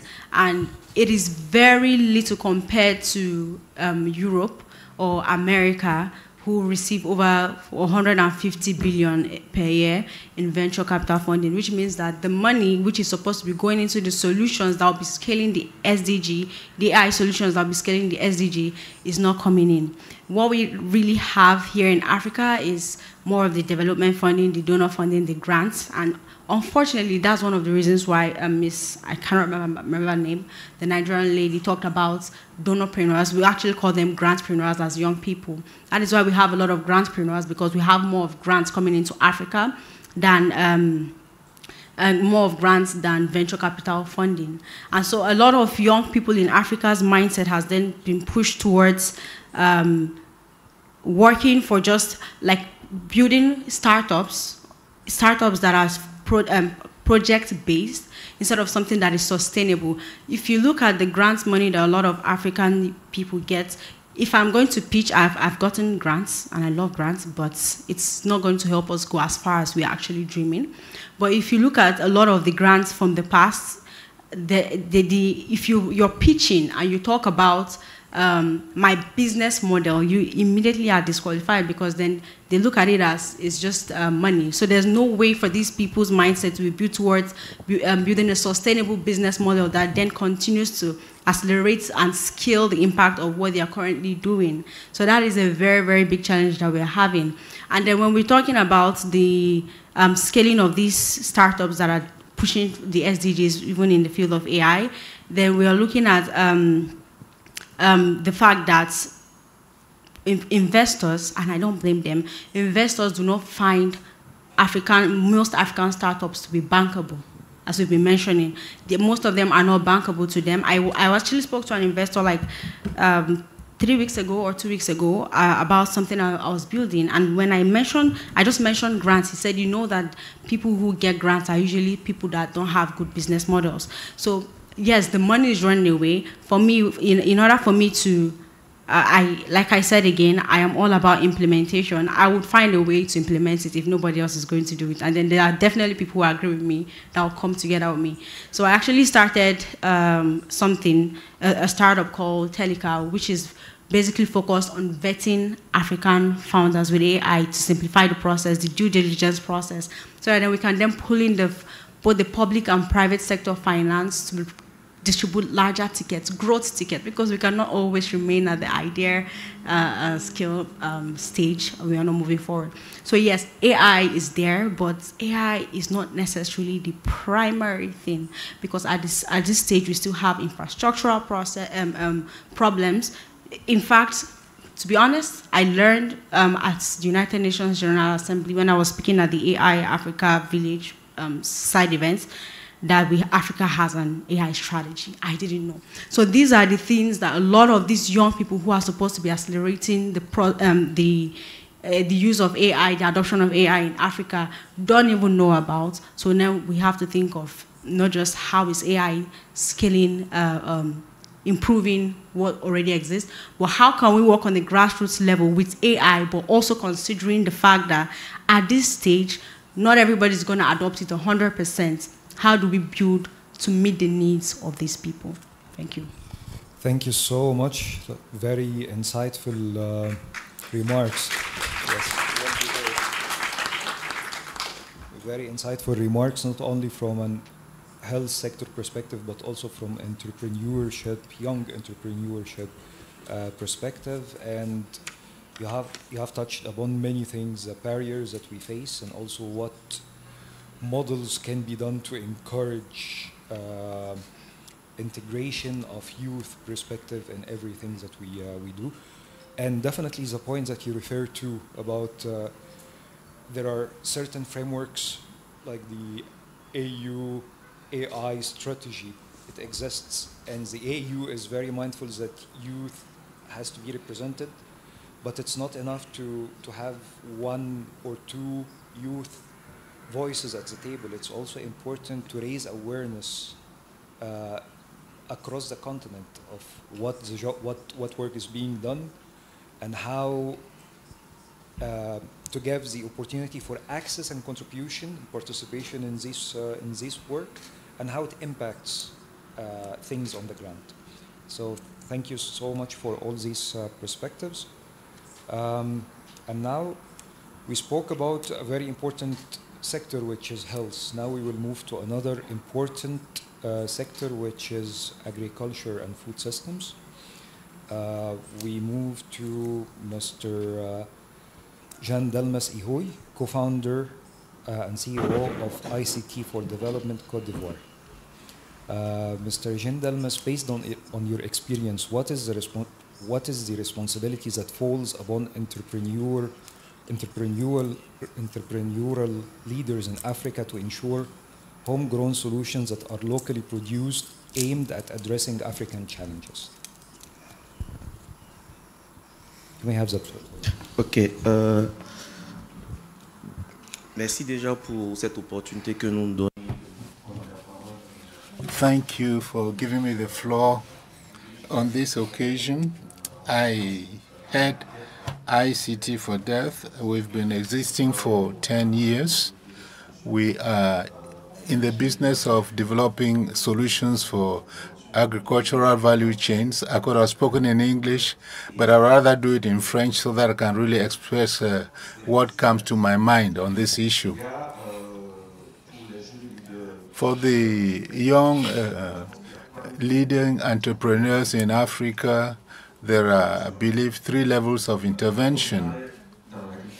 When we started in agri-tech, and that was some 15 years ago, and 15 years ago there were lots of challenges. Technology was new, as my sister has said.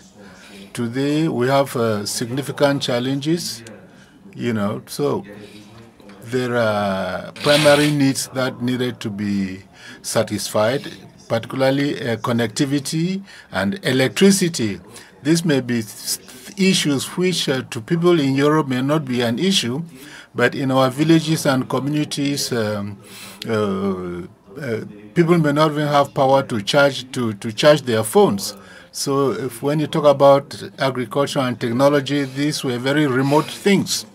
For the 15 years I have been in this business, we should say, and I should begin with the space we are in.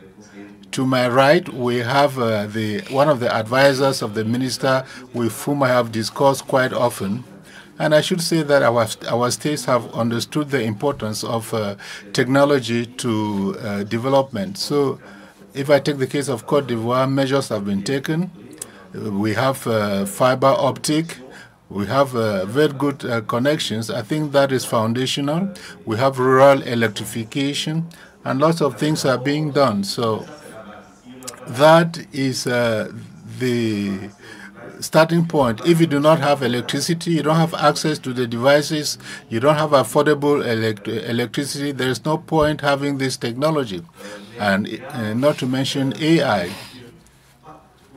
But where I don't agree with those who say this is not the time is that I believe now is the time. If we say, if we say, since I am in upper 6th and there is no space in the university, there's no point doing the baccalaureate, no. But you get your baccalaureate or your A-levels, and when you go to the university, there'll be a solution at that time. So we need to develop solutions that are based on technologies for agriculture. develop them. They may not be a market, but the economic models will come as you use the technology. To come back to your question, I think that the first point to look at is to anchor innovation on local realities. You cannot innovate for a sector if you do not know the situation in the sector. That is why when we want to innovate, we go to the people, we discuss with them, we define the parameters, we choose the technology together. Even the colors and the pixels and stuff like that, we discuss with them. So, 80% of all of this is done on the ground, and the technique is just 20%. So the population will be involved in the development phase. Let me give you a practical example. The cocoa coffee season was launched yesterday. For 3 years, I've been working on that system, and I thank the government for entrusting our startup. They could have granted the contract to a big company. The platform was developed completely by Ivorians with local technology, and 70% of those who buy or who sell the cocoa do not know how to read, but they have been able to use about the 7,000 devices we have put to buy the cocoa, because we have developed an application that takes into account the local situation, that eases access to internet because they function off light, and there's synchronization. So all of this can only come about if you are in permanent contact with the people on the ground. The same thing we did with the cashew nut, and shea butter. I was in China, in the United States. They don't even know how shea butter is made. And when I showed them videos on the manufacturing process, by women, shea butter is sold in grams in the United States, and I don't want to tell you the price. But the ladies who produce it, I don't have the opportunity, or have shown you under what conditions this is done and how much the women earn. So, talking of financing, we were financed by the Youth Employment Agency to develop this system. I'm talking about Quality 2.0 to get to the second point, which is valorizing local production and know-how. There was this know-how that was not valorized, but with the technology we have, we are able to have a tracing system for Ivorian shea butter from the farm where it is done, right up to China, Bangladesh, the United States where it is sold. And each kilogram from our region has a QR code. And you have the possibility to know where this comes from. This valorizes the women's know-how and increases their income. We've been working with these women for 1 year, and I want to say that generally it is their sons or daughters who use the tablets with the application, because we chose the parameters and the colors with them. Let me end with the role that we have played as a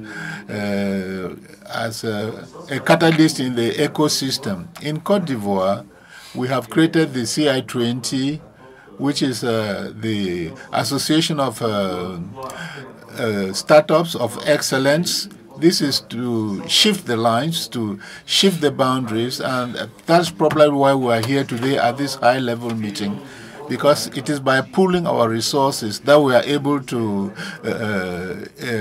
be noticed by the governments. We work in close collaboration with the government.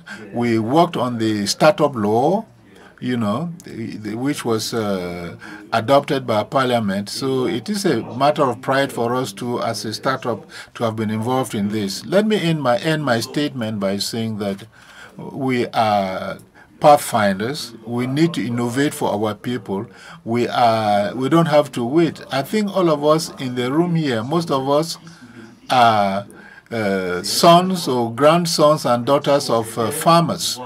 So we need to do these things to help our parents. There are little things we do.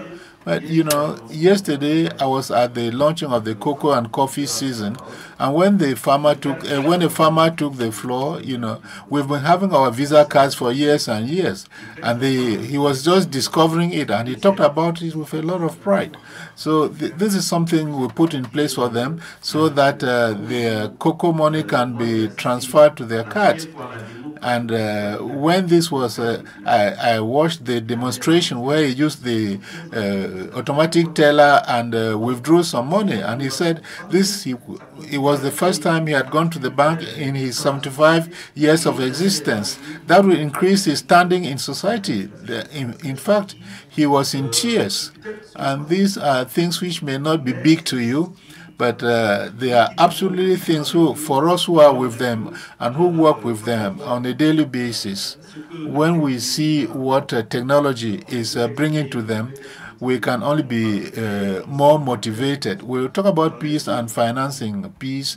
I believe that in those areas where there is a conflict, it is essentially due to poverty. If we can develop technologies, if we can show that these people are not marginalized, that they are part of our society by developing solutions where they can be in their village and sell their product and be in contact with the whole world, you know, that the shea butter from North Korea, from North Cote d'Ivoire can get to East Timor and stuff and can be traced as such, you know. Those are things that make the women to work with much more love and pride. And that is data we are collecting, because there is no IA without data. You know, so, and then we render the service while collecting the data to analyze and even provide more services. I'll stop here. Thank you. Thank you so much. Like very practical examples. I will move directly to the peace and security aspect of the discussion with Ms. Naomi Kilongo, founder of AI for Peace Africa, an initiative dedicated to using AI as tools for conflict prevention and peace building. Ms. Kilongo, AI for Peace has been actively investing in bridging the gap between cutting-edge AI technologies and practical peace-building solutions, with a strong focus on research, capacity building, and hands-on training. In light of your extensive expertise, how can AI and geospatial technologies be leveraged as peace and resilience technologies, from enhancing early warning systems to improving service delivery and strengthening citizen trust? Thank you so much. I want to thank the bank for having me today here. It's such a pleasure. And to begin with AI for Peace Africa, we're based in Nairobi. And our work, we major in capacity building. We do practical trainings of applications. And we work with policy makers, we work with researchers, we work with academic institutions, we work with students in the universities. We're actually running right now a cohort for this year that we're training on peace and AI. And the reason why we are doing this is because the future is here, AI is here. And one thing I like to say, and especially to our seniors, is that AI is here to stay.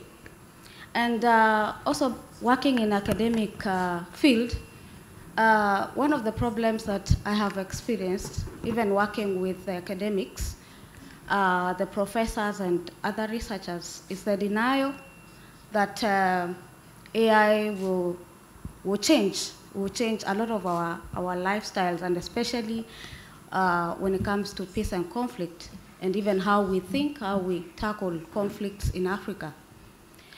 Recently, we did a research on the cost of conflict in Africa between 1990 to 2025, and we realized that by end of this year, Africa will have spent over 300 billion USD in conflict.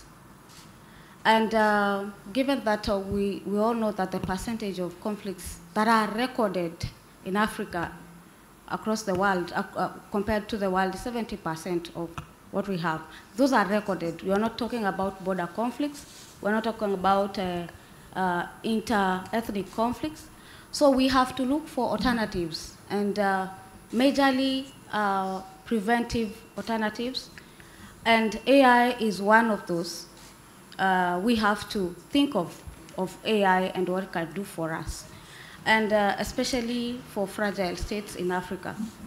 So there are key things that are pertinent to conflicts that we have.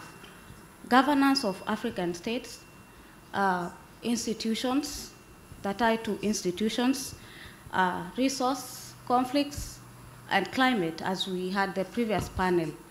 So, and all of these things, they influence conflict. So when we are talking about creating and utilizing EWC's early warnings systems that have been utilized before, and we are utilizing them, and key organizations, regional organizations like African Union, ECOWAS, IGAD, Kenyan government are using platforms to predict conflicts and hotspots of violence. We've used that before, and it has worked. So for me today is to encourage all of us in this room as stakeholders and partners that this is something we can invest in, even in fragile states, because results have been seen. There are results that have been seen when we predict conflicts using AI and geospatial technologies. And when we talk about geospatial technologies, we're talking about GIS, we're talking about RS, the remote sensories, and we're talking about GPS, location sensors, and mapping and analysis of these particular locations. And what we do when we do, and we have talked a lot about capacity building in previous panels, what kind of capacity building are we doing? We have to be intentional and specific and context-based, because AI has to be localized in terms of creation. We have to co-design with the investors and the designers and innovators and the technocrats and peace builders. We have to come together and co-design these solutions. So investors are part of this, are part of this. What we cannot do is to see something good and then come on board and invest in it. Are we part of designing the process and the programs and the initiatives and the platforms that need to be utilized for specific contexts? And one of the things that we train on and we talk about a lot, even in forums like this, is the aspect of bringing everyone on board in terms of mindset and worldviews, because there's a lot of campaign on decolonization. I come from also academic field, so there's a lot of decolonization campaign that that is just a campaign, but we advocate on practicality of it, kind of utilization of different worldviews from the global north and south, in terms of creation, in terms of investing, in terms of implementation. And as I finish, as we talk about governance and factors that influence. All right, let me wrap up. So addressing funding for prevention in early warnings systems, we have to look at the key factors that I've mentioned, the governance systems in Africa, which are key. Elections are triggers. I come from Kenya, and we're looking at 2027, and we're looking at what has been happening with deep fakes in Kenyan protests that have been triggered by that, and AI usage, generative items, and images. So these are aspects that we can collaborate with governments in terms of in terms of offering solutions and also calling everyone on the table and giving them their stake, we can move to dealership kind of peace building that benefits everyone on the table, but of course honoring the international humanitarian law. Thank you. Thank you so much. Very insightful as well.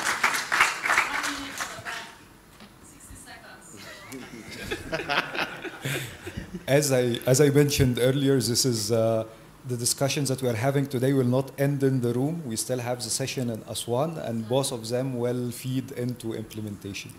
So maybe I will give 1 minute for the AFDB to share your insights and the work that you are doing, and also any final words on all the interventions that we heard.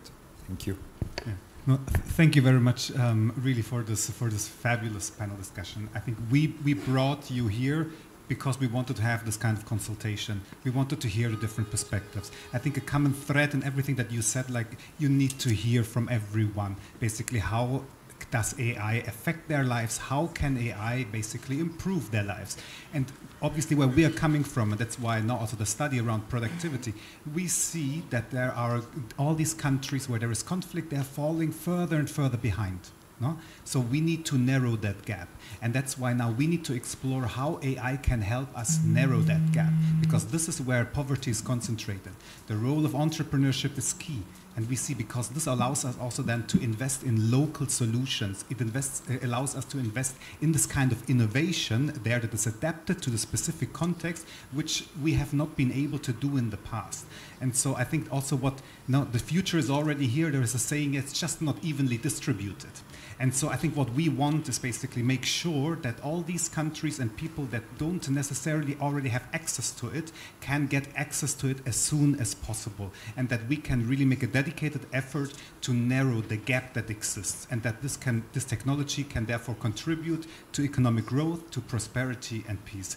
And all these reflections that you've shared with us will guide us in our next steps as we think about what can the AFDB do in this space, and we will look forward to continuing the conversation with all of you. Thank you so much. Thank you so much. On this positive note, I thank you all, and I thank our distinguished panelists. Thank you all.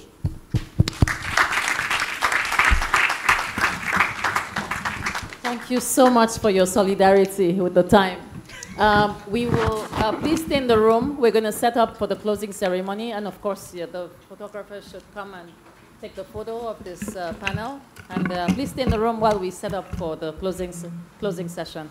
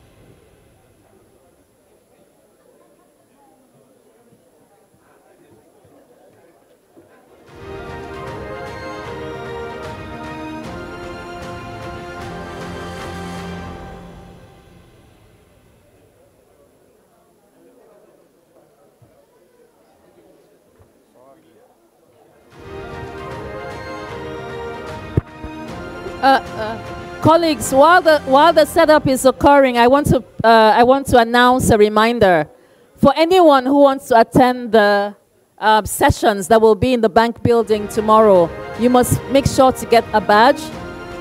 The badges for ARF will allow you to access the bank building. So make sure you get a badge at the desk, at the kiosk down here, if you do not have a badge with you.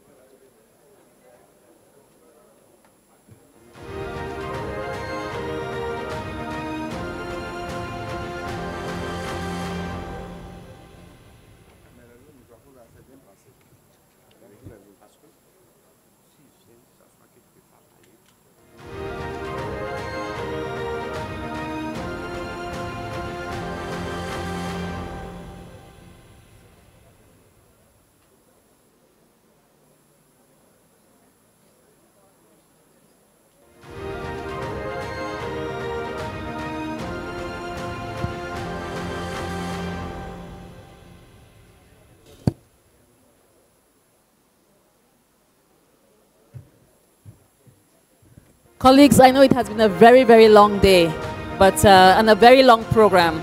But I thank you for your patience, your presence, and your engagement throughout the last 2 days. And we will now, I will now introduce the Vice President Nena, who will chair the closing session and closing ceremony. But first, we will have the signing between of the MOU between IOM and the bank. VP Nana.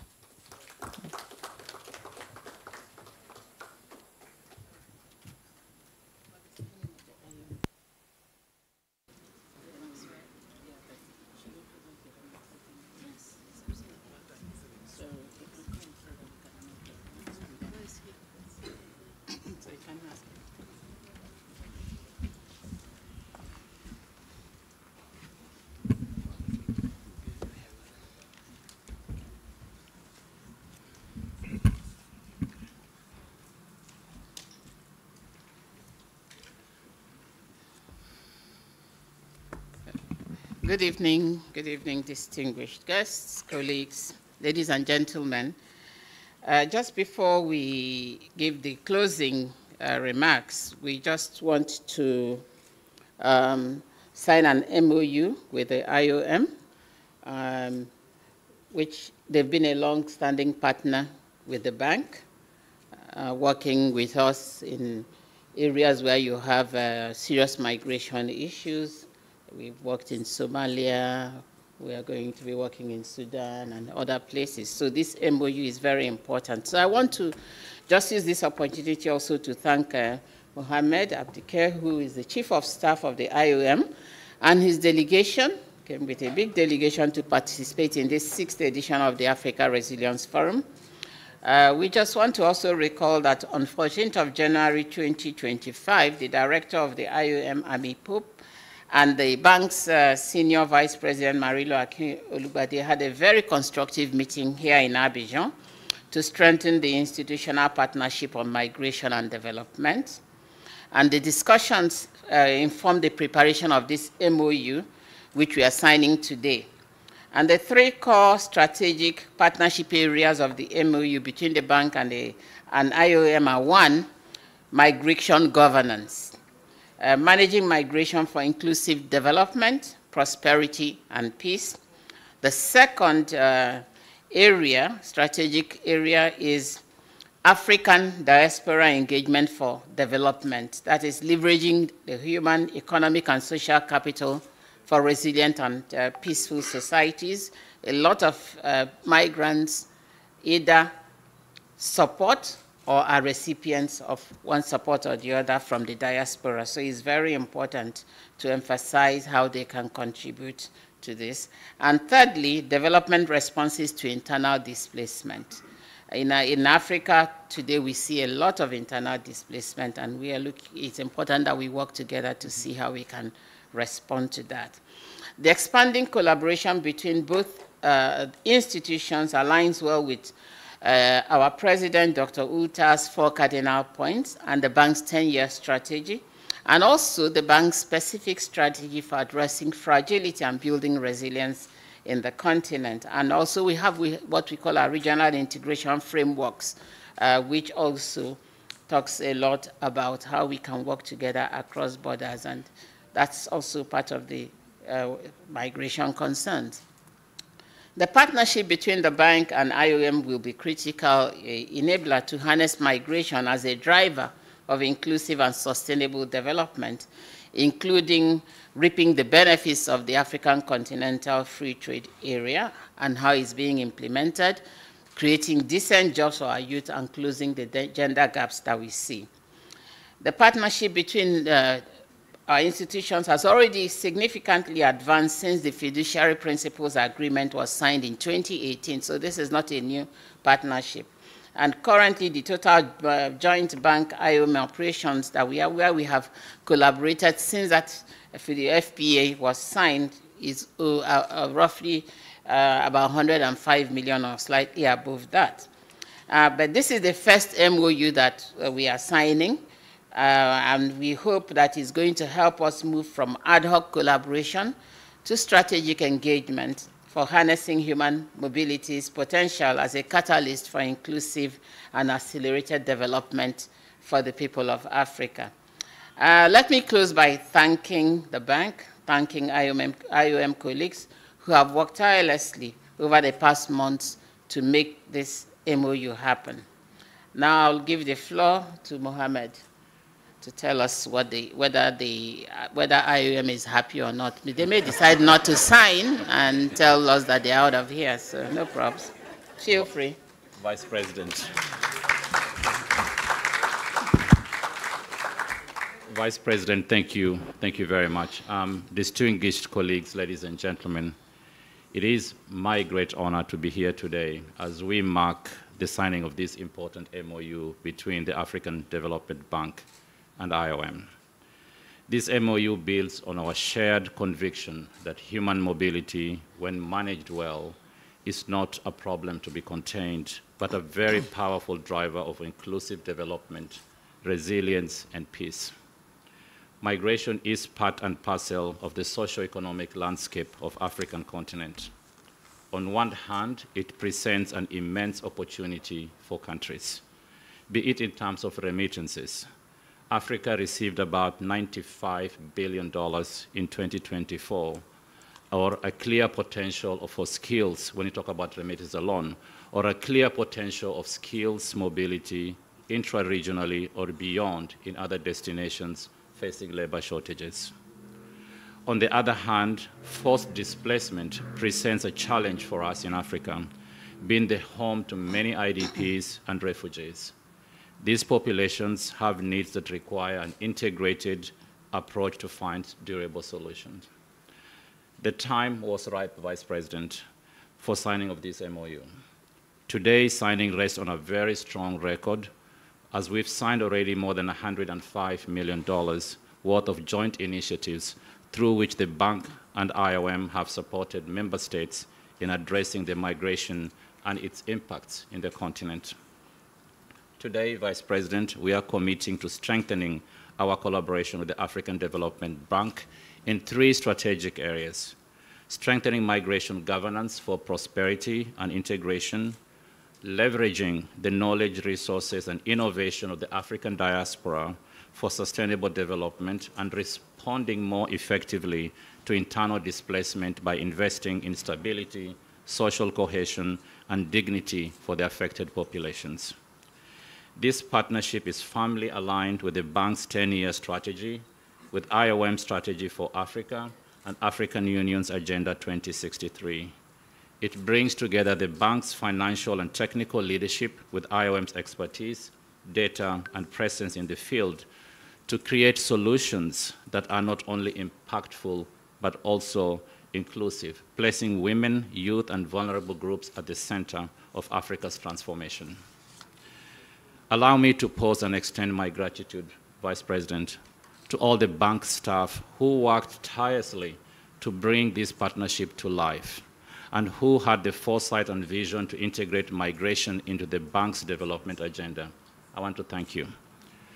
And to our colleagues in IOM who initiated this partnership in various countries and have championed this collaboration, and those who worked with dedication to bring into fruition, your commitment has made this moment possible.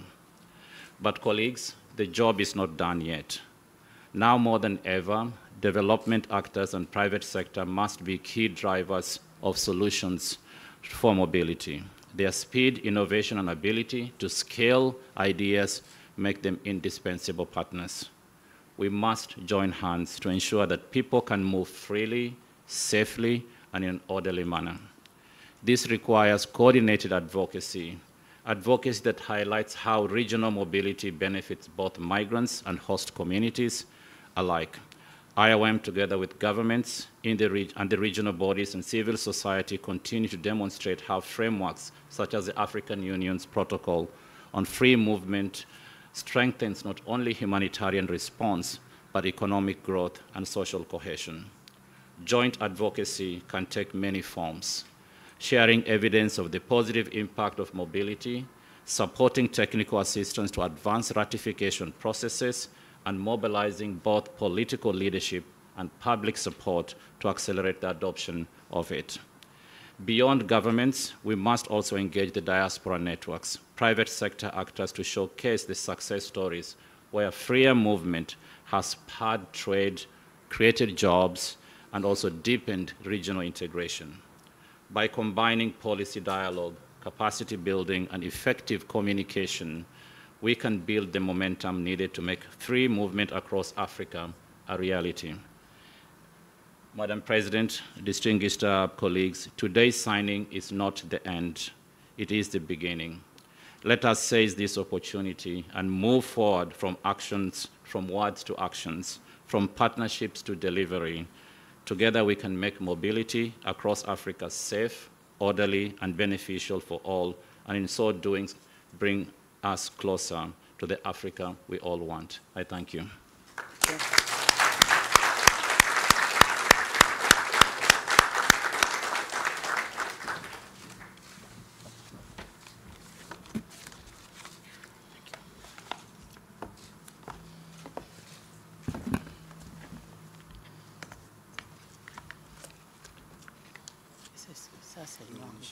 Okay, thank you.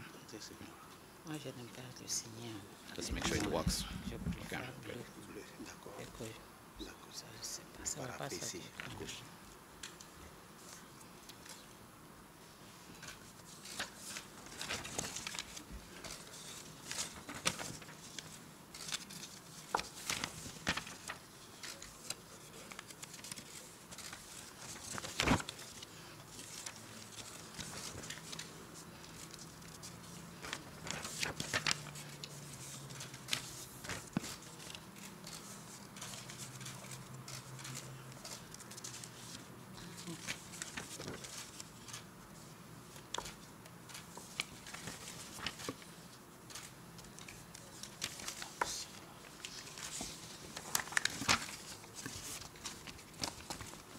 Je dis c'est deux. Deux.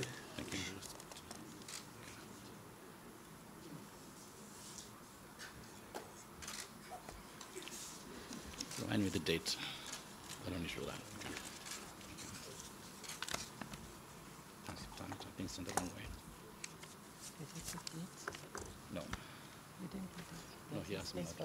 Yeah, we need to put the date, okay. I think we have to put the date. Don't worry, I'll give you back. Okay. Thank you.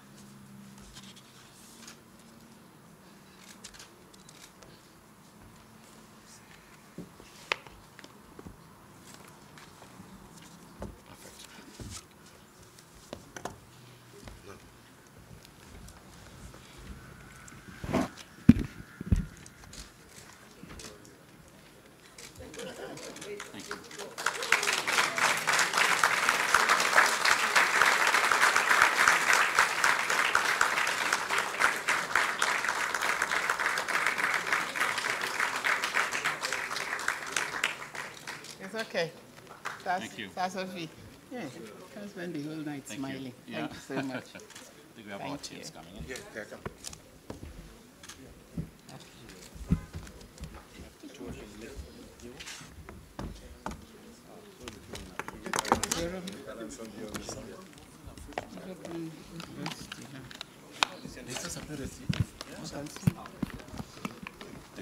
Hold it? Yes. Okay.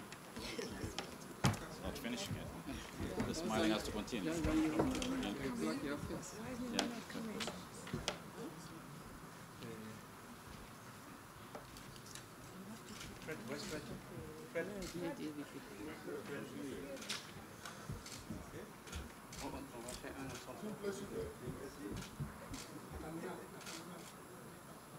Have to learn how to smile.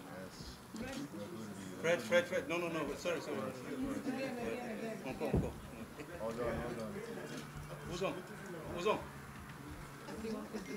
Oui. Yes, of course. Maman, please.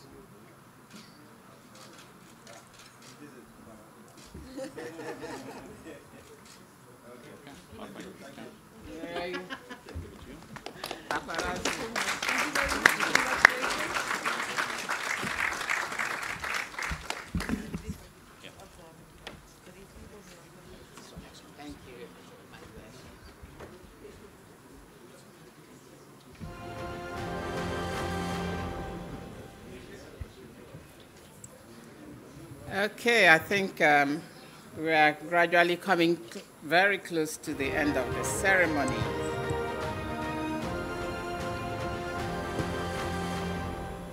Honorable Ministers, distinguished delegates, partners, colleagues, ladies, gentlemen. Over the last 2 days, we've explored the theme, prioritizing prevention, financing peace in a changing development landscape. And this forum reaffirmed our shared commitment to resilience, peace, and sustainable development. We are pleased to welcome approximately 200 participants in person, and many more joined virtually, reflecting the growing momentum behind the prevention agenda across Africa and beyond. We extend our sincere appreciation to all speakers, panelists, and moderators for their insights and leadership. Their contributions deepened our understanding, generated actionable recommendations, and inspired continued efforts to strengthen partnership for prevention. As emphasized in the message from the president of the Bank Group, expanded collaboration across the humanitarian development peace nexus is central to addressing Africa's development challenges. We thank our strategic partners, the UN agencies, UNHCR, UNP, BSO, UNDP, IOM, the ICRC, Interpeace, the OECD, and MDP peers for reaffirming the ARF as a cornerstone for coordinated action on fragility and resilience. We also appreciate the continued engagement of those participating in tomorrow's dedicated partner sessions. This will be an opportunity to deepen dialogue and forge concrete actions to advance the prevention agenda. While our organizing team continues its work tomorrow, I take this opportunity to extend heartfelt thanks to all who made this event possible. Special appreciation goes to my colleague at the bank, Dr. Yero Balde, Director of Transition States Coordination Office, and his exceptional team, who led the forum's preparation with dedication and vision, ensuring its success. That doesn't mean you will ask for an excellence at the end of the year. What are the key takeaways? The discussions over the last 2 days recognize the urgency of confronting fragility and affirm that prioritizing prevention is essential to building lasting resilience. Reactive approaches alone can no longer meet the scale of today's challenges. Prevention is both a moral obligation and a practical necessity. We must shift from managing crises to anticipating and mitigating risks before they escalate. Throughout the forum, we explored how prevention financing delivers impact through institutional strategies, operational innovations, and regional programs. Each session brought forward concrete outcomes aligned with this vision, and I'll mention some of those. Investing in prevention, scaling of peace, called for increased financing of upstream interventions and integration of prevention into national strategies. Second, partnering for conflict prevention, advocated for operational partnerships through co-creation, co-financing, and joint implementation. Number 3, institutions and macroeconomic perspectives on prevention, emphasized resilient institutions and sound macroeconomic policies are foundations for peace. Fourthly, regional integration and trade as pathways to peace, highlighted trade and infrastructure as drivers of stability and regional cohesion. Catalyzing capital markets for peace, proposed tools to de-risk investment and attract private capital in fragile contexts. Number 6, beyond resilience, the power of imagination. Encourage bold leadership and visionary thinking to transform resilience into opportunities. Food security in Africa, promoted integrated food systems that support climate adaptation and inclusive growth. Scaling youth entrepreneurship. We talked about positioning youth-led enterprises as catalysts for engagement, community engagement, stability, and economic inclusion. Climate peace nexus. We reinforced climate action as a peace-building strategy in vulnerable regions. Private sector investment in fragile contexts. We identified blended finance and impact-driven models to engage responsible businesses, and we identified that the private sector is a key enabler of prevention and managing fragile situations. AI and frontier technology for peace. I won't tell you who said that AI scares him. We explored digital innovation for early warning, service delivery, and inclusive governance. These outcomes reflect a shared commitment to moving from dialogue to delivery, from competition and fragmentation to collaboration, all anchored in partnerships, innovation, and a deep understanding of the local realities. What is our call to action? As we conclude this forum, the message is clear. We must move from commitment to coordinated action. Prevention is not just a policy priority, it is a shared responsibility. We call on governments, development partners, financial institutions, and the private sector to align mandates, pool resources, and co-create solutions that reflect local realities. Let us embed prevention into national strategies, strengthen institutional resilience, and leverage innovation to build lasting peace.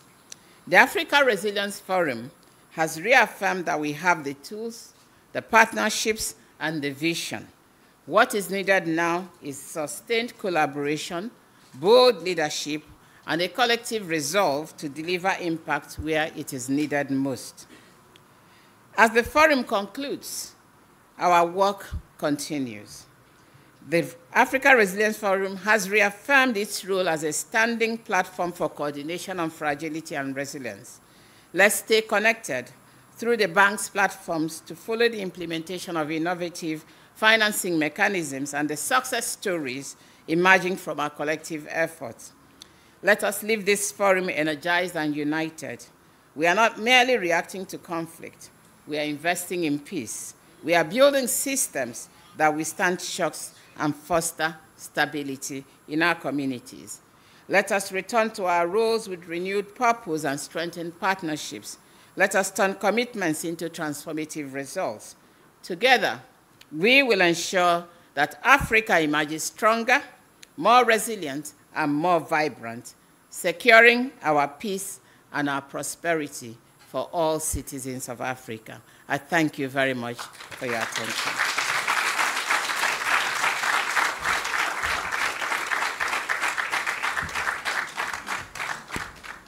Thank you, VP Nana. I will now ask Director Yerobalde to offer a vote of thanks.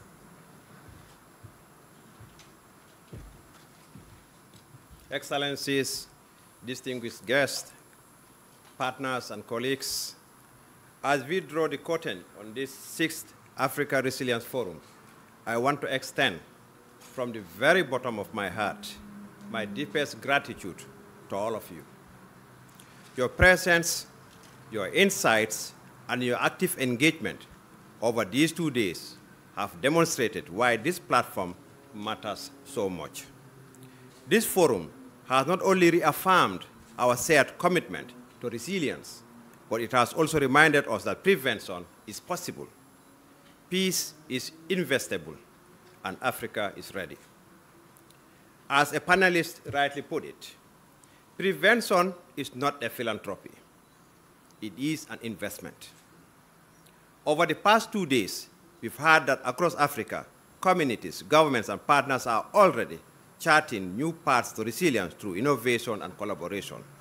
Our collective task, as Vice President Nena has put it, is to ensure these efforts are scaled, sustained, and supported by the right financing. As Vice President Nena said, this forum is not an end. It is a catalyst. The challenge before us is to take the energy of these discussions and translate them into concrete actions that will deliver peace dividends to the populations we serve across Africa. As we end this part of the forum, I wish to extend my sincere thanks to the extraordinary team of organizers, especially my reliable and dynamic fragility team.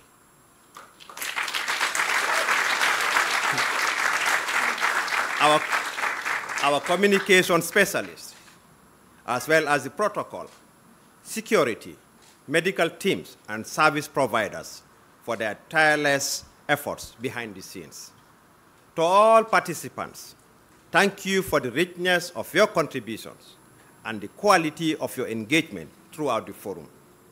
And to our interpreters, whose dedication enables us to bridge language barriers and connect across borders, your work has been invaluable, and it is deeply appreciated. Tomorrow is the Partnerships Day, to be held at the bank's headquarters building. And we look forward to meeting all of you tomorrow for a continuation for the action-oriented part of this forum. For those traveling back, I wish each and every one of you a safe travel back home. Thank you so, so much. Thank you.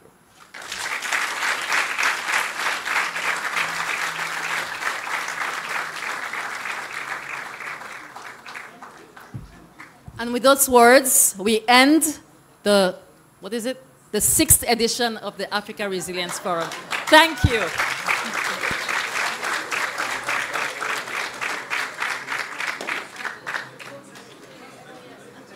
Yes.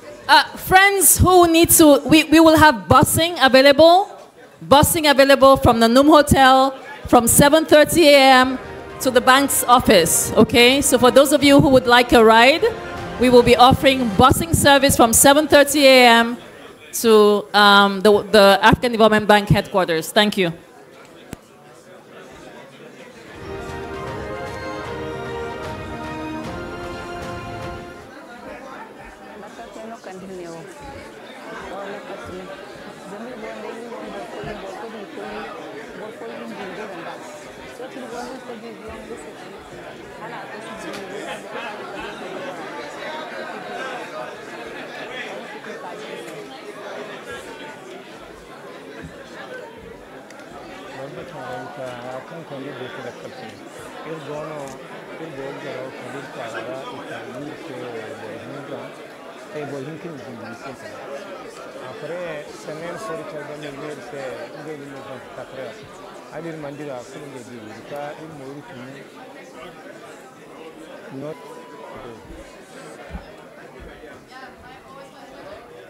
Behind these storms lie families destroyed, futures delayed, childhood stolen, communities shattered. Hundreds of thousands more stories remain untold. This is the human cost of fragility, and more than sympathy, it demands decisive, urgent action. Across Africa, conflict events have surged. In 2024, the number of conflict events exceeded 30,000. Today, 250 million Africans live in fragile and conflict-affected countries. More than 44 million have been displaced, and 1 in 5 faces food insecurity. Climate change worsens these pressures. Drought and floods fuel tensions and deter investments. Countries in fragile and conflict-affected contexts face crushing fiscal pressures. Debt service consumes more than 40% of government revenue, while tax averages just 10% of GDP. Meanwhile, military spending reaches $52.1 billion in 2024. The cost of conflict is devastating.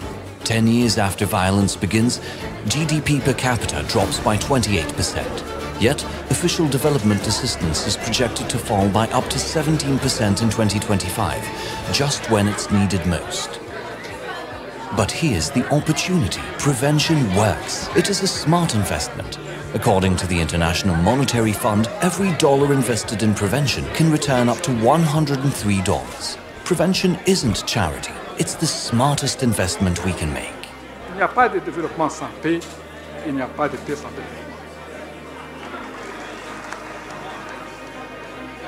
That is why the African Development Bank created the African Resilience Forum, ARF, not just another meeting, but a platform for action. The ARF goes beyond dialogue. It is a marketplace for ideas, partnerships, and peace-positive investments. Peace finance is not only a public good, it is an untapped frontier for private investment. By blending concessional resources with private capital, we're proving that resilience is bankable. It de-risks fragile markets and channels investment into agriculture, renewable energy, infrastructure, and digital solutions. Through the action of young agripreneurs, a virtuous ecosystem is emerging. These enterprises create jobs, generate income, and contribute to food sovereignty. Quand on voit ces jeunes entrepreneurs, aujourd'hui, ils ont créé des emplois, ils payent des salaires, ils payent de l'impôt, ils contribuent au développement de leur pays. C'est un sentiment vraiment de satisfaction totale que nous avons. Notre pays est enclavé. Avec l'arrivée de la fibre, ça va vraiment nous permettre d'accéder à ce qu'avant on ne pouvait pas accéder. Depuis que la route est bitumée, l'activité a augmenté. Nous permettons donc l'accès à l'emploi aux villageois. Nous, on leur offre donc cette opportunité d'avoir des ressources stables et on prend en charge aussi donc la scolarité des enfants des employés. When we invest in initiatives like these, we deter young people from joining armed groups, turning to crime, or falling into cycles of hopelessness.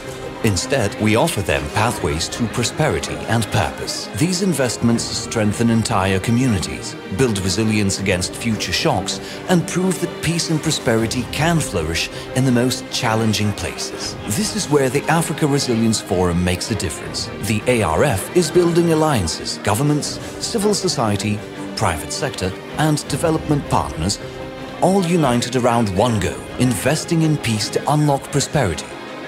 The agenda is clear: peace finance, climate resilience, private sector engagement, and youth employment. The ARF provides a space to forge alliances and launch initiatives that change how we approach development. Together, we can turn fragile contexts into investable opportunities and prove that peace is the most sustainable form of development finance. This is a clarion call to rethink development, mobilize capital for peace, and invest in Africa's resilience. Because there is no development without peace, and no peace without development. Africa Resilience Forum 2025. Investing in peace, building prosperity.